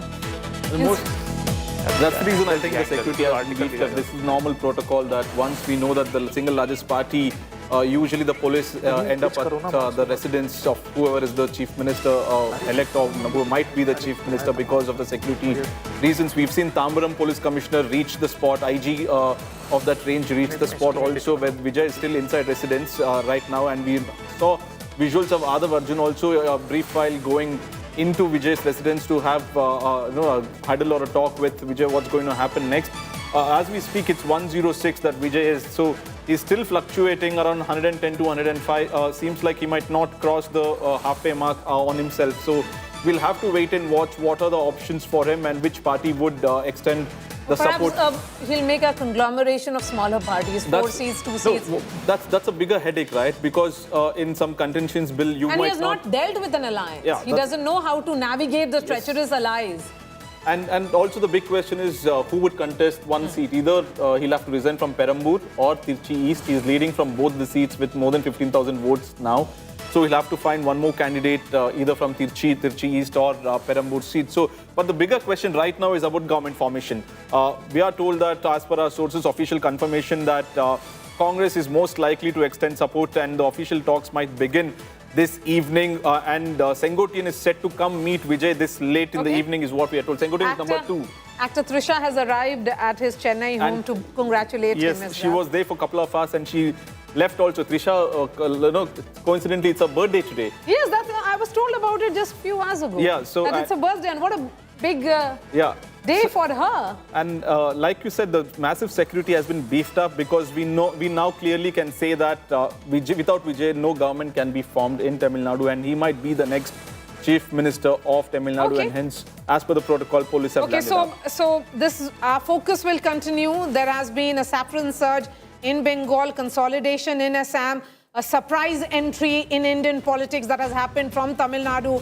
It is, same switch of governments in Kerala, in Puducherry. It is the BJP. So what a day it has been, certainly. News and updates and coverage continues on the other side. Prime Minister Narendra Modi arrives at the BJP headquarters for the big address to his Karyakartas at 6 p.m.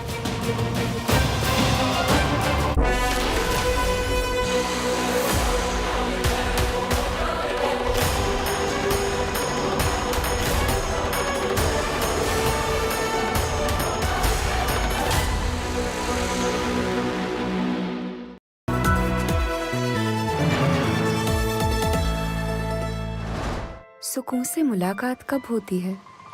जब गुनगुनाती बारिश को पहली बार गले लगाते हो।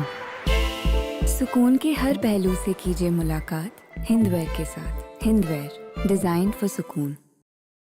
जिंदल साथी seal है तो असली स्टेनलेस स्टील है। तो जब भी आप stainless steel pipes and tubes खरीदें, जिंदल साथी सील जरूर चेक करें। Jindal stainless, India's leading producer of stainless steel.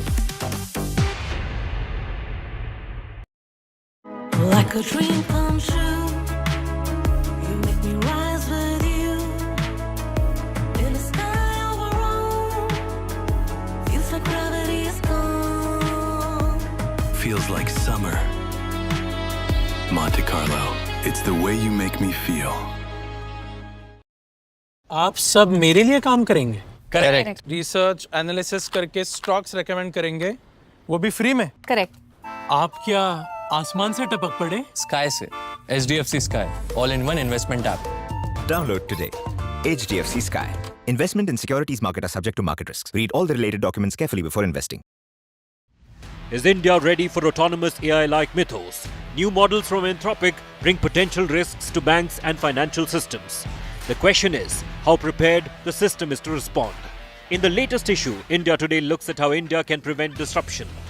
India Today, Making Sense of India. Now available on Amazon and Blinkit.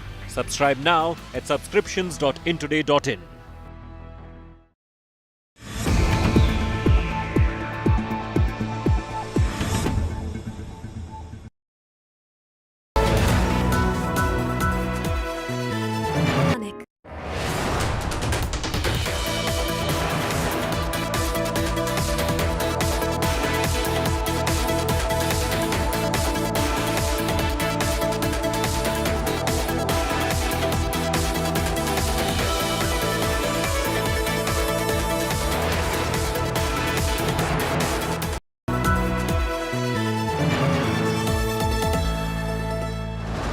सुकून से मुलाकात कब होती है? जब गुनगुनाती बारिश को पहली बार गले लगाते हो। सुकून के हर पहलू से कीजिए मुलाकात हिंदवेयर के साथ। हिंदवेयर, डिजाइन फॉर सुकून। जिंदल साथी सील है तो असली स्टेनलेस स्टील है। तो जब भी आप stainless steel pipes and tubes खरीदें, जिंदल साथी सील जरूर चेक करें। Jindal stainless, India's leading producer of stainless steel. Like a dream come true, you make me rise with you. In the sky of our own, feels like gravity is gone. Feels like summer. Monte Carlo, it's the way you make me feel. आप सब मेरे लिए काम करेंगे। Correct. Research analysis करके stocks recommend करेंगे, वो भी फ्री में। करेक्ट। आप क्या आसमान से टपक पड़े? Sky से, HDFC Sky, all-in-one investment app. Download today. HDFC Sky. Investment in securities market are subject to market risks. Read all the related documents carefully before investing.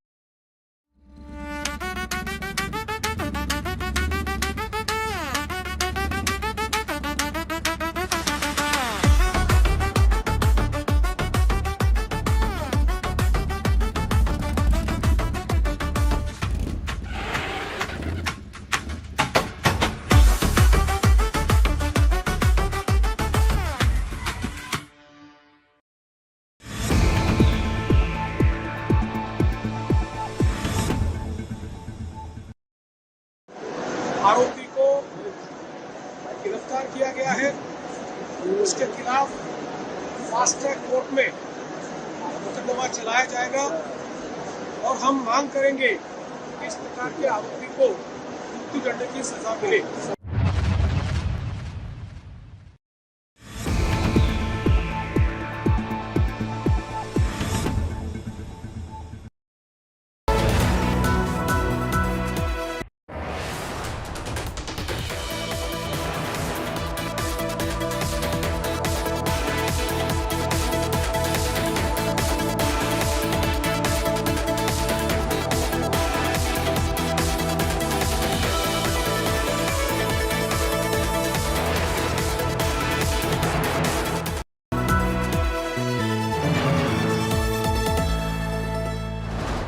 सुकून से मुलाकात कब होती है? जब गुनगुनाती बारिश को पहली बार गले लगाते हो। सुकून के हर पहलू से कीजिए मुलाकात हिंदवेयर के साथ। हिंदवेयर, डिजाइन फॉर सुकून। जिंदल साथी सील है तो असली स्टेनलेस स्टील है। तो जब भी आप stainless steel pipes and tubes खरीदें, जिंदल साथी सील जरूर चेक करें। Jindal stainless, India's leading producer of stainless steel.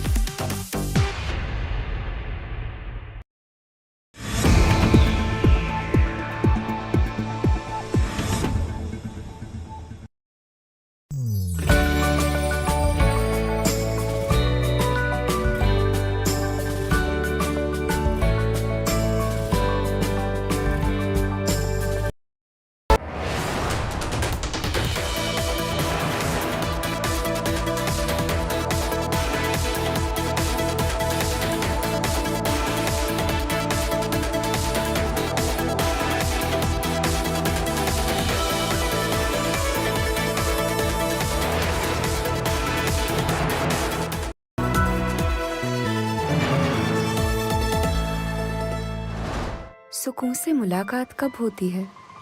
जब गुनगुनाती बारिश को पहली बार गले लगाते हो। सुकून के हर पहलू से कीजिए मुलाकात हिंदवेयर के साथ। हिंदवेयर, डिजाइन फॉर सुकून। जिंदल साथी सील है तो असली स्टेनलेस स्टील है। तो जब भी आप stainless steel pipes and tubes खरीदें, जिंदल साथी सील जरूर चेक करें। Jindal stainless, India's leading producer of stainless steel.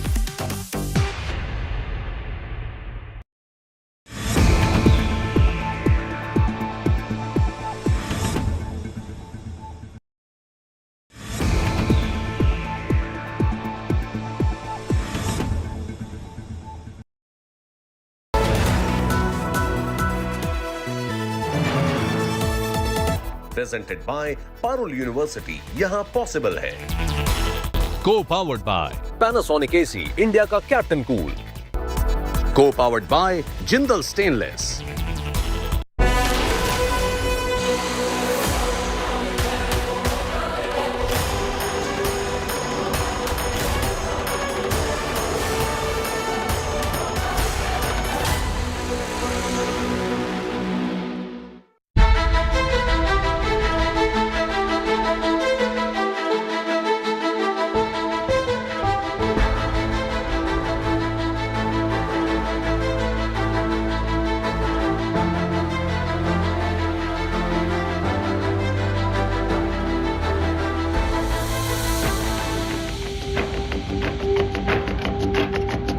इस धरती पर मैं परिवर्तन की आंधी देख रहा हूं। और सरकारें भारतीय जनता पार्टी नहीं बनाती, सरकारें देश की जनता बनाती है, बंगाल की जनता बनाती है।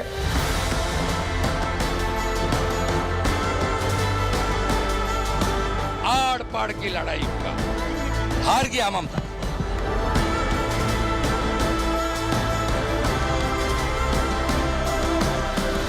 सब बोल रहे हैं एक ही आवाज, पाल्टानो दरकार।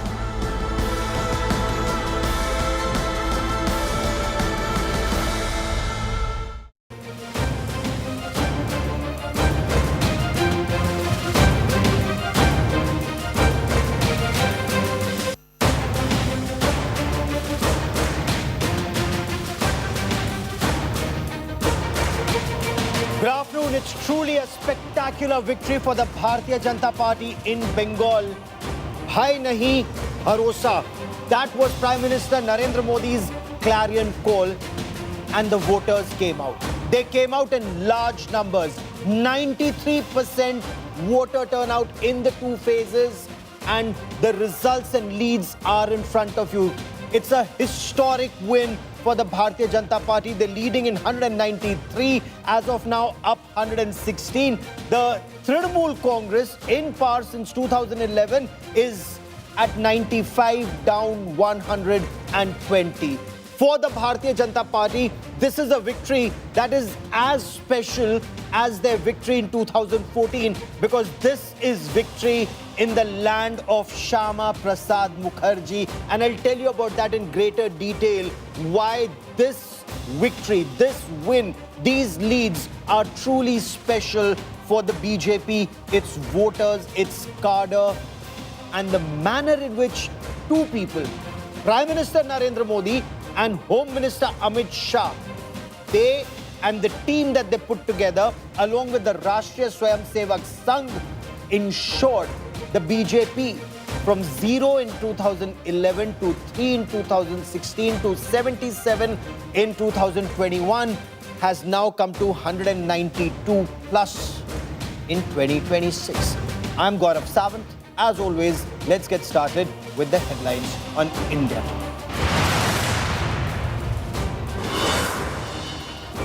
BJP decimates Mamata Banerjee in Bengal. Saffron surge in the state. Landslide victory for the BJP in over 190 seats. End of 15 years of Mamata's rule in Bengal as they manage a meager 95 plus seats. Mamata Banerjee sees red, says counting.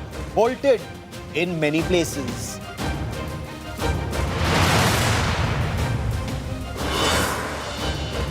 Big BJP celebrations at 6 p.m. after Bengal and Assam landslide victory.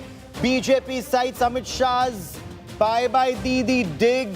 Amit Shah says 8 a.m. counting, 1 p.m. Didi Tata bye-bye.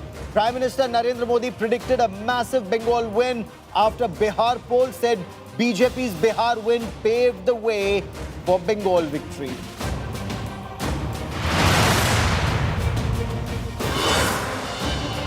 Thalapathy Vijay's blockbuster in Tamil Nadu. Vijay's TVK becomes the single largest party. Vijay wave sweeps across the state. DMK lags behind. AIA DMK becomes the second largest. India Today first showed you predictions of Vijay's sweep in Tamil Nadu.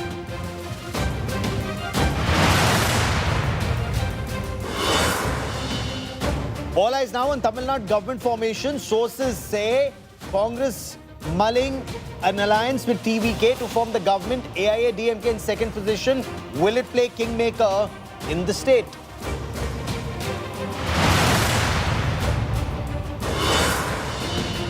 BJP's landslide victory in Assam. BJP back with a bigger majority in the state. Mama Himanta Biswa Sarma back with a bang in Assam. BJP all set to retain power.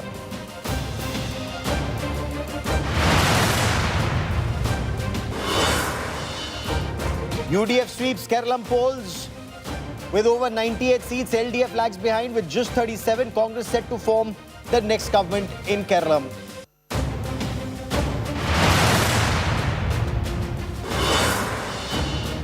India Today's exit polls were bang on.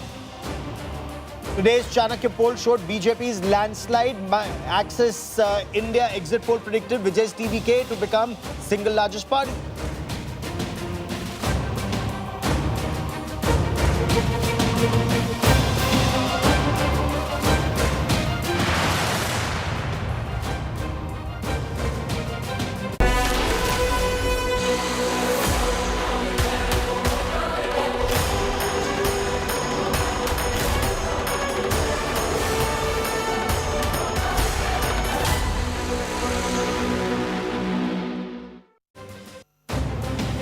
There's a saffron surge in Bengal and in Assam, but let's talk about Bengal first. The state has decisively voted for Parivartan or change. The Prime Minister said, Bhai nahi, bharosa. Do not fear, trust him and come out and vote, and the people did.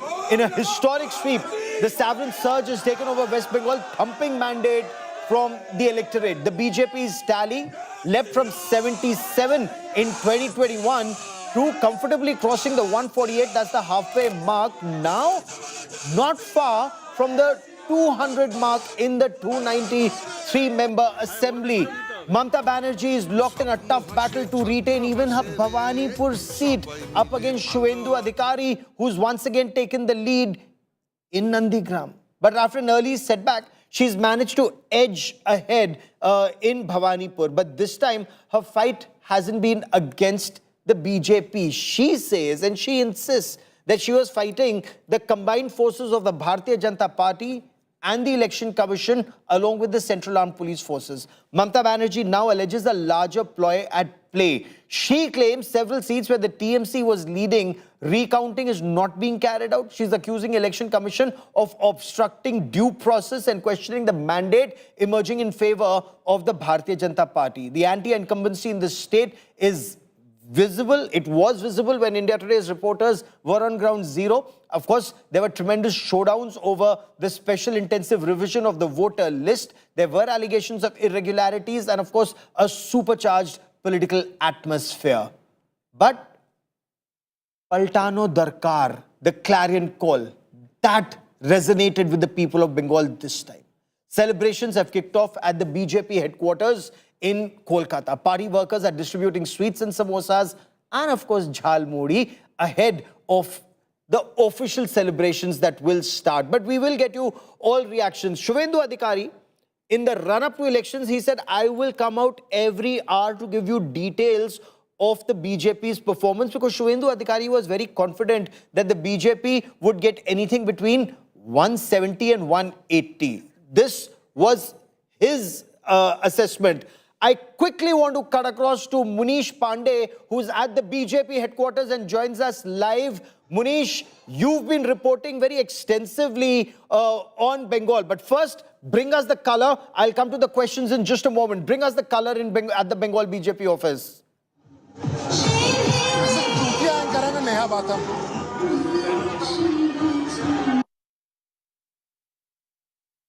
Okay, give us a moment as we reestablish that link with my colleague Munish. But the pictures that you see on your television screen, Shubhendu Adhikari was very confident of his victory and of the victory of the Bharatiya Janata Party. He said, every hour I will come and give you numbers.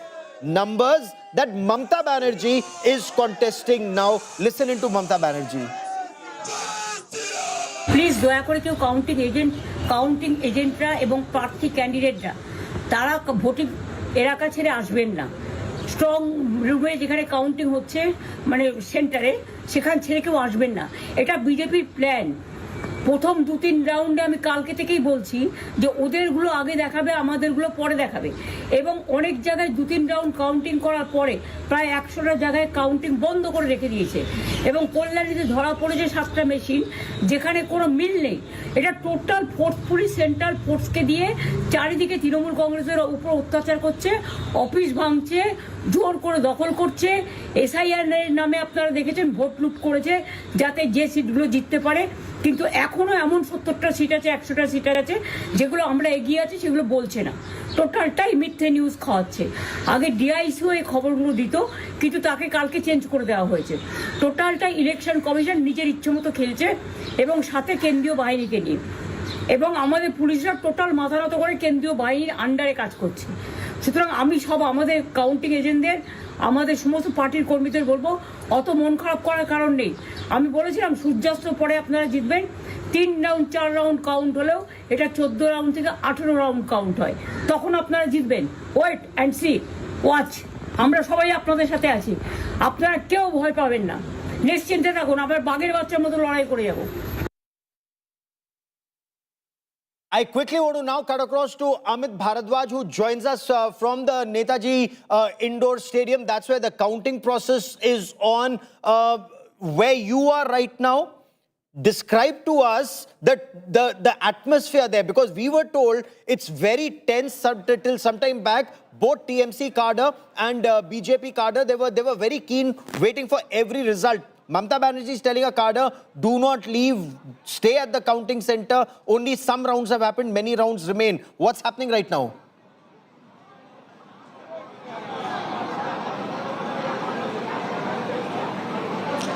Well, Gaurav, outside the Netaji counting center, Netaji indoor stadium counting center, the para forces had taken over the entire place, and you had the Trinamool Congress workers being put into their camp. You had para forces deployed there, and after that further deployments were made in order to calm down the situation. So everything was brought into under control. But I want to bring you another color from another counting center, and that's from Bhawanipur counting center, where I'm standing right now, Gaurav. And the streets which used to be green in 11, 16, 21. In 21, I've seen these streets turn green. Now I see the color of the streets change completely to saffron. And that's because the Bharatiya Janata Party has not only delivered a victory in West Bengal, but this victory is a decisive one. Almost 2/3 majority has been already achieved by the BJP in the ECI trends, if you go just by the official trends coming from the Election Commission of India. And that is why you have all pumped up cadre of the Bharatiya Janata Party with gulals, with cracker bursting on the streets, as well as celebration is on.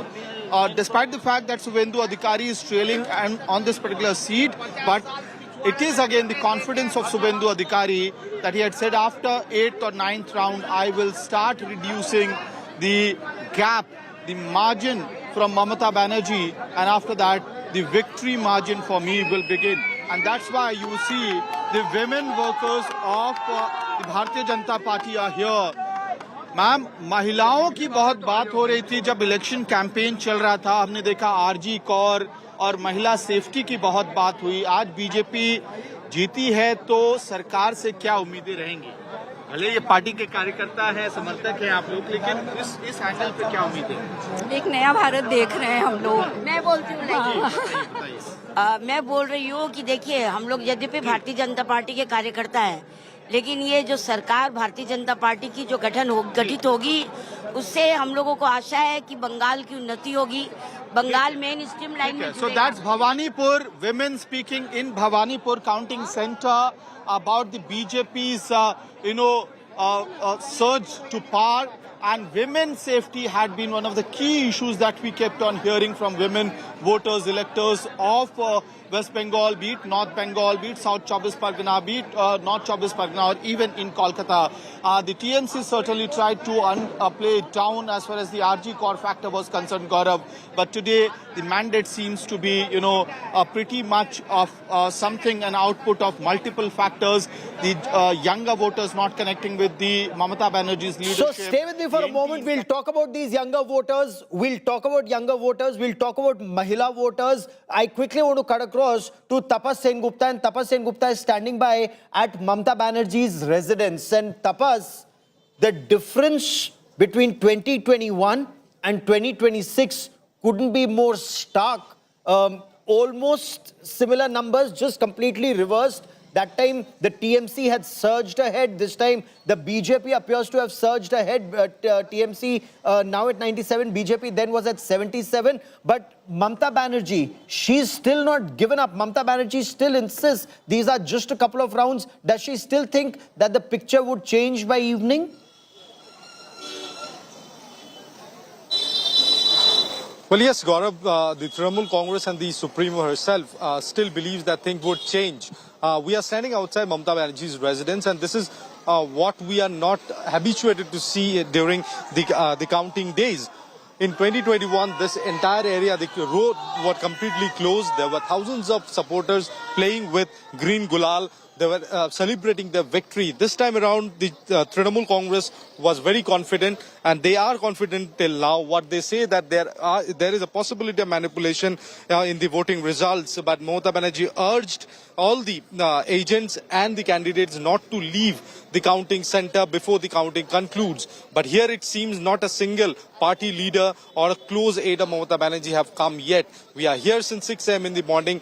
Till now, not a single party leader have come to meet Mamata Banerjee. She remains to be inside, and she have been following and closely monitoring the situation. Little while back, Mamata Banerjee expressed that she is confident that by dusk, the numbers would change and go in favor of Trinamool Congress. However, as far as the data being shared by Election Commission shows otherwise, and absolutely what we had witnessed in 2021, the numbers seem to be absolutely opposite for the opposite camp. That's BJP is leading with huge margin as of now, and the trend is very clear that BJP, as they claim, are ready to form the government, but they will have to wait for some more time unless they can complete counting process concludes, and after that there will be an official announcement from the Election Commission. But the mood of Calcutta have changed.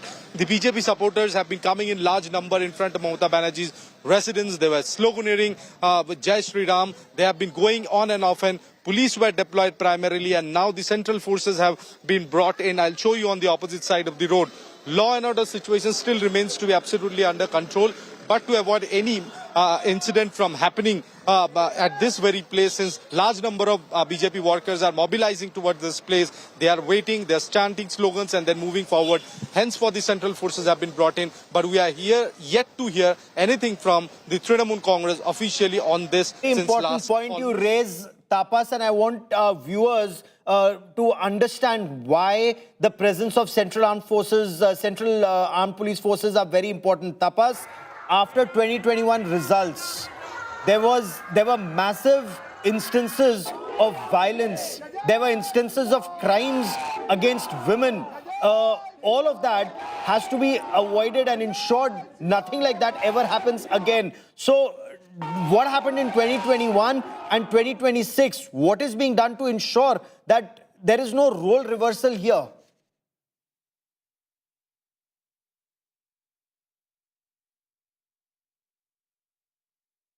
Okay, give me a moment and I'll try and reestablish that link with Tapas Sen Gupta, because he covered the 2021 violence against BJP's Karyakartas, against women after 2021 election results, and it was horrifying, so much so that the National Human Rights Commission had to send a team to investigate the crimes, because local police were in the eye of a storm for not registering cases or turning a blind eye. But why is the Bharatiya Janata Party's victory in 2026 leads and victory so significant for the party? Many analysts say as significant as Prime Minister Narendra Modi's 2014 victory. Let me explain this to you. Now, this is the land of Shyama Prasad Mukherjee, where the Bharatiya Janata Party has won an election or is winning an election for the first time ever. He was the man who was behind the surge of Hindu nationalism in our country. At a very young age, he'd become the Vice Chancellor, barely 33, 34 when he became the Vice Chancellor of the Calcutta University. He was the founder of the Jan Sangh. Of course, that was in 1951. He was a minister, incidentally, even in Pandit Jawaharlal Nehru's cabinet, but 1950, he'd walked out because of that Liaquat Pact, Nehru Liaquat Pact. Now, he emerged, the Jan Sangh had emerged as a key challenger for the Congress. Now, Jan Sangh was the ideological pillar of the Bharatiya Janata Party. It evolved in today's BJP. BJP traces its roots to Shyama Prasad Mukherjee, born in 1901, sadly passed away at a very young age in 54.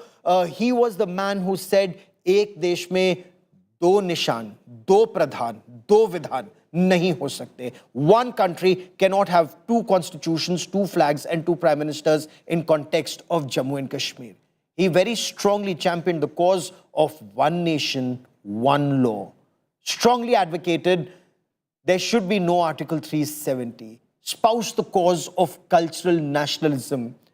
Bengal win seen as BJP and especially a target that Prime Minister Narendra Modi had given to then BJP President. At that point of time, it was Rajnath Singh, and subsequently, this was a task that was given to Amit Shah as the BJP President, that focus entirely on Bengal after 2014. And they did. The manner in which Amit Shah focused on Bengal, managed to get it to 77 seats in 2021. They were hopeful of breaching the halfway mark even then. They didn't, but this time they did. And I want to quickly cut across to Sanju Verma, national spokesperson of the Bharatiya Janata Party, joining us on this broadcast. Sanju Verma, congratulations in order, madam. It was a very tough battle, but did at any point of time, did the BJP think that the 2026 may end up being a repeat of 2021? You know, Gaurav, at the cost of sounding repetitive, I have done a zillion debates in the last couple of weeks, and every time there was a discussion on Bengal, I would say 4 Mai Mamata gai, at the expense of being called overexcited, overconfident, over-optimistic. But my simple logic is this. Even before the 92% or 93% voter turnout numbers came, I always believed that there's an inflection point in a state. Once that inflection point is reached, the public says, ab bahut ho gaya, ab bas, enough is enough. And I was very clear from the very start that in 2026, the public sentiment gave a clear indication that they were not willing to continue with Mamata Banerjee, because for 15 long years, she's not delivered on governance, she's not delivered on law and order. Corruption was snowballing with Bhaipo and Jahangir Khan duo ruling the roost in terms of, what Falta had turned into a den of crime. And everybody who thought that, women voters will still vote for Mamata Banerjee, given her emotional appeal, given the cultural legitimacy that TMC carries on its shoulders, I think they were barking up the wrong tree. Because I will just end by saying, RG Kar, despite being a woman, Mamata Banerjee's attitude was hua to hua. South Kolkata Law College rape, Mamata Banerjee's attitude was hua to hua. Durgapur rape horror, she said hua to hua. Jalpaiguri, when a BJP worker was stripped in public glare, she said hua to hua. And I'm very happy about the fact that the electorate has shown the mirror to TMC, because I'm sure you are aware, 72 hours back, Abhishek Banerjee put out a post on X saying, I challenge the Union of India and this Gujarati duo who is Bengal Birodhi. They will be taught a lesson. When he spoke of the Gujarati duo, he was obviously referring to Prime Minister Modi and Union Home Minister Amit Shah. So like I said, Abhishek Banerjee's arrogance, his hubris has been called out, and Mamata Banerjee has to learn to live with defeat. And I tell you, last time she lost Nandigram, this time I think she will lose from her own bastion. That is the sweet. She appears to be leading in Bhawanipur as of now, but stay with me, Sanju Verma. This is your moment. We'll talk about other states in a moment, but I want to focus on Bengal for some time because this election result is truly historic. Professor Badri Narayan also joins us on this broadcast. Professor Badri Narayan, the people of Bengal have spoken loud and clear. 93% voter turnout, voting in the full presence of state media, national media, observers, large number of central armed police forces, state police forces. This is the mandate. As Sanju Verma says, 4 Mai, Didi Gai, the people of Bengal have spoken. Yeah, very right. Actually, I think it is the public mandate. It's the mandate given by the public. And the kind of election took place in Bengal is really historic. No, the way it was really the fight between Bharosa against Bhai. So Bhai, this was the victory of. This is the victory of the Bharosa, one can say, and Bharosa which public showed towards PM Modi and also for BJP. And this is. I used to say that this was a fight between two kinds of identity: the Hindutva Bengali identity and the Bengali regional identity. So Bengali is overlapping in both, but Hindutva Bengali developmental identity succeeded and it defeated a kind of Bengali regional narrower identity who was not preferring to allowing into too many developmental schemes to Bengal. So people were feeling deprived. So it's also a subaltern voice you can see in this election. And Bengal is always known for the election of Bhadralok. Bhadralok emerged as a leader. But this election also says that subaltern has also voice and they spoke in a very different way. Or did they this time actually end up speaking against what was seen as minority appeasement politics? But I'll come to that point in just a moment. Sanju Verma, when Prime Minister says, Bhai nahi bharosa, the TMC says, Bhai of fear was there in the hearts of TMC cadre and voters who were not permitted to vote or who were intimidated, according to them, by the large presence of Central Armed Police Forces. 235,000 policemen were brought in from other parts of the country to ensure TMC cadre could not vote. Gaurav, that's a very pertinent question, but I will come straight to the point. I'm so glad that there were close to 2.5 lakh central paramilitary forces who ensured transparent, free and fair elections. What TMC goons think, I really don't care. I'm not trying to sound overtly arrogant. But the fact of the matter is this, Gaurav. If you recall, after the Panchayat elections in 2023 in West Bengal, not only the Kolkata High Court, the Supreme Court castigated Mamata Banerjee in no uncertain terms by saying, the license to hold elections does not give you the license to conduct bloodshed. If you cannot hold free and fair elections, let us know. We will find an alternative mechanism. When she barges into an ongoing investigation at the IPAC office, running away with the green file, what did the Supreme Court tell her? It is an unhappy situation to see a sitting chief minister barging into an ongoing probe. What if other CMs start doing this? You are working against the very spirit of cooperative federalism. So the limited point I'm making is Trinamool Congress, its track record is not flattering. Mamata Banerjee has had many run-ins with the Supreme Court and each time she has been shown her face. Sanju, give me a moment. I quickly want to cut across to Nabanna, where Indrajit Kundu now joins me. This is the seat of power in Bengal. And perhaps this is where, Indrajit, people get to know first what is happening, where winds of change are blowing. What's happening at Nabanna? Well, Gaurav, we are here at the Bengal Secretariat. This is Nabanno in Howrah district, and there is a big change. I will quickly ask my camera person to show. The CRPF has been deployed to man Nabanno. The CRPF, as you can see, CRPF officials have been placed here. The personnel have been placed here since 1 p.m. in the afternoon is what we are told. It is generally the state police officials who man this very, very sensitive building. Actually, Uttar Pradesh Chief Minister who campaigned extensively, he's speaking, listen in. All right, I'll come back to this. Uttar Pradesh Chief Minister Yogi Adityanath had campaigned very extensively. Yogi model is now being spoken about in other parts of the country. But I'll come to Yogi model in just a moment. But go on, Indrajit. Complete your point. CRPF has now been deployed at Nabanno. Is there an apprehension something would happen? Because you were on ground covering the aftermath of 2021 election results and the targeted violence, political violence that took place in the state. What is being done to ensure that a repeat or a reversal does not happen this time? Okay, I'll come to Indrajit in just a moment. Complete your point, Sanju Verma. Suddenly we hear Jai Shri Ram once again and very loudly from Mamata Banerjee's residence to Nabanna to other parts of the state, in a state where many had argued that Jai Shri Ram is not from here. And I'd always said that Jai Shri Ram belongs, it belongs to the entire country, not to any one state, not to any one part.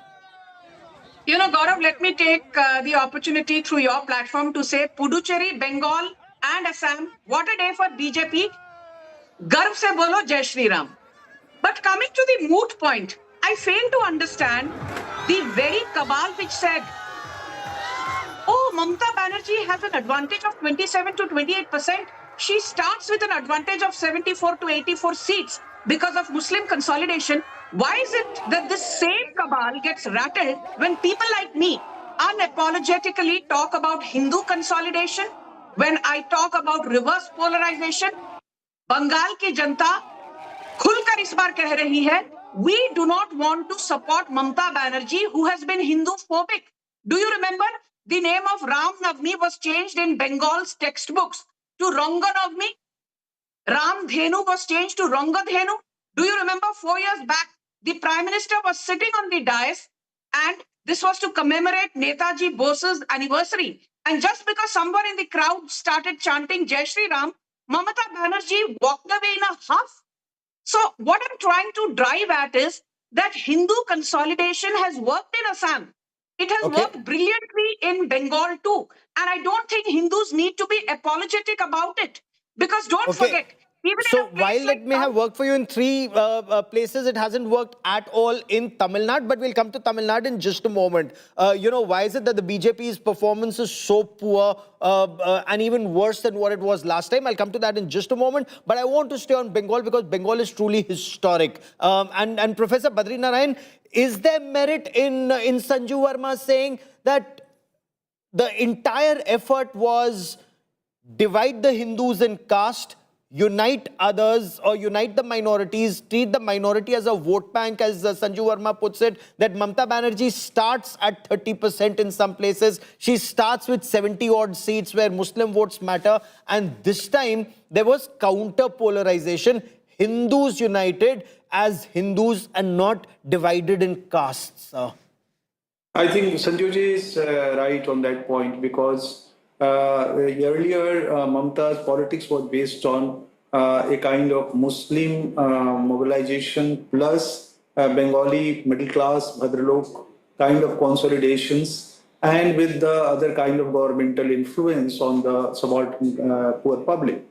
But what happened? There are 2 things happened. On the one hand, as I said, that it is fight between Hindutva, Bengali, the identity with the Bengali regional identity.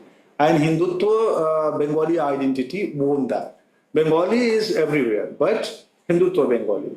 Secondly, the kind of the way the Mamata government run in 20 years in these past decades, it proved itself as an anti-development government.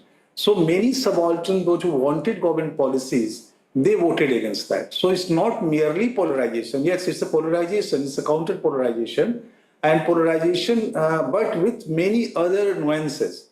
One is the developmental aspirations, which is going on in the Bengali public also, poor public, rural public, because they want to become like others. Secondly, there are a lot of the kind of the way anti-incumbency against the TMC cadres, local leaders, and the way they were using crime, the kind of violence in the politics, the crime and politics were linking together. Many local leaders were doing. People were against that. So they all expressed in the form of rise of the BJP, and this rise is the rise of Purvodaya, not the BJP mission of Purvodaya, Odisha, and then Bengal. So Hindutva, and we also say, you can say theoretically that it's a vernacularization of Hindutva ideology.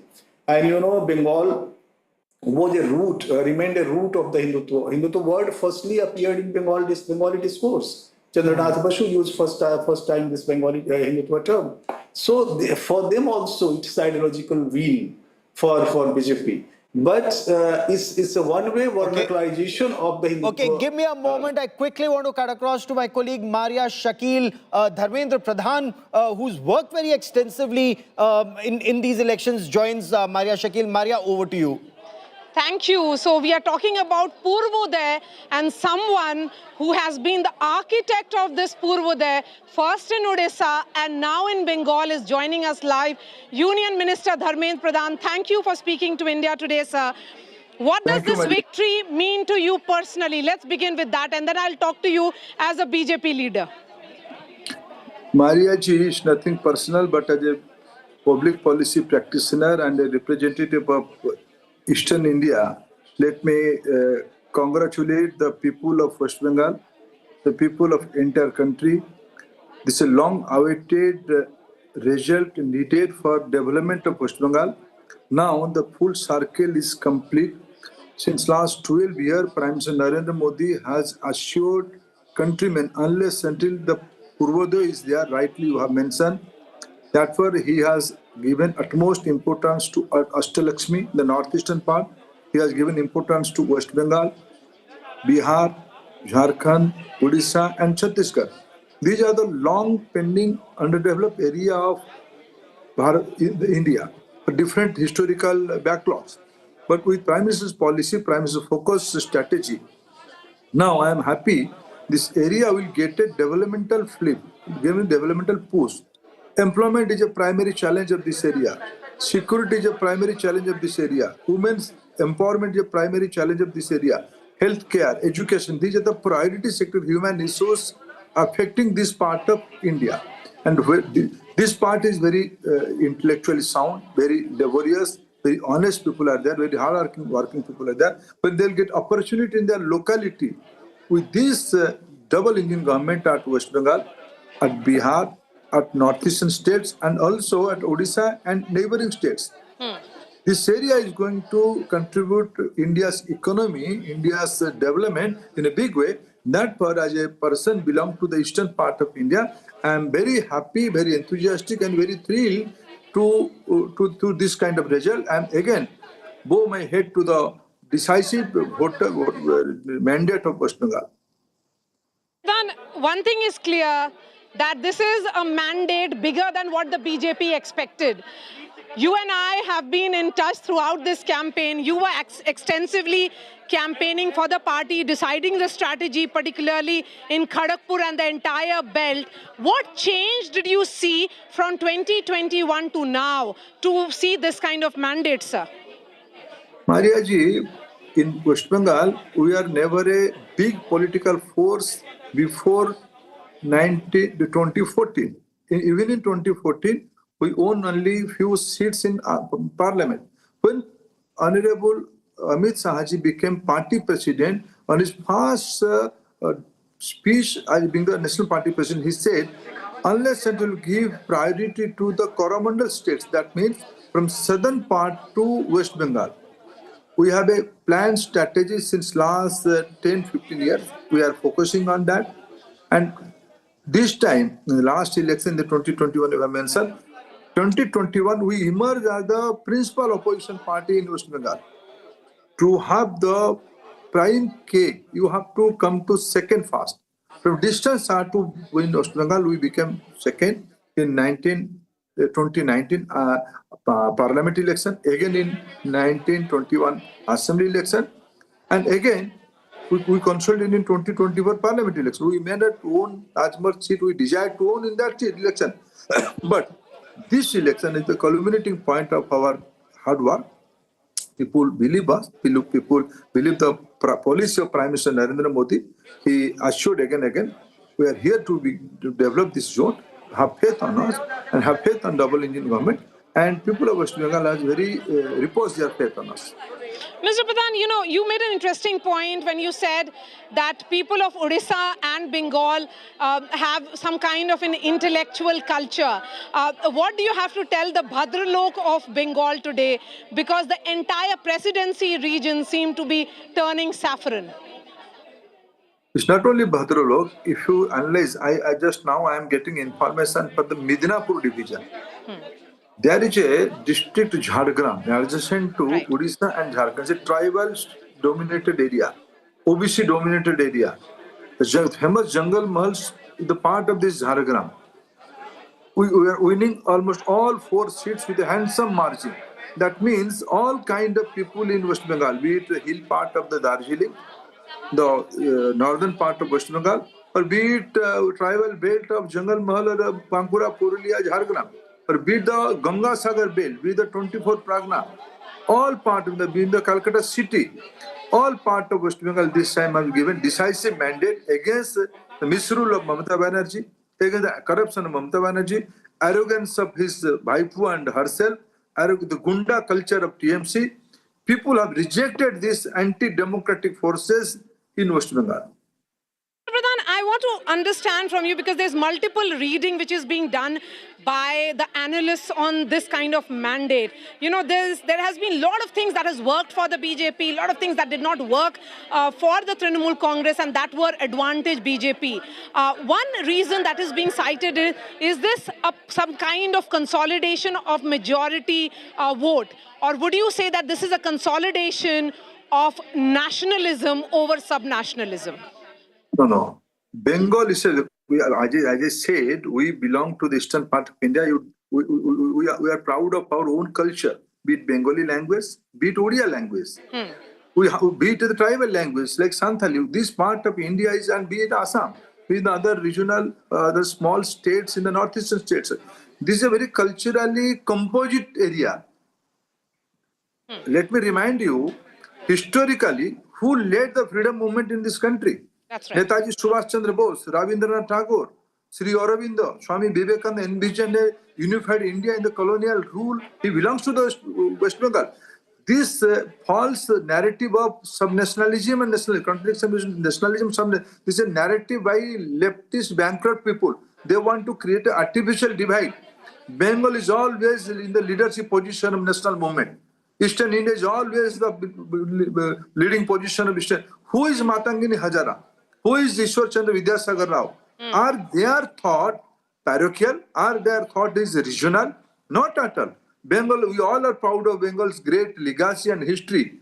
Always in the science, in art, in culture, in all aspects of life. Go to the modern cinema of India. Lot of Bengali personalities, Bengali speaking personality are the leading personality of the Indian cinema. Go to the science world. Mr. Bose is the leading scientist of the pre-independence period. So let us not create in that analogy. Bengal is the heart of Bengal, is the server of Indian culture and civilization, and there's absolute compatibility. And as you said, consolidation. Yes, this is a consolidation against the majority of Bengal people against corruption, against atrocity on women, on Sandesh Khali, on Arjikar, also on the infiltration.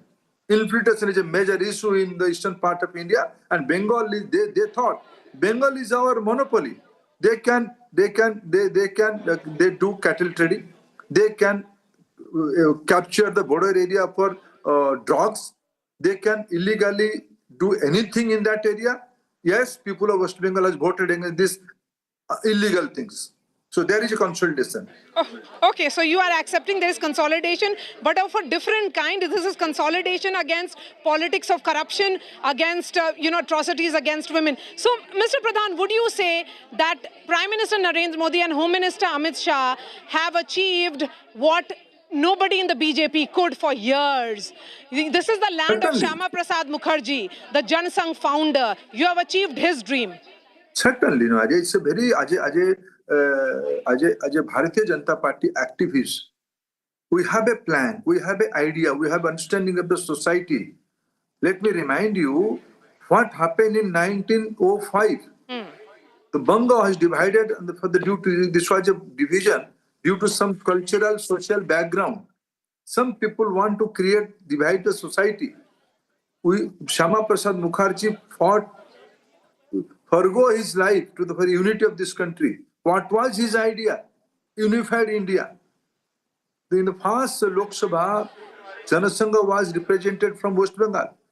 Due to latter part, due to different political scenario, we could not do that. For a BJP Karyakarta, being a nationalistic party's Karyakarta, we are very proud. This is not only mere victory of a state, the victory of idea, victory of Indianness, victory of nationalism. Okay, Certainly so this is a glorious moment for us. So this is a victory of an idea, and in this idea, the accusation is also that there was no level playing field in this election. As a union minister and a key BJP strategist, how will you defend that, sir? No, there is nothing to defend. Certain things are reality. As I said, West Bengal has a distinct, typical political culture by CPM for 34 years, again by Trinamool 15 years. They have created fewer psychosis. They have intimidated people. They have created atrocity on women. They have snatched land from the poor. They have subjugated majority of the society for their own political strategy. This time, I am thankful to Election Commission of India with neutrality. They have conducted this election, and people of Bengal voted in a big way against this atrocity. You know, there is a vote share gap as of now, right now, of almost like 4.5%, sir. If you look at the jump that you have had from 39% to roughly around 45% right now, and that has consolidated into this massive, massive gain for the party. Mr. Pradhan, let's be honest. What was your assessment, and how do you look at this result? It's a very, very comfortable, soothing, and very confident giving result for all of us. Now, responsibility is increasing on us. We have to do, we have to perform. But Mariaji, we met in the ground zero. If I can remember, I was addressing a small women group meeting in some part of Bengal, I think in the Nandigram. You asked me why you are addressing such a small meeting. Yes. I said you, this is the impact. We want to create a new strategy model. We have reached to every household of West Bengal. People trusted on us. Lot of Karyakarta, lakhs of Karyakarta of West Bengal BJP devoted their entire effort, door-to-door campaigning. We could successfully convince people, change this government. The Nara of the West Bengal, Parivartan Chai. And perhaps Anuria and you understood that language and culture better than most, one would say, Mr. Pradhan. Do you think this is also an understanding that leaders like you, who are very, rooted on the ground, they bring to the BJP strategy? You understand the ground better, and hence you go back to the ground by implementing it. Mariaji, we all are secondary. As a party activist since last 40 years, I was going somewhere there to do electioneering in the different states. We are not important. We are a mere supporting system. I am very thankful to the hard-working Karyakarta of West Bengal. I know their social condition. I know their capacity. I know their physical situation. With that disadvantage, they have done lot of good things. They have sacrificed their well-being. They have gone to any extent with their laborious work, with Prime Minister's leadership. People has given their faith to us. We all are secondary, but I enjoyed the political work in West Bengal. Ami Bangla bolte pare na, kintu bujhte pare. So I enjoyed the Bengali elections. All right, Mr. Pradhan, always a pleasure speaking to you. And you continue to be this humble leader who never accepts his own role and calls himself a karyakarta. So, this is what BJP is, as we have been speaking about, Gaurav. The role of each and every leader of the party, union ministers, chief ministers, home ministers of various states, Gaurav, made in charge of various constituencies. That's how the BJP covered that distance where criticism was, or, questions were raised. Where is the party's organization? Leaders like Dharmendra Pradhan were the party's organization who implemented this mission Bengal. Oh, absolutely, Maria. And now, when you look at the Bharatiya Janata Party's achievements right now, Ang, Bang, Kaling, they've got all. Ang, Bihar, Maria's state. Bang, Bengal, they've got now. Kaling, Odisha, they've got that too. But there's more breaking news coming in. The BJP breaching the fortress Bengal, all set to form the government. Mamata Banerjee has arrived at the counting center, inspecting the counting center in South Kolkata. And Mamata Banerjee is alleging that the Bharatiya Janata Party is looting the counting centers. She says that Trinamool Congress agents are being thrown out from these counting centers and only BJP workers are there. She alleges vote chori or words to that effect. I want you to listen in to Mamata Banerjee. I'll get you more on the story. Are you going to the counting center? Yes, they are looting my counting center. Now, Gari are you going to the counting center? Yes, they are looting my counting center. Now, Gari are you going to the counting center? Yes, they are looting my counting center. Now, Gari So Mamata Banerjee, you can see agitation on her face, and when asked, are you going to the counting center? She said, yes, they are looting my counting center. We'll get you more on this story, but for the Bharatiya Janata Party, this is truly historic. Breaching that fortress in the land of Shyama Prasad Mukherjee, the BJP winning an election which was seen as mission impossible. But between 2014, finally in 2026, from 2014, they worked relentlessly for this achievement. 2011, they were down to 0. 2016, they didn't have much. In 2021, they came up to 77. In 2026, they finally breached Fortress Bengal. That story and lots more coming up. Stay with us here on India.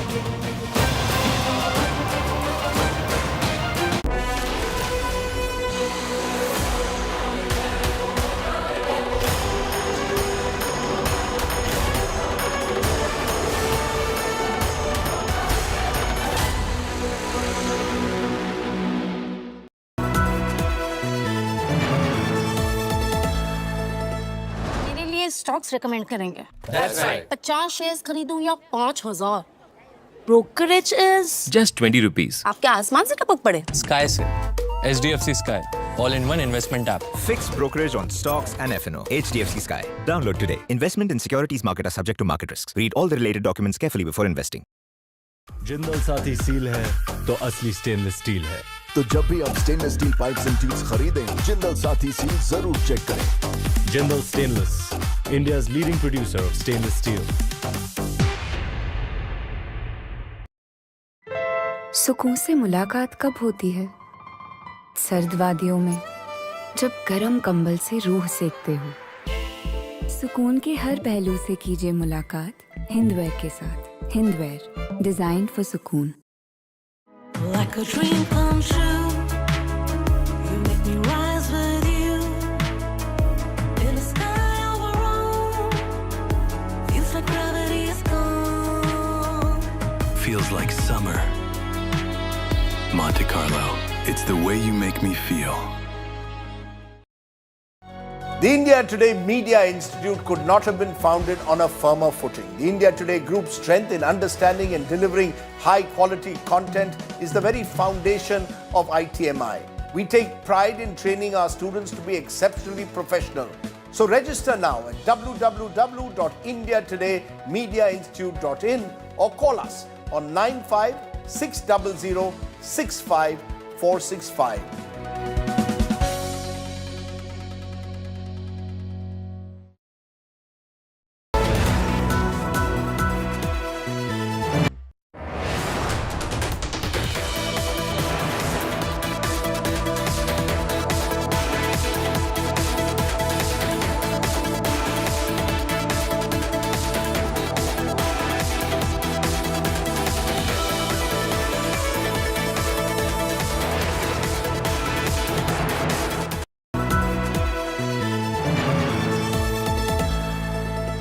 मेरे लिए stocks recommend करेंगे। That's right. 50 shares खरीदूं या 5000? Brokerage is Just 20 rupees. आपके आसमान से टपक पड़े। Sky से HDFC Sky, all-in-one investment app. Fixed brokerage on stocks and F&O. HDFC Sky. Download today. Investment in securities market are subject to market risks. Read all the related documents carefully before investing. Jindal साथी seal है तो असली stainless steel है। तो जब भी आप stainless steel pipes and tubes खरीदें, जिंदल साथी सील जरूर चेक करें। Jindal stainless, India's leading producer of stainless steel. सुकून से मुलाकात कब होती है? सर्द वादियों में, जब गर्म कंबल से रूह सेकते हो। सुकून के हर पहलू से कीजिए मुलाकात हिंदवेयर के साथ। हिंदवेयर, डिजाइन फॉर सुकून। Like a dream come true, you make me rise with you. In the sky over Rome, feels like gravity is gone. Feels like summer. Monte Carlo. It's the way you make me feel. From early morning temple stops to long days on the road in Tamil Nadu, I've covered every corner, every voice. Join India's #1 election team for epic verdict day coverage on the Indian Political League. 4th May, 6 a.m. onwards, only on India Today.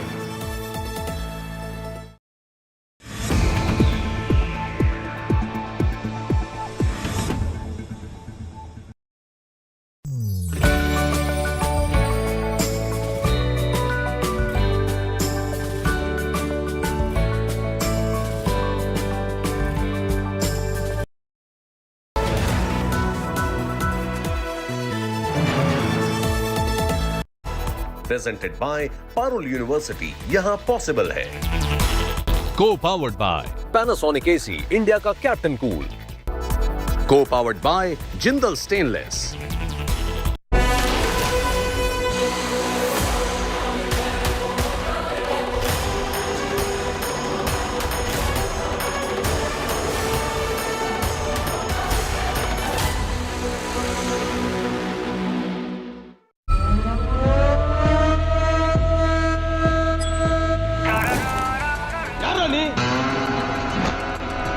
என்ன பார்த்து தமிழ்நாட்டுல இந்த கேள்வியை கேட்கிற மொத ஆள் நீதான்டா.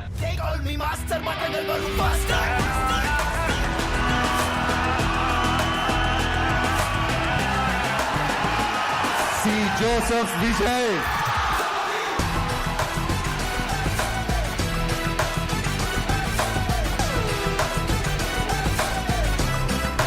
ஒவ்வொரு 5 இயர்ஸுக்கும் நடக்கிற எலெக்ஷன் மாதிரி இதை நினைச்சிடாதீங்க. 50 வருஷத்துக்கு ஒரு வாட்டி நடக்க போற ஒரு எலெக்ஷன் மாதிரி இது.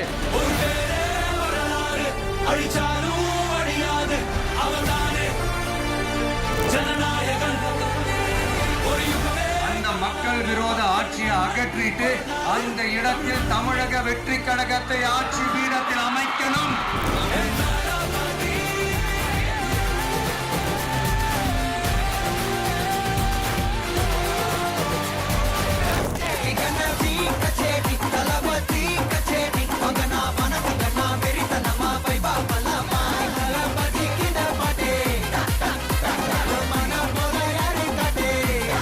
உங்க விஜய் நான் வர விசிலடிக்க.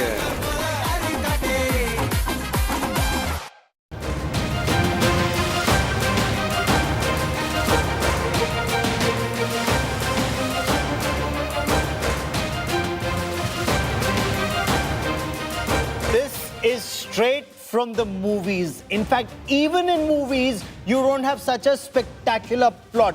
What a victory for Thalapathy Vijay in Tamil Nadu. It's huge, huge for a debutant, and what a tsunami. I'll tell you more about it during the course of this broadcast and what it means for MK Stalin. There's another big story coming on this broadcast. Good afternoon. I'm Gaurav Sawant. As always, let's get started with the headlines on India First, on India Today. Stay with us. BJP decimates Mamata Banerjee in Bengal. Saffron surge in Didi's fortress. Landslide victory for the BJP with more than 190 seats. Mamata's TMC manages to win around 93. Mamata sees red, says BJP is looting her votes at counting centers.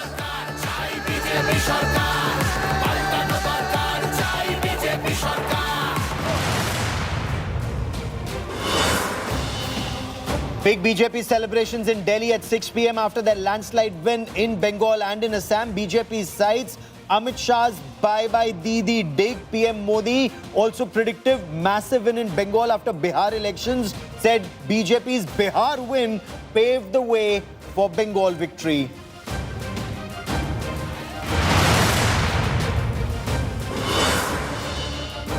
Thalapathy Vijay's blockbuster debut in Tamil Nadu. Vijay's TVK becomes the single largest party in the state. DMK lags behind. Stalin loses from Kolathur.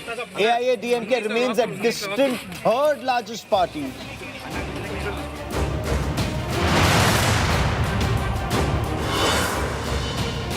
All eyes now on Tamil Nadu government formation. Sources say Congress mulling an alliance with TVK to form the government. AIA DMK at third position. Will it have any role in Tamil Nadu as kingmaker?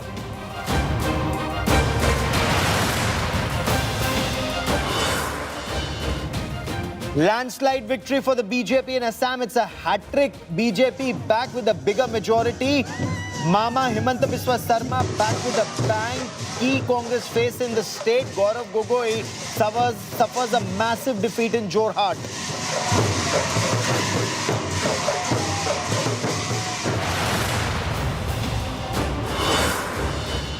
UDF sweeps Kerala polls with 100 seats. LDF lags behind with just over 35 seats. Congress set to form the next government in the state.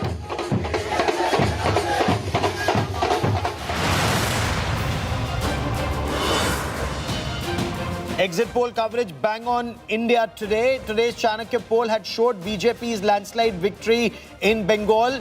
My Axis India exit poll predicted Vijay's TVK to become the single largest party in Tamil Nadu.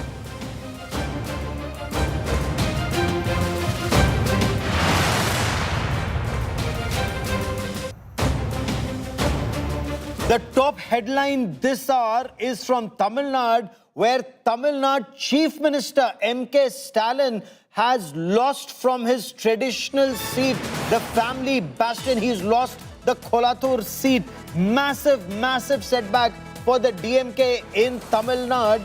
Thalapathy wave crushes the DMK in the state.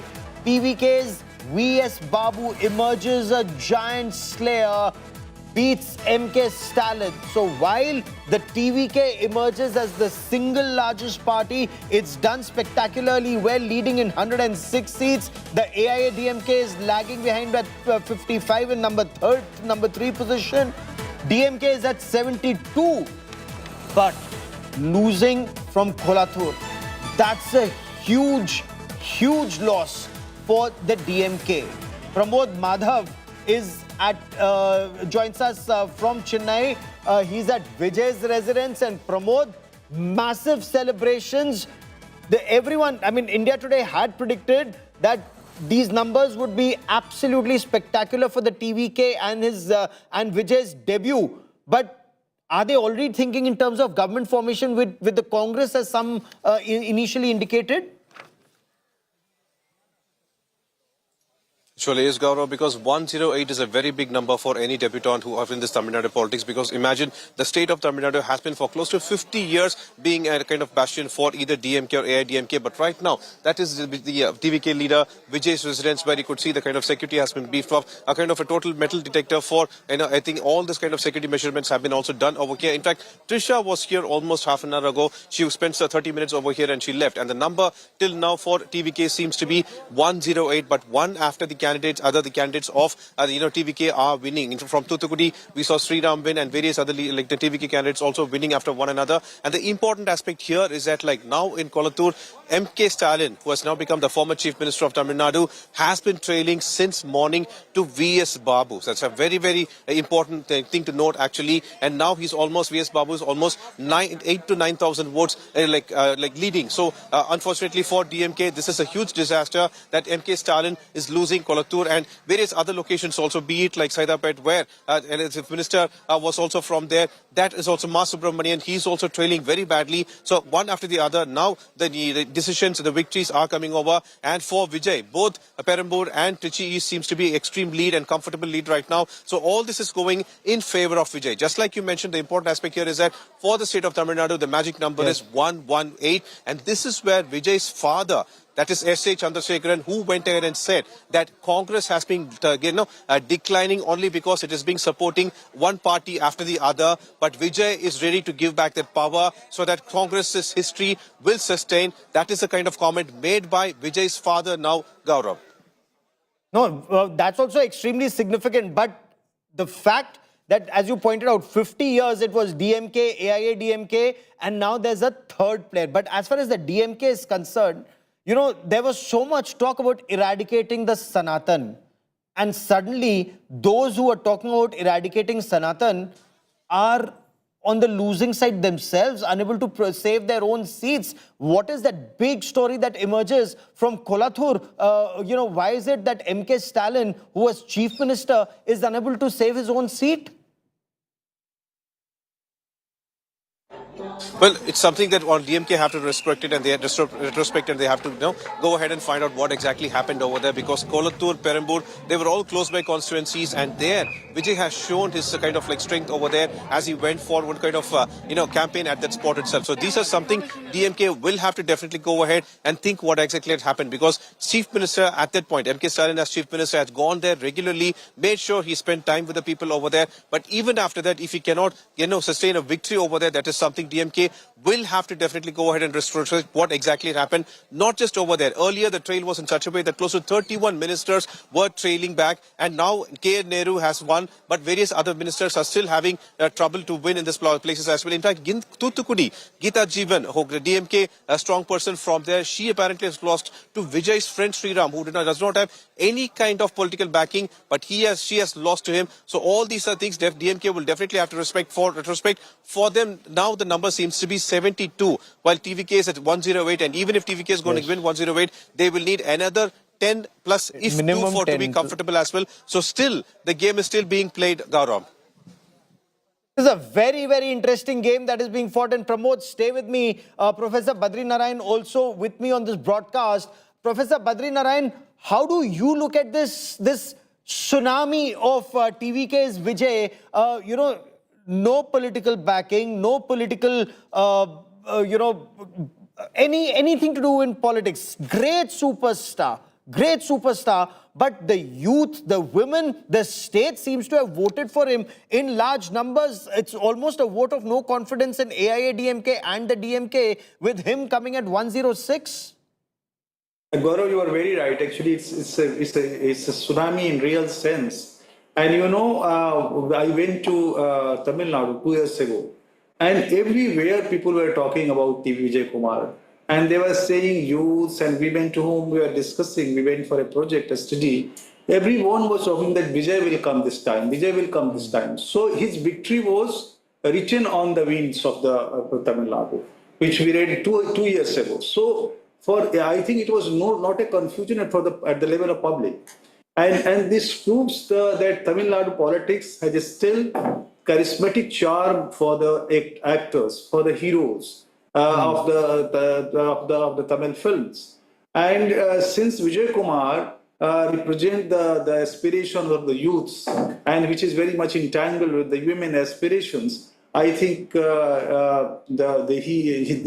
result shows that still this kind of aspirations among public has a meaning. And you know, film, the actor becomes successful in the politics because of two reasons. When reality become not comfortable for them, for the That's public. very interesting. You should point that out. And let me take this to Pramod Madhav once again. Pramod, the youngsters in Tamil Nadu, did they say enough is enough when it comes to dynasty politics, when it comes to, the traditional parties, the two traditional parties? They wanted to give a new party a chance, and clearly it's not the Bharatiya Janata Party or their alliance partner, the AIA-DMK. Did the BJP actually bring down the AIA-DMK also this time? Well, Gaurav, there are certain things that Vijay actually promised for the youngsters. And the first and foremost thing is about Matram, the change. And the second one is that he called DMK as the political enemy and BJP as the ideological enemy. And he claimed that he will be the change. He would say that this is going to be an election that comes once in 50 years. And he promised that he will bring all the changes and whatever that is required for the youngsters. Tall promises. He's made seriously tall promises about providing them with education, providing them, families with 2,500 rupees, LPG cylinders, free and such things like that. But the promise that he made, it looks like the youngsters have definitely accepted whatever he has said. And that's the reason they have gone ahead and they have also voted for TVK. Not just TVK, they have been constantly also extending their support. No matter where Vijay goes or no matter where there is a kind of name mentioned about TVK, immediately they start chanting TVK, TVK. So that way, it has turned out to be a huge brand which Vijay was able to properly cash in, and that's how he has attained such a huge victory here, Gaurav. No, this is spectacular. The manner in which he's been able to galvanize the masses, galvanize the voters, and almost across the state, he's been able to galvanize voters, Professor Badri Narayan, something that while AIA-DMK has managed just about 55, DMK still 70, 71, but losing the chief minister's seat would send out a very big message that he could not save his own seat. Moral, defeat as far as the DMK is concerned, apart from actual defeat on ground, and end of dynasty politics or no trust in dynasty politics? Yeah, Gaurav, you are very right. Actually, this result shows that DMK need to reinvent itself, and they should reanalyze that now this is not the time of dynasty politics. And they were constantly focusing on the traditional Tamil politics diction, the anti-Hindi, the kind of going back to the 60s, and also Tamil identity in a very older ways. But you know, the people aspirations are changing. People are being changed, and their aspirations are changing. So that reflects in this result. And TVK is a combination of the developmental aspiration of the public with the charisma of the actor. And you know, as I said, that when reality become not comfortable for the public, they look towards fantasy. And fantasy appears in the form of actors. And actors provide them the imaginative solution. But here, a politician, actor who turned as a politician, is offering the real benefits to the public. So beneficiary politics in a big way is being promised by the TVK, and that may be one of the reasons for his landslide victory. It's just a big victory. Will he be able to deliver? How will he cobble the numbers to get to the halfway mark? Those are stories that Pramod Madhav will be tracking very closely. I quickly want to cut across now to Kerala, where the Congress or the UDF all set to form the next government. The UDF leading in 100, LDF reduced to 35. The BJP, we are told, in Leeds there it shows 2, but I'm just being told that this is the NDA's best performance in leading or winning in 3 seats in Kerala. Kerala BJP President Rajiv Chandrasekhar, he has won his seat from Nimom, and former MOS Minister of External Affairs V. Muralidharan, he's also won from Kadakuttam, and B. Gopakumar he has also won his seat. And I want to quickly cut across to Shivimol for more on this. Shivimol, as far as the Congress is concerned, they were very confident that they are returning to power this time after that debacle next time when those 5-year change wasn't followed. But as far as the BJP is concerned, bring us there what they had thought and how they've performed. Oh, well, it's a huge victory for the BJP also because just like Congress, because they've managed to win 3 seats. This is their best performance in the state. They won 1 seat in 2016. They lost it in 2021. They're back with not 1 or 2, but 3 seats. They won Nemam, Karakutam, where we expected a very tight contest. Another seat is Chatanur in Kollam.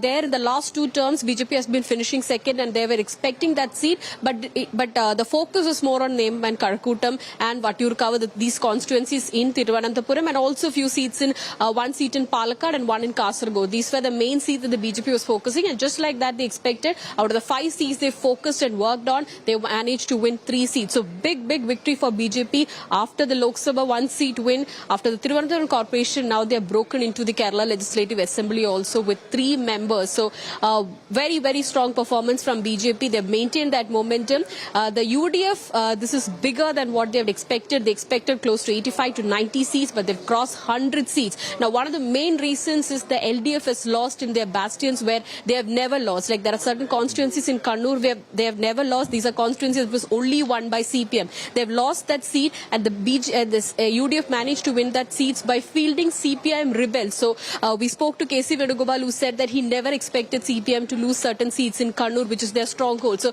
that's the anger, not just by the people, but also by the party workers there on ground, saying to the party leadership that it's the party above any individual. So give me a moment. I'm cutting across to Bengal. There's breaking news that's coming in from Bengal.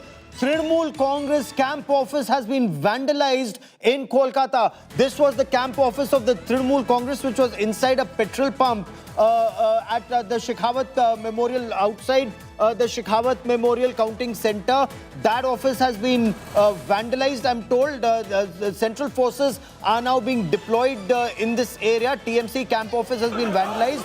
Police had to come in and they've dispersed the protesters. These are the images that you see where you can see many chairs that lie broken. But this is a very heavily guarded, well-protected area. How could TMC office be targeted here is the big question. You have not only the state police, the West Bengal police, but you have a very large number of central armed police forces that are deployed across the state.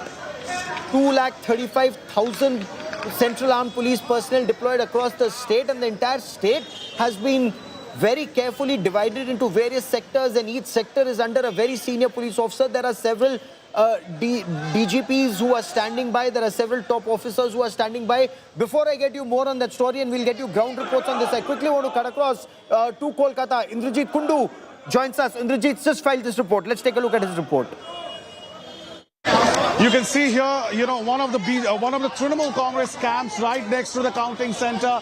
All the chairs have been vandalized here, and the police, of course, is trying to bring the situation under normalcy. But, of course, tempers running high on the streets of Kolkata just as Mamata Banerjee entered. BJP workers, you can see, angry, protesting because Mamata Banerjee has just arrived at the counting center, alleging that her counting agents have been thrown out, but the police trying to escort the BJP supporters who were sloganeering at Mamata Banerjee at this point in time, and trying to pacify them and take them out of this area, because this is a high security area at this point in time.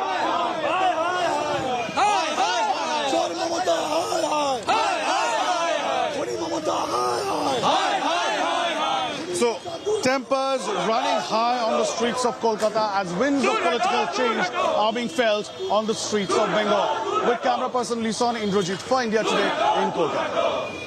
BJP workers have begun protesting outside the Shakawat Memorial Counting Center, which is the counting center of Bhawanipur. You can see huge police deployment who are trying to disperse BJP workers who have been raising slogans just as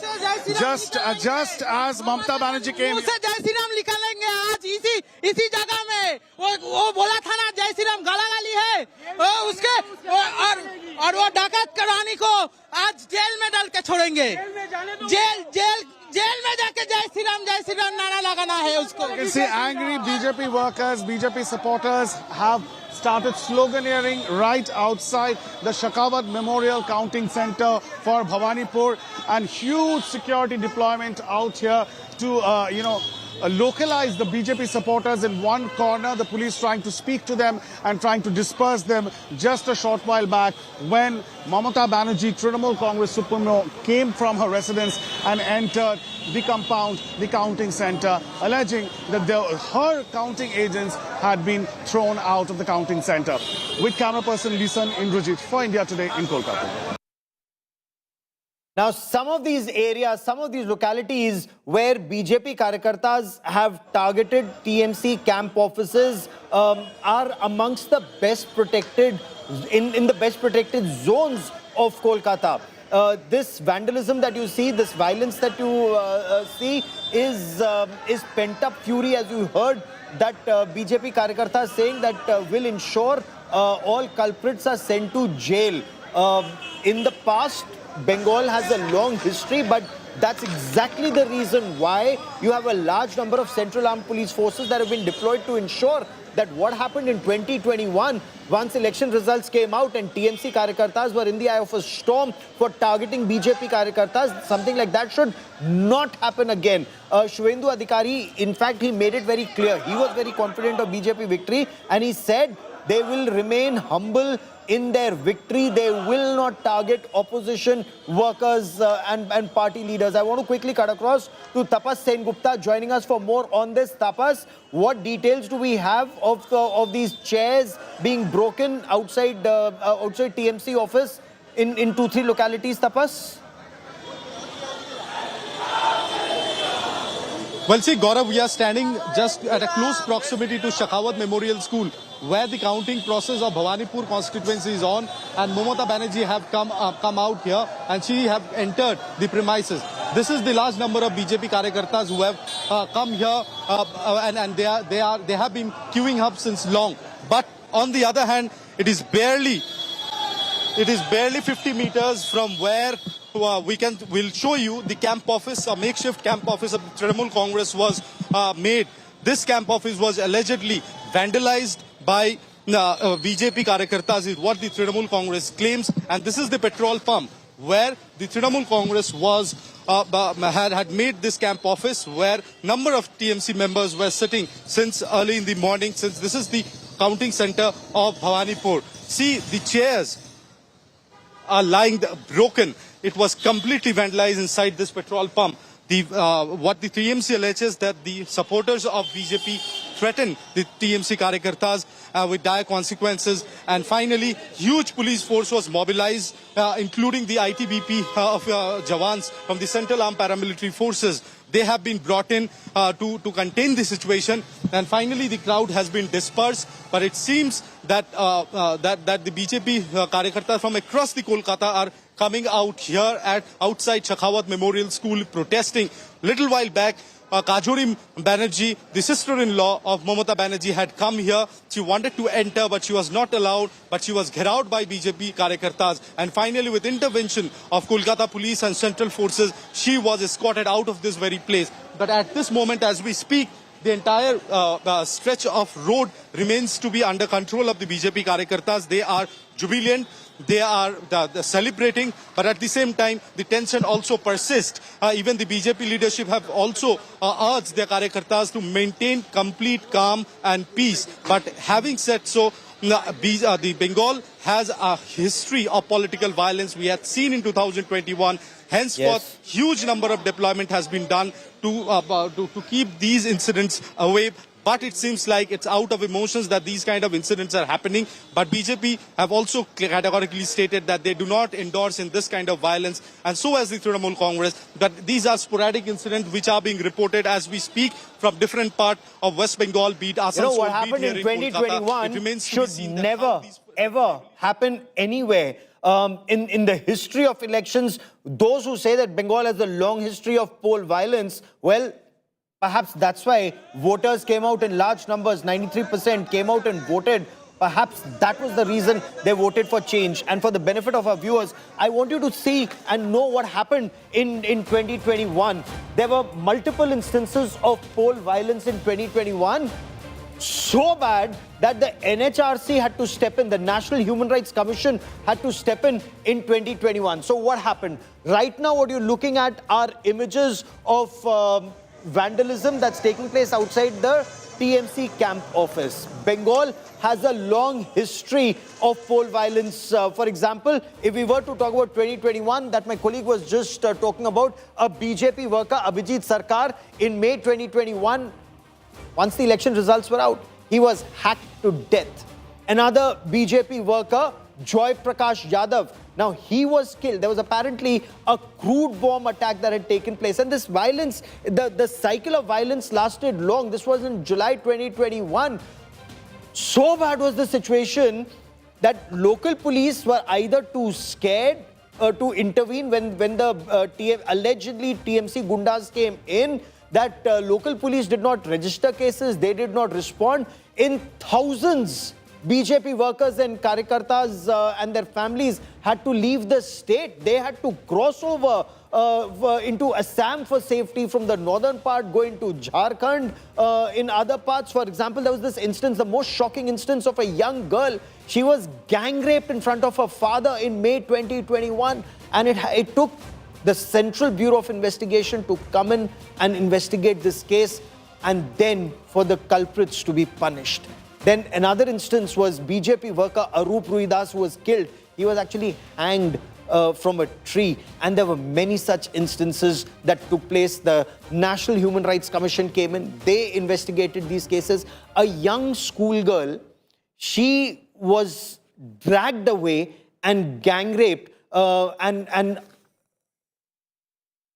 we have reactions that are coming in. We have lots of reactions that are now coming in, especially some of the women who came out to vote. They said they saw what happened then, and they were very clear. The only power they had was the power of their vote. Listen in. कामधुनी में मेरा सहेली के साथ बलात्कार हुआ था। हम आंदोलन किया था, वो मुख्यमंत्री ने बोला था जब मैं माओवादी हूँ, तब से मेरा फैमिली का ऊपर मेरा ऊपर टॉर्चर शुरू हो गया था। मैं जेल भी खटी, मेरा घर पे बम मारी, मेरा खून का हुमकी दिया, बहुत कुछ सहना पड़ा, किंतु इंसाफ नहीं मिला हमको। कामधुनी में मेरा सहेली के साथ बलात्कार हुआ था। हम आंदोलन किया था, वो मुख्यमंत्री ने बोला था जब मैं माओवादी हूँ, तब से मेरा फैमिली का ऊपर मेरा ऊपर टॉर्चर शुरू हो गया था। मैं जेल भी खटी, मेरा घर पे बम मारी, मेरा खून का हुमकी दिया, बहुत कुछ सहना पड़ा, किंतु इंसाफ नहीं मिला हमको। For the Bharatiya Janata Party, the 2026 election results, it's more than just a dream becoming a reality. This is actually one of their biggest dreams ever. This victory is as spectacular for the BJP, if not more, than their victory in 2014 when Narendra Modi became the Prime Minister of India for the first time. A dream that Narendra Modi saw in 2014, and a task that he gave then to Rajnath Singh. Rajnath Singh was Home Minister of India in the first BJP government, and BJP President was given that task, work on Bengal. That task was subsequently given to Amit Shah, the Home Minister of India, who then became the BJP President. He was given the same task, focus on Bengal. So this was a roadmap that was prepared in 2014. 2011, remember, BJP had 0. In 2016, they came up to 3 seats. So the RSS and the BJP, they sat together and they drew out a roadmap. What was that roadmap? All the seats in Bengal, every constituency was identified. There was a SWOT analysis done. What were the opportunities that the BJP had? What were the threats? What were the strengths? The weaknesses were many. They didn't have much of a cadre on ground. There was fear factor. Didi was on the rise. But then there was an opportunity, and especially in 2021 when they rose to 77, and their aspiration was that perhaps they thought that they would form the government. They were very close to it. But then they realized that there were weaknesses, and the weaknesses was fear. How do you overcome that fear? They actually made a list of every TMC MLA, every TMC minister, every instance of corruption. All of that was actually written down. A kind of a charge sheet over 5 years was prepared. Then the religion and caste arithmetic in 294 seats, that was studied very effectively. They realized, okay, seats where Didi said, or the TMC and their analysts said that more than 30% Muslim population, so the TMC anyway starts at, some said 50, some said 60, some said they only start at 70. So those are seats where the BJP cannot ever win. But those were the seats that were given to the RSS and the BJP Karyakartas to work on first. The aim was, opposition parties, the BJP said, their aim is to divide the Hindus and unite everyone else. The BJP said, unite the Hindus, let them vote as Hindus and divide the others. So for example, the Hindus were told how their rights were being taken away due to illegals. In fact, Indian Muslims were also told how Bangladeshi Muslims with their voter cards were taking away their rights, their facilities, their advantages. Everything that was meant for Indian Muslims were being taken away by Bangladeshi Muslims or Rohingyas just because they became vote bank, and they were getting Aadhaar card or ration card and every other facility they were getting, which resources were finite. And that message seems to have worked. Illegals, fake voters, the SIR process removed a large number of the illegals. The BJP worked on what is now a landslide victory, a historic victory for the Bharatiya Janata Party. I want to once again bring in Professor Badri Narayan joining me on this broadcast. Rahul Verma also with me on the show. And Rahul, you've studied... Okay, give me a moment. I'll reestablish that link with Rahul Verma in just a moment. But Professor Badri Narayan, you've studied Bengal very closely. From 0 in 2011 to 3 in 2016 to 77 in 2021 and now to 199, up 127, now 122 in 2026. What explains BJP's spectacular rise in Bengal, sir? Gaurav, I think BJP works in multiple ways. As we were listening, hearing the interview of the Dharmendra Pradhan ji, and he was the election in charge of the Bengal, and he rightly explained that the way party planned a strategy since 1914 and even before that, but 1914 they are constantly working to make their impact ripen in these states, this Purvodaya states, and also the coastal states. So this is a part of the long-term planning. And with this strategy, they worked with the organizational coherence between various groups. Like Sangh works in its own way. Sangh prepared a kind of Hindutva cultural psyche in the Bengal, and politically BJP worked to facilitate this kind of consciousness. And it took long time because nothing happened in 1 or 2 days in politics, as we know. And thirdly, the way Dharmendra Pradhan ji has explained that the ministers organize small meetings. That's a strategy they have done in the Haryana and in the Maharashtra also. So this small meeting by the big leaders of the BJP impressed public a lot. And they visited each and every lanes and the doors of the public. So that created a close contact with the common masses and gave them dignity. Look, a leader like Dharmendra Pradhan, leader like Amit Shah came to my door, requested for the vote. That gives a lot it means a lot. Not only one Mamata, and here are many and many. Devendra Fadnavis went from the Maharashtra. So if Mamata is actually going down to these numbers, 88 down 127, now should this hold till the end? Even the women voters of Bengal are sending out a message to Mamata Banerjee that while you may talk about Ma Mati Manush, if what is truly happening in the state is compromising security of women, the RG Kaur victim's mother, who's a BJP candidate, if she was being, heckled, what does this indicate, Professor Badri Narayan?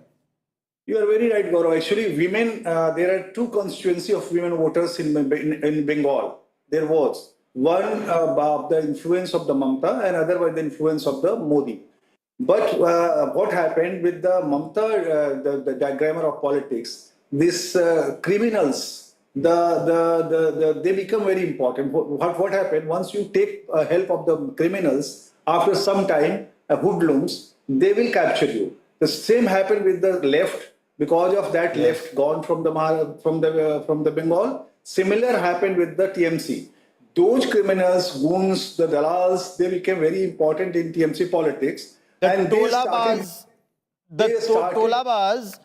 became more powerful. So stay with me for a moment. There is some chaos in Bengal, especially at this high-profile Bhawanipur seat. Announcement of results after 12 rounds that's been paused at the Bhawanipur counting center. 12 rounds of counting are over. Both Shubhendu Adhikari and Mamata Banerjee are currently present inside the counting center. We are told agents from other parties have alleged that BJP agents have forced them out of the counting center. I want to quickly cut across to my colleague Indrajit Kundu joining us with more on this. Indrajit, tell us what's happening. What are you picking up? Well, what we are hearing is that, we just showed how Mamata Banerjee rushed into the counting center just about a short while back. And Shubhendu Adhikari is already inside the Bhawanipur counting center. We have been told that the counting center announcements have been stopped at the counting center after 12 rounds of counting. So there is no clarity as to what exactly is happening right now inside. But the announcements that were made regarding each and every round which were getting completed and the announcements were made outside, that has now been stopped, even though both the parties, both the candidates are holed up inside. Mamata Banerjee, of course, while entering, she did allege that her counting agent had been thrown out of the counting center. And outside, BJP party workers were protesting. We've seen how some of them even vandalized local Trinamool Congress camp that was there outside the counting center. So situation tense on the ground, even as both the candidates, Shubhendu Adhikari and Mamata Banerjee, stay inside the counting center. Now, Mamata Banerjee alleged they're stealing my votes or words to that effect. Can you give us more details now that she is at the counting center? What did she mean by saying that they're looting my votes or words to that effect? Well, the Trinamool Congress has been alleging that, the counting has been very, very slow, that more than 70 to 100 seats the counting, and this was about 2 hours back when Mamata Banerjee put out a video statement on social media and then stated that the counting was moving very slowly, that, less than half of the rounds had been completed so far, unlike other states, and therefore the Election Commission should announce those rounds as soon as possible. So the Trinamool Congress still maintains that they still have hope to catch up and that the entire process has been intentionally delayed by the Election Commission. That's the allegation coming in from the PNC camp. Okay. By when would the situation be clear? You've been speaking to your sources in the Election Commission. The overall picture, which currently stands at BJP leading in 200, the TMC leading in 87 down 128. When does this crystallize? What are Election Commission officials telling you?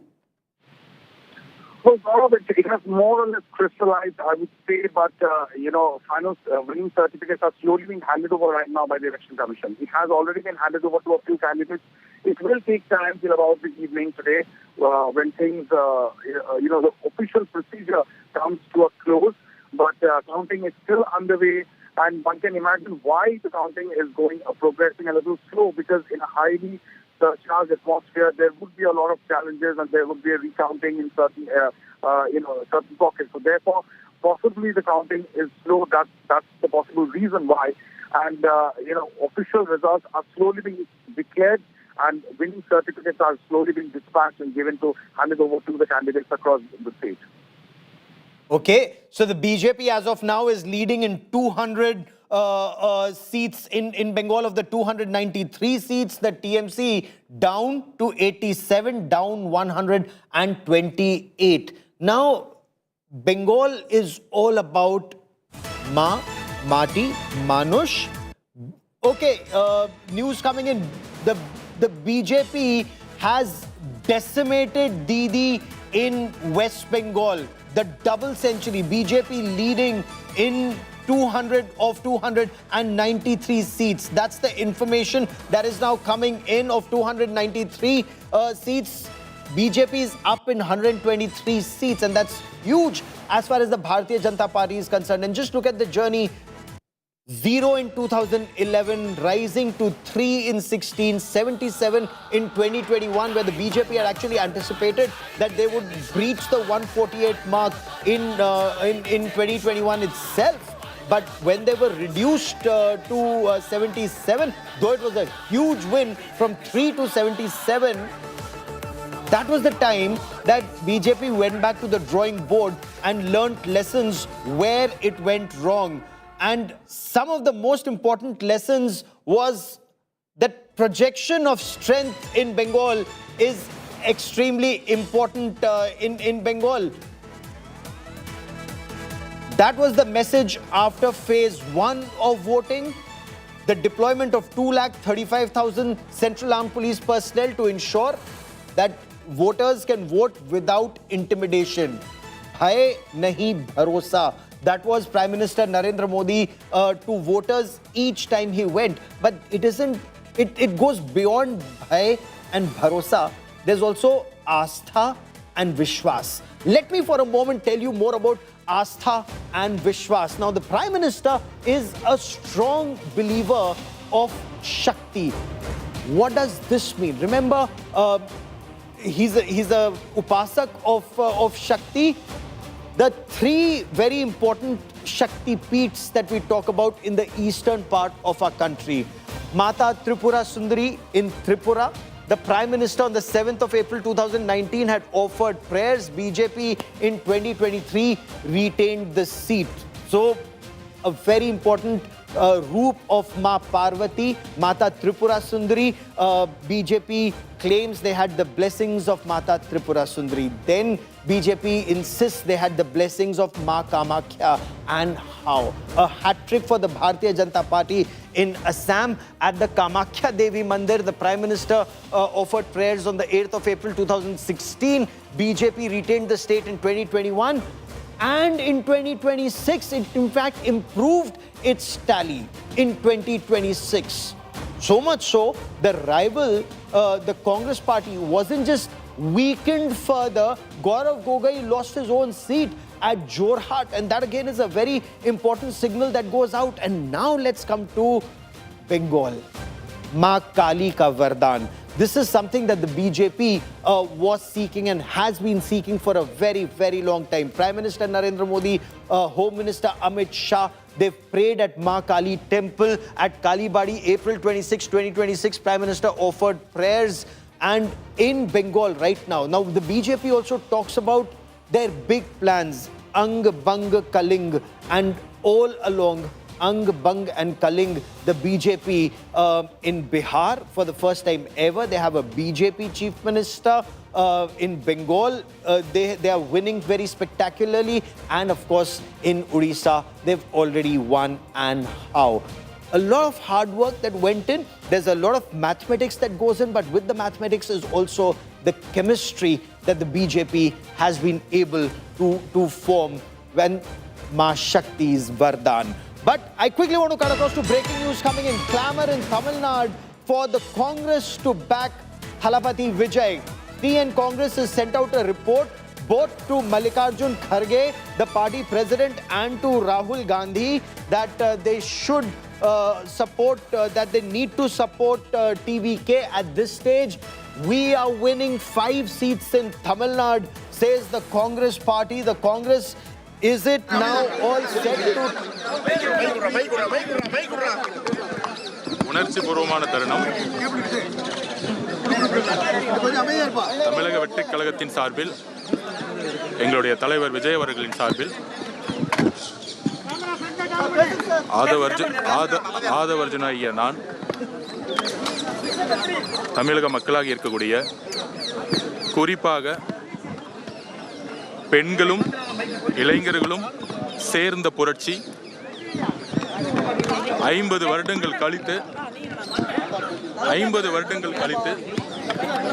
தமிழ்நாட்டில் ஒரு புதிய புரட்சி உருவாகிய நாள் இன்று. மன்னராட்சியின் ஒழிக்கப்பட்ட நாள். பிறப்பால் அதிகாரத்துக்கு வரக்கூடிய குடும்ப ஆதிக்கத்திற்கு மக்களும் பெண்களும் இளைஞர்களும் முடிவு எழுதிய நாள். by the people. குறிப்பாக எங்களுடைய தலைவருடைய திருவாரூர் பிரச்சாரத்துக்கு அப்புறம் திமுகவுடைய குடும்பமும் திரு மு.க. ஸ்டாலின் அவர்களும் கரூரில் எங்களுடைய குடும்பத்தில் 41 உயிர்களை இழப்பதற்கு முக்கிய காரணமாக இருந்த was because of the DMK and the dynastic family. திமுகவுடைய கொடுமையான ஆட்சிக்கு முடிவு கட்டக்கூடிய ஒரு நாட்களை எண்ணிட்டு இருந்தாங்க. எங்களுடைய தலைவர் அவர்களுடைய பிரச்சாரத்தை முடக்கினாங்க. Our campaign was stopped. Our leader Vijay campaign was stopped. Was disturbed. செய்தி நிறுவனங்கள்ல தமிழக வெற்றி கழகம் 10 எம்எல்ஏ கூட ஜெயிக்க முடியாதுங்கிற கூடிய அவதூறுகளையும், they wanted to ensure that no MLA would be winning, பிரச்சாரம் பண்ண முடியாத அளவுக்கு, and they put restrictions that our leader will not campaign anywhere. மு.க. ஸ்டாலின் அவர்கள் சொல்லுவாரு, நாங்கள் தமிழக வெற்றி கழகத்தை பத்தி பேசினதே இல்லைன்னு. ஒரு அரசை and DMK said that they would not talk about தமிழக வெற்றி கழகத்துக்கு எதிரா, they would not talk about TVK. நாடகமாடிய ஒரு அரசு. இந்த குடும்பம் என்ன மாதிரி நாடகம் ஆடினாங்க, ஊழல் மட்டுமே. No matter what drama the family did, it has collapsed today. Starting from Karur. எங்க தலைவர் விஜய் அவர்களை எந்த அளவிற்கு விமர்சனங்களும் எந்த அளவிற்கு அவமானங்களும் ஏற்படுத்தினார்கள் தெரியும்.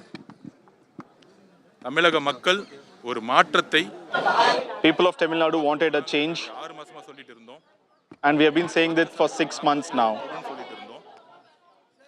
இது களத்துடைய நிலைப்பாடுன்னு சொல்லிட்டு இருந்தோம். ஆனா 75 வருட கட்சிகள், 50 வருட கட்சிகள் எள்ளி நகையாடினார்கள். நாங்கள் அமைதியான வழியில், எங்கள் தலைவருடைய வழியில். We're also getting a reaction from S.A. Chandrasekhar, Thalapathy Vijay's father, who says they have already sent out feelers to the Congress party. Listen and I'll get you more on that story. இந்த காங்கிரஸுக்கு ஒரு சரித்திரம் இருக்கு, பாரம்பரியம் இருக்கு, ஒரு வரலாறு இருக்கு. அப்படியாப்பட்ட ஒரு வரலாறு இருக்கிற கட்சி இன்னைக்கு தேஞ்சு போச்சு. பவர் இல்ல. ஏதோ ஒரு கட்சிக்கு ஆதரவு கொடுத்து இவங்க தேஞ்சு போய்கிட்டே இருக்கிறாங்க.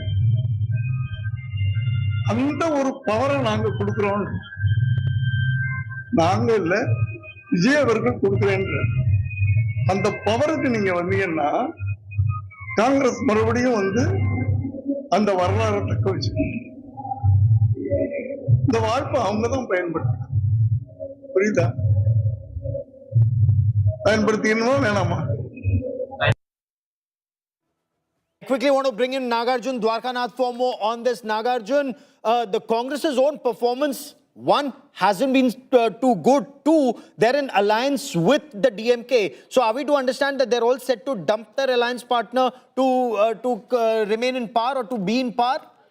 Gaurav, that's the sentiment from the state Congress leadership. In fact, what I'm told is there's already a report sent to Rahul Gandhi and Mallikarjun Kharge from the state leadership that we need to pull out of the DMK alliance and start supporting TVK, because the sentiment of the people at this point of time is with TVK, and hence the 5 people or the candidates who are winning with the Congress symbol right now are most likely to extend support to TVK. TVK at this point of time, as we speak, is 109. They need an 118, the magic number. So the 5 of the Congress MLA might be very crucial, and hence a report has been sent to Rahul Gandhi and Mallikarjun Kharge, and final decision lies with them. But most likely the Congress might pull the plug with DMK and move to TVK, and that would be the end of India alliance. Also remember, they're not in alliance with the TVK, and now the last last bastion of the Congress is the DMK, and they also most likely quit and move towards the TVK.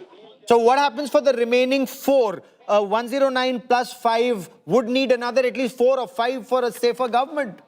Gaurav, you also have 2 IUML, the Muslim League, 2 IUML. candidates leading, and also 3 left candidates leading, and smaller parties like VCK and DMDK can still be touched. The communication has not started yet, but what is important is once the Congress moves, most likely the smaller parties with 1 or 2 seats are likely to move, because here the smaller parties will get a share of power. Most likely they will get the cabinet portfolio which they have not even seen for decades together. Remember, this is the first time since 60s, Gaurav, that this government has been without AIDMK or DMK. This is the first time in the history of Tamil Nadu since 1960s that a non-Dravidian party will be forming the government. Yes, oh, absolutely. Keep tracking that story, Nagarjun. I will come back to you for more. Huge development in Tamil Nadu too, and what a tsunami for Thalapathy Vijay. We'll be tracking that story very closely. That is all I have for you on this special broadcast. Many thanks for watching. News and updates continue on India Today. Stay with us.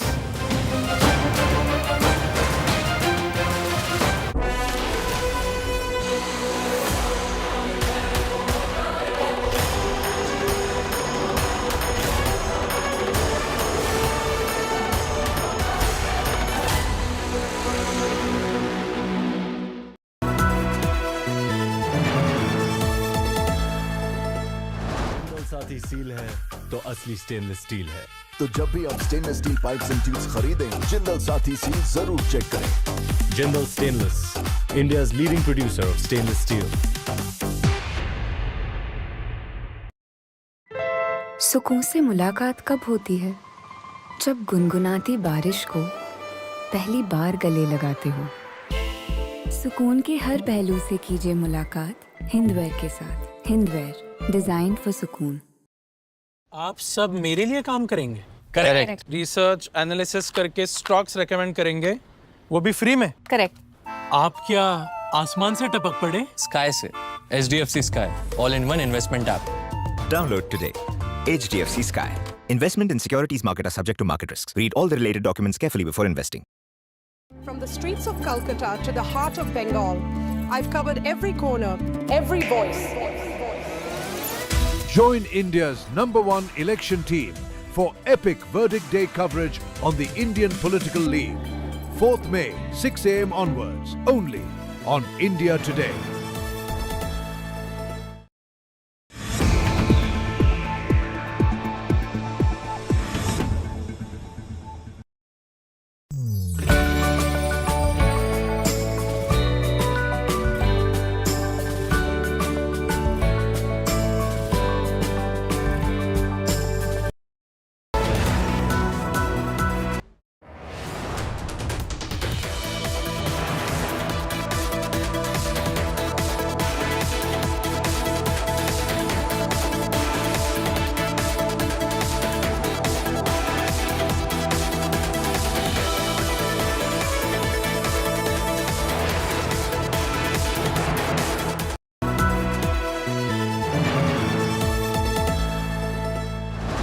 साथी seal है तो असली stainless steel है।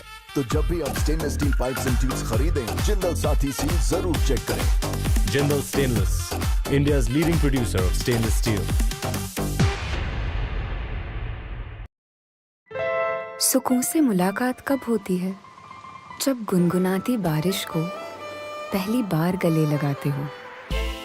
सुकून के हर पहलू से कीजिए मुलाकात हिंदवेयर के साथ। हिंदवेयर, डिजाइन फॉर सुकून। आप सब मेरे लिए काम करेंगे? करेक्ट। रिसर्च एनालिसिस करके स्टॉक्स रेकमेंड करेंगे, वो भी फ्री में? करेक्ट। आप क्या आसमान से टपक पड़े? स्काई से। HDFC Sky, all-in-one investment app. Download today. HDFC Sky. Investment in securities market are subject to market risks. Read all the related documents carefully before investing.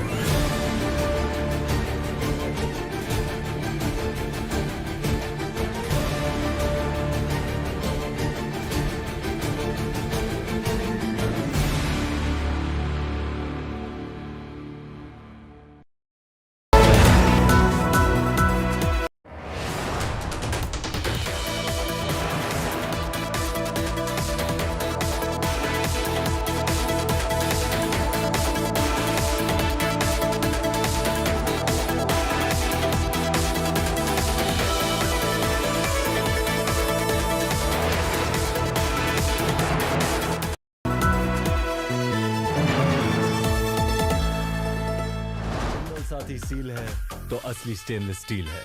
तो जब भी आप stainless steel pipes and tubes खरीदें, जिंदल साथी seal जरूर check करें। Jindal stainless, India's leading producer of stainless steel. आप सब मेरे लिए काम करेंगे? करेक्ट। रिसर्च एनालिसिस करके स्टॉक्स रेकमेंड करेंगे, वो भी फ्री में? करेक्ट। आप क्या आसमान से टपक पड़े? स्काई से। HDFC Sky, all-in-one investment app. Download today. HDFC Sky. Investment in securities market are subject to market risks. Read all the related documents carefully before investing.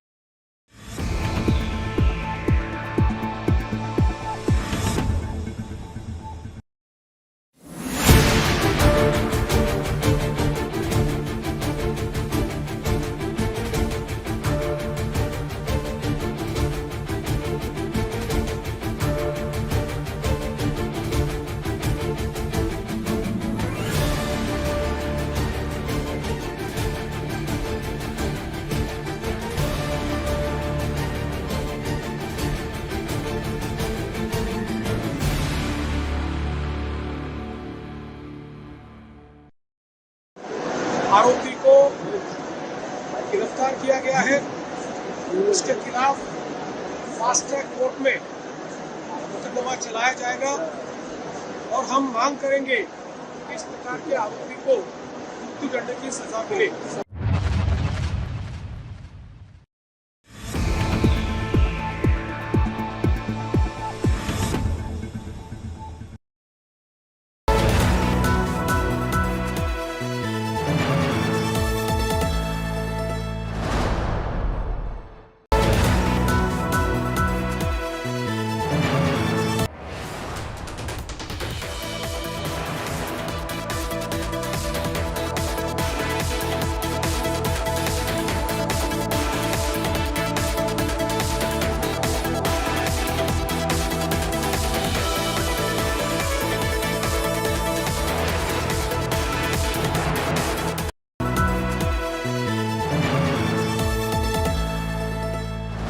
साथी सील है तो असली स्टेनलेस स्टील है।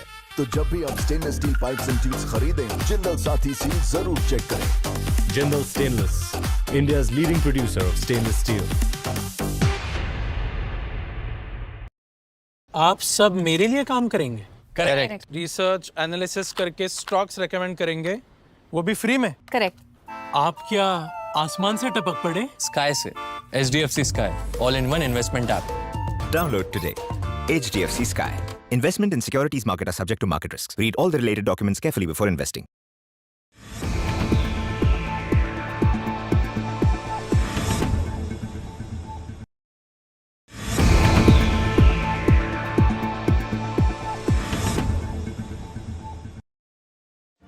Make your media plan smarter with India Today Live TV on your connected devices. Amplify your brand with 100 million smart internet viewers. To advertise, mail us at sales@aajtak.com.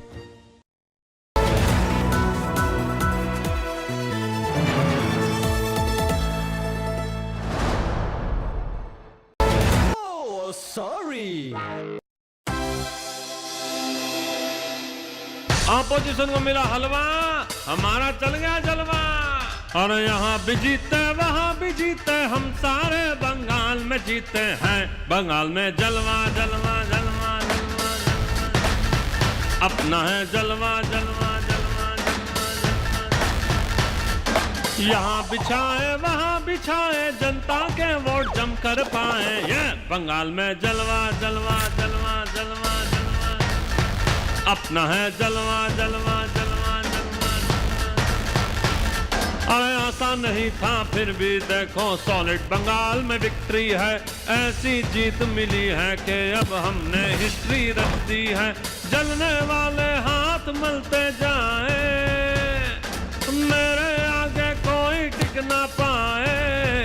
अपना ये जलवा जलवा जलवा जलवा। 1 2 3 4, यहाँ भी जीते वहाँ भी जीते, हम सारे बंगाल में जीते हैं। बंगाल में जलवा जलवा, जनता का जलवा जलवा, अपना है जलवा जलवा, बंगाल में जलवा।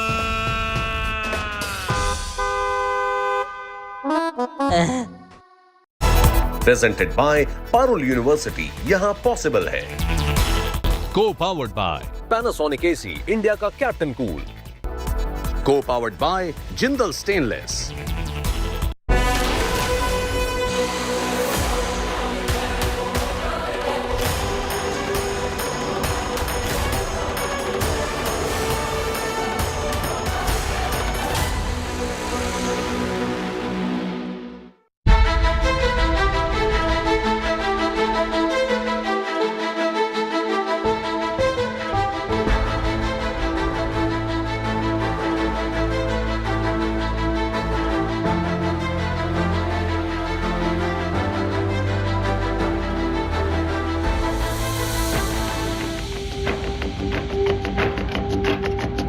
इस धरती पर मैं परिवर्तन की आंधी देख रहा हूं। और सरकारें भारतीय जनता पार्टी नहीं बनाती, सरकारें देश की जनता बनाती है, बंगाल की जनता बनाती है।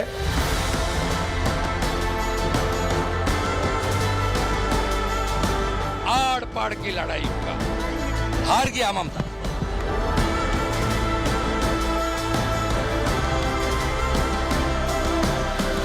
सब बोल रहे हैं एक ही आवाज, पाल्टानो दरकार।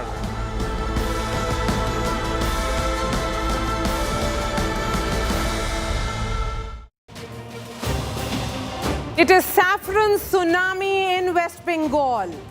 The BJP's Purvodaya, the entire focus on Odisha and Bengal has finally been achieved. Remember, it's a project which began when Home Minister Amit Shah was the BJP president. It began way back in December of 2014. And then for 10 long years with highs and lows, the BJP has finally achieved its ultimate mission of winning Bengal. Just look at these numbers. What a day for the party. 199 for the BJP in 294-member Bengal Assembly. Trinamool Congress reduced to 88 seats. That's how it looks like.